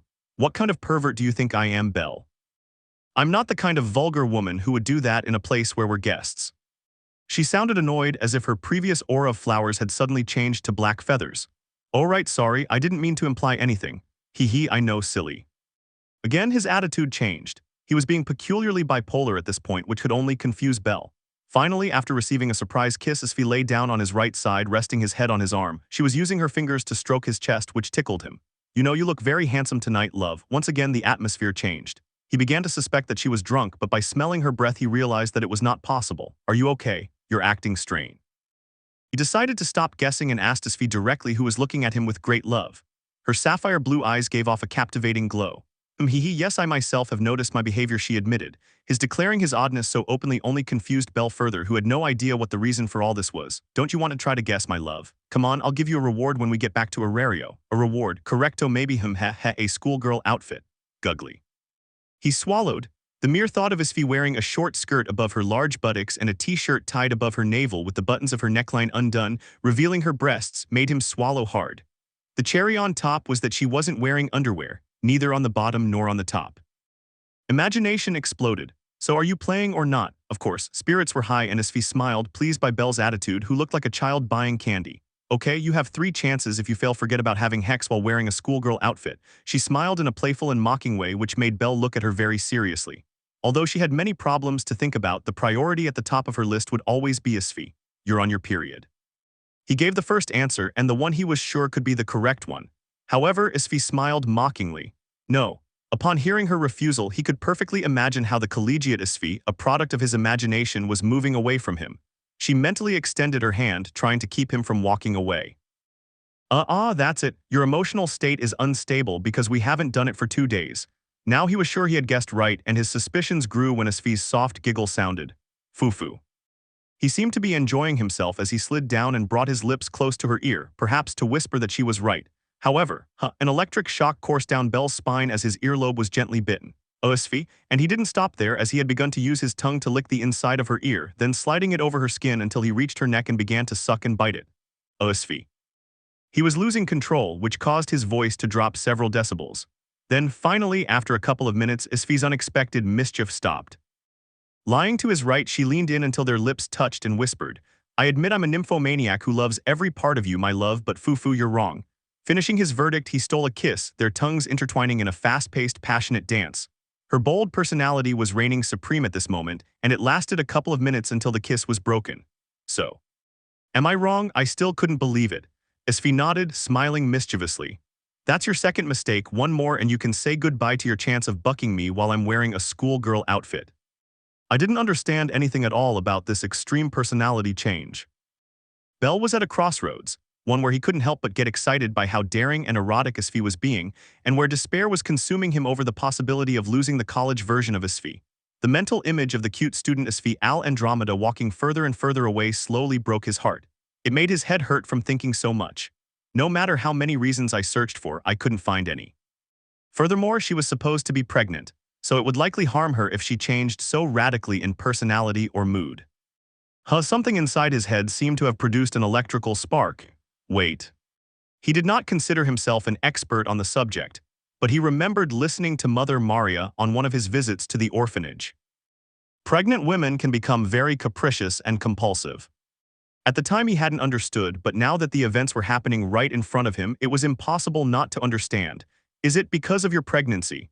The question came out as the softest murmur. Looking at the now expressionless Asfi, who was looking at him with great seriousness, he waited for confirmation or denial. Hee. Suddenly, Asfi smiled from cheek to cheek. Her face had a light pink blush which gave her an adorable beauty. "That's right, my love. My mood is being affected by my pregnancy. Instantly, Bell saw in his imagination how the college girl Asfi spun around on her ankles and began to run towards him, throwing herself at him and knocking him to the ground. I did it. It seemed unreal, but Bell felt like crying from the emotion. How cute, Asfi's playful teasing made him blush. Fine then, a schoolgirl outfit it is. Burrito will have more work to do. XXX. XXX. After that moment of fluctuating emotions, the atmosphere now seemed calm. By the way, how far along are you in your pregnancy? He felt it was necessary to keep track, and he knew perfectly well that Asfi would know better than anyone else. Lying to his right and hugging him, Asfi hummed a tune before answering. Today marks 27 days, almost a month. Wow, time flies. As her hair was caressed by Asfi's slender fingers, she let out a sigh filled with different emotions. He still remembered the day he found out he was going to be a father, which put him in a nostalgic state. He was anxious but also worried. I definitely have to be the strongest before Dahlia's is born, he murmured. He had 8 months left, and just knowing the time limit made him nervous. Don't rack your brains now, everything in its own time. Luckily for him, Asfi was with him. She was even more gentle when she stroked his hair and ran her hands over his chest. Besides, you're not alone. I'm with you, we're a team, so your worries are my worries. She gave him a lovely smile, which made his heart race. And another thing, are you so sure it's going to be a boy that you're already calling him Dahlia's? She pouted. It could be a girl, don't forget. A hunch, he answered nervously under the sharp gaze of Asfi. Wouldn't you like it to be a girl? He asked. Are you afraid she'll have too many suitors when she grows up? Oh no, that's not it. He was lying. Asfi only needed to look at him to know it. Her eyebrow always trembled when she lied. Furthermore, if she turns out to be a girl and someone wants to be her partner, he will have to win me over to get my permission. Belle was sure that if it was a girl, she would inherit all of her mother's beauty, that is, Asfi's. That didn't sound fun at all, having to deal with so many idiots who would try to take his daughter away from him in the future. That's why it would be simpler if it were a man, according to Belle's thinking. Liar, Asfi chuckled. Ahaha, you've got me. He knew it was impossible for him to lie, especially to Asfi, who knew him more and more each day. Seriously, you're hopeless, she said in a low voice, then looked at him. Is it so bad if I turn out to be a girl? For her, who already longed to be a mother, the prospect of raising a girl was very exciting. Giving her pretty hairstyles, taking her to his kingdom so she could see the sea, buying her pretty dresses, cooking her desserts, showing her his experiments, etc., etc. There were too many scenarios. Noticing that, Belle smiled kindly. Of course it's not bad, darling, she said, taking one of her hands and cupping Asfi's cheek. Whether it's a boy or a girl, I'll love it like my greatest treasure right next to you. When he saw Asfi's smile in response, he knew it was the perfect moment to kiss her. Slowly bringing his lips closer to hers, he formed a tender kiss that lasted no more than a minute. Thank you, I love you. Her eyes shone a lovely sapphire blue, delivering her verdict of love in a honeyed and affectionate tone. I love you more. Belle responded with the same intensity of feeling. No, I love you more. Haha, come on, you know that's not true. Seconds later, a pitched battle broke out where each one gave their arguments for why they loved the other more. Battle, conclusion, draw. Finally, they shared another kiss that marked a temporary truce and snuggled together to sleep. XXX. Morning arrived, with the sun's rays filtering through the window and illuminating their embraced bodies. When Belle slowly opened his eyelids, still very sleepy, he saw Asfi looking at him with great love. Good morning, love, a magnificent awakening. She curved her lips into a smile and replied, Good morning, love. It was special in a way, since sleeping and waking up together was extremely difficult to achieve in Aurario, where he was harassed by Freya. What time is it? He asked. Around 9:00 a.m. It was still early, but he was surprised that she was barely getting up. He was usually awake by 6:30 am thanks to his internal clock, perfected by his days in the orchard with his grandfather. It always happens when I sleep with her, he thought. He had to conclude that it was due to the safety and peace of mind he gained from being near Asfi, which was extremely good. No. Asfi snapped him out of his thoughts. You look so cute and vulnerable when you sleep, I almost fell into the temptation of taking advantage of you. I don't know if that's romantic or worrying, Asfi. What are you talking about? It's clearly very romantic. Because he insisted it was romantic, Belle imagined himself in a scenario where he woke up and the first thing he saw was Asfi giving him oral hex. It was definitely very erotic, but not entirely romantic. Why, you're right, it's romantic. But if she said that black was white, then so it would be. The next thing that happened was that Asfi suddenly hugged him, burying her face in his beautiful breasts. Asfi, she was acting strangely, which made her think it was due to her pregnancy symptoms. However, Asfi's next words made him discard everything. You don't know how much I would give to shout our love to them. Her trembling, low voice like a sigh took his breath away. He remained silent, nestled between Asfi's breasts and listening to her. Tell them that when we're alone, we love each other uncontrollably, that we wake up in each other's arms and wanting to keep loving each other. As strange as it was, I was perfectly understanding Asfi's feelings. This was the downside of sleeping and waking up together, which made them want more and more, so that waking up and seeing each other's sleeping face became part of their routine. A desire within their reach but forbidden to touch. It was cruelly mortifying for both of them. But I can't, that bothers me. Frustration filled Asfi's voice. I hate that goddess doesn't accept our love. Asfi's feelings were also Bell's feelings. But he had to be strong in these cases just as she gave him her unconditional support. It was his duty to comfort her right now. He tightened the hug, surprising Asfi, then lifted his face from the pair of flesh pillows and spoke. I swear to you, Asfi. He made a promise without hesitation. Soon we'll be able to do whatever you want. We'll have the biggest wedding, I'll take you on the best honeymoon, we'll walk around the city holding hands, we'll go on dates many times a week, we'll buy a home for us and our child, we'll sleep and wake up as a couple. He noticed that with each word he spoke, Asfi's eyes became more and more moist, her cheeks, painted a lovely pink, and her cute, twitchy nose made a perfect combination. I swear to you, Asfi. The determination was evident in both her eyes and her voice. XXX. The festival was just minutes away from starting. After helping with the firewood collection for the campfire, following a strangely chilling conversation with Aizu, who was staring with great hatred at a black dragon scale, and after Hestia had fully recovered, Bell finally had a moment of rest. He was currently sitting on a bench, watching the children running around while laughing and playing with each other. The adults carrying food and drinks toward the large table where the feast would take place also entered their field of vision. Observing the peaceful scene, Bell sighed and smiled. This place is so nice. He really liked the tranquility and peace that reigned in the town. However, Bell looked on with melancholy eyes. Somehow, all of this reminded him of the town where he was raised by his grandfather. All that was missing was the scene of a crowd of women chasing an old man with torches who strangely resembled her grandfather. You look happy, Bell. Soon as he sank into those distant memories, Asfi's voice sounded. He glanced to his left, observing the beautiful woman settling down beside him. She wore a long, light blue skirt with vibrant embroidery over a loose white blouse beneath a patterned vest buttoned at the front. It made her sky-blue hair stand out even more. She was the representation of a country girl. You look very beautiful, he blurted out without thinking. The reaction was a blush that spread across Asfi's entire face, causing her to slightly avert her gaze. Thank you. She seemed embarrassed, which surprised him, but it was normal after he had praised her so suddenly. Smiling to himself and thinking that Asfi looked very cute when she was embarrassed, he spoke again. In response to the above, how could I not be? This place is incredible. She decided to change the subject. After all, they were in public and she knew perfectly well that Asfi was very embarrassed to show affection in front of other people. It was somewhat contradictory, but that was because she wasn't used to it. You're right, he's charming, Asfi agreed. The two shared the same opinion, and it was no exaggeration to say that the idea of leaving Aurario and living in a similar town crossed their minds. They both began to chat calmly, sharing future scenarios for the two of them as a couple. As the minutes passed, the great bonfire was lit. Well, Bell's inner child was amazed by the color of the crackling flames, making Asfi let out an amused giggle. She loved watching him act so innocent. Suddenly, as they both watched the bonfire, several couples began walking towards the center of the place. They both remained silent when the couples began to dance. One thing they noticed was that they were mostly young. I want us to dance. Without knowing it, they were thinking the same thing. Bell glanced sideways to his left, noticing that Asfi was looking away, although he had caught a glimpse of her flushed cheeks. Then, while I was seriously considering whether to invite her or not, she arrived. Belkun. With her cheerful, childlike personality, Hestia ran towards him and took his hand. The villagers say they'd be grateful if a goddess like me danced in front of the bonfire.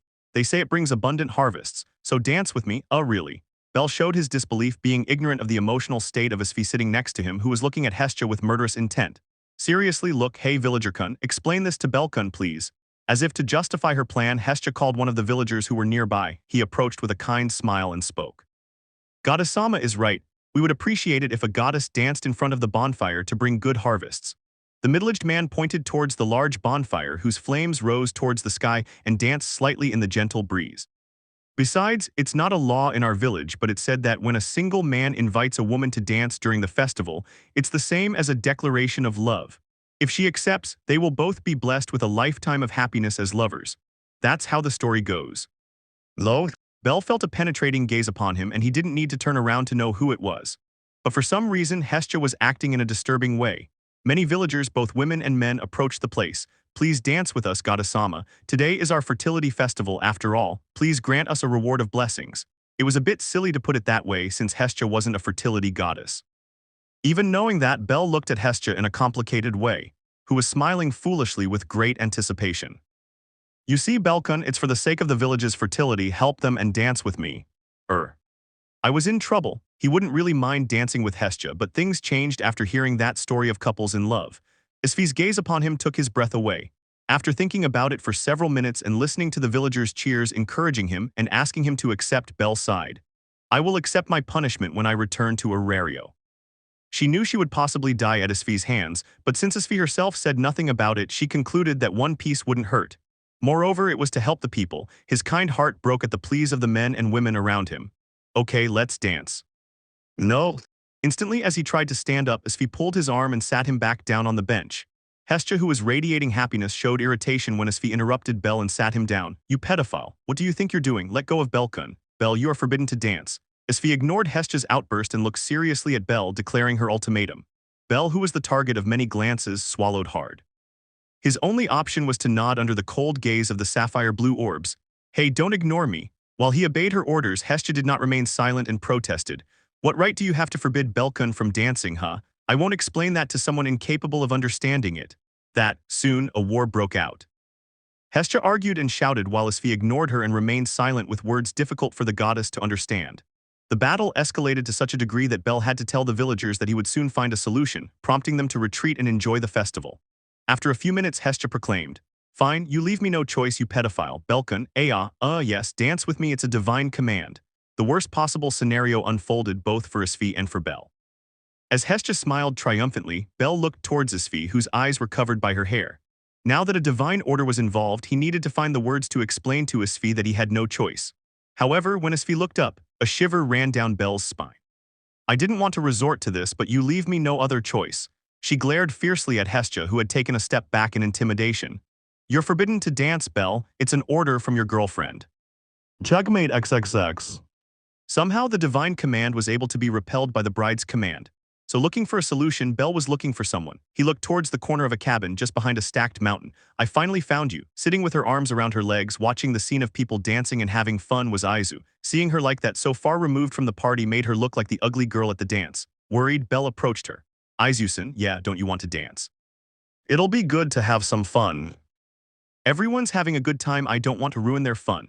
He seemed genuinely against leaving that corner where he stood, watching a little girl dancing with her father. You won't. Bell decided to dissuade her from that idea, speaking with a smile on his lips. However, shifting her gaze from the girl dancing with her father to an elf girl being scolded by her mother, Aizu muttered. Besides, I have no one to dance with. The expected answer. Bell smiled and knelt in front of her. That's why I've come, don't worry and follow me. She extended her hand, waiting for Aizu to take it. She tilted her head and asked, would you dance with me? Oh, for very troublesome and dangerous reasons I can't dance, but don't worry, I have the perfect candidate.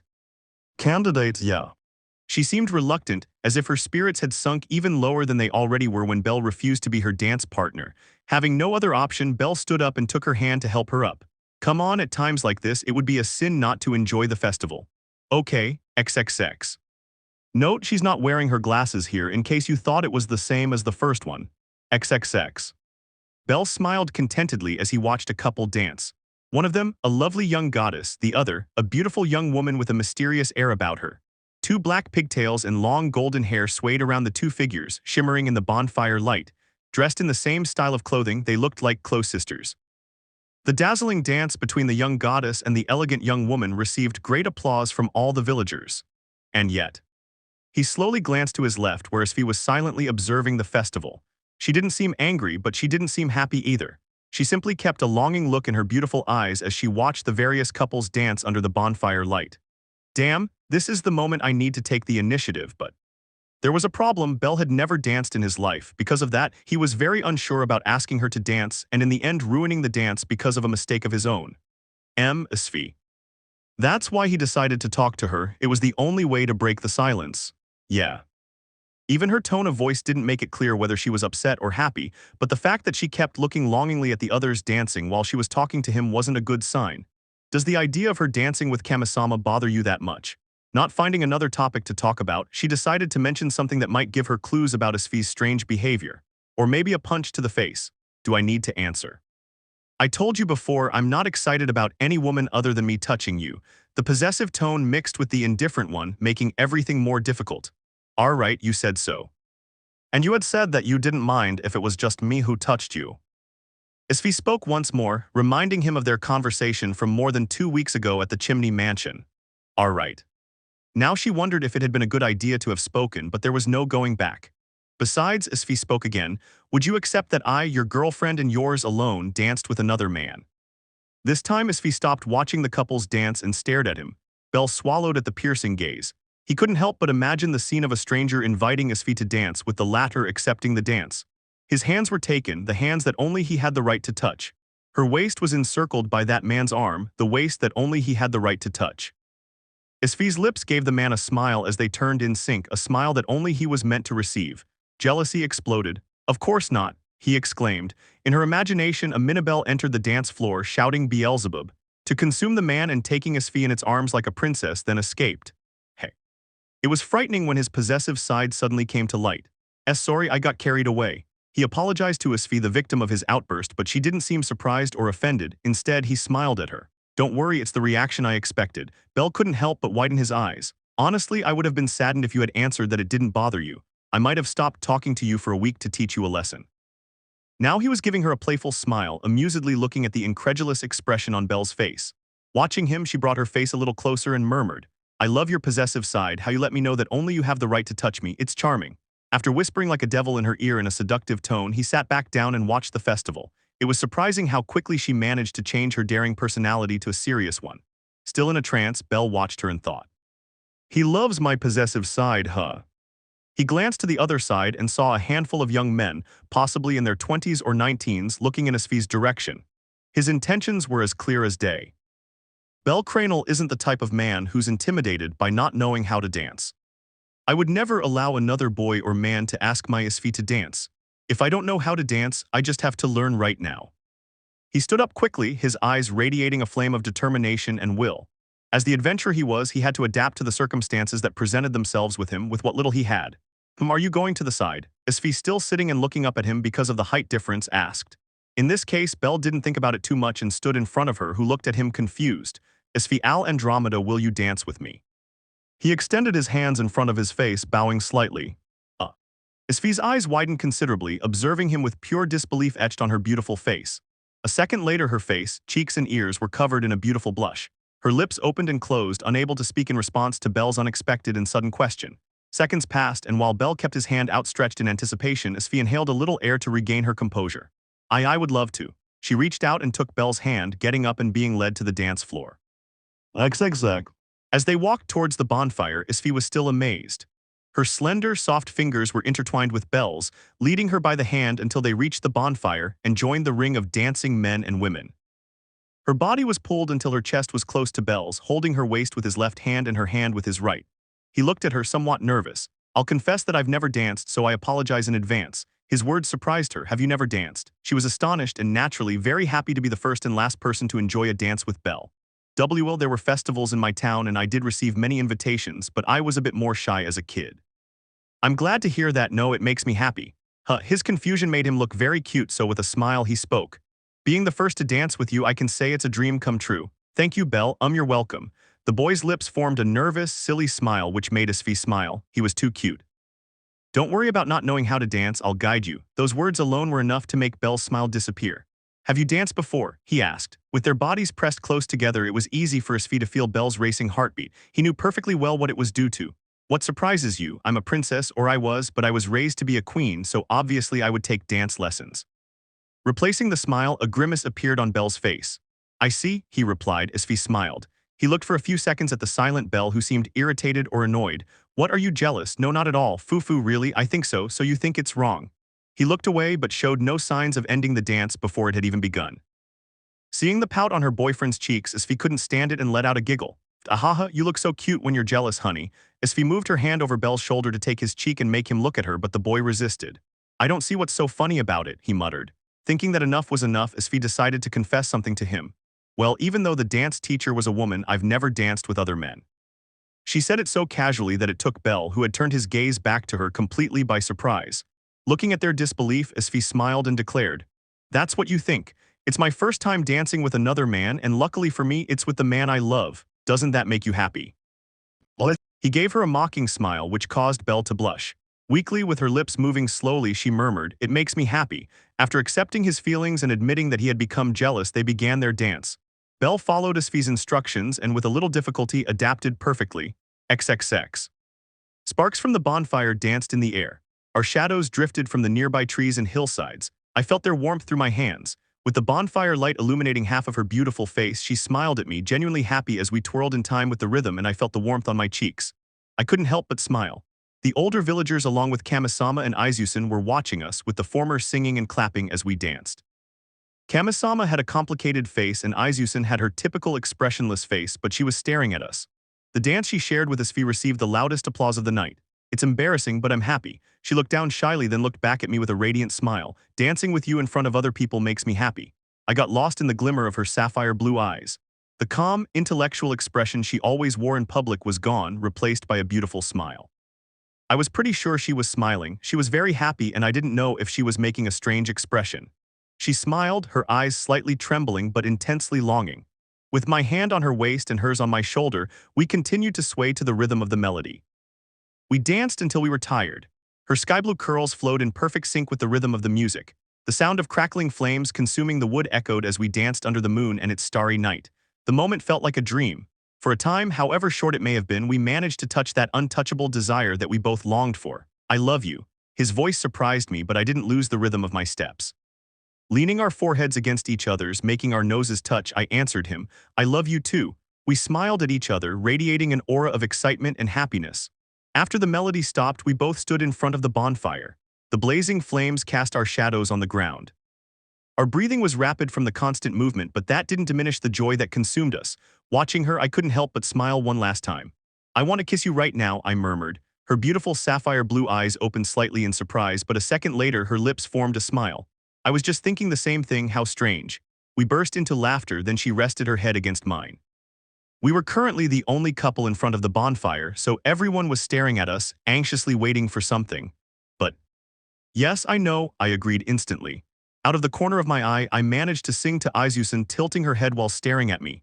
Nobody in the place was a danger to our relationship, except her. We both agreed that she probably wouldn't say anything if we kissed right now, but we weren't willing to take the risk. Just kiss her already. Come on, seize the opportunity, kid, do it without fear of success. Even the villagers, men and women, encouraged us to take that final step. I gave a bitter smile, then I murmured, I'll reward you, I promise. Fufu, I'll make sure of that at our next meeting. I let out a sigh full of complicated feelings and separated from Asfi, walking hand in hand towards the bench where we had been sitting before. Boo. The booing from the crowd pierced my heart, but I remained as happy as ever. After all, I had shared a special moment with the person I love. XXX. Deep underground. In the middle of the dungeon that stretched in all directions, in the wooden labyrinth that resembled a giant tree. Crack. Out of nowhere, a crack appeared in some corner of the dungeon. A new monster was about to be born. Crack, crack. A network of lines wound its way across the moss-covered wall. A light blue-skinned arm was the first thing to appear. Soon a shoulder of the same color appeared, then a neck, and then the head. Then an upper and lower body emerged from the wall and fell to the ground. Her body was similar to that of a human girl, 4 limbs and a smooth body. His shoulders, waist, and some other areas were covered in scales. Long, bluish-silver hair descended from her head, swaying from side to side as the figure rose from the ground. The surprisingly beautiful monster had amber-colored eyes that shone like gems in the dark. He shifted his gaze from the distance to the ceiling, which was blocked by countless tree leaves. Her thin, delicate throat vibrated. Where am I? Let me know in the comments below if you guys want the next part. Also check out my other video that has been shown and left. Thank you for watching. If you enjoyed this video, please like and share this video. And have a fantastic day. Bye.